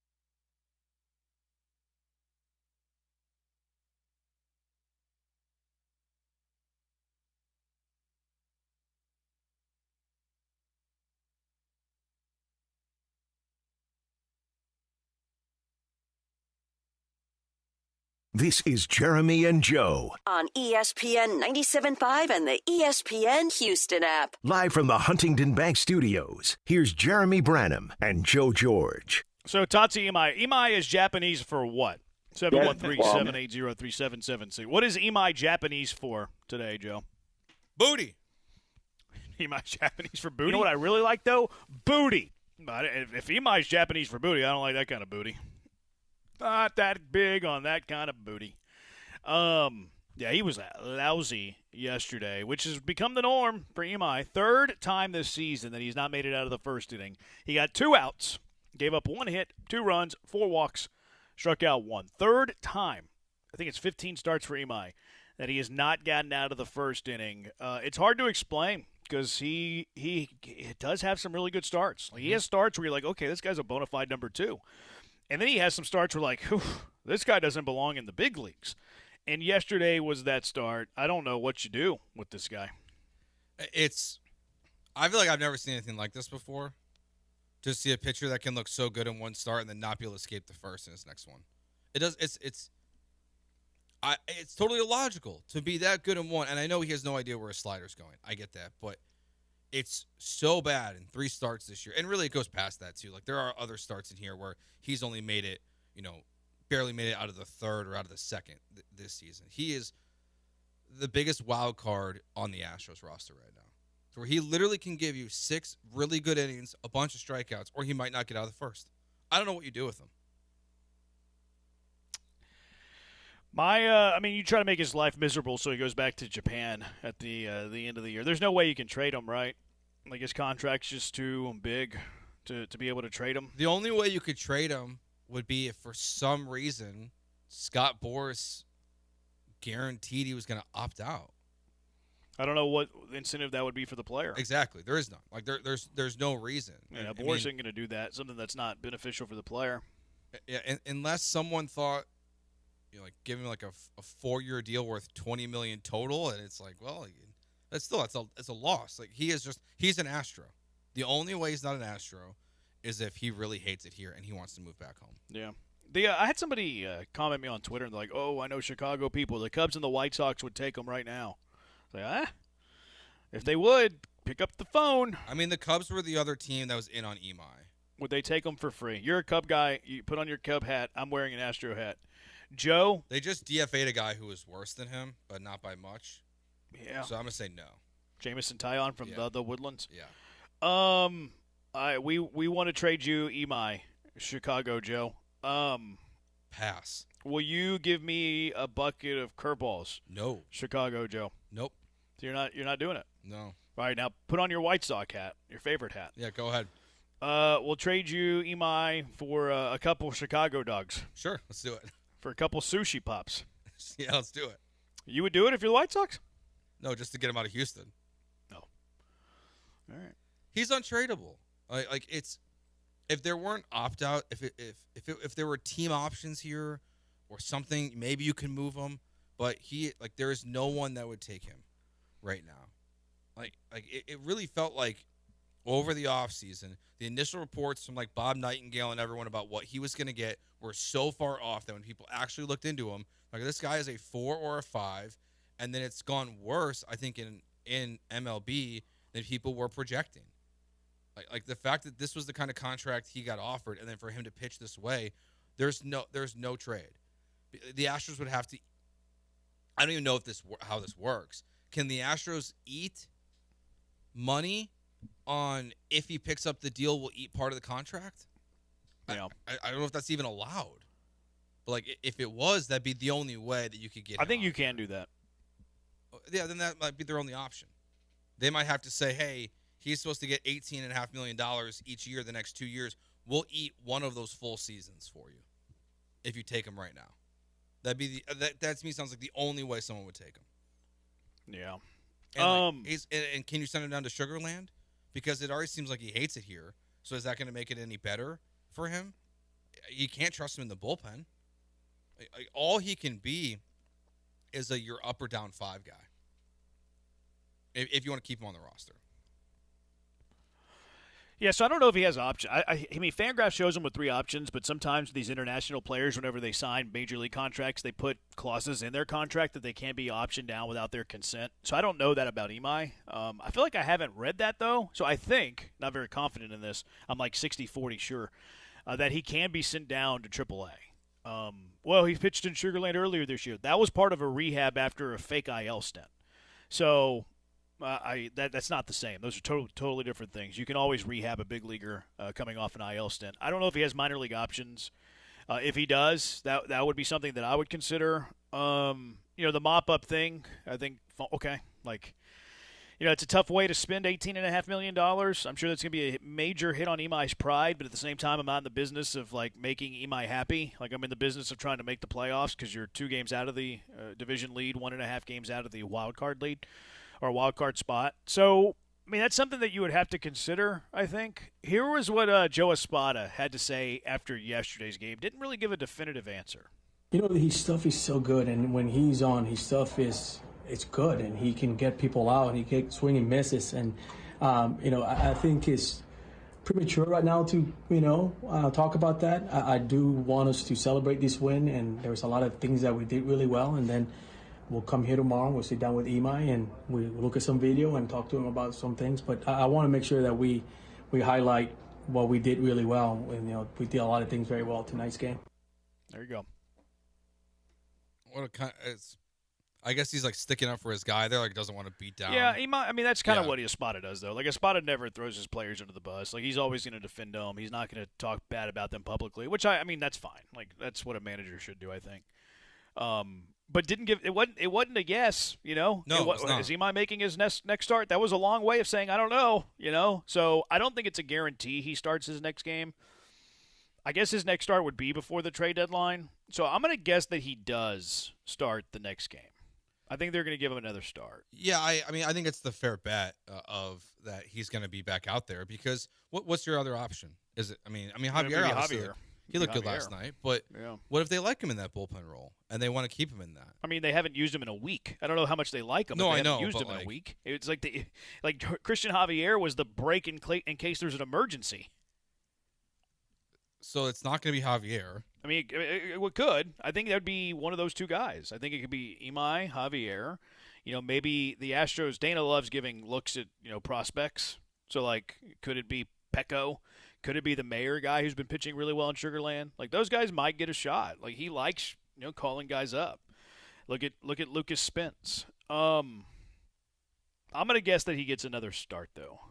But the leash has to be very, very short. Yeah, I think that's ultimately what the strategy has to be here going forward is that whether it's Javier and you're shortening your bullpen because you're saving Javier for Imai games, it's a piggyback situation. And whether that's blue ball comes in for 2 innings to just help get Javier ready, and then Javier goes the rest of the game. That has to be the plan. I do think how Joe Espada handled it last night was the right decision to just yank him. He doesn't have it, take him out. Yeah. That has to be the plan going forward. So when you do get the positive starts, you can just let it ride. But at the first sign of he don't got it tonight, take him out of the game. That has to be the strategy going forward. Yeah, it's a weird situation. Because he has games where he's okay, he's a number 2 starter in the bigs, and then he has games where it's this is a train wreck. Well, that's why, if they don't want to give up on him, I do. The good starts are. It feels like there's enough in the where you could talk yourself into what does an off season with the Houston Astros, whatever off season you have, what does that look like, and is there a positive, more consistent outcome for 2027 and maybe 2028? So that's why, I can see why they could be okay, we're just going to ride it with this guy. And if they, not that they could find a trade partner anyways, but of keeping his confidence and keeping him in the rotation. But you're trying to chase down a playoff spot, and having a starter who 3 times this year hasn't got out of the first is not helping your cause. This is going to be the first. I'm assuming this is the first one of those that they've won. Yeah, I wonder if the Astros. No, I mean he's actually the Astros have won 8 times when he starts. Somehow, they score whenever he's pitching, which is good, I guess. But if he has options, I would send him down. And I do wonder if a move is coming today because they taxed their bullpen yesterday. Like, we'll see about that. Todd on Twitch, I wonder if it has anything to do with the mounds. He has talked about that the mounds give him trouble. That's why he likes to go out the day before and get some, I guess traction on the mound, familiarity with the mound. And he has been better in ballparks where he's pitching a second time. So you wonder why is that the case? But there has been something to that. Kinger says that I figured out our young Japanese pitcher. He was a rock star in Japan, came here thinking he would get the same success, got slapped in the face with real hitters, lost confidence. I bet next year he'll be fine. But he's had outings where it's okay, you should have your confidence back, and then he just has zero command. Mm-hmm. But maybe there is something to that, too, because he has talked about how these hitters are so good, and he looks a little scared at times of these hitters. Kinger says he bets next year he'll be fine. Define fine, and I might make that bet. I don't know if this is a next year fix. Define fine, and maybe I'll make that bet with you. Because I don't have a whole lot of faith in Imai. I think this is just kind of who he is, an inconsistent pitcher where sometimes he has his location and his stuff is fine. Or his stuff is always good. It's just a matter of command. And then other nights where he has zero command and can't throw a strike and walks 4 guys in the first and can't make it out of the inning. I think this is who he is. Yeah, I mean, his best month, he had a 4.79 ERA. That was his best month. That's passable. And that was May. I mean, in July, it's a 7.71. Now, that's inflated because in 4 outings, he's only had 11 2/3 thrown. That's the other thing, too, is he's also hurting your team in that aspect where, you are in a crunch time situation and you're having to use so much of your bullpen in 3 of his last 4 starts. It's so inconsistent, and it just puts so much wear and tear on your pen. We saw this with, McCullers had this problem in the past. Javier's had this problem where just you're relying too much on your bullpen when these guys are starting that when you need them on other days, it negatively affects you there too. At least Burrows, when he was bad, was giving you 5 or 6 innings. Yeah, he was. Imai, they just can't do that because they're taking him out, which, again, I think is the right decision. But it's just how sustainable is that at this point in the season? Yeah, if he has options, no. That to me would be the play. And then he's still in your organization where if he does have a bounce back next year, that'd be good. 713-780-ESPN HRP listener line, 713-780-3776. Imai is Japanese for blank. What would you do for Imai? Also, what would you do with Imai, not for Imai? And then Javier yesterday. Best we've seen Javier in years. Best we've seen in Javier in years. Do you trust him? Do you trust Christian Javier? 713-780-3776. Jeremy and Joe, ESPN 97.5.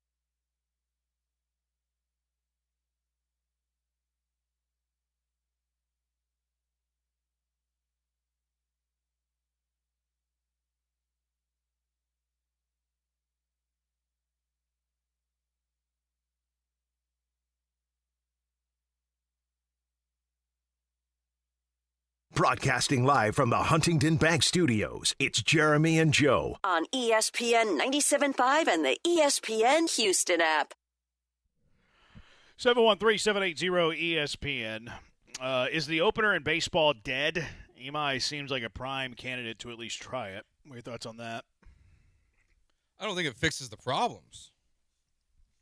When he's having a bad start, what does an opener change? A lot of times the opener is used for someone that struggles against lefties, and they might throw out a lefty out there for the first three batters to face two lefties in the top of the first or something like that. I don't know how it helps Imai in this situation. No. And then, let's say Imai averages 5 innings an outing. What is his worst inning? The first? The first. So, it might not be literally the first inning, but his first inning's still going to come.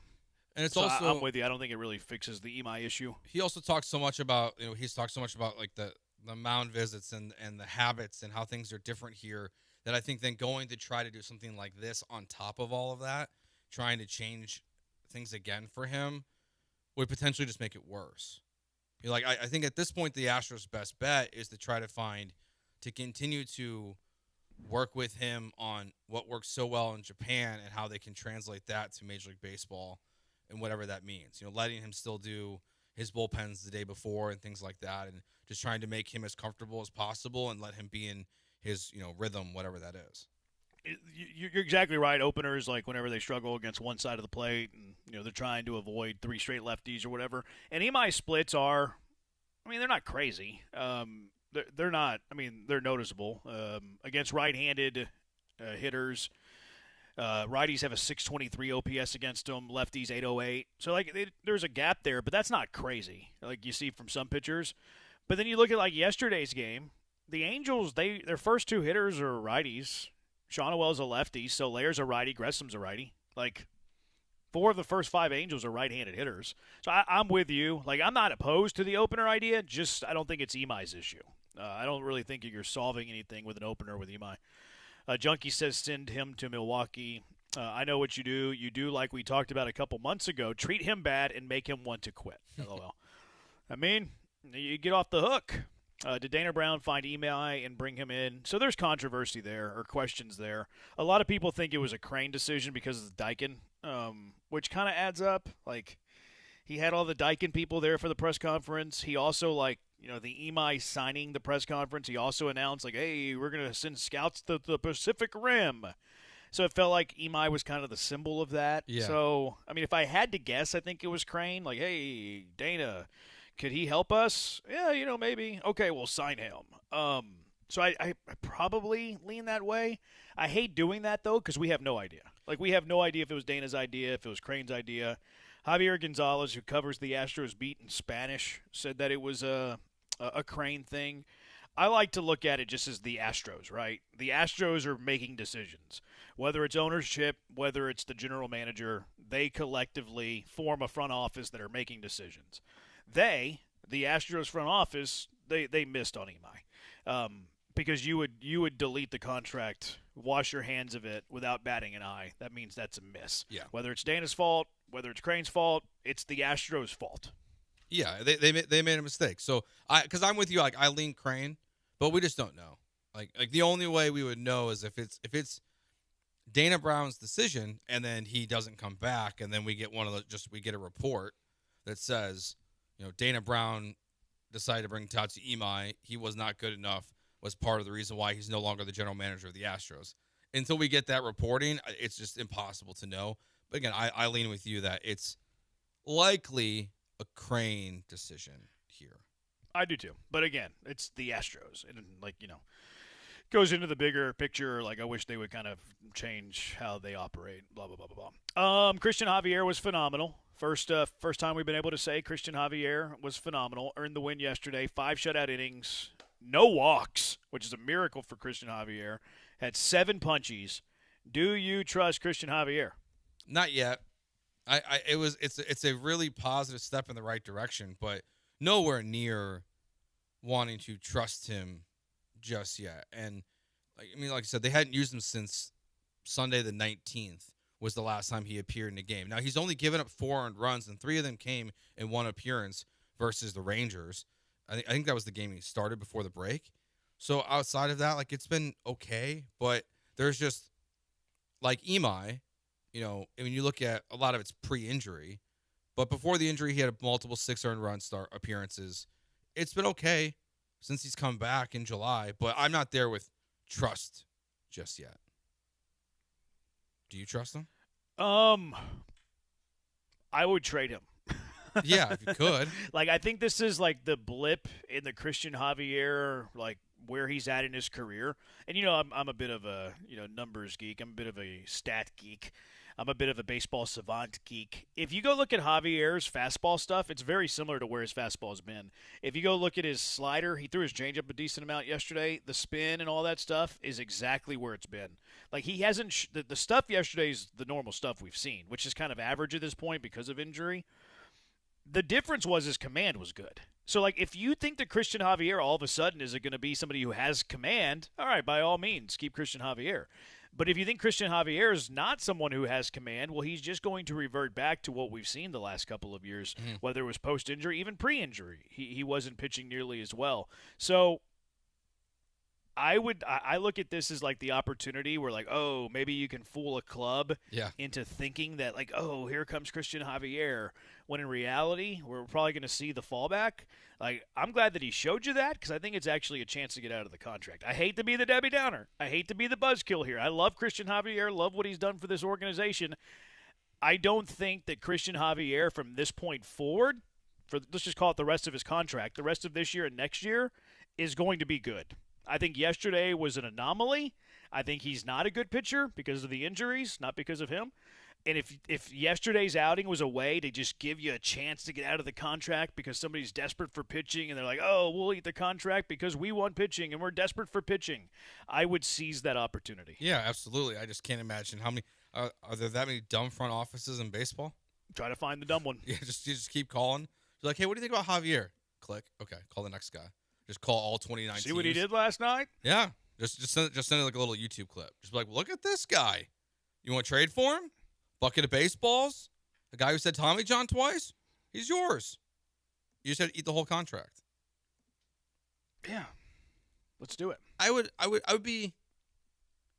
How many more appearances do you think he gets before the break? Like he might not get any. Yeah, like that's the thing. Is like he might not even is he gonna pitch once a week, once every other week, once every 10 days for the Astros? Like he's almost just like a wasted body space now in your bullpen. That at some point when if you start to get healthier and if you have to make a tough Imai decision here at some point, and let's say you acquire a starter for some reason and they go out and do that at the deadline. Well, if Imai is a bullpen guy, then what does Christian Javier become? Because you can't have Christian Javier and Tatsi Imai both in the bullpen. No. That's just a total waste of roster space at that point. No. I'm with you. I'm with you on that. So I would use yesterday's outing as a way to try to get out of Christian Javier. Don't want to be the buzzkill. Yeah. But I have to give you my honest opinion. Junkie, we're missing the topic. How can Trout stay on that team after that bad word show last night? Got to swallow that pride and go find you a ring somewhere. Pleased with Javier's outing. It's very clear Mike Trout doesn't care about winning. And he cares about, living in L.A.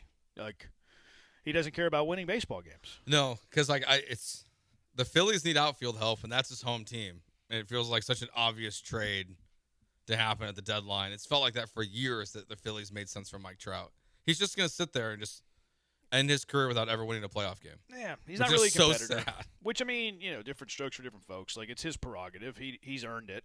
He signed that contract. So, I mean, yeah. I mean, do I look at him differently? Nah, I don't look at him differently. I just wouldn't call him a competitor, But he's just cool, being out in L.A. Like, all right, that's your thing. That's your thing. I just don't think you're like a dog. But I don't think he cares about that. Can we not talk any baseball until the Astros are actually either in a wild card position or leading the division? No, sorry about it. And in fact, even for that slap in the face question, for that insulting text, you're out of here. I'll do you a favor. We're going to break up with you before you break up with us. We do have our Texans 1 through 90 pyramid coming up. Can't wait. So, we will have Nick Casario sound tomorrow, which we only play that because of the Twitchers. If it weren't for the Twitchers, we probably wouldn't play that. But did you already tweet out the pyramid or not yet? Yeah, I did. Okay. It's out there. It's already out there. Oh, I wanted to ask you about Trammell. Do you think that Taylor Trammell, because we talk a lot about the outfield help and trading for multiple outfield bats, ideally 3, but 2 would be okay too. And I looked at Taylor Trammell's stuff today. Taylor Trammell's not having a good defensive year, especially in center field. I think you can get by, obviously, in left field, maybe even right field. But I think that's why they called up Spence, is because they don't like the defense that Trammell gives them in center field, not having a good defensive season. But do you think that Trammell has done enough to at least be a left field platoon against right-handed pitching? His splits, Joe, against right-handed pitching and his slash numbers against right-handed pitching this year. He's hitting .269. He has a .347 on base. He's got a .454 slugging. That's a little bit north of an .800 OPS against right-handed pitching. Do you trust, because the deadline's coming up, that's the decision you have to make, do you trust Taylor Trammell to be a lefty option in left field against right-handed pitching? Be part of a platoon. Yeah, absolutely. I like Taylor Trammell for what he is, and that's in that role on the roster. He fits very well for me, so I am comfortable with that. Now, all right, you have to get a center fielder. He's not a center fielder because he's not an everyday center fielder. Yeah, so you have to add a center fielder.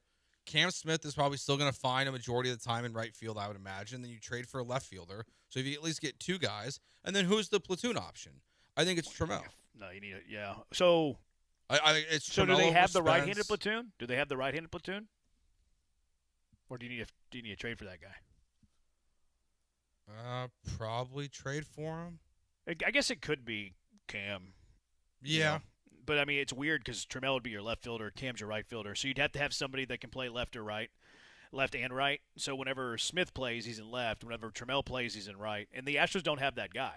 You know, like that's somebody that you could trade for. Where the platoon is actually Trammell and Smith. It's just Trammell's going to play left field and Cam's going to play right when they're playing. And the so other you're going to have to trade gonna, for a guy who's kind of neutral, like, you know, he's split neutral, where he can play left field, right field, depending on who's starting that day between Trammell and Cam Smith. So, like, that could be the bat that you acquire. Like, you know, he's playing pretty much every day, but he's playing the corner outfield spot depending on Trammell and Smith, who's in the lineup that day, and then you need a center fielder. You might be able to get by with 2. Yeah, I think they can make that work, and Trammell can stay on this roster. Now, if they decide not to, I'm not going to be heartbroken over Taylor Trammell, but I like him. I don't really like Lucas Spence. No, he's terrible. And I know that Trammell can't play center field, but it's if I had to choose between who the platoons are going to be, and that's why I think it's key you trade for a center fielder that can play every single day at the deadline. And frankly, at this point, like I think it's the priority I think you could the outfield spots. I mean, if you want to get cheap, you could even find a center field platoon. Like you trade for a cheap right-handed option who's good against lefties, Jose Siri, and then you trade for a cheap center field option who's good against righties, and you just have a platoon in center field. You have a center field platoon. Platoon it all. You have a center field platoon with 2 guys. You trade for a corner outfielder that's going to go back and forth, and then you have a Trammell, Cam Smith platoon. It's just they're trading spots in the corner outfield. I mean, that's it's really piecing it together, man. With it's duct not tape, a bad way to piece it. I mean, that's what the Astros have been trying to do. They just don't have good options. Like, hey, DeZinzo, you're going to be part of our platoon, but he sucks. Yeah, it's just it'd be nice if they're going to go through this deadline and you're going to buy. It'd be nice if they could acquire some guys who I don't know could just play every day. That'd be nice. Instead of having to worry about platoons all the time. That's just going to be expensive. Like to find a guy who's going to be a 5th-hole hitter against every type of pitcher. Those guys are going to be in demand. Like, you're going to have to be creative with how you find bats. I mean, Taylor Ward, like in left field, like I mean, he would just plug into this lineup every single day. Yeah, he would. But I think he's going to be kind of expensive. You think so? I mean, expensive to the extent of like I think the Astros would have to trade a top 10 prospect. Yeah, but they'll probably have to trade a top 10 prospect for pretty much anyone that's not Jose Siri quality at the deadline. Yeah. No, I mean. That's what I'm saying. You piece it together with Jose Siri types where you're getting guys who are good against lefties, good against righties. They're not good against both. You just have to piece it together, which is what the Astros have been trying to do, but their pieces stink. Yeah, they're very bad. The outfield's atrocious this year. Is Taylor Ward good enough to play right field? I don't think so. I'm going to guess no. He hasn't played right field since 2022. So he's not good enough to play right. The answer to that is no. No, he would just be – he's my left fielder. And, well, I mean, Trammell can handle right field. Yeah, like Trammell could just be your right fielder. Yeah, you can have Cam and Trammell out there and right, and Taylor Ward's in left, and then get a center fielder. Junkie, can Cam Smith play center field? Junkie? Would his bat be better as a center fielder? I don't think his bat would be better as a center fielder. His bat would be the same. Maybe I misread how you were saying that, Texter. I apologize. His bat would play more in center field than it would in right because the average bat in center field isn't as good as the average bat in right field. So it would play a little bit more. Sure. I think he's capable of playing center field. He just doesn't have the reps. He played there in an emergency the other day. He was taking some bad angles and stuff. I think he could do it. He's just not there yet. So I don't know if that's something you can do in the final 55 games of the year. I wish they would have done it more in spring training, though, because it opens up his flexibility. If he can't hit, well, at least he can play center. So, and he's a really good, rangy right fielder. So I think he's capable. I just don't think he has the reps to do it. And I wouldn't be plugging him out there with 55 games left in a pennant race, especially for a guy who lacks a little confidence. I don't think the timing is right. I wish they would have done it more in spring. The timing's not great, but I think athletically he's plenty good enough to do it. I mean, he picked up right field so fast. You know, coming up from the minors and being really thrust into it with the Astros with a very little time. That like if they threw him out there in center field, he's not going to grade out as good defensively as he does in right, but I think he could figure it out pretty quick. So I would be okay with if he was part of your center field platoon as well. Yeah, maybe he's your righty against lefties in center, and then you trade for a center fielder who can hit left righties. Yeah, and then at the end of the games, you know, if you want to move stuff around, you can bring in someone else for center field. You can move Cam back to the corners, and you can just really do a couple of different defensive changes at the end of these games and just kind of figure it out. They really screwed that up by not playing him more in spring training. Like, what were they doing? Like, why not play him in center field in spring? The dude is he's a thoroughbred in the outfield. I thought they talked about it too, and then it just feel like it just didn't really happen. No, they did. They did like one game, and then that was it. Did it go for that poorly? I don't remember. No, it wasn't poor. No, it wasn't poor at all. My guess, Joe,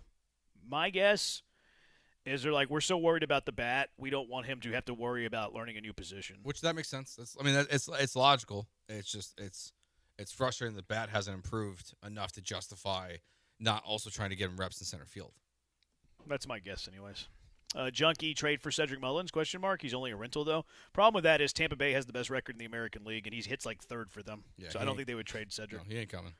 No, he's a Tampa Bay Ray. All right, 713-780-3776, HRMP listener line, 713-780-3776. I guess the only other thing from the Astros game, Eric Getty had an injection in his foot. He'll begin throwing like today. So I guess that's good news. I mean, it's good news. Yeah, it's good for him. News. I mean, Eric Getty or Imai? I don't like that question. Well, I'm gonna tweet it then. Oh man, I don't know. I mean, if we keeping the book right now, we ask.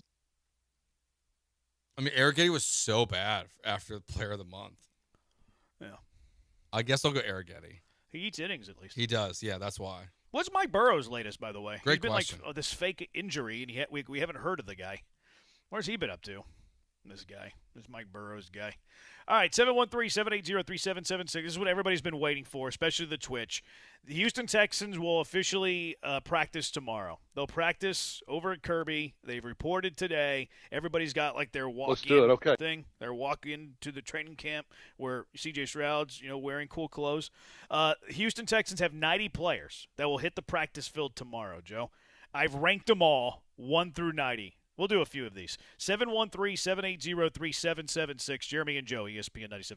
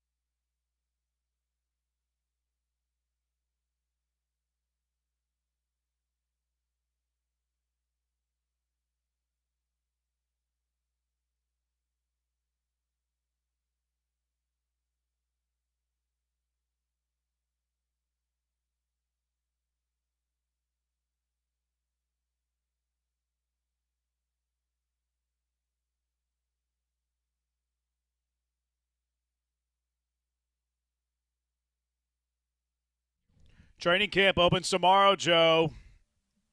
Never quit. I love that guy so much. Yeah, I just saw. I got a question for you. Okay. All right, hit me. The Texans tweeted out CJ7 reporting in. How many views do you think this tweet has on Twitter? 2.3 million. Nope. More? Oh yeah. 7 million. Right around there. 6.6 million people have watched CJ Stroud walk in gym shorts and a white T-shirt. Really? Yep. I don't get it. I wonder. Are we bored in town? Maybe. I wonder if they get paid off their Twitter, right? Oh yeah, they're verified. Have to be. But they have a gold check. I don't know if that matters. I wonder how much they make for their Twitter. I bet you they make a better percentage off videos. They have to make pretty good. Yeah, they have to. I mean, or the gold check means nothing. I don't love what CJ's wearing. Just based on what he's wearing into the facility, I'm not thinking a very good year. He's just ready to go. First day of school, man. That's what it reminds me. I didn't like the body language. It reminds me of like something I would have wore like my freshman year of high school. It was very low energy walking in. He looks very unathletic, actually, in this walk, doesn't he? Yeah. Like, he kind of looks like an unk. He looks very normal, like not a pro athlete. Like, he's got a little limp, I think, too. CJ Stroud hurt? Oh, can we bring out the mysterious CJ Stroud injury don't you segment? think he's, like, limping on his left leg a little bit in that video? Go watch the video and tell me there's not a little limp there. And some people are like, that's swag. No, he doesn't walk this way. This is not how he normally walks. He looks a little hobbled. He looks like he just did, like, squats the day before. Right? Yeah. It was a bad leg day the day before. I'm going to ask my followers at Jeremy Brandom, is he limping? The Texans did announce a couple of injuries, though. Houston Texans have placed the following players on the PUP: EJ Speed, MJ Stewart. So not a bad day. Not a good day if you have initials as your first name. And then they've also placed the following player on the non-football injury list: Jalen Knoll. What? Jalen Knoll has been placed on the non-football injury list. Son of a gun. Not great. I don't like that. Right? That's not a good start. No. It's not a good start. Now, the other side of it is good. Of the wide receiver that wasn't put on the PUP list today. Well, sure, but I wish they were neither on the PUP I know, list. But non-football injury list. What you doing, Noel? It's a big offseason for him too. It's a big camp for him. Maybe of all the wide receivers besides Tank, it's probably the biggest camp for him. Man, that's a bummer right out of the gate. Yeah, I don't like that. What's the mindset you have to have though? It's football. There are going to be injuries. Football. You know who else was put on the non-football injury list last year? Joe Mixon. Joe Mixon. So it's no big deal. How'd that one work? Guys get hurt. Yeah, and they come back. It's football. Yeah. This just goes with the territory. They never have a mysterious injury, never talk about it, or forced to retire. Yeah, that never happens. No, never happens. That never happens. All right, you ready for my top 90? I'm ready. Houston Texans pyramid list. I mean, you want me to start at one, right? We're not gonna go all 90 names. Oh, yeah, sure, I guess. We're not. What were you thinking? I was really hoping to hear. We're not doing 90 names. Why 90 instead of 89? How far would he have to go down before we don't know who these players are? 60s? 69, 70. Yeah. Do you know who Jaquan Jackson is? Never heard of him. He's 69. Yes, I think. So how would you go about ranking Do you players know who you haven't Jack heard Stonehouse is? No. He's the punter. He's 60. How'd you separate the punters on this list? I don't know. I think I did it after name recognition. Okay. Like Kyrie Fairbairn got a boost because he's been good. Yeah, I think he's low on your pyramid. So. Some people were griping about that, and my response to them is kickers aren't real football players. Yeah. So Kyrie Fairbairn's 25. No, just to talk about it. Kyrie Fairbairn's number 25 on my list. Ahead of EJ Speed and Woody Marks and Henry Toho, but behind Logan Hall, Keelan Rutledge, and Caden McDonald. That is my 1, 2, 3, 4, 5, 6, 7th tier. What was the question? I don't remember. I think I asked you, how'd you go about ranking these players that we haven't heard of. That don't So have Wikipedia pages. I usually did it based on, because some of these guys don't have Wikipedia pages, which was part of the process. If you had a Wikipedia page, it gave you a boost over somebody who didn't have a Wikipedia page. I like this. I like that. That's good reasoning. But like that was like mostly like undrafted free agents, right? So you had like a bunch of undrafted free agents that like make out the 81 through 90. So if you didn't have a Wikipedia page, you're like bumped down to the bottom. If you had a Wikipedia page, you're going to get a slight edge over the guys who didn't have a Wikipedia page. Okay, I like but the like logic. but like a sixth rounder is going to be ranked. A sixth round rookie is going to be ranked higher than an undrafted free agent, right? Sure. I gave some priority to a second-year practice squad guy over an undrafted free agent because they've made it through a season and got invited back, right? So, like, I would have a second-year practice squad guy that we've never heard of ahead of some undrafted free agents. Yeah, and so we can start at the top. I'd like to ask a couple questions though about maybe the guys we won't necessarily talk about. So I just like to hear your reasoning why Trayon Sanders, who I've never heard of, why he was 90 on the list, why he couldn't be 89, 88. Why specifically did he get 90? Because he probably had the lowest amount of college accolade, and he probably went to a school who was not good. Okay, that makes He went sense. to Colgate. He was an undrafted free agent at Colgate. Okay. And doesn't have a Wikipedia page. Sure. So undrafted free agent, no Wikipedia page, rookie, bad school. There's the answer. That's why Trayvon Saunders is number 90 on my, and he's 5'9". Like, good luck, man. Oh yeah, okay. I That's can good relate. reasoning. I can't play football at 5'9". I'd like to see you play football at 5'9". Maybe I could have made it in the Ivy League. I don't know. Just kidding. I could have made it in the Ivy League. So that's usually why. College accolade, where they went to school, Wikipedia page, no Wikipedia page. Yeah. Okay, I got one. Now I have a more legitimate question here for you, or a guy who I think is too low on your list. All right. He doesn't have the numbers necessarily as a pass catcher. I feel like 42 is really low for Xavier Hutchinson. Who you putting him ahead He's of? a blocker. He's a blocking wide receiver who barely catches footballs. In front of Obafemi, who's never played for the Texans before. Yeah, but Obafemi was a fourth-round draft pick who was an All-American in college. Jake Andrews, who I don't really like. Jake Andrews has started football games for this team. Yeah, but Xavier Hutchinson's a good. I'd rather have the good blocker He's in not, front of him. no, he's You're not good. you're giving prestige to a skill position guy. I am Jake Andrews probably. has started more games than Xavier Hutchinson. Yeah, but I don't like Jake Andrews. Sorry, I just noticed something. Joe, look at number 51. I'm glad you caught that. Good pull. Good pull, B-Man. Obviously, because no one's looking at this graphic, although you can find it at Jeremy Branham on Twitter. But he went with Woody Woodaz as the name for that player instead of actually going with his real name. I'm glad you caught that. Yeah. Good pull. Yeah, that guy's not Wade to me. He is Woody. He is Woody for as long as he's alive. I would like to ask you about one spot on this ranking. A little bit, I find a little bit curious. But Brian, you can ask me whenever we come back. Okay. Also, right. I'll give you the top few here too. Maybe the top 25 or so. 713-780-3776. It's Jeremy and Joe, ESPN 97.5. All right, right now at your local Twin Peaks, they are doing a run to raise money for your local teachers across most of the Twin Peaks here in Houston. All you have to do, you go in, enjoy the cold beer, enjoy the scratch-made food, all of it at Twin Peaks. Watch the games, baseball, UFC, it's all going to be on there. You know they have the best seat in the house, all the TVs there. The food, the beer is good, the margaritas, all of it. But right now, last year, they raised $78,000 for teachers across Texas during their back-to-school Give Back campaign. This year, it's happening now through August 2nd, so kind of just through the weekend. So great time to go out to your local Twin Peaks and enjoy some beer and some food and support your teachers. When they bring you your check, all they're going to do is ask you, do you want to round up? The answer is yes. Make it nice and simple there. That way you can go in. Guests can also purchase raffle tickets for the chance to win branded merchandise and specialty items throughout the campaign period. So that's now through August 2nd. You can find out more at avalanchefoodgroup.com and go out to your local Twin Peaks, support your teachers, and enjoy great food and drinks at Twin Peaks. Twin Peaks, eats, drinks, scenic views.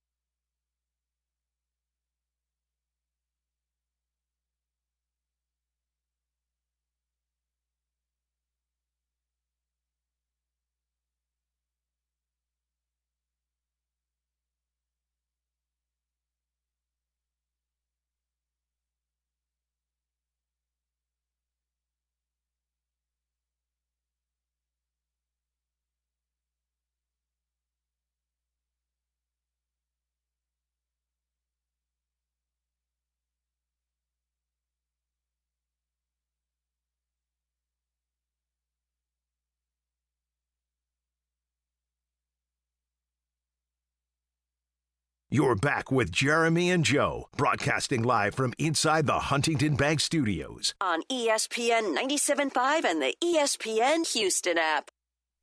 He's Joe. I'm Jeremy. 713-780-ESPN. Jalen Noel, non-football injury list.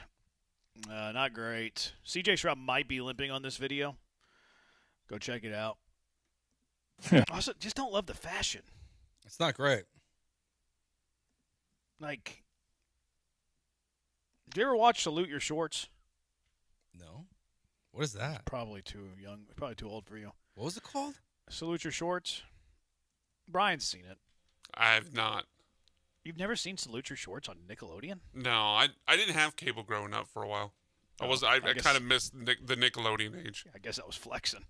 I mean, it's only 2 seasons. It's 26 episodes. Yeah, but they played it over and over and over again. Like, it was on, I think it was on before Hey Dude. You ever heard of Hey Dude? Actually, I think it was on after Hey Dude. Nope. It had Ben Stiller's wife in it. That was her big break. Yeah, no, this is a blind spot for me. Sorry. Christine Taylor, I guess her name is. I had to Google that. I didn't know her name. He just reminds me of the bully, like the redheaded bully. That's a bad thing, I'm guessing. Yeah, Sarge's telling me that's how he walks. I'm gonna have to go back and watch it. To break down the film. I'm gonna watch him. Yeah, I'm gonna go back and get. I'll do it during the break. I'm gonna go watch him walking across the stage whenever he got drafted.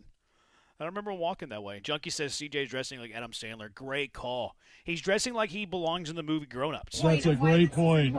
Remember that movie Grown Ups? Good movies. Good. They're fun. Fun's fine. Like, they're good because they're fun. They're not. He looks like it hurts. So when did he you walks. watch both of them? Yeah. I'll watch the third one when it comes out. He keeps losing aura year by year. Yeah, man. Yeah. Just based on how he entered headquarters, I don't think he's the quarterback for the Texans next year. Hey, but at least he's not wearing like a Mariners hat. Yeah, he went with the plain white tee. Yeah. Just neutral. Were they the plain white tees? Were they the ones that sang "Hey There, Delilah"? Correct. Surprised you know that. I'm well versed. I remember the Josh Duhamel part of the show earlier. I mean, I was kind of right. No. I had the initials right. Y'all knew who I meant. No. Jason Duhamel. I think I said Duhamel. I think that's worse. All right, so I had Derek Stingley at the top of my pyramid. Okay. He's number one for me. I catch a lot of grief for this because I have Will Anderson 2. I have Stingley 1, and a lot of people, how could you do that? How could you have Will Anderson at 2 instead of Stingley? I think Stingley's arguably the best corner in the NFL, and if he's not 1, he's 2. I can't say that about Will Anderson. Also, Will Anderson last year, first-team All-Pro. Derek Stingley's done it back-to-back years. Like, I don't know how you could put Anderson ahead of Stingley, unless you're just like, well, he's an edge rusher, which I get, more important, all that. But that's why I gave the edge to Stingley over Anderson. 2-time first-team All-Pro, back-to-back seasons, top 2 corner in the NFL. Will Anderson, 1-time All-Pro, top 3 edge rusher in the NFL. Yeah, I would go Anderson 1 because I just think I agree with you that Derek Stingley, he might be the best corner in the NFL. I still think Will Anderson's a better player. And it's hard to compare with 2 different positions. It is. No, it is. And it's one where it's easier to evaluate what Will Anderson does on the field, I think, on any given play versus Stingley, where they just might not throw You can see it more. Yeah, you can see it more. So there's definitely an inherent bias there. So I still would just go Will Anderson 1. Okay. Yeah, I went Stingley 1 for those reasons. Anderson 2, not like he's like 7th here. Daniil Hunter, I had 3. My third tier, Nico Collins 4, Kamari Lassiter 5, Azeez Al-Shire 6.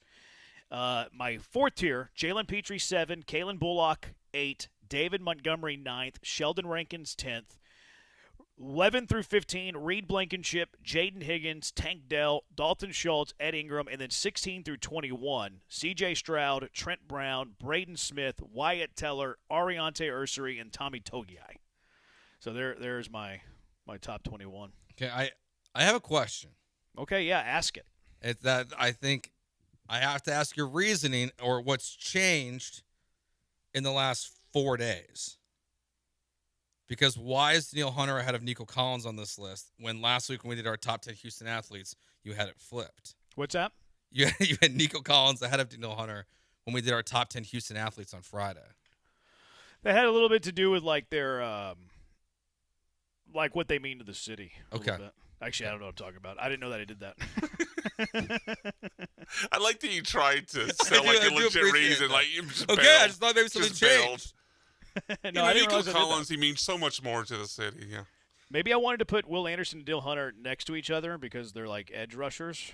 Okay. At the tip top. Maybe I mean, you subconsciously could definitely did that. say Danielle Hunter's accomplished more in his career than Nico Collins. That's a fair statement. Yeah, but I don't know if that's not how I'm ranking them though. I'm just trying to help you make an argument. No, but both of these are current form. You know. So Hunter led the team in sacks. Yeah. No, but I mean, why was it inconsistent? You know. Yeah, that's a tougher case to make. I think subconsciously I wanted to see them next to each other. It's just it looked better that way. I think subconsciously I did that. Okay. Yeah. Like when I was ranking the Texans, it's like, okay, Hunter needs to be here next to Anderson. Whereas I was ranking Houston athletes, I didn't really have that thought. Yeah, that makes sense. I think, but it was definitely subconscious. Like I didn't even notice that. I was surprised Reed was that high on your list. Well, he's an exciting white. I know, but I didn't think I'm so curious what he's going to look like on this team because I know we went through it when they brought him in that some of the PFF numbers and things like that were not particularly kind to him, but we discussed were they playing him in the right role? Yeah, I didn't like the signing whenever they signed him initially, but then when I went back and watched tape of Reed Blankenship, I've changed my mind. Okay. I think they were playing him out of position. Like they were playing him as a free safety, and he's not a free safety. I think he's a strong safety, and he's not going to play free with Kalen Bullock on this team. Okay. Like he's going to be the strong. So I think that I'm actually really excited to see what he looks like in this scheme because I think this scheme is going to be an excellent scheme fit for him. Whereas I think the Eagles were doing it out of necessity. They weren't doing it because they wanted to. They were doing it because injury and out of necessity. But they were playing him in a spot that I don't think really magnifies his game, highlights his game. Yeah. So I think he's going to be really good here. I'm excited to see what it looks like with D'Amico. Yeah, I think he and Bullock are going to be like a perfect pair. I was surprised to see him in front of mostly Higgins and Schultz. Yeah, Higgins. I mean, because I know you're big on Higgins, so I thought I thought big on Higgins in terms of bigger on him than most. Yeah. But I think Reed Blankenship's been a better pro. I think he'll have a better season than Higgins. Hard to compare positions. Dalton Schultz is interesting because he literally set a tight end record last year, but I also think that they're trying to lighten the load for him. Mm-hmm. Like they have tons of tight ends. I know they want to play heavy packages. I think that Dalton Schultz is going to have a bit of a step back this year. I agree. So one of my two questions was about Schultz because I assume you're making this list on current form, right?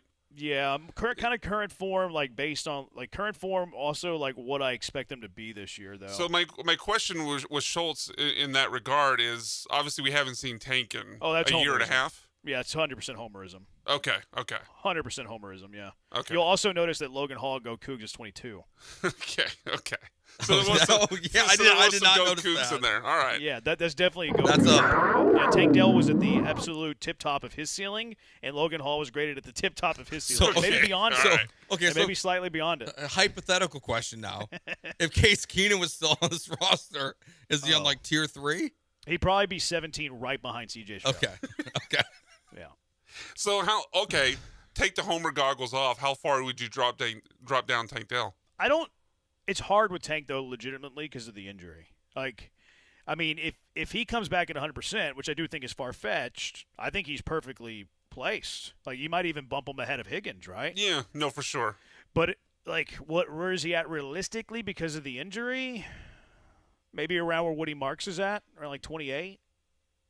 That's kind of how I would feel. That feels like maybe the around the floor. 31-ish. Somewhere maybe there. No, I think where Woody Marks is the floor. Yeah, or maybe Noel. Maybe he could be equivalent to Noel. Although that was prior to today's news. Yeah, right. So that takes a blow.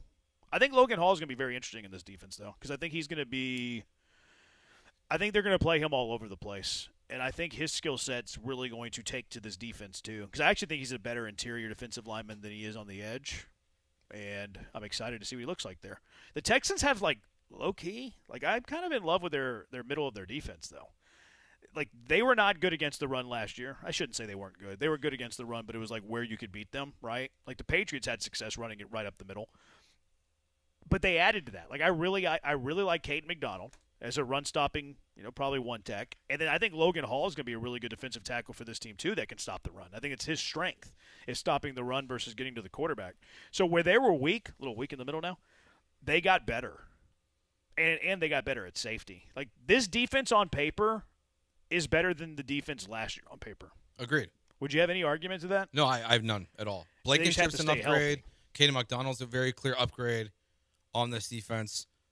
I don't see how it's not. Maybe linebacker too. Like maybe there's a little bit of fear there, because you have To'o and EJ Speed's hurt.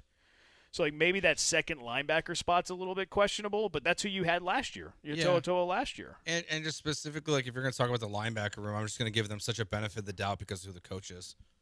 That even if EJ Speed is not able to contribute in a meaningful way, that like he's not playing this year. Like Woody's going to be at okay. all. I wonder if they look for a little bit of help at linebacker with some of these cuts, though. That to me is where they could use. Like some people are like, oh, they could use some help at receiver and stuff. But I think they're going to play multi-tight end sets a lot. I think that's the spot that they could use the most help is actually linebacker, because EJ's done. Like you have nothing behind. Like I don't really love To'o. Like solid enough to start, whatever, especially on this defense. But after him, you got a bunch of special teams guys and young players. I think that's where they could actually use a veteran. Yeah. And maybe they bring that veteran in whenever the roster is trimmed down to 53. And there might even be, I don't know if there's any free agents that would even be an option right now. But those are guys who are typically available right now are guys who are trying to avoid camp. So you could even like go down that path too if you need to. Which like I think they will. Like if they don't like what they're seeing out of the linebacker room, they will add for sure to it. Mm-hmm. Bobby Wagner. Is he still available? No idea. CJ is skinny fat. It's a good call. Does CJ look heavy to you? He does to me. I thought he got in better shape. He looks a little heavy. Junkie says Montgomery at 9. I don't know about that. Seems kind of high, only because we haven't seen what he's done for the Texans yet. Yeah, that's probably more based on what he's done in the past. It may be a little bit of an expectation that they're going to feed him. Hopefully it's not building up for, like, disappointment. But I think he's going to get the ball a lot. I think they're just committed to running because they don't trust CJ. Yeah. No, I think 9's perfectly fine for Montgomery. Where's the biggest pushback you got on the list? Probably Stroud. Stroud at 60. Just too low? Yeah, they say that Stroud should be higher. Stroud 10 at worst. But I mean, that's what you run into. A lot of people love Stroud still, whereas I'm not that high on Stroud. No, I don't think there's – the only player above Stroud on your list that I think I would move him in front of right now would probably be Tank because of the unknown. I love Tank. Such a hater. Well, you're a sizist now? No. Why do you hate the Cougs? You're a Cougarist? Can he walk? Yeah, we've seen him walk. We've seen videos of him There's run. videos of him walking. But can he, what can he do on the football field? That's a good question. It's a huge good question. So that's why I would just have him in front of him right now. No, that's fair. But outside of that, no, I think CJ's right there. Like I would guess people are mostly upset about Reed and Higgins and Rankins in front of CJ. Yeah. But I don't have a problem with any of that. I just watched the Tank Dell walking in video. He's got a Starbucks cup as big as he is. Now who's the sizest? Yeah. You are, Jeremy. No, I'm being realistic. I'm a realistic guy. It's a big cup. All right, 713-780-ESPN. Some things going on around the NFL, as you might imagine with training camp here. We have a confession from Kyle Shanahan. Jalen Carter, some money. Vita Vea wants money and maybe wants out. And then Chris Ballard, do you believe what he had to say today? 713-780-3776. It's Jeremy and Joe, ESPN 97.5.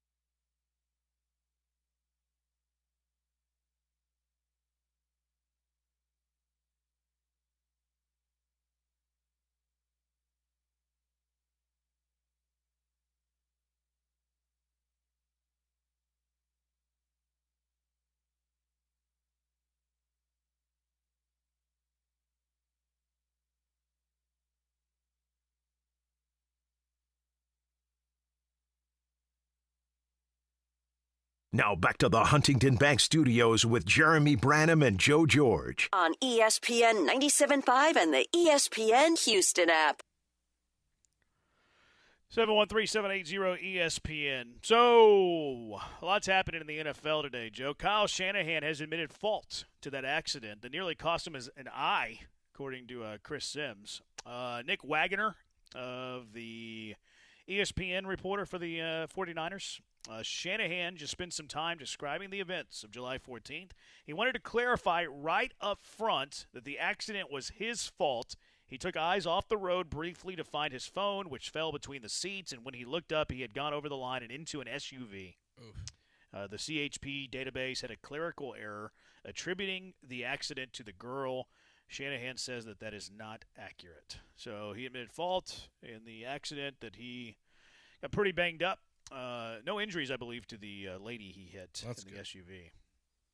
Yeah, I mean, it's been interesting to see the pushback to what's happened, I think, within like the media of people who knew about this and didn't do it. But I appreciate he admitted fault, at least.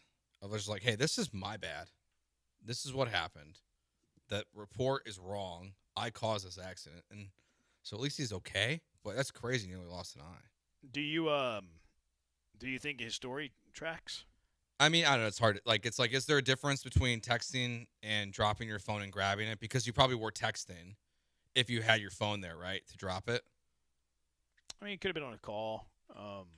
True. Could have just been holding his phone. Could have been looking at navigation. I mean, there's a lot of things you could be doing on your phone. How many cars that Kyle Shanahan would be driving wouldn't have navigation and Bluetooth? Would be my only pushback to that. Yeah, it could have been on the aux cord, though, and it fell through the crack. Or That's it could true. have been in his – I mean, there's so many things that could have happened. Yeah, it's just he was using his phone in some capacity, he dropped it, and then he felt he needed to grab it right there, and he crashed his car. Yeah. I'm gonna say that he's probably doing something nefarious on the phone. Or nefarious is too strong a word. He probably was playing with his phone while he was driving. Yeah, just doing something, he wasn't supposed to be doing. Because why else would you reach for the phone, Yeah, like you clearly you needed it in that moment. If you didn't need the phone and you were going to be wherever you're going to be in the next 10 minutes, why wouldn't you just leave it there? Yeah. So he was either on a call or something and needed to grab his phone in that moment. Yeah. So that's a shame. Nice that he was honest, I guess. Yeah. About it. You get brownie points for that. It's really good that the girl wasn't hurt, because that would have been a Matthew Miller situation. Oh, yeah, it's a totally different conversation. Minus the fraud. Yeah. Minus the fraud. That we know of. Jalen Carter got paid earlier today. Eagles signing two-time Pro Bowl Jalen Carter to a 4-year, $152 million extension worth up to $160 million, according to Adam Schefter. It includes $106 million guaranteed, which makes him the highest-paid defensive tackle in NFL history. Jalen Carter ran away from a car wreck, but he's running to sign that new contract. Yeah, I mean, it's like this whole offseason there was like, is he going to be traded because they didn't want to pay him? Clearly now it feels like that was just a plant from Jalen Carter's, from the Rosenhaus crew of him. But, like, that's a massive deal. Well-deserved. He's an awesome player. But their roster is very similar to the Texans, where they have so many high-paid players at this point. But that's a huge deal. Dang. Brandon Ayuk has tweeted about Kyle Shanahan, or his Instagram story about Kyle Shanahan's he just has a black screen with like a white caption in black letters. You can't win the race if you crash out. Firework emoji, white flag emoji. And then another one 4 minutes later, keep your head up and stay in your own lane. You're going to win. Checkered flag. Oh, my gosh. Goodness, Ayuk. That guy. Oh. He's this off is his broke. rocker. Yeah, you think he plays football this year? No, I don't. I don't think we see Brandon Ayuk in the NFL again. I'm kind of with you. But why would anyone want to bring him in right now? Well, the Commanders, because they need receivers. But he went out Jane Daniels a little bit. Yeah, but I don't know. I think they might have been playing. I don't know. Like, even if he was, like, he's also going to want money. Well, right? He's under contract for a lot of money. It doesn't feel like he's going to get released and then just be like, yeah, I'll go play for the vet minimum. Just based on how he's acting. It's a total guess. It's so weird. But, yeah, the whole thing is just bizarre. I don't think we see him play in the NFL again. Well, I don't know if he'd get I mean, I don't. Like, he's guaranteed it for a lot of money right now. Like, I don't know. And I think if he signed a contract, I think it'd be more than the vet minimum. I don't know why anyone would give him that. because he's really good. I mean, Antonio Brown was signed by multiple teams, and the guy was off his rocker and unhinged. You're right. You are right, but I do wonder if people have learned their lesson from that. There's been people that have hit women that play in football because they're really good. And there are NFL teams that would rather sign that than a player who's going to be on Instagram tweeting and talking about being on another football team while he's on a roster. Yeah, it's crazy. What a crazy story Brandon Ayuk is. It's nuts. I don't know if you're wrong. Like I wouldn't want him. Browns and 5-time Pro Bowl corner Denzel Ward have reached a 2-year, $62.2 million deal. It includes $52.3 million guaranteed. He's the highest-paid defensive back in NFL history for the second time in his NFL career. Wow. How old is he? He's 29. Yeah, he was picked with the Texans pick? Oh, yeah, that's right. Was that Brock? No, I think that was the. It might have been. I think it was for Osweiler's the pick the Texans. No. This is the trade up for Deshaun in the draft. Oh, okay. This is when they traded up for Yep. Deshaun Watson. They included their next year first, and then it became the number 4 pick of the draft. That's right. Yep. And then they took Denzel Ward. Yeah, it was before that. I guess after that actually. Will localize this. You think Derek Stingley will get a second big contract with the Texans? I do not. Okay. Well, they'd have to go a different path to quarterback. I mean, are you going to pay? Like, what's Lassiter going to get then? He's deserving of, maybe not $31 million, but what's Lassiter going to get? 28? 27?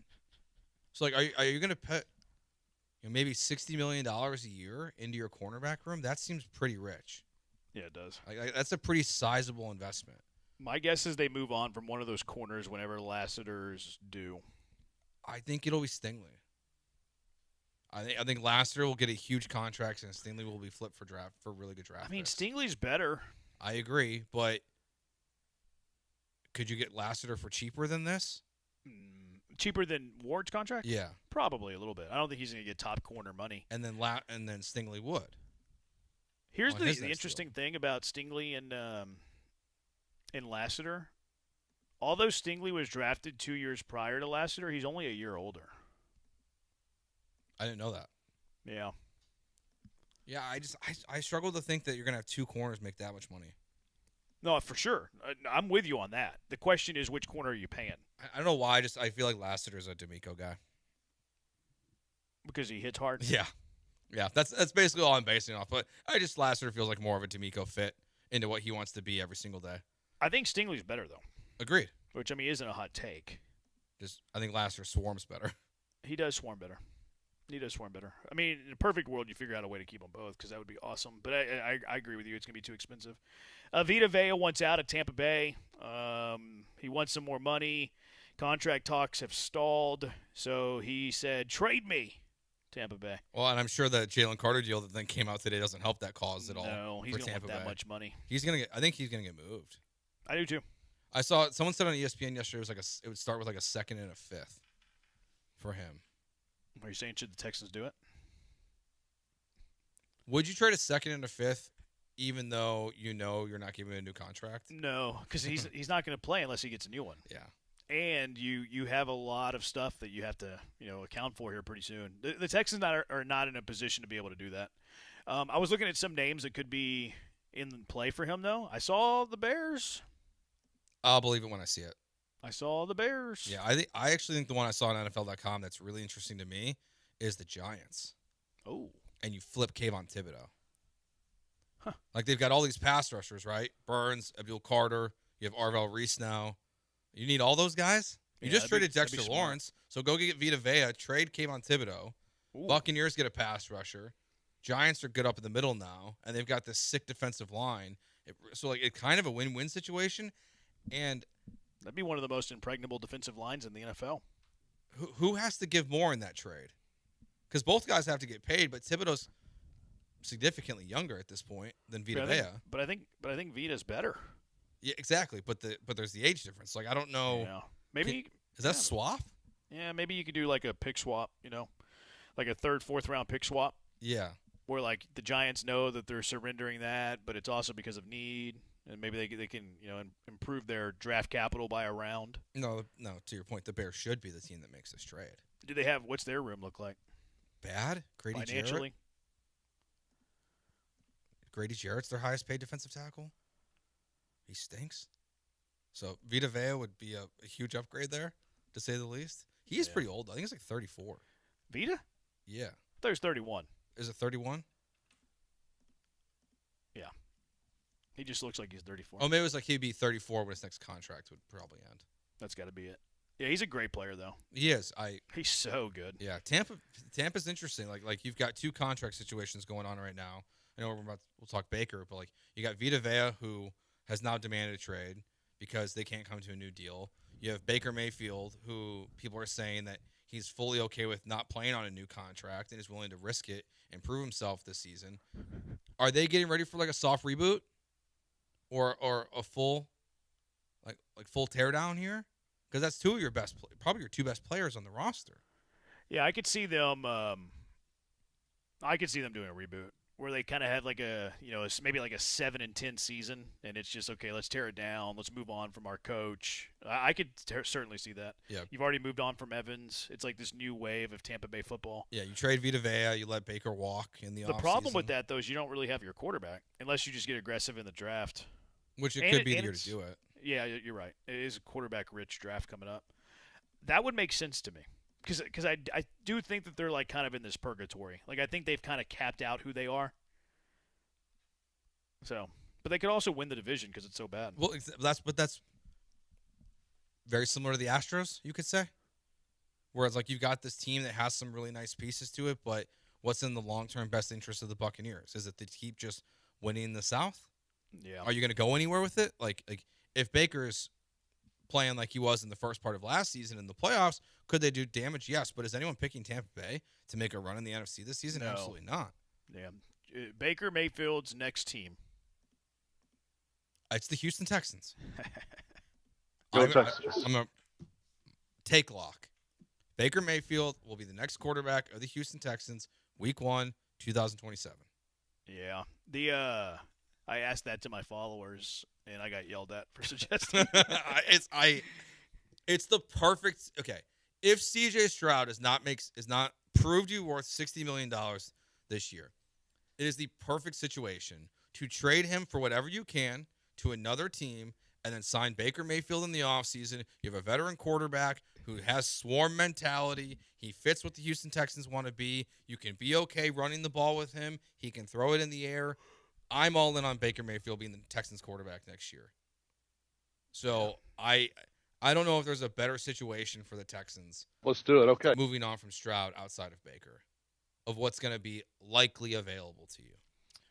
Yeah, I quote tweeted it. I said, bring him home. Yeah. Somebody said, bad word, no. CJ better. Someone said to Dallas to join his Rangers. Almost has a decade in age on CJ, although I think he could have figured it out, a way to win in the New England-Seattle game. And then somebody said, this ain't his home. He hates the Astros, and he sucks. Bad word. Don't talk about football again. He does hate the Astros, for sure. So he'll have some amends to make. But also, who cares if the quarterback doesn't like CJ was wearing a Mariners and Yankees hats anyways. What does it matter? But like he can really be he can be like your Alex Smith for what he was to the Chiefs as you wait to find your Mahomes. Where Baker could be the quarterback for 3 to 4 years. You're going to be in Super Bowl contention that whole time with this defense, it feels like. And then you look to find the next quarterback. Yeah. And you just roll the dice that way. I mean, like I don't think Stroud's going to be the quarterback next year. So Baker's at the top of my list of who I want to be there. The issue here, or maybe not an issue, but the pushback you would receive is that there's still a good piece of this fan base that thinks Stroud can be the Texans' Mahomes. I think they're wrong.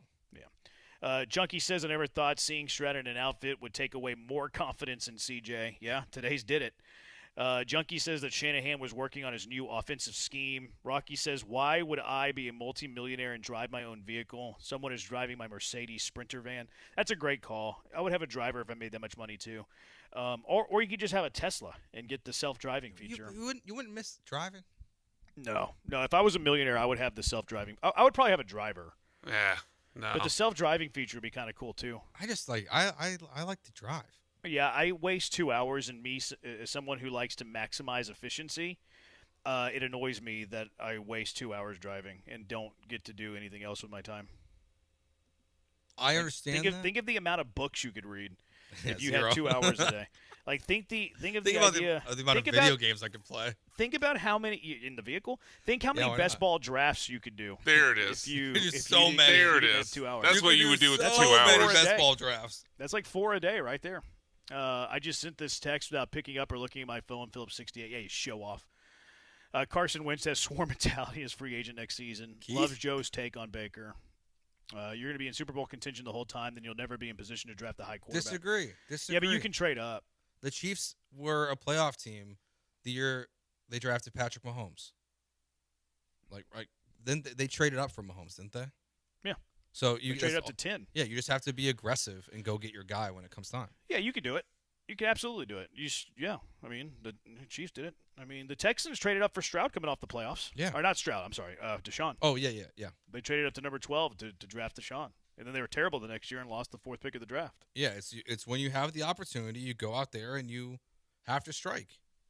That's what like Tampa Bay could be a good example of this year, where they have Baker, they could make the playoffs, and they could be picking in the early 20s, and they could still say, all right, Baker, you're going to walk out the door, and we're going to trade up, and we're going to go get Dante Moore or something like that and be super aggressive.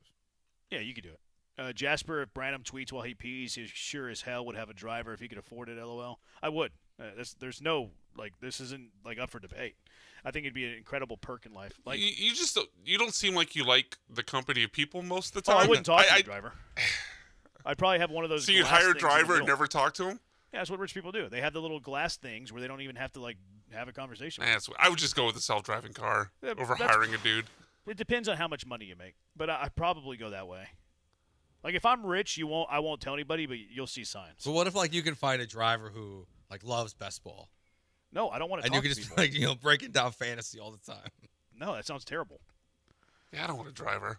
Self-driving car, yes. I would have no issue with a driver. I just wouldn't be.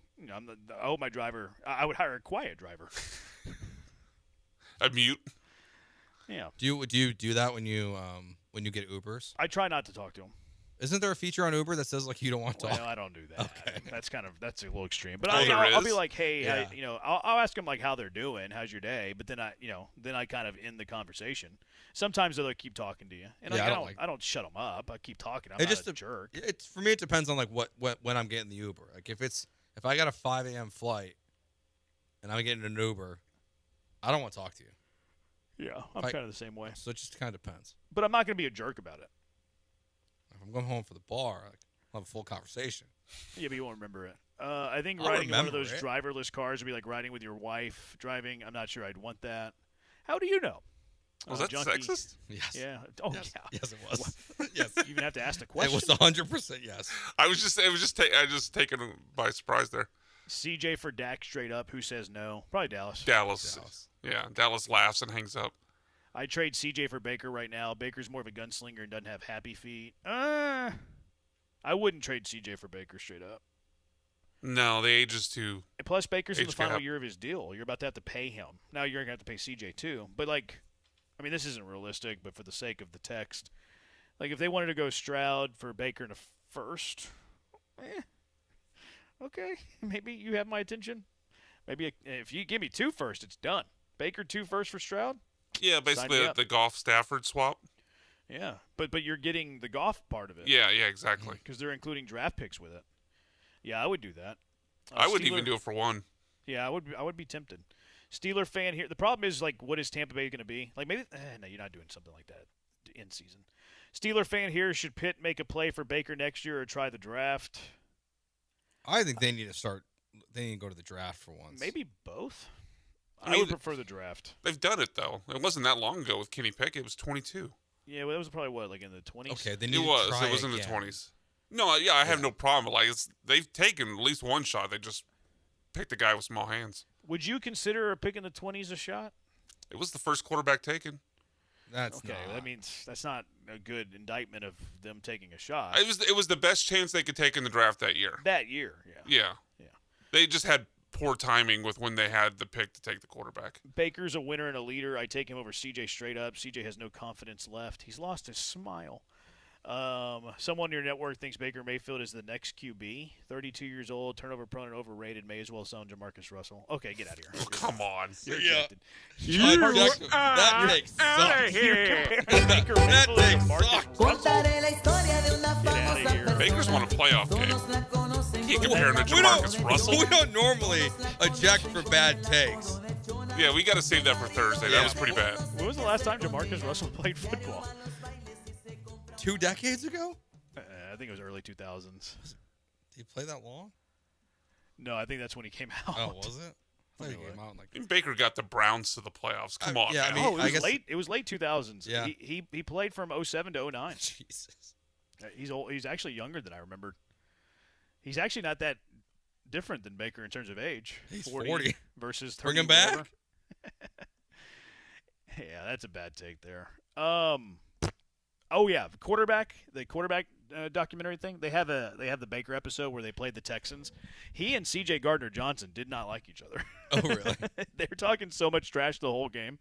It was hilarious. But it was funny though, because like Baker and C.J. would talk trash, and then the Texans would like kind of like get in the way of Gardner-Johnson, like kind of push him back. Like, we don't really like that you're doing this. It was kind of interesting. Not a fit. The Steelers already have Drew Aller, so they're good. They got Will Howard, too. Texans linebacker depth, it's a need, and I'm still ticked from the draft. We could have drafted Anthony Hill Jr. and not that crap tight end. I think it's a fair take. It's a fair take because I do think they're a little bit thin at linebacker. I think they're going to try to fix it, though. I think they'll try to fix it. All right, 713-780-3776. Cash or trash? What are you cashing? What are you trashing? 713-780-3776. Jeremy and Joey, ESPN 97.5.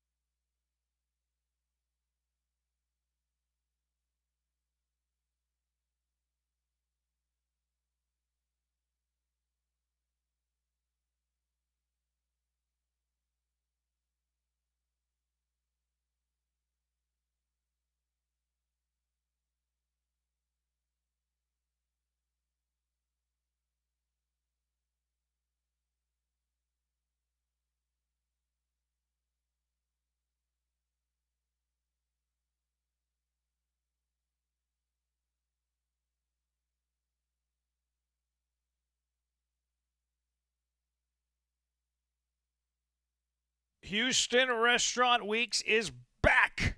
August 1st through September 7th. Think of it like a citywide all-star lineup, hundreds of restaurants, prix-fixed menus, and every time you eat, you're helping out the Houston Food Banks. You're doing it for a great cause, and you're going to get some delicious food. Dine out, do good, and check out the full lineup at HoustonRestaurantWeeks.com. Now, cash them or trash them.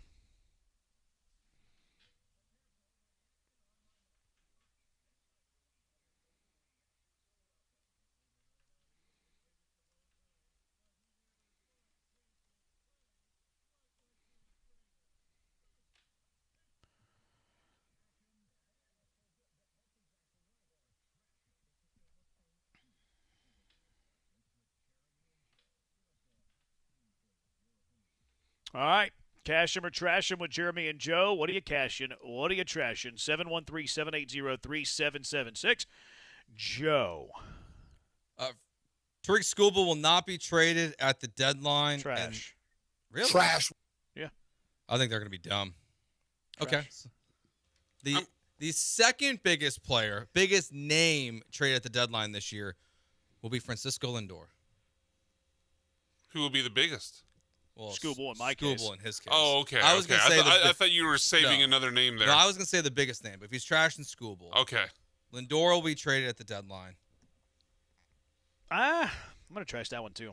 I don't think they'll trade Lindor. Trash. They don't like each other, him and Soto. That's not the point.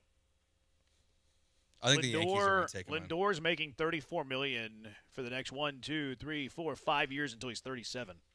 I don't know why anybody would pick up that contract. I think the Yankees are going to be desperate. Just so desperate? Yeah. I mean, they'd have to eat at least half that contract for anyone to take it, wouldn't they? Probably. I also read that the Mets aren't going to pay down any contracts. So there's no way they can move Lindor unless they eat a lot of the contract. Unless that report's wrong, but that's what I read. That's interesting. I figured they'd be willing to get out of some of that stuff. That could be just a negotiation ploy through the media, though. That's very possible. They don't want to say, yeah, we're willing to pay 75%. Like, they want to start from nothing and then work their way to a reasonable number. Yeah. All right. My first cash him or trash him, guys. Yordan Alvarez's biggest challenger to the Triple Crown is Jeremy Pena. How many at-bats does Pena need to qualify? Plate appearances. Plate appearances. He's quite a few. 271 by my math, which is like right around 5 plate appearances a game, which might be difficult to get to. Because I hear you. Like, I see where you're going with this, and I like the idea of it. I'm just not sure he's going to get there plate appearances-wise. But he'd have to play almost every – he'd probably have to play the rest of the games. I'm gonna trash it. Trash. Because I think Ben Rice is still a bigger threat. In what category? He's only 3 home runs back, and he's only 5 RBIs back. I like how you use RBIs, like any respectable. It's the correct way to use it. So I'll say it's a fact. I'll say Ben Rice is a bigger threat. Yeah, I'm going to trash it too. I don't think Pena gets to the JP3. I'm not allowed to say the last name.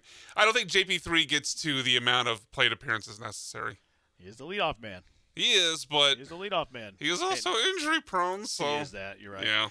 The number here would be batting average. You're at 323. Course. Jeremy Pena at 316. It's more about will he get enough plate appearances though. Yeah. But he's the leadoff man. The leadoff man. The Astros offense would actually have to be good too to give him more plate appearances. All right, Brian, what you got? I think this year's New England Patriots, now I'm not saying this team's going to the Super Bowl, but a good team that has their regular season record inflated by a really soft schedule is the Detroit Lions. And I will take, because of that, Warren Sharp, by the way, put out like his graph of easiest schedule. Lions are like all the way up in the corner there for the easiest schedule. Bengals and Saints also have an easy one. But I will take over 10.5 wins for the Lions because of this soft schedule. Cash. I agree with that. Yeah, I'll cash that one as well, too. Great take. Thank you. It's a really good one. Any others from you boys? Nope. There was one that I saw one earlier from Chris Ballard, actually. Chris Ballard is entering – he's going into his Dana Brown year. He's going into the season with it being the final year of his contract. I forgot about that guy. I forgot all about that guy. Oh, we're getting close to have those coming back in our lives, aren't we? Yes. He ruined it last year. Why? Remember he did the Aaron Rodgers one? Oh, that wasn't that bad. But then he apologized. The apology was dumb, yes. And they tanked after he apologized. No, but he's still funny.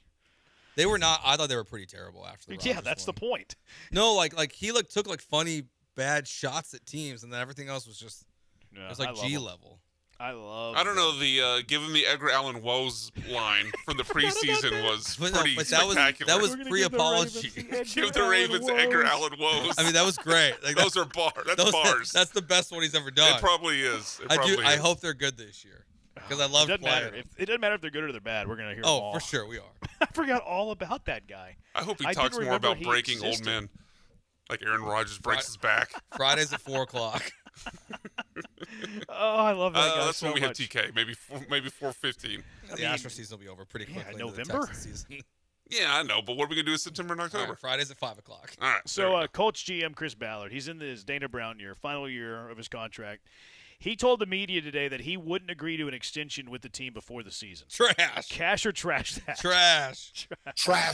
What is like the? That's saving face. Yes, it's like totally I'm too focused on the season to negotiate now. Well, no, it's not that. It's just they haven't offered it for you because Anthony Richardson, amongst others. I can't believe he even said that. And the owner this new owner had to sign off on that. I was just being like, hey, they're gonna ask about your contract, but just tell them that you're not thinking about that right now. I think he could have gone rogue here and not gotten permission to say that.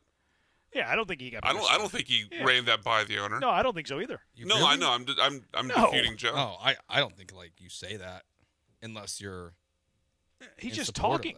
No, I think that's talking. off the cuff. Yeah, so it's not something you talk to your owner about. Hey, when the media talks to me.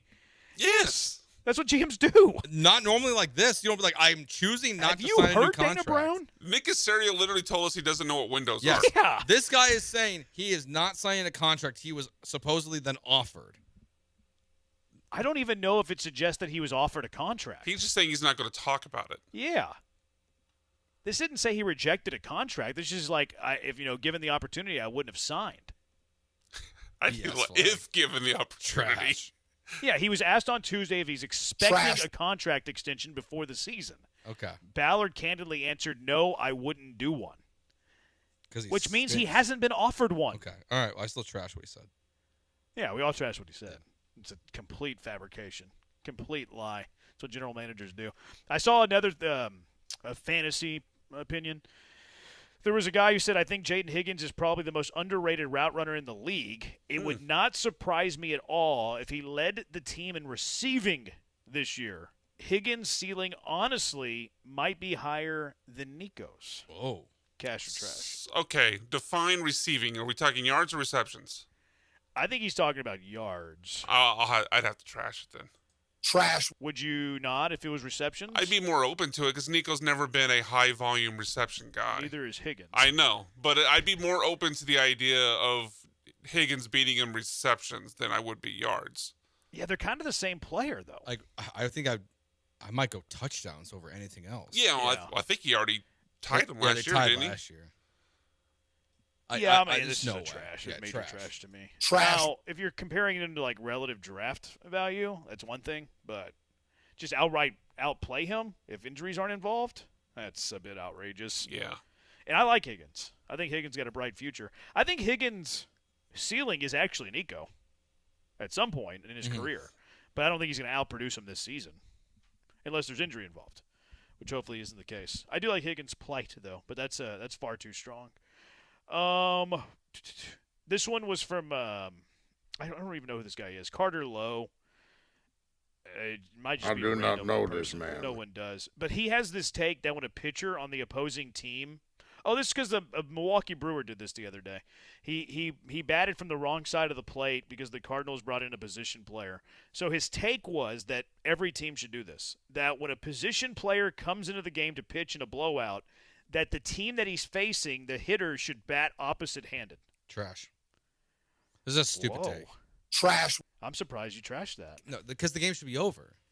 Right, but that's not the case. So I want my batters who never hit from that side of the plate to do something that they don't do. I think it's awesome. Probably try to hit a home run. And get hurt. Swing awkwardly and Yeah. get hurt. Yeah, I trash. think it's a great idea. Oh, yeah. I And love so, every bit of it. so you want to see Jordan Alvarez bet Just pinch right-handed? hit. No. Just pinch hit. You're out of pinch hitters. You're going to pitch hit 9 guys? Yeah, you're don't out of have pinch enough- hitters. you don't have room. That's moving the goalpost. I don't care. That's I'm moving the I'm goalpost. moving No, it. I'm pinch hitting Jordan. I'm not pinch hitting Zach Spence. Okay, well, let's presume you actually have a quality Major League lineup 1 through 7. we You can't don't. replace all of them. We don't have that. I'm not replacing them all. I'm replacing the most important ones. Trash. I love this take. I would love to see. I'd actually like to see Jordan hit right-handed. Not now because they're in a pennant race and he's having a historical season. I bet After you he hit a gets traded. dong. I bet you hit a dong off of a random position player. Chas McCormick, Cubs on the bump, facing Jordan Alvarez. Jordan turning around to bat right-handed, hits a homer into the Crawford boxes. I can see it now. It'd be a legendary moment. Chaz ain't on the roster. Legendary performance. I know he was not. 713-780-ESPN. A few on the text line. Cash or trash, the Astros finished 15 games over 500, win the division, but fall in Game 5 of the ALDS. Trash. I'm trashing. Trash. I could see the second two. They're not finishing 15 games No, over it's 500. way too many. Way too many games above 500. Cash or trash, Cowboys will win their division. Trash. Yeah, I'm going to trash it too. But I haven't think done the trash. I think it'll be close. I haven't done my schedule matrix yet, but I'm still going to trash it off the top of the dome. Cash or trash, Stroud will not be the starting quarterback in 27. I'm take lock, so I'll cash. Yeah, I'm going to trash it. I think he's still going to be the quarterback. Trash. It might be a weird situation, though. He might even be like a camp holdout. We'll see. Cash or trash, Luis Robert will be an Astro. Trash. I'm going to trash it, but I would like to see it.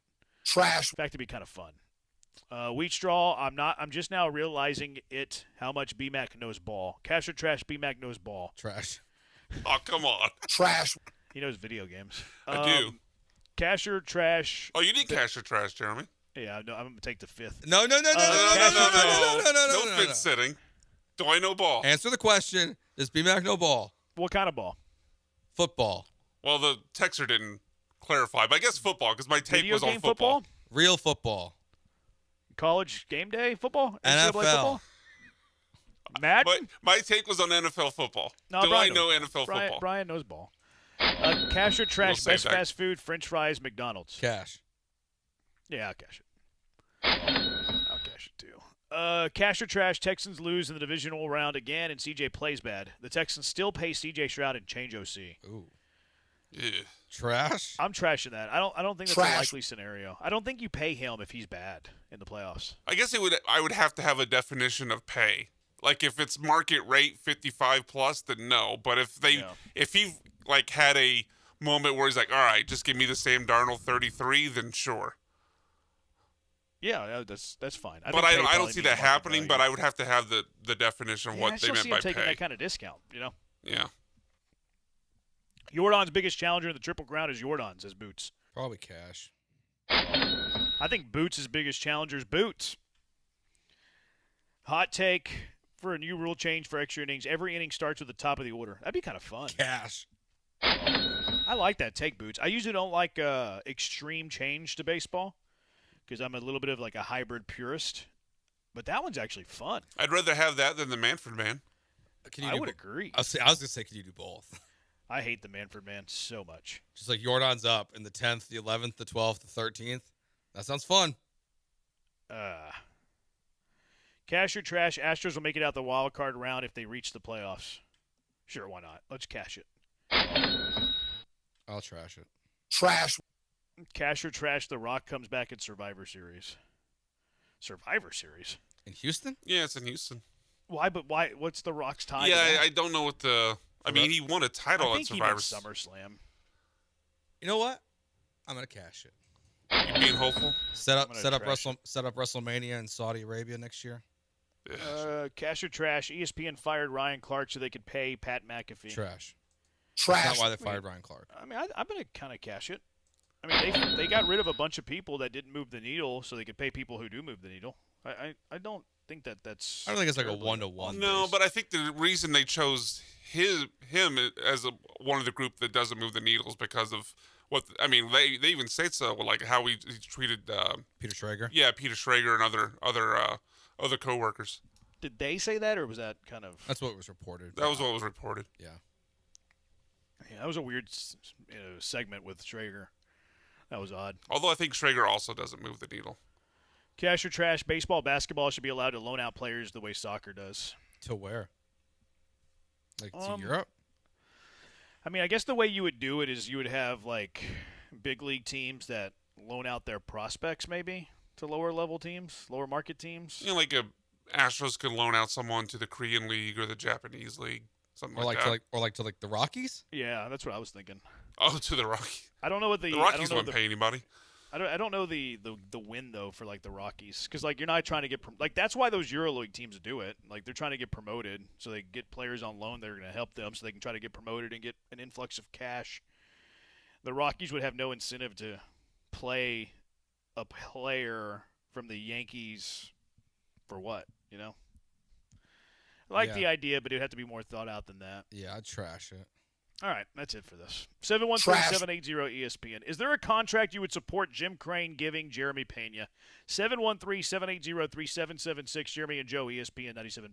It is time for you to get into a brand new vehicle and not waste thousands and thousands of dollars in negative equity. You can do that by calling D&M Leasing at 713-290-1000 or visiting them at dmautoleasing.com. When you pick the vehicle that you want, it'll bring you that new vehicle within 24 to 72 hours. The average car payment right now in America is about $800. When you lease through D&M, it's going to be cheaper, and if you qualify, you can even get payments for as low as $400 a month. Your lease is going to be 3 years. You're not going to be locked in long-term and be dealing with negative equity for years and years and years, which is just the absolute worst. You want to take advantage of the leasing process through D&M Leasing. They'll bring your car right to your house, your office, wherever you go, and all you have to do is go to DM's website, dmautoleasing.com. When you do, make sure you select Joe George about where you heard about D&M Leasing so they know that I sent you there, because if that's possible, if you do it, I may bring you your brand new leased vehicle. Check them out right now, dmautoleasing.com, or give them a call at 713-290-1000.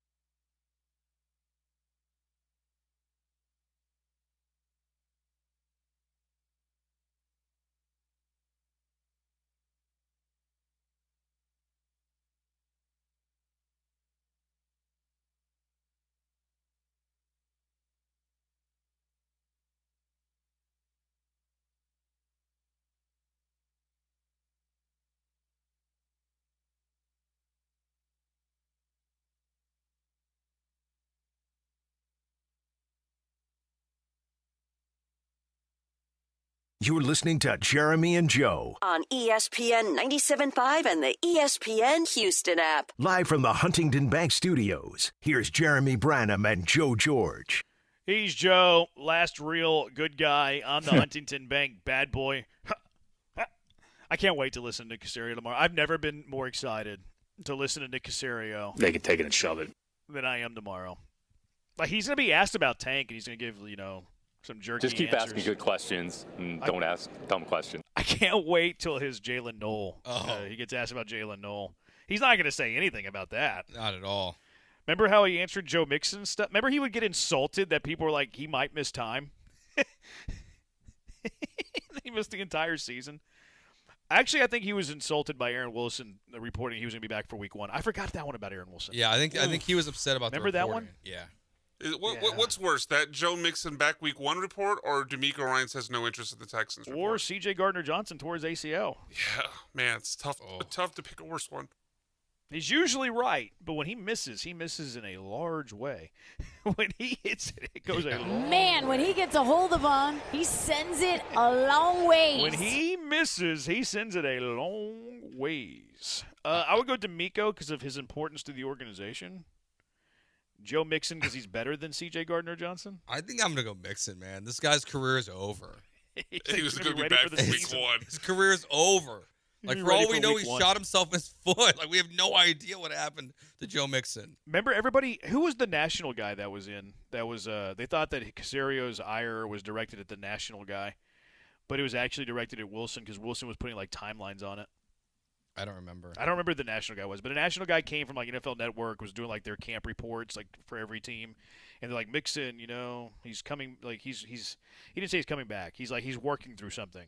And then people thought that Casario was going at him when in actuality he was going at Aaron Wilson because Wilson put a timeline on it. And they were mad that he put a timeline on it because it, like, I don't know, makes him vulnerable or it makes him, like, have to answer questions. But that was funny. That was a pretty extreme miss. But, yeah, I can't wait for the Nick Casario to get a Jalen Noel question tomorrow and see how he answers that. What's your prediction on how he's going to answer the Jalen Noel question? I'm not going to talk about players that were hurt. No, that would be even too much for Nick. I think it'd be more like he'll be here when he's able to be here. He's working hard to get back. And we expect a lot from him when he does. I think he's going to be like, sometimes mutual funds go up and mutual funds go down, but you have to be able to ride the wave. And, sometimes you actually put your money whenever the market's low, and then you have to be able to take the ups and the ups and the downs and the ebbs and the flows. I just like what does that mean about Noel's injury, Nick? Well, I just put in like just Nick Casario, Joe Mixon on Twitter, and I forgot that in October he said over the next few weeks we'll have a better idea. He's making progress. Nick Casario said that about Joe Mixon. He didn't make any progress. What happened? Maybe he did make progress. I guess, but I think they were just running out the clock at that point. Yeah. What a weird thing with Joe Mixon. Mm-hmm. Totally weird. But I can't wait to listen to Nick Casario tomorrow. All right, 713-780-ESPN. Is there a contract you would support Jim Crane giving Jeremy Pena right now today?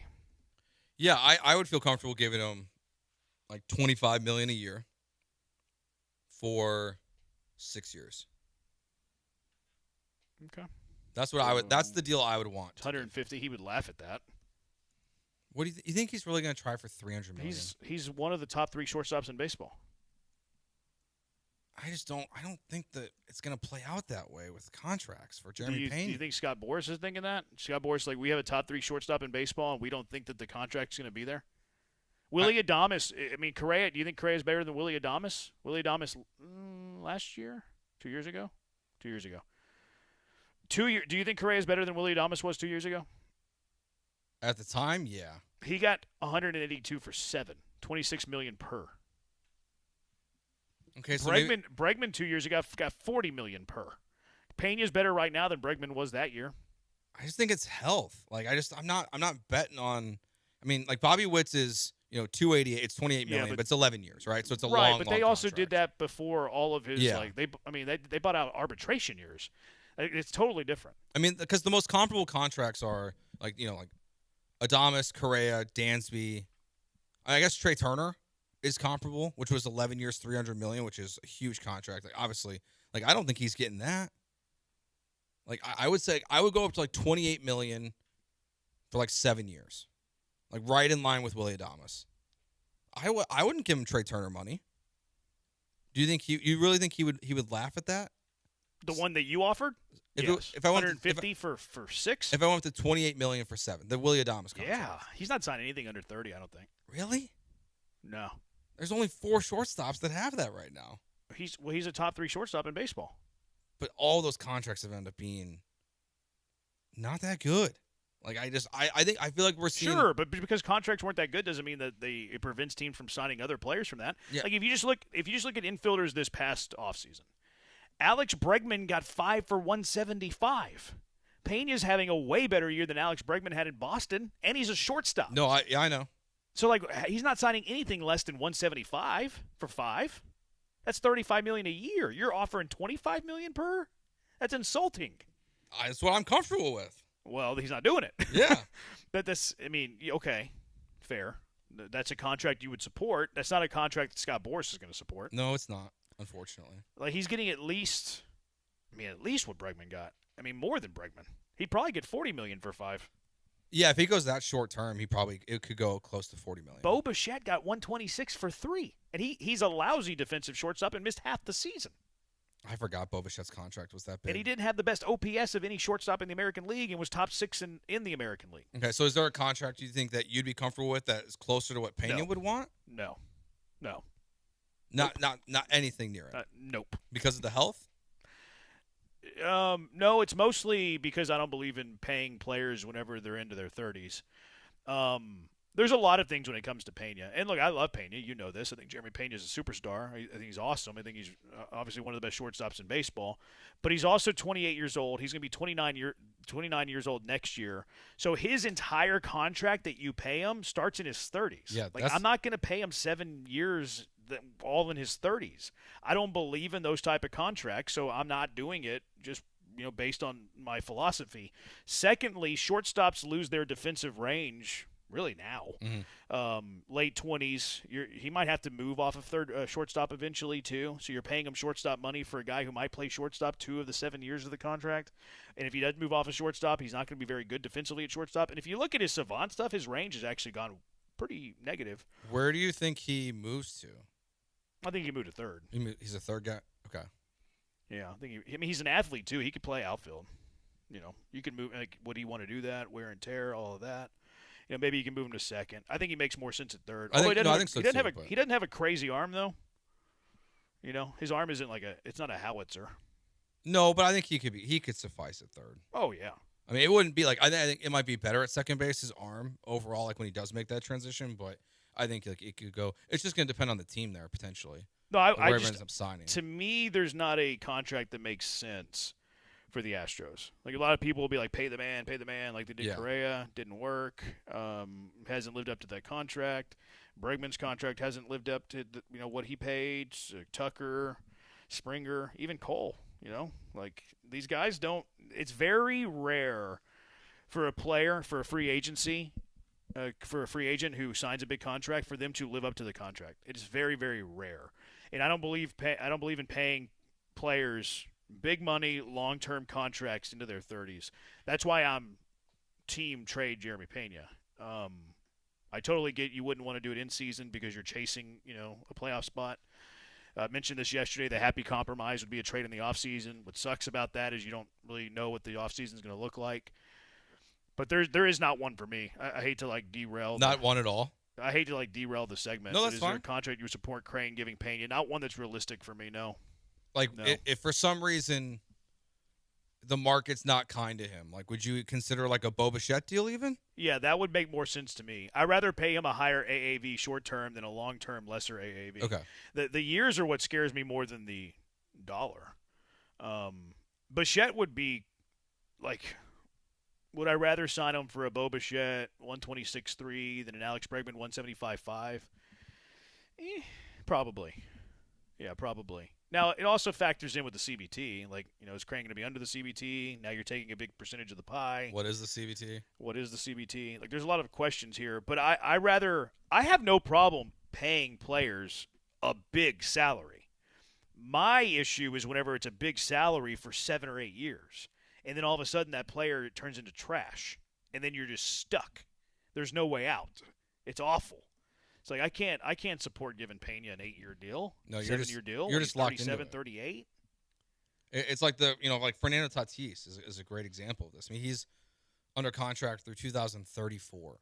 And where I'll push back on the Tatis is he was signed, I believe, before his arbitration years. Yeah. So, like, he was actually signed super, super early. So his AAV isn't crazy. No, it's only but 24 even with million. But even with, like, a lower AAV, they're paying $24 million to him for 8 more years until he's 35, and he's not living up to the value of the contract today. Yeah. What's it going to look like in 5 years? So he doesn't play shortstop anymore. Yeah. So, like, that's just a philosophy I have. Pena also, because he came up pretty late in terms of, like, his age. To me, he's not a re-sign guy. Like, you're getting the best years of Jeremy Pena. Like, when is a player in his prime? Let's just, when do you think a player's in his prime? Like 26 to 29? Yeah. Mid to late 30s? Yeah. The Astros got the best years of Jeremy Pena. Why would you resign him? I'm fascinated because when he's going to hit free agency, what it's going to look like. Because if everything stays status quo, like I saw Junior Bronco says, like he has Yankee written all over him. He definitely does. Yeah, he does. They desperately need help at shortstop. There's going to be a team that's going to shortstops always get paid. So that's why what I'm comfortable with is not realistic at all. I'm totally aware of that. But I just don't know if like he's worth a guy worth paying at 33, 34 when he can barely play a full season now. Yeah. The injuries when he's becoming a free agent, shortstops lose their range. He's actually already showing signs of that. My general belief, I also believe that you should trade players before they leave in free agency to maximize the return. I wouldn't re-sign Pena. I'd rather do a short-term AAV. If you gun to my head, short-term, higher AAV, long-term, lesser AAV, I would prefer the former, but I wouldn't really like either. Junkie 30 for 5. I don't think that's going to be good enough. As a financial advisor, I can confirm the ups and downs in a mutual fund. See? Told you. Trade Pena and get prospects. I want to be good again for another 10 years, not 2 to 3. I love that idea. I would do it with all of the free agents, though. What about 50 for 4? You have my attention. So $200 million? You have my attention. Like I prefer that more than 35 for 7, Yeah. But, I don't love either. This is why there will be a lockout. Yeah, you're right. Well, I mean, Sadly, you're right. It's why, like, we know the owners, there's been reports that they're going to push for shorter-term contracts and that they're going to be capped out a certain amount of years. That's where this all factors in. That's why there's also not a rush to pay Pena right now. Yeah. It's because you kind of want to see how it plays out in the offseason. Of just what baseball is going to look like next year and going forward. Because there is a world in which the collective bargaining agreement makes it more realistic and more possible for the Astros to keep Pena. If he's grandfathered into some advantages of staying here versus going elsewhere, like we see in the NBA with keeping your current guys that we know MLB owners have proposed, like there could be some advantages to that, and it could negate some of the Scott Boras issues that are out there. Yeah. It's going to be an interesting offseason. All right, 713-780-ESPN HRP listener line. Sark in Texas, do they have a point or are they being soft? We'll explain next. Jeremy and Joe, ESPN 97.5.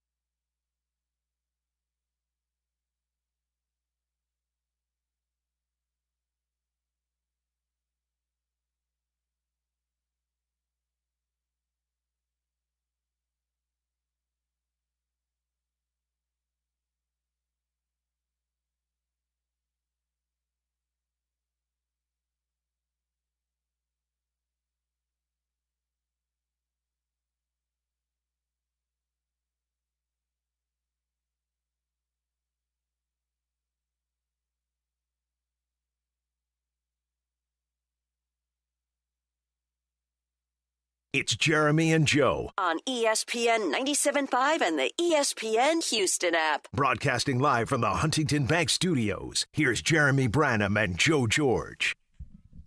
He's Joe. I am Jeremy. 713-780-ESPN. DJ Banamy's mad at me for having C.J. Stroud 16th. I just saw that. On my pyramid. I don't know how you watch the first half of the New England game and have him anywhere higher. It was so bad. They love C.J., though. Probably because they're, see him in the locker room and they're nice to him. Are Sark and Texas being soft here? Do they have a point? I thought this was Brian's idea at first, and then I clicked the link, and it's the Irish Tribune. I was like, oh, I get it now. It's not really the Notre Dame part. It's how I found it originally, yes. It's more the second part of his quote that I think is interesting. All right, what's interesting to you? So Sark was asked about playing Notre Dame in 2028 and 29. He said, I don't know yet about Notre Dame. We'll see. He said, because I think the committee's got to show us what happens now. What's the value that they're placing on strength of schedule? And we've talked about college football and how the expanded playoffs, it can take away. But, I am so tired of seeing all these, big games being taken off schedules. It's ridiculous. It is the worst part about college football that SEC, Big Ten, they all do it. They play these soft schedules during the year.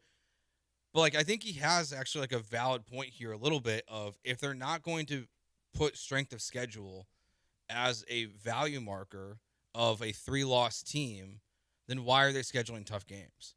They're going to say, if you win them, it boosts your resume. I know. And just beat Florida is the counter argument to Sark for sure, because then they're in the playoffs last year with 2 losses, and Ohio State loss doesn't matter. But you're going to lose games. If you're not going to value strength of schedule for a 3-loss team versus a 2-loss team in the current playoff format, I kind of get his point. I hate it, but I kind of get his point. He's been soft about this ever since he got left out of the playoffs last year, and I hate his little crybaby attitude about it. Go win the game. Go win the game. Don't lose to Florida. Go win that game. You can boost your resume whenever you schedule. I think that playing a tough out of conference makes more sense. In fact, I don't think you're punished. They weren't punished because they lost to Ohio State. No, they were punished because they lost. They're punished because they lost to Florida. Yeah. But Sark's trying to he's trying to rearrange the problems. Well, we're in the SEC. Everybody loses in the SEC. You beat Florida, you're in the playoff, bro. It's not because you lost to Ohio State. Because you lost to Florida. I do think because the SEC coaches, I think this is going to be a more common argument that we hear from them because of the fact that we're adding an SEC game. They're going to use that as their, our conference is so good. We play 9 games now instead of 8. It's the second best conference in the world. Behind the Big Ten, yeah. Behind the Big Ten. Big Ten's the best football conference in the world. SEC is the second best football conference in the world. I think it's very, very close third is the Big 12. I think it's. I'll be honest. I think the answer to this is it's both things. I think it's soft what he's saying. I think he's right that there are 2 lost teams that their schedules were not as hard as Texas's last year. So I think it's a little bit of both. Where I don't feel like the committee. Yeah, I don't think Alabama's schedule was that tough last year. I haven't had this argument in forever. I need to go see what Alabama did last year. So Alabama, what was Alabama in the regular season? They were a 2-loss team, right? Yeah. It didn't show their schedule. I remember, okay, here we go. They lost to Florida State in week 1. They lost to Oklahoma by 2. And then they lost in the SEC championship game, which I don't think you should be penalized for losing in the SEC championship game. I agree. So their 3 losses were at Florida State, home versus Oklahoma, and then the SEC championship game to Georgia. Why would Texas be in ahead of them?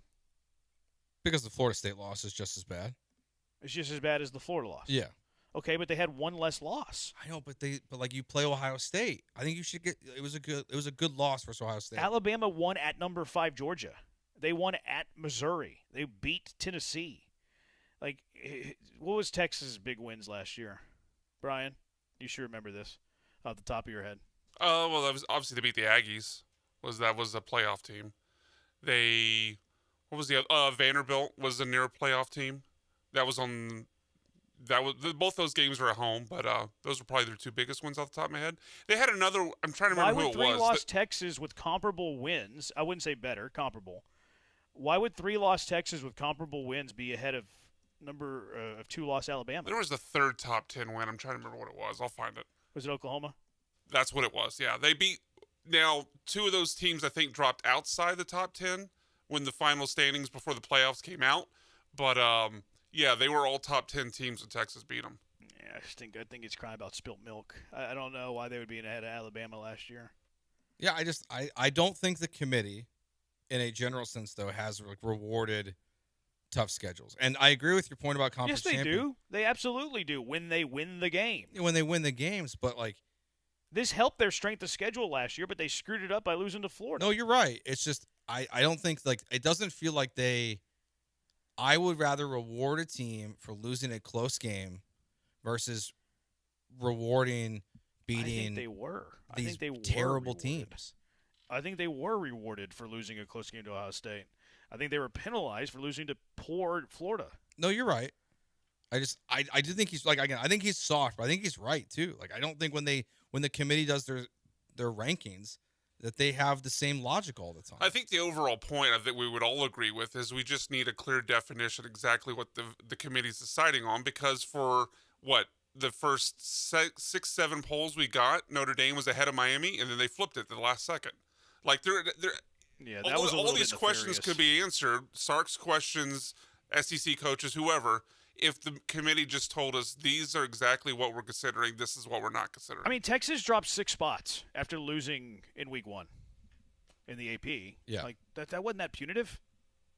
No, it's not, but also it shouldn't matter. It shouldn't exist. We all know that. No, there shouldn't be a poll in September. Well, the other thing too that you mentioned that and this is where I think again to the bigger point of this, so what Brian's saying They dropped out of it after they lost to Florida. Out of the top 25? Yeah, they were number 9 in the country. They lost to Florida, fell to 3-2, and dropped out of the top 25. I didn't realize they dropped that far in the AP. Is that and then beat Oklahoma the next week? Is that the committee's not consistent with how they do things? Because you're right, Alabama shouldn't have been punished. They weren't, but BYU was. BYU did drop a spot after losing the Big 12 championship game. And it made no sense for them to do that. They dropped to 19, not out of the top 25. My bad. Oh, I was 19. Glad you corrected that. I was like, that's crazy for them to drop that far. 19. They're not all the way out, but they were 19. 713-780-ESPN. Let's go out to the HRP listener line. Gary, you're in with Jeremy and Joe. What's up, Gary? Hey, I'm a UT guy, but I just want to say I think you're twisting the point. You can't bring up Florida. Florida's a conference game. His entire point is that they don't have to play Ohio State. They don't have to play Notre Dame. So if I'm going to get penalized for playing a tough non-conference game, then I just won't play it. I think it's kind of hard. Yeah, but I don't think they would be in. Point. If they played Southeastern Louisiana and then lost 2 games in the conference, I don't think they're getting in ahead of Alabama. I think that they are. The Texas beat 2 playoff teams. They beat Notre Dame. They beat Oklahoma, and they beat Texas A&M. If Texas only had 2 losses, they're getting in the playoffs last year. Yeah, that's just a difference of opinion. Not to mention that they will probably have made the SEC championship because they beat A&M, who was previously undefeated. No, they wouldn't have made the SEC championship game last year. They were 6-2 in the SEC. They'd be 6-2 in the same scenario that we're drawing up. If they didn't schedule Ohio State and they had Southeastern Louisiana, they're still 6-2 in the conference.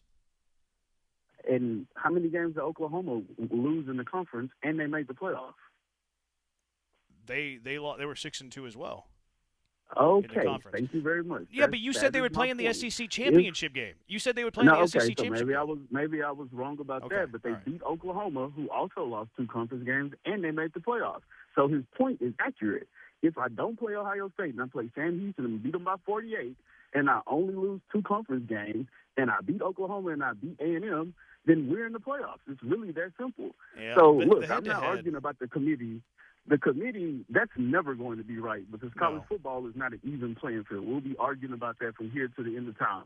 But I do want to say he does have a point in saying, should I play Ohio State? Should I play Notre Dame? And if you're going to penalize me for losing a game that's very I play it. I don't think that we can argue the validity of that point. Yeah, I just completely disagree that he got penalized for losing to Ohio State. We disagree on that. Very clear. You cannot tell me that Oklahoma, who they beat, who also had 2 losses in the conference, made the playoffs and Texas didn't, and it was because of the Ohio State game. It's kind of hard to argue otherwise. I think it's because their 2 losses were far better than Texas's would-be 2 losses in the scenario you pointed out. Now, they played head-to-head, so that's kind of throws a huge wrench into this argument. But Oklahoma's 2 losses were to Texas and to Ole Miss. If Texas' 2 losses, and we just dismiss Ohio State, it would have been to Georgia and Florida. Texas' losses were worse than Oklahoma's losses. Losses. But Texas also had 3 wins against top 10 teams. But once again, we'll never figure this out. But I do think it's impossible to say that he doesn't have a point about the Ohio State thing. Sorry. I just think it was a unique season. Like, I think it was a unique year. Like, I think it's beneficial to play tough out-of-conference games. Oklahoma had Michigan scheduled. I know Michigan didn't turn out to be good. But that's something that you can't control, right? Like, you schedule that to be a good game. Yeah. Like, I think people would make that counter argument against Oklahoma. I hate that argument because it's like when that game was scheduled, you were anticipating Michigan was going to be good. The Texas-Oklahoma, the fact that they played head-to-head, it makes the argument murky and weird. And, I mean, Gary has the point about the wins for Texas being better, but Oklahoma's losses were better. And for some reason, the committee puts so much weight on strength of losses, whereas sometimes they ignore strength of victory. I think if you schedule an Ohio State non-conference, I don't think that it should damage you at all. It's like it didn't happen, especially if it's on the road, and then a win boosts you up big time. Yeah, and I agree there. I just don't think they would have made it though. Because if you took if you had a bad team schedule, if you took that path that you just went down, then you're taking out Alabama's last loss to Florida State. So essentially, Correct. it's like they kind of wash out in that way. But Oklahoma was 10-2, right? Mm-hmm. Yeah, they were 10-2. So if Texas plays Rice instead of Ohio State, they're both 10-2, and Texas won it on neutral field. The fact Aren't that they played aren't they taking Texas over OU? The fact that I don't know, Oklahoma was 8th. Like they had them ranked ahead of Alabama. So Texas is like, why would Oklahoma be the conversation and not Alabama? Well, I would put the conversation with Oklahoma just because what the committee showed us was switching from Notre Dame to Miami last minute. They finally decided at the last possible second the head-to-head mattered. Yeah, the way that they switcheroo in the last few weeks is very annoying. I completely agree with that. It makes it more complicated. They're not consistent, and it feels like they're also like they have an agenda whenever they do that as well. Yeah, they definitely have a better case against Oklahoma than Alabama. There's no doubt about that. No doubt about that. But it's weird that Oklahoma was 8 and Alabama was 9. All right, Junkie of the Day, 713-780-3776. What is your Junkie of the Day? It's Jeremy and Joe.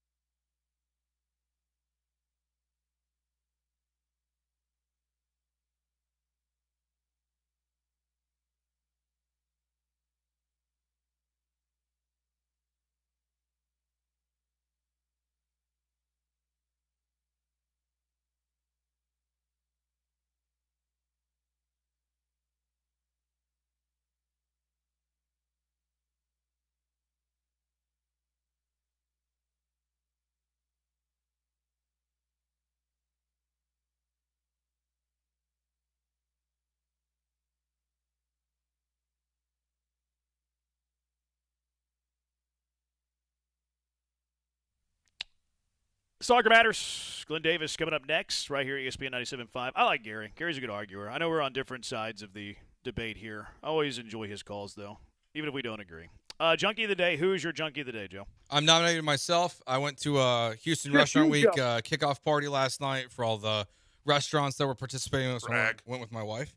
And they gave us a nice little goodie bag on the way out. Had a bottle of wine, bottle of olive oil in it. Jeremy, I dropped it in the kitchen. I destroyed both. Both shattered. So it was in a bag and you dropped it, and then they both broke in the bag? Yeah, the bag, they were on the edge of the bag, in little holders, and it was subbed on my counter for 30 minutes, and then it just tumbled and it shattered everywhere. It took me an hour to clean it all up. Oh man, my hands still smell like olive oil. It could be worse. Could be worse. Could be a lot worse. And there was no carpet, so that's the one positive. That would have been the worst. Yeah, it's good they would have never moisturizer come out. too. It's good moisturizer. Yeah, Your skin's probably very hands soft. feel good. Yeah, they probably feel good. Did you hear about this Jordanian soccer player? He disappeared from Rice over the weekend. Yeah, but has been found safe. He said he was going out for a walk, and then he self-reported that, hey, I'm not missing. I'm just hanging out in Illinois. He went for a walk in Houston and he showed up in Illinois? He took a bus to Illinois. He took a bus to Illinois. There's a girl. So it was the guarantee. There's not reported, but guaranteed. I thought he was fleeing Jordan. That's what I thought at first. Yeah. I can see how you can make that leap. But then you wouldn't self-report, so it certainly wasn't that. Yeah, but so I'm crazy. Yeah, you don't self-report if you're trying to run. So I feel like there was a girl. It's just weird how he didn't tell anybody. Yeah, he's just see ya. No foul play suspected. Brian, what you got? I'll nominate Jeremy's Jason Duhamel from early in the show instead of saying Josh Duhamel. I was pretty close. I was in the ballpark. Disagree. I don't know actors' names, admittedly. I know Ish. I know their name's Ish. Just not the exact name. All right, what's winning? You. Yeah. Really? It's Jeremy. That's the winner? Yeah. Not the Jordanian soccer player who took a walk to Illinois? No, he's okay. He took a bus to Illinois. All right, I'll take it. I'm the winner. Junkie of the day, right here. Yours truly. All right, it's going to do it for us. Thanks to Brian for the hard work. He's Joe. I'm Jeremy. We'll talk to you tomorrow, Houston. Have a good night. Goodbye.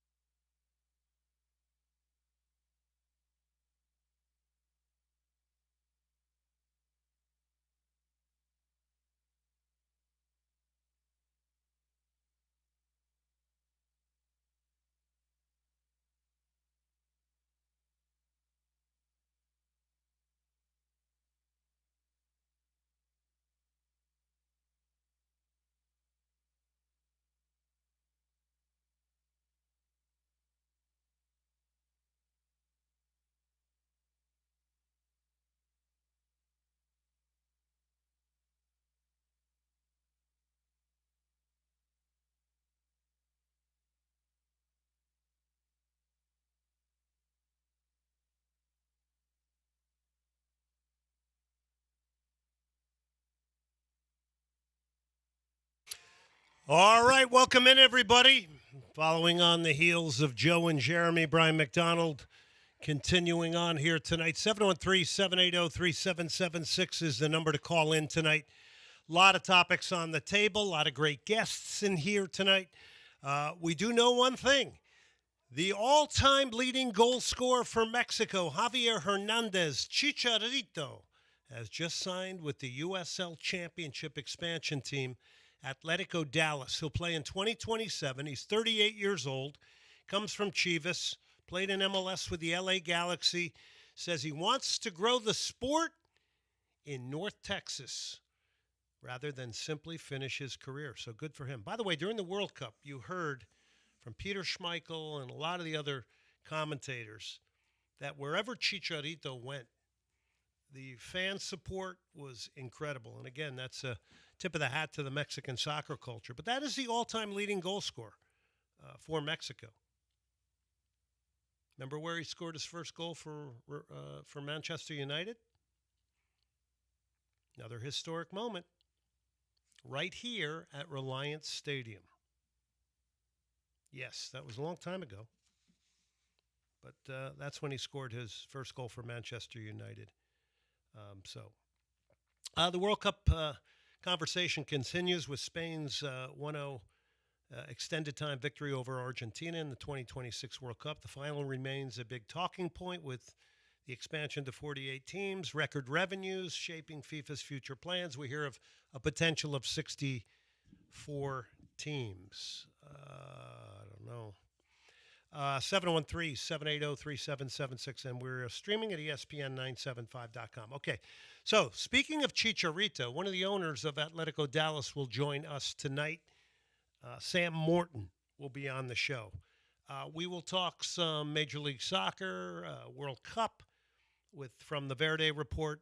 It covers Austin FC. Eric Goodman will join the show here tonight. That's the team that the Dynamo beat 3-0 recently. They are really, really struggling. Arnaldo Lozano is going to join us tonight. La U Times. You know why? Guido Pizarro is done as the coach of Tigres today. That is breaking news. Okay, one of their presidents also left and went to Atlanta United. Correa, who scored against the Dynamo in, I think it was Leagues Cup from Spain, he also has bolted. He is going to River Plate in Argentina. So there's a lot of messy things going on at Tigres right now. Gignac left. There wasn't even a big celebration for him, in my estimation. So we will bring in Arnaldo Lozano tonight of La U Times. We'll finish the show tonight with Soccer Starts at Home. Any parent who's got young kids, this is a really interesting interview. There's this parent golden age between 2 to 6 where a parent can connect with a kid, a child, and a ball. And first and foremost, it's great cognitive work. And then the soccer part is the secondary part of it. But Tom Bayer, who has been in Japan for quite some time, has really grown this with the Japanese Federation, works with the Filipino Federation, was working with the Dynamo, and then when the Dynamo changed over, they didn't renew it. Apparently, I think Pat Onstad and those guys didn't want to keep this Soccer Starts at Home going. Who knows? It might have been a budget thing. So we don't know. Anyway, so he'll be on tonight as well. So we got a really, really good show. I'll do a segment on the Dynamo and Dash here tonight. Both teams coming up with wins in their recent games. I'm going to mention a few things about them from my standpoint, and that is that. So 713-780-3776. I'm going to start it off, though, tonight with a message we've heard for years. Quote, when the World Cup comes to America, everything changes. Well, 94 we had the World Cup. We had it again here in 2026. We're getting wild takes from those in the sports media. And a lot of these are guys who don't pay attention to the sport in depth, don't even factor in a lot of things that make it a very unique situation here in the United States when it comes to the culture of soccer. So we get these wild takes.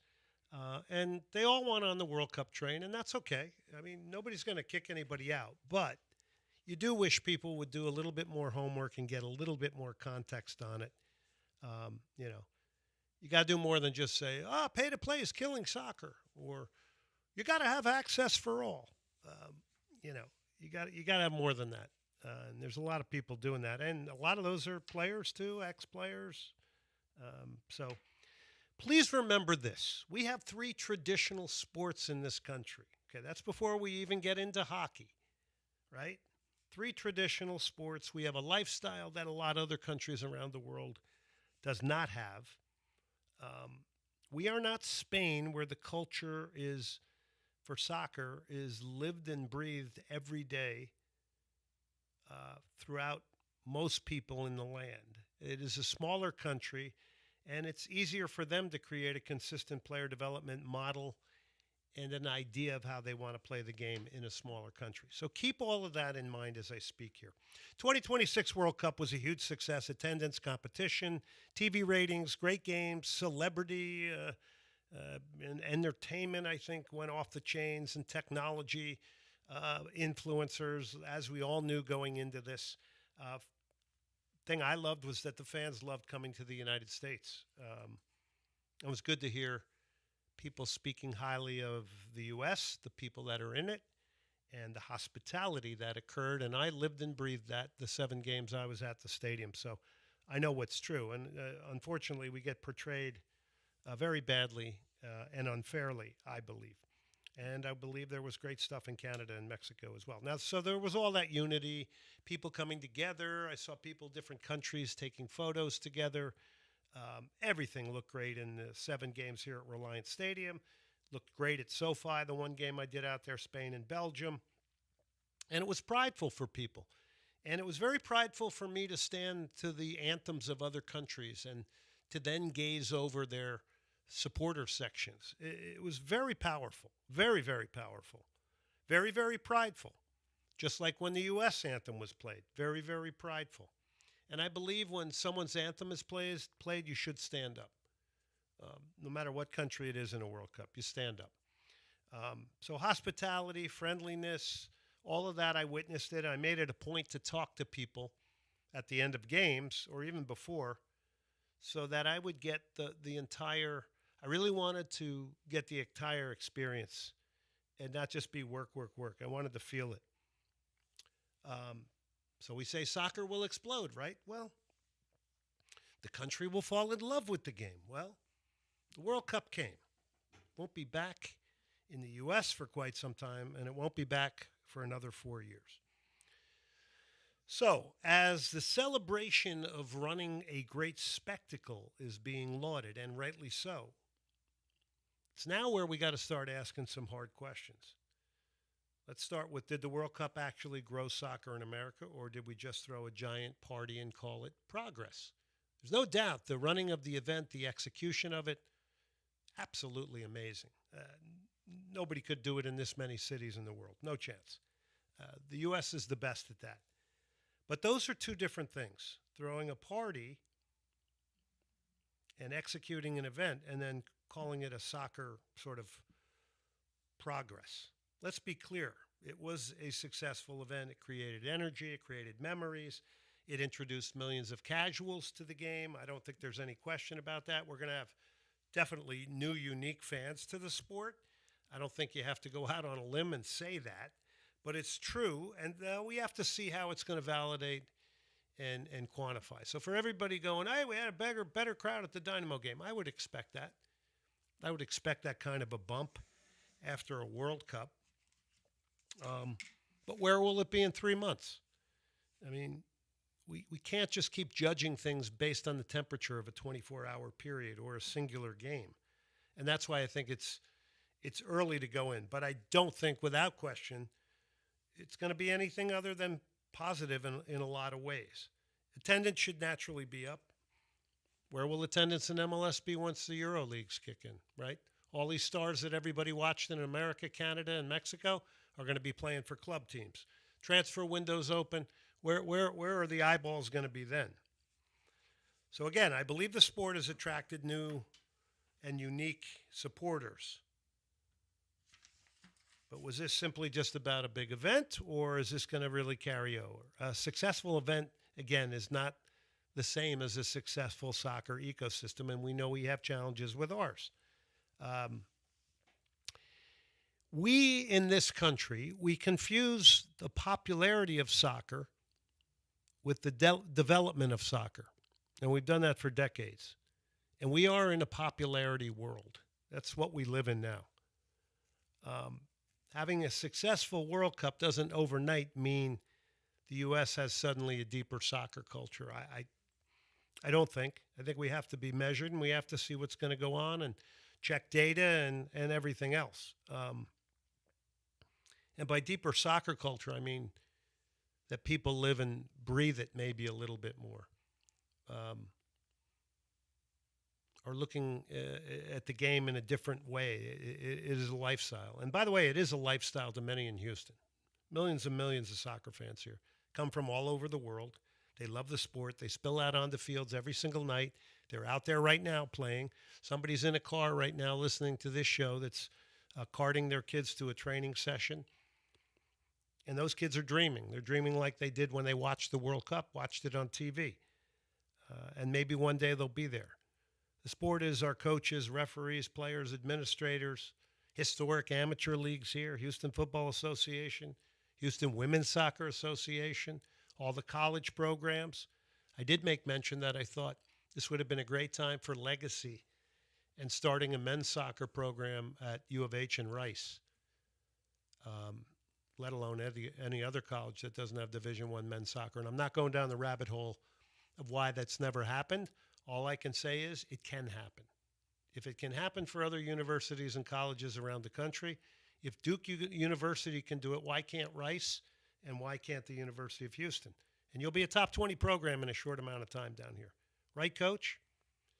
In-state tuition, you're going to recruit a large portion of your team from here unless you're doing what a lot of colleges are doing, and they're going and getting older foreign players. So a college game has got to take a look at itself because it's also cutting out opportunities for the young American player going to college. A lot of these coaches, instead of an 18-year-old out of a program, they're going to get a 22, 23-year-old from Europe that's more mature and is a man.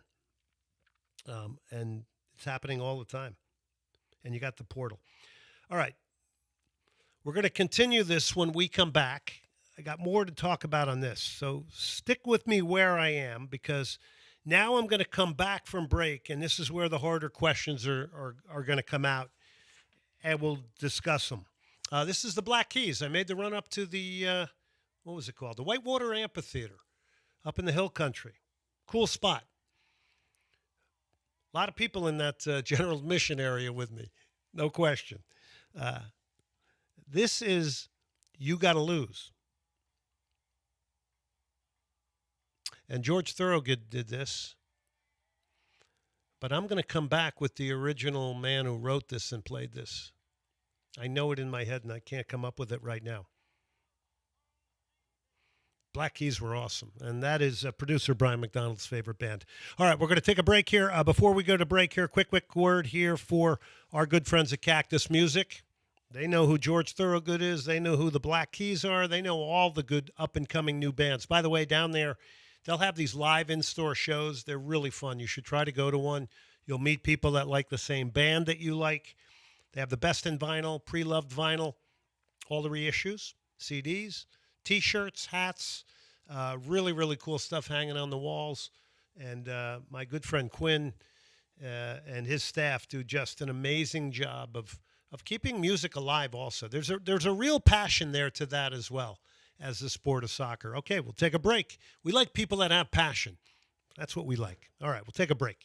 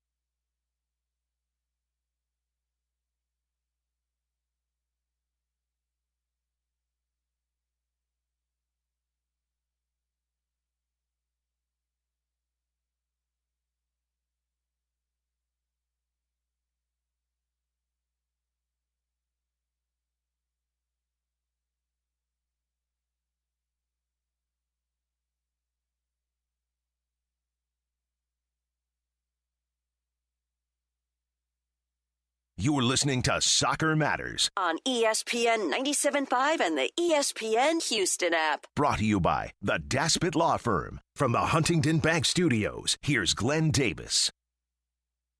All right, Chemical Brothers. Very cool song. It's called The Golden Path. You got to love it. So going back to that song we heard going to break, You Gotta Lose, Black Keys version. Well, George Thorogood did it as well. That song was written by Ike Turner. Remember Ike Turner with Tina Turner? Ike wasn't a very nice guy, honestly. Not at all. But was a very good musician. But the song, I think, was originally brought to attention by Earl Hooker. Thorogood and the Destroyers made it big, too. All right, so welcome back to Soccer Matters, ESPN 97.5. And as I mentioned before going to break, Brian is a huge Black Keys fan. I was sad you didn't get to see him at White Oak. Yeah, no, I've seen him twice, so I'm not completely devoid of that.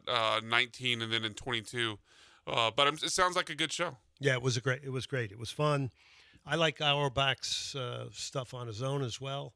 I love seeing those guys back together. And I started listening on the drive up to this amphitheater because I wanted to check the area out, too, in the Hill Country and Canyon Lake and all that.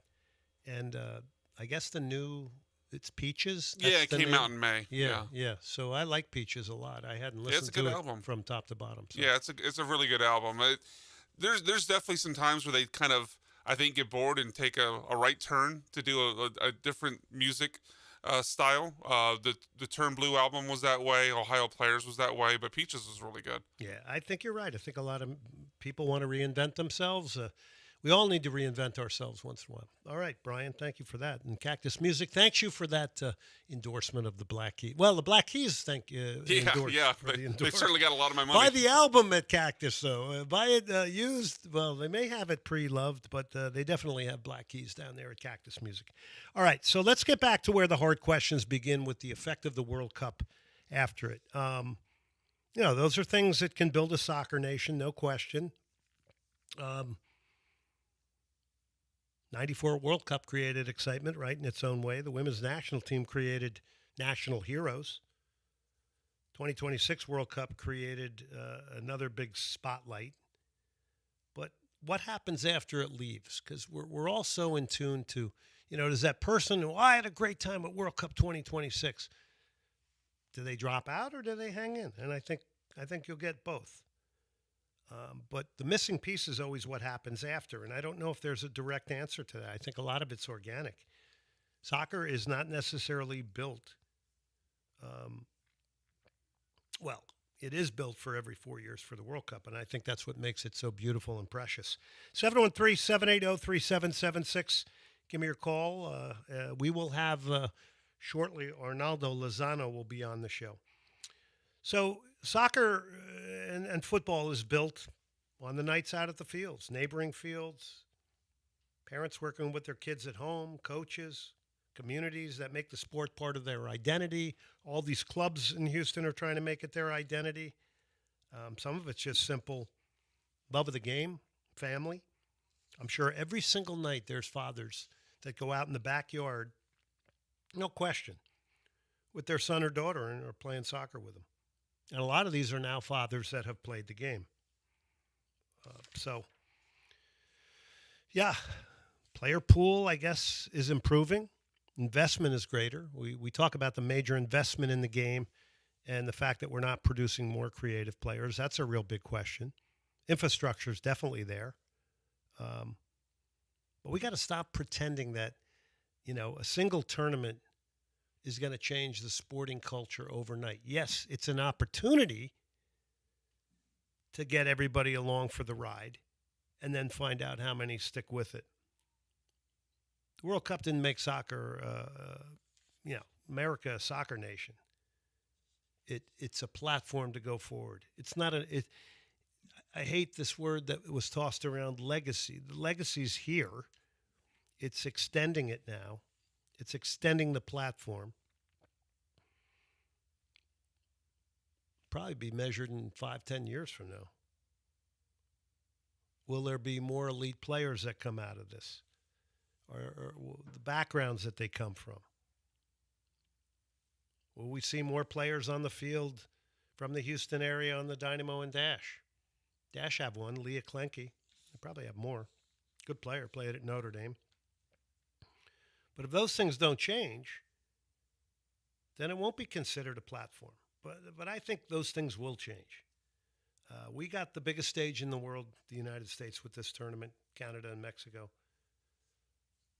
We got a platform off it now. The sport has got to consolidate all these youth leagues that work independently. Can we get real discussions going? Can we get people working together? Can we eliminate the buzzwords and coach speak and come up with ideas that can help improve the existing soccer culture at all levels? That means complete honesty and integrity. U.S. soccer's got to step up and lead this. Or are they just going to be focused on the money-making, being a money-making organization? Can they turn that needle towards gatekeeping the game in this country, protecting it, moving it forward? Will they make strong decisions in this country, or, is the servitude going to remain on sponsors? Those on U.S. soccer committees, and I'm going to say this because it doesn't matter. I'm not on it. The Players' Council, are you guys going to stand for something, or are you going to just stay safe and keep your position and vote exactly how the Federation wants you to do it on issues? Are you going to make a stand? You might lose your gig. You might not be able to go around the country and represent U.S. soccer, but we need somebody to just catapult out of there. We got to develop new leadership because we are dying for good soccer leaders nationally, and they're out there. They just don't get the shot. And right here in Houston. And there are a lot of good leaders already, but we need, at the top of the influence, we need good leaders here in Houston. We can always look for more. So this is a scratch on the surface. Many positives, of course, the participation, the investment in the game, on and on. More is needed. Here locally, attendance, got to get more people in those games. I think the women's team, 100%. I think they really, really need to be playing in front of more people. That should be a happening for the women's game. And the fact that it isn't a happening should be upsetting to everybody. Everybody that's fought for women's soccer, the college coaches here in town, the GM of the team, Angela, the owner. Everybody should be embarrassed and a little bit shamed that nobody's going to support these women. But we all shout from the mountaintop, oh, women's sports. Yeah, but come on, you can't sit there and not do anything about this. All right. This World Cup is going to make a deep impression, but got to get some of these decision makers out of the comfort zone. Unfortunately, a lot of ours in Houston come from out of market, so they don't feel Houston. They can say they do. They don't feel, and in most cases, not all. I'm not painting everybody with the same brush, but there is a reason why these teams have remained out of sight and out of mind. And I feel bad for the players, having been a player, having been a professional soccer player. I feel bad that these players aren't getting more because, after all, during the dark days of the 80s, we were wanting the sport to grow and platform. And it has in so many ways, in a lot of positive ways. But localized here, it needs better.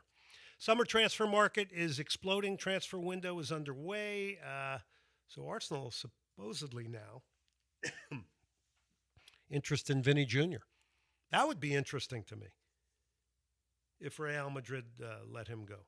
I'd love to see Vinny Jr. in the Premier League. Chelsea, record signing, Morgan Rogers. Man City is making a move for Elliot Anderson. Huge, huge money, these things. Tottenham is aggressive spending. Sandro Tonali. Liverpool, Arsenal, United, Chelsea, all competing for several World Cup breakout stars. Mo Salah to MLS. How about that one? Would you like that? Mo Salah to Houston. Let's put out a rumor. Because after all, nowadays you can put a rumor out and you can out and out lie. And then the next day you just retracted. Oh, I'm really, really sorry. And I didn't mean to do that. The problem is it's one thing to do it with players. It's another to do it with things that can affect people in a big, big way. Griezmann to Orlando. Lewandowski to Chicago. And Chicharito to Atletico Dallas. How about that? Chicharito to Atletico Dallas. I'm looking for Arnaldo. We need him to call in. Because we want to talk Tigres, and we got to do it now. Because next segment, we got Sam Morton of Atletico Dallas talking about Chicharito. Yep, to the USL Championship. Says he wants to grow soccer in North Texas. Jan Diomande. Real Madrid expected to complete a deal with him. Well, maybe they get him, and we'll see. Maybe they cash in on Vinny. I doubt that. He's 19. He's one of football's top young prospects. Played in the Bundesliga last year, 12 goals, 8 assists. Played for the Ivory Coast in the World Cup. He was one of the breakout stars. And he made a big, big difference. Big, big difference for the Ivory Coast. So he's on his way to Real Madrid. And by the way, he also played in the U.S., Diomande. Okay. Let's go now to from La U Times. Wonderful guest on this show, has been there on the past. He is Arnaldo Lozano, and Arnaldo joins us now. Arnaldo, how are you? Hey there, Glenn. How's it going?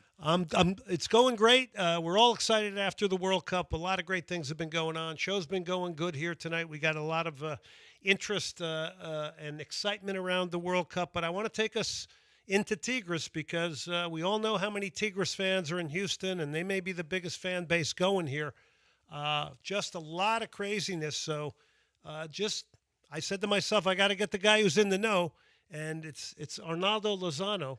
So, Arnaldo, just tell us a little bit first about the breaking news of Guido Pizarro either resigning or being fired from Tigres. Yeah, absolutely, Glenn. It's been a rough last 8 months for Tigres, losing in the championship final and penalty kicks against Toluca, losing a championship in the CONCACAF final this past May, again in penalty kicks. Coming back from the offseason, Angel Correa deciding to part ways with the team after being with us for about a year or so. And here we are, 1 week later after Angel Correa leaves to its native Argentina with River Plate, taking on the number 10 jersey. His fellow countryman, Guido Pizarro, resigns from the club today. Nobody expected it. It's very, very hard on the fan base. From the standpoint, it's a reflection of what's been going on with our team the last few years, probably over the last 4 or 5 years or so, even going back to when Tuca Ferretti. I believe this is going to be now the 7th manager in the last 6 years. Player coach retired midseason and decided to be the coach. Back-to-back finals, and now decides to part ways. And in a message that's very clear. He does not agree with the direction of the club, so he's moving on to the side and removing himself from that situation that the board and the leaders of our club have been, heading into a direction that it's not good for the overall sporting side and what we're looking to achieve at Tigres, which is win championships. A lot of things have been masked over the last few seasons due to, still being a contender and appearing in liguillas and championship finals. But ultimately, our team has been depleted over the last few years. Aquino, Carioca, Gignac, who, by the way, has not had a farewell officially from the club and is just in limbo, and now Guido Pizarro. So Nahuel Guzman is the only player left of the golden era of Tigres. Wow. That is an incredible synopsis you just gave us. We're talking to Arnaldo Lozano, La U Times. Arnaldo, is this simply about a profit and loss statement? Yes, sir. It just seems that our finances are not in order. Long gone are the days where Tigres was able to buy the best player from any of the other clubs. right? We attempted at that with Nando Gorreran, Brunetta even, who has done, a really good job at the team, Oh, and love even Juan with the Brunetta. criticism that he normally gets. Yeah, love him. But now it seems that Cruz Azul, Toluca are the teams that are buying the players, from the other clubs and bringing them onto their clubs, and you can see that in the success. The last two champions of Liga MX, it just hasn't been what 2015 to 2020 proved for us, where we were just going out and buying the best players available, whether in the South American market, overseas on extremely good negotiations. And here we are just trying to find now some players. Everything was pointing after Angel Correa's historic transaction to River Plate, and what we sold for, we were going to have new players, and it hasn't happened. So can't blame Guido Pizarro here. The team is in a vulnerable spot and has been for a while, and it seems that the finances are the one to blame. You're the best, Arnaldo. Thank you for coming on. What a tremendous synopsis that was for my listeners. Thank you very much for that. Absolutely, Glenn. Have a good one, and thank you. Yes, we will talk soon. That's Arnaldo Lozano, Lau Times. I'll tell you what, he's up on it. Really, really enjoyed that. Looks like a fire sale at Tigres. Should we be looking down there, Houston Dynamo? Probably should be, because we got a huge Tigres fan base here. Could get somebody that could resonate. All right, 713-780-3776 is the number. LamontBrands.com, all your T-shirts and printing needs. LamontBrands.com, big favorite of ours also. You go to Echoes Music Bar. It's right down there on Richmond and Montrose. Really, really cool spot. They do all types of genres of music, Viet pop, DJs, Nigerian music, the blues, you name it. Great food, Greek and Mexican style food that reflects the family culture as well. It is Echoes Music Bar. Also, 1802 Binge, you know it. It's Slip Sliders, the best sliders in Houston. We're going to get their top man, Rashid Rafai, up here soon with some slip slide. I'm looking at Brian. He's giving me the My thumbs ears up. perked up. Yeah, we gotta get you fed and me fed. So we're gonna get Rashid up here of Slip Sliders. That's down in the Museum District. That's a place you really, really want to go if you're down there. I mean, it's perfect. And between Slip Sliders and Nico Nico's, you can get these trays of these perfect bite-size, little gyros, mini gyros, slider burgers, right, from Slip Sliders, and then Nico Nico's with the gyros and the sandwiches. And you don't have to cook. And we got college football coming. We got NFL. We got everything. We got Bundesliga coming, Premier League, you name it. Let's take a break. We're coming back. Sam Morton, Atletico Dallas, joins me next on the signing of the all-time leading goal scorer for Mexico, Javier Chicharito Hernandez.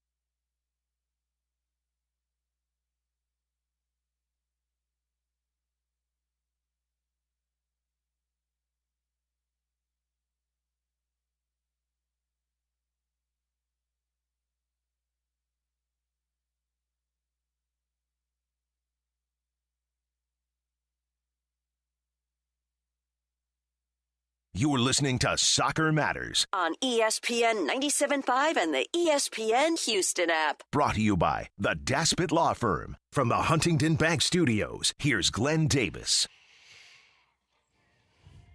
Guess who's in Houston this weekend for those who like classic rock? I think one of the Eagles is opening up before. It's a funny way this song was written, how they discovered this song, but that'll be for another time, I think. Just let the chorus go. All right, let's go right to our next guest. Atletico Dallas will play in the USL Championship in 2027. He's been on this show before. It is Sam Morton. He is the co-founder and chief commercial officer of Atletico Dallas. Sam, thanks for coming on again on short notice, by the way.